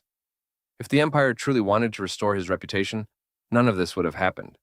The military leadership had likely refused to reopen the investigation, leaving his master with no choice but to expose the corruption through force. Although his methods were brutal, every move seemed aimed at forcing the Empire to acknowledge the truth. Before Leon could think any further, Rebecca unfolded the latest newspaper. A fresh headline immediately caught both of their attention. According to the report, Leon's master's next target would likely be a famous priest who had publicly challenged him to appear. Rebecca quietly added another disturbing rumor. Despite his holy image, the priest was secretly involved in human trafficking and numerous other criminal activities. His influence was so great that almost nobody dared to expose him. The more Leon thought about it, the more obvious the situation became. The public challenge wasn't an opportunity. It was a trap. Rebecca nervously asked whether his master would actually walk into something so dangerous. Leon calmly smiled. He remembered one of the first lessons his master had ever taught him. A trap that's obvious to everyone isn't really a trap. It's simply a declaration of strength. Knowing his master's personality better than anyone else, Leon was certain the old man would never avoid the challenge. If corrupt officials openly provoked him, he would appear without hesitation and crush them head-on. That stubborn determination was exactly what had made Leon respect him all these years. Realizing there wasn't a moment to waste, Leon immediately decided on his next move. Finding his master now took priority over everything else. Rebecca didn't hesitate for even a second. Without waiting for Leon to ask, she volunteered to accompany him. After all, Leon had once been her commander, and she had never stopped believing in him. Now that he had finally returned, she intended to fight beside him once again, until the truth behind the conspiracy was finally revealed.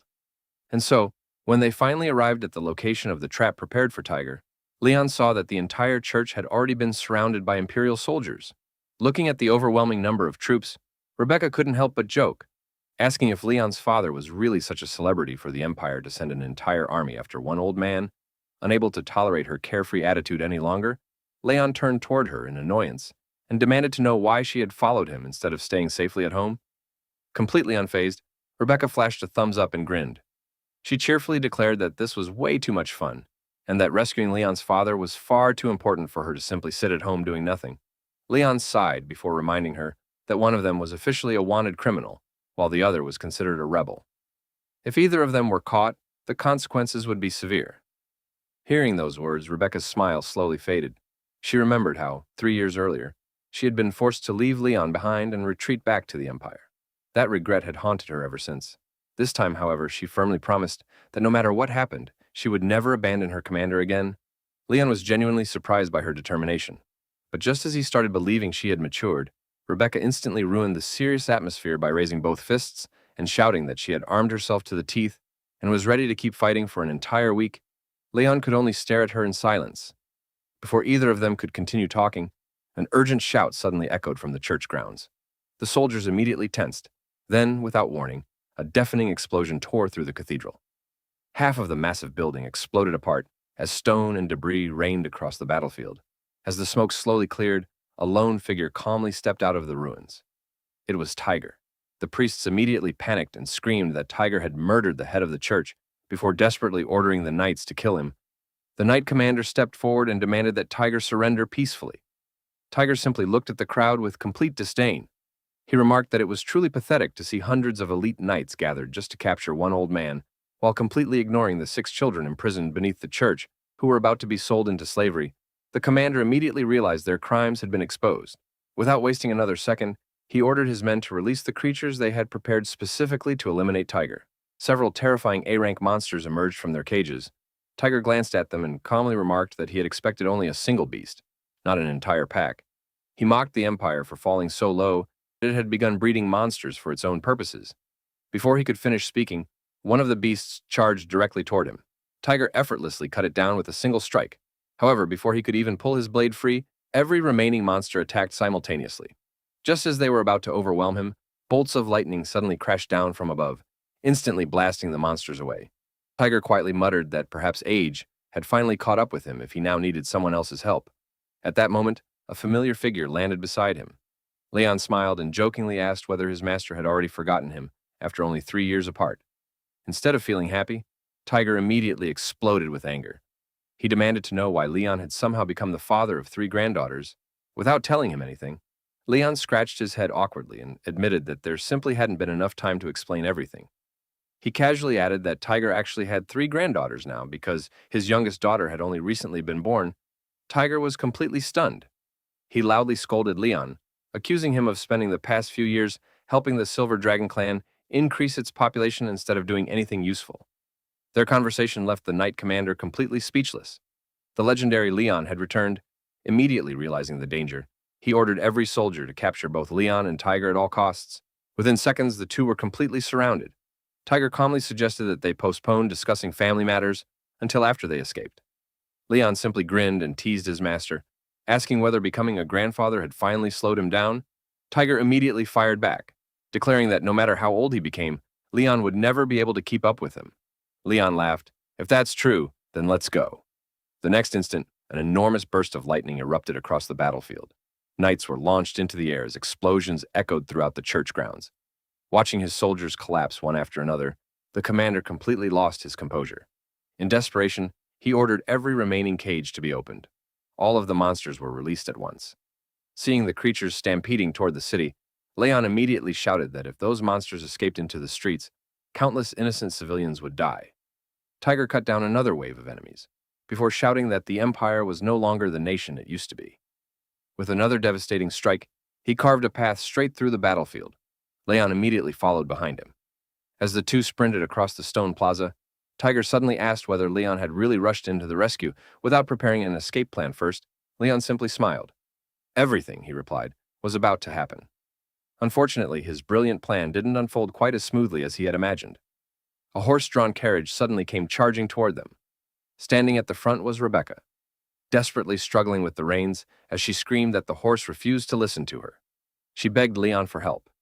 Without hesitation, Leon and Tiger both leaped onto the speeding carriage. Leon quickly grabbed the reins and took control, while ordering Rebecca to move to the rear and help Tiger deal with the pursuing monsters.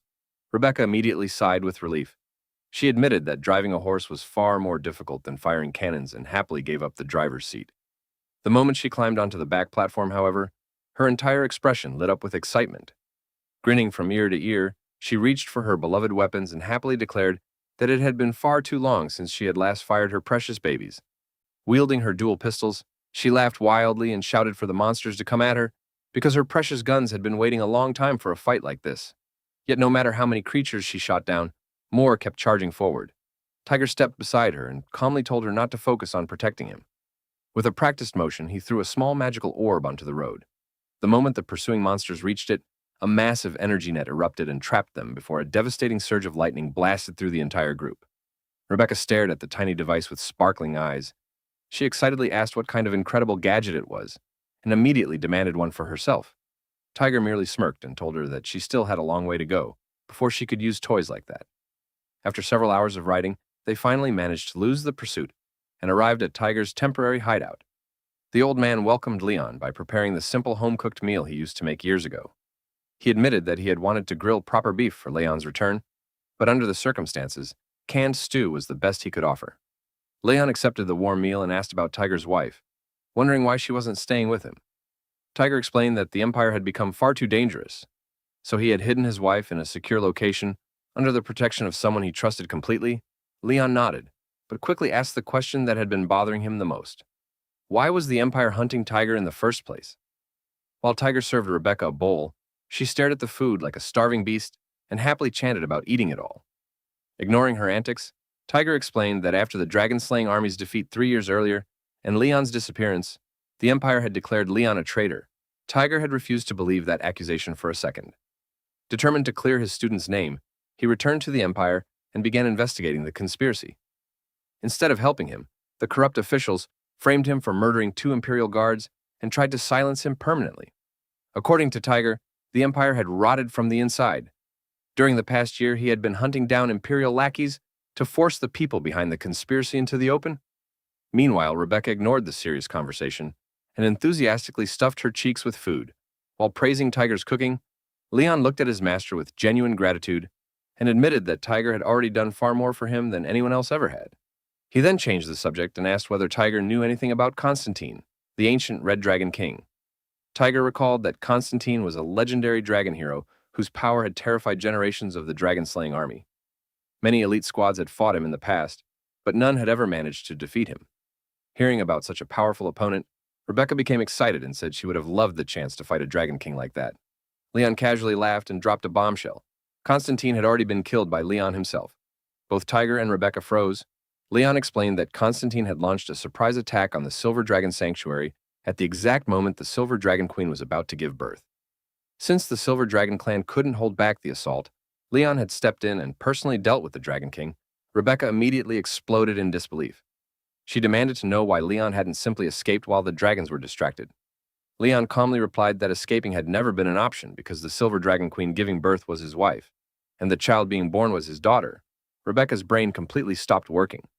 She stared at him in horror before screaming that the commander of the dragon-slaying army had somehow fathered not 1, not 2, but 3 children with the Silver Dragon Queen.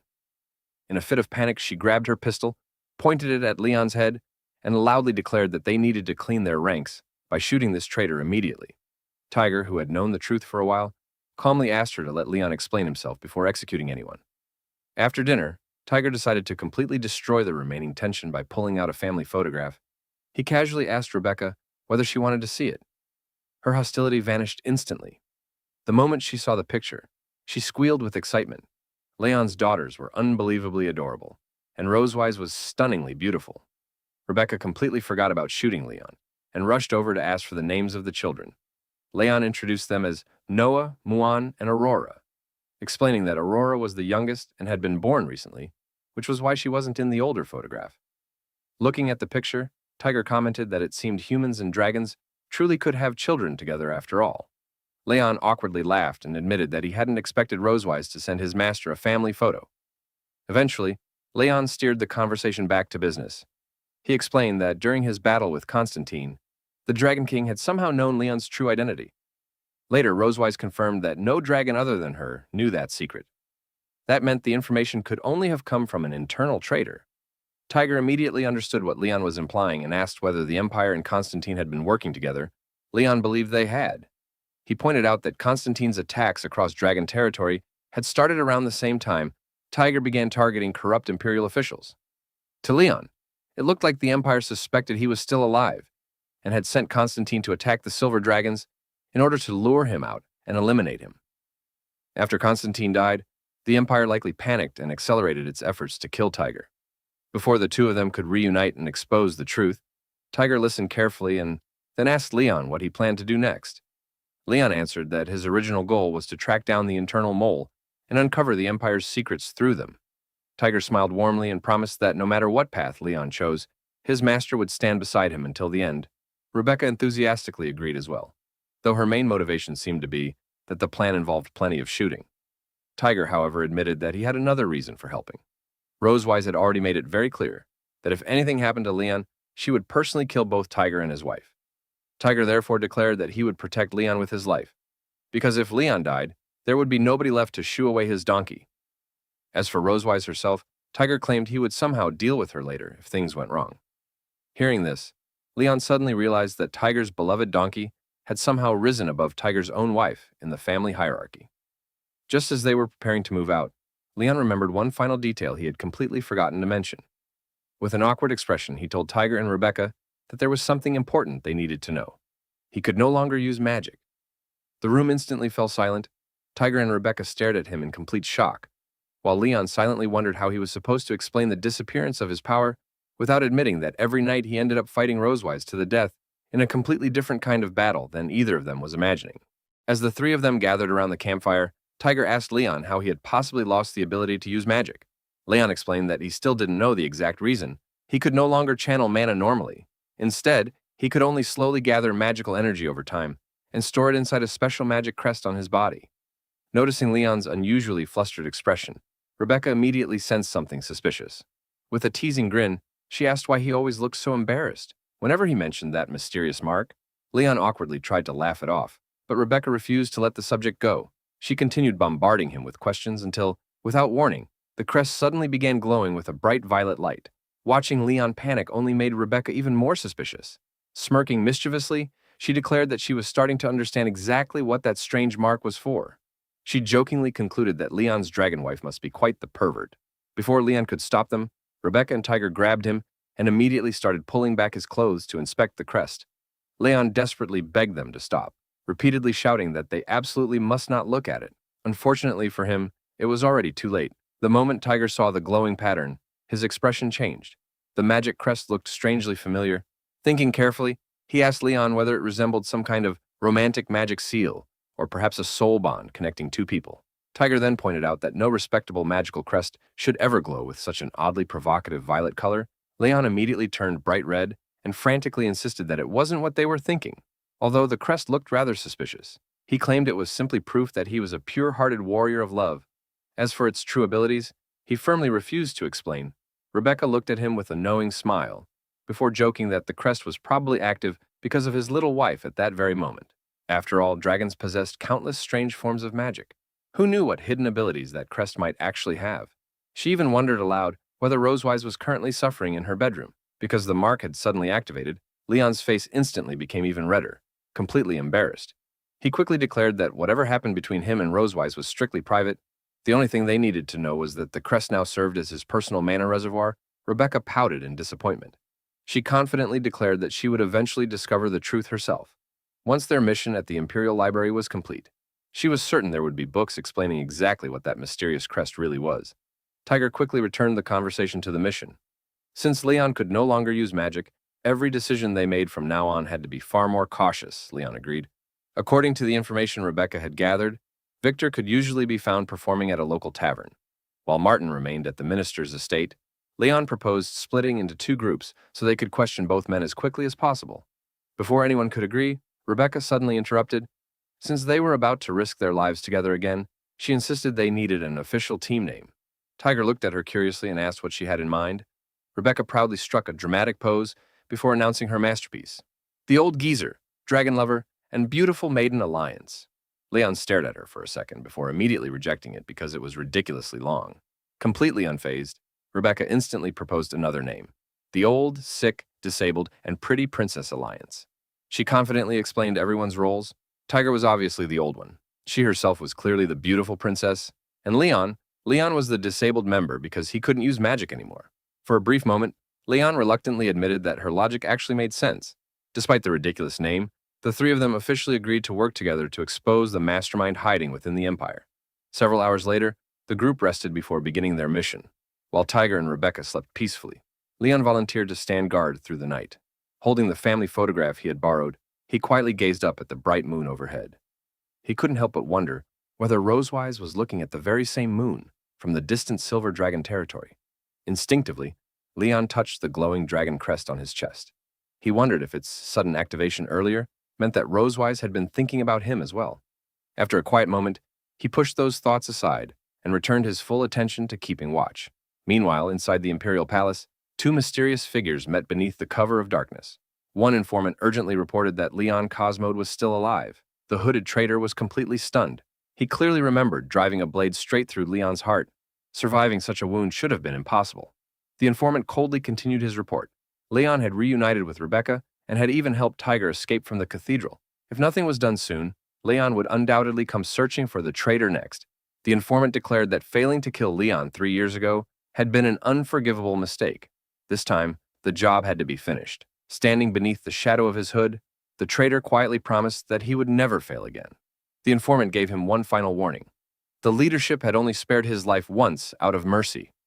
If he failed again, they would personally take his head. Meanwhile, Leon and Rebecca had already begun making their next move.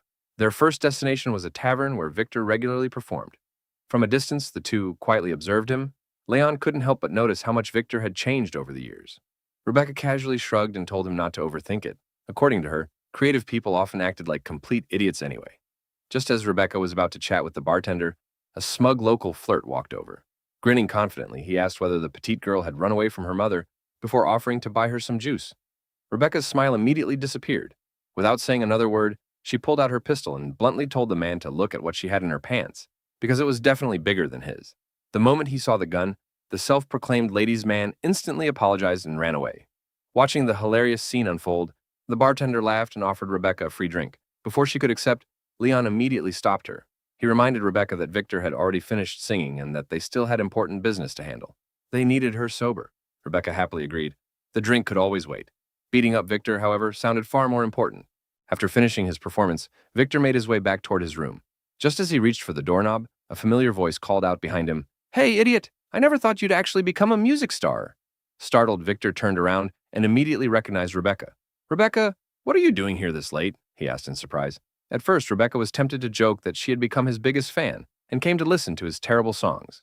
But instead, she decided to skip the nonsense and admitted that she had important business, not for herself but for the cloaked man standing quietly beside her. The mysterious figure slowly removed his hood. With a warm smile, Leon greeted him.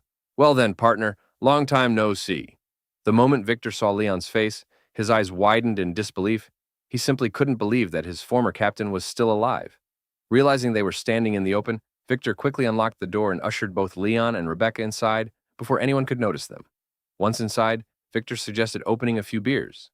Just like the old days, Leon immediately talked him out of it, joking that tea would be a much better choice, especially for Rebecca. As Victor poured everyone's drinks, he smiled nostalgically and admitted that he had always believed the captain couldn't possibly die so easily. After all, Leon had once been the pride of their academy. However, Victor's smile slowly faded. With deep regret, he confessed that if he hadn't hesitated while breaking free from the illusion spell that day, he might have been able to save his commander. Leon simply smiled.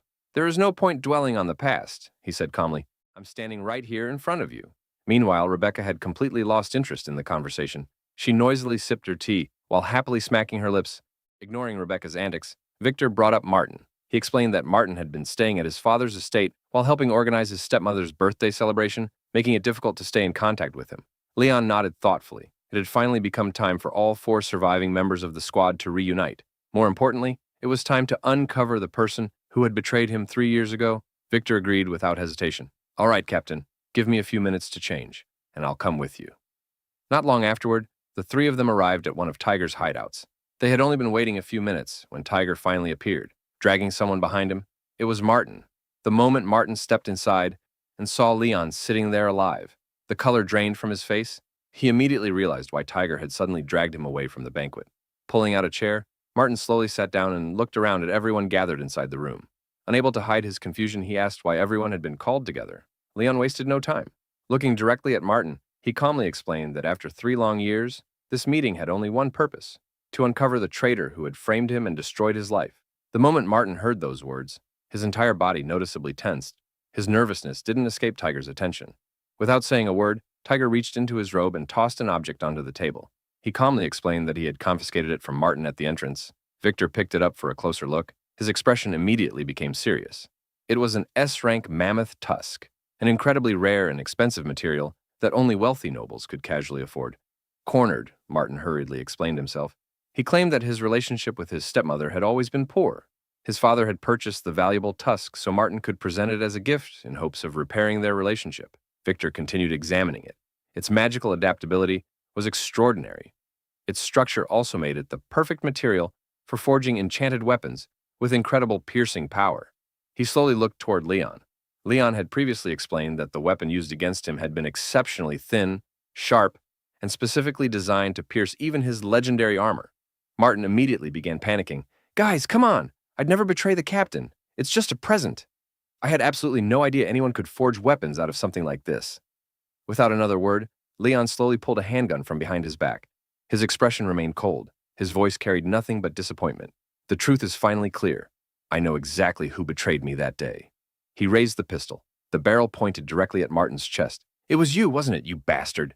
The room instantly fell silent. Rebecca was the first to react. "Captain, wait! Martin may be an idiot, but I don't think he's the traitor. At least let him explain himself." Martin's body shook uncontrollably as he stared down the barrel of the gun. Desperately, he begged Leon for one more chance to speak. But Leon showed no mercy. He had no interest in hearing another excuse. Without hesitation, he pulled the trigger. The bullet tore straight through Martin's heart. Martin collapsed lifelessly onto the floor. Looking down at his fallen comrade, Leon spoke quietly. "The moment you pointed your weapon at me, you should have known this day would eventually come. Go to hell." Rebecca immediately rushed forward, desperately trying to stop the bleeding. Even though she already knew it was hopeless, Victor quietly stood beside Leon, trying to reassure him that everything would be all right, that perhaps this painful ending had always been inevitable. Leon said nothing. He simply lowered his head, unable to hide the bitterness in his heart. After a long silence, he quietly asked Tiger to remove Martin's body from the room.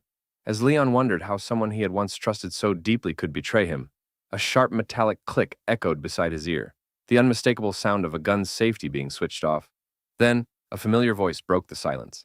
"I already knew you were an idiot, but killing Martin this easily? I never imagined you'd actually go that far."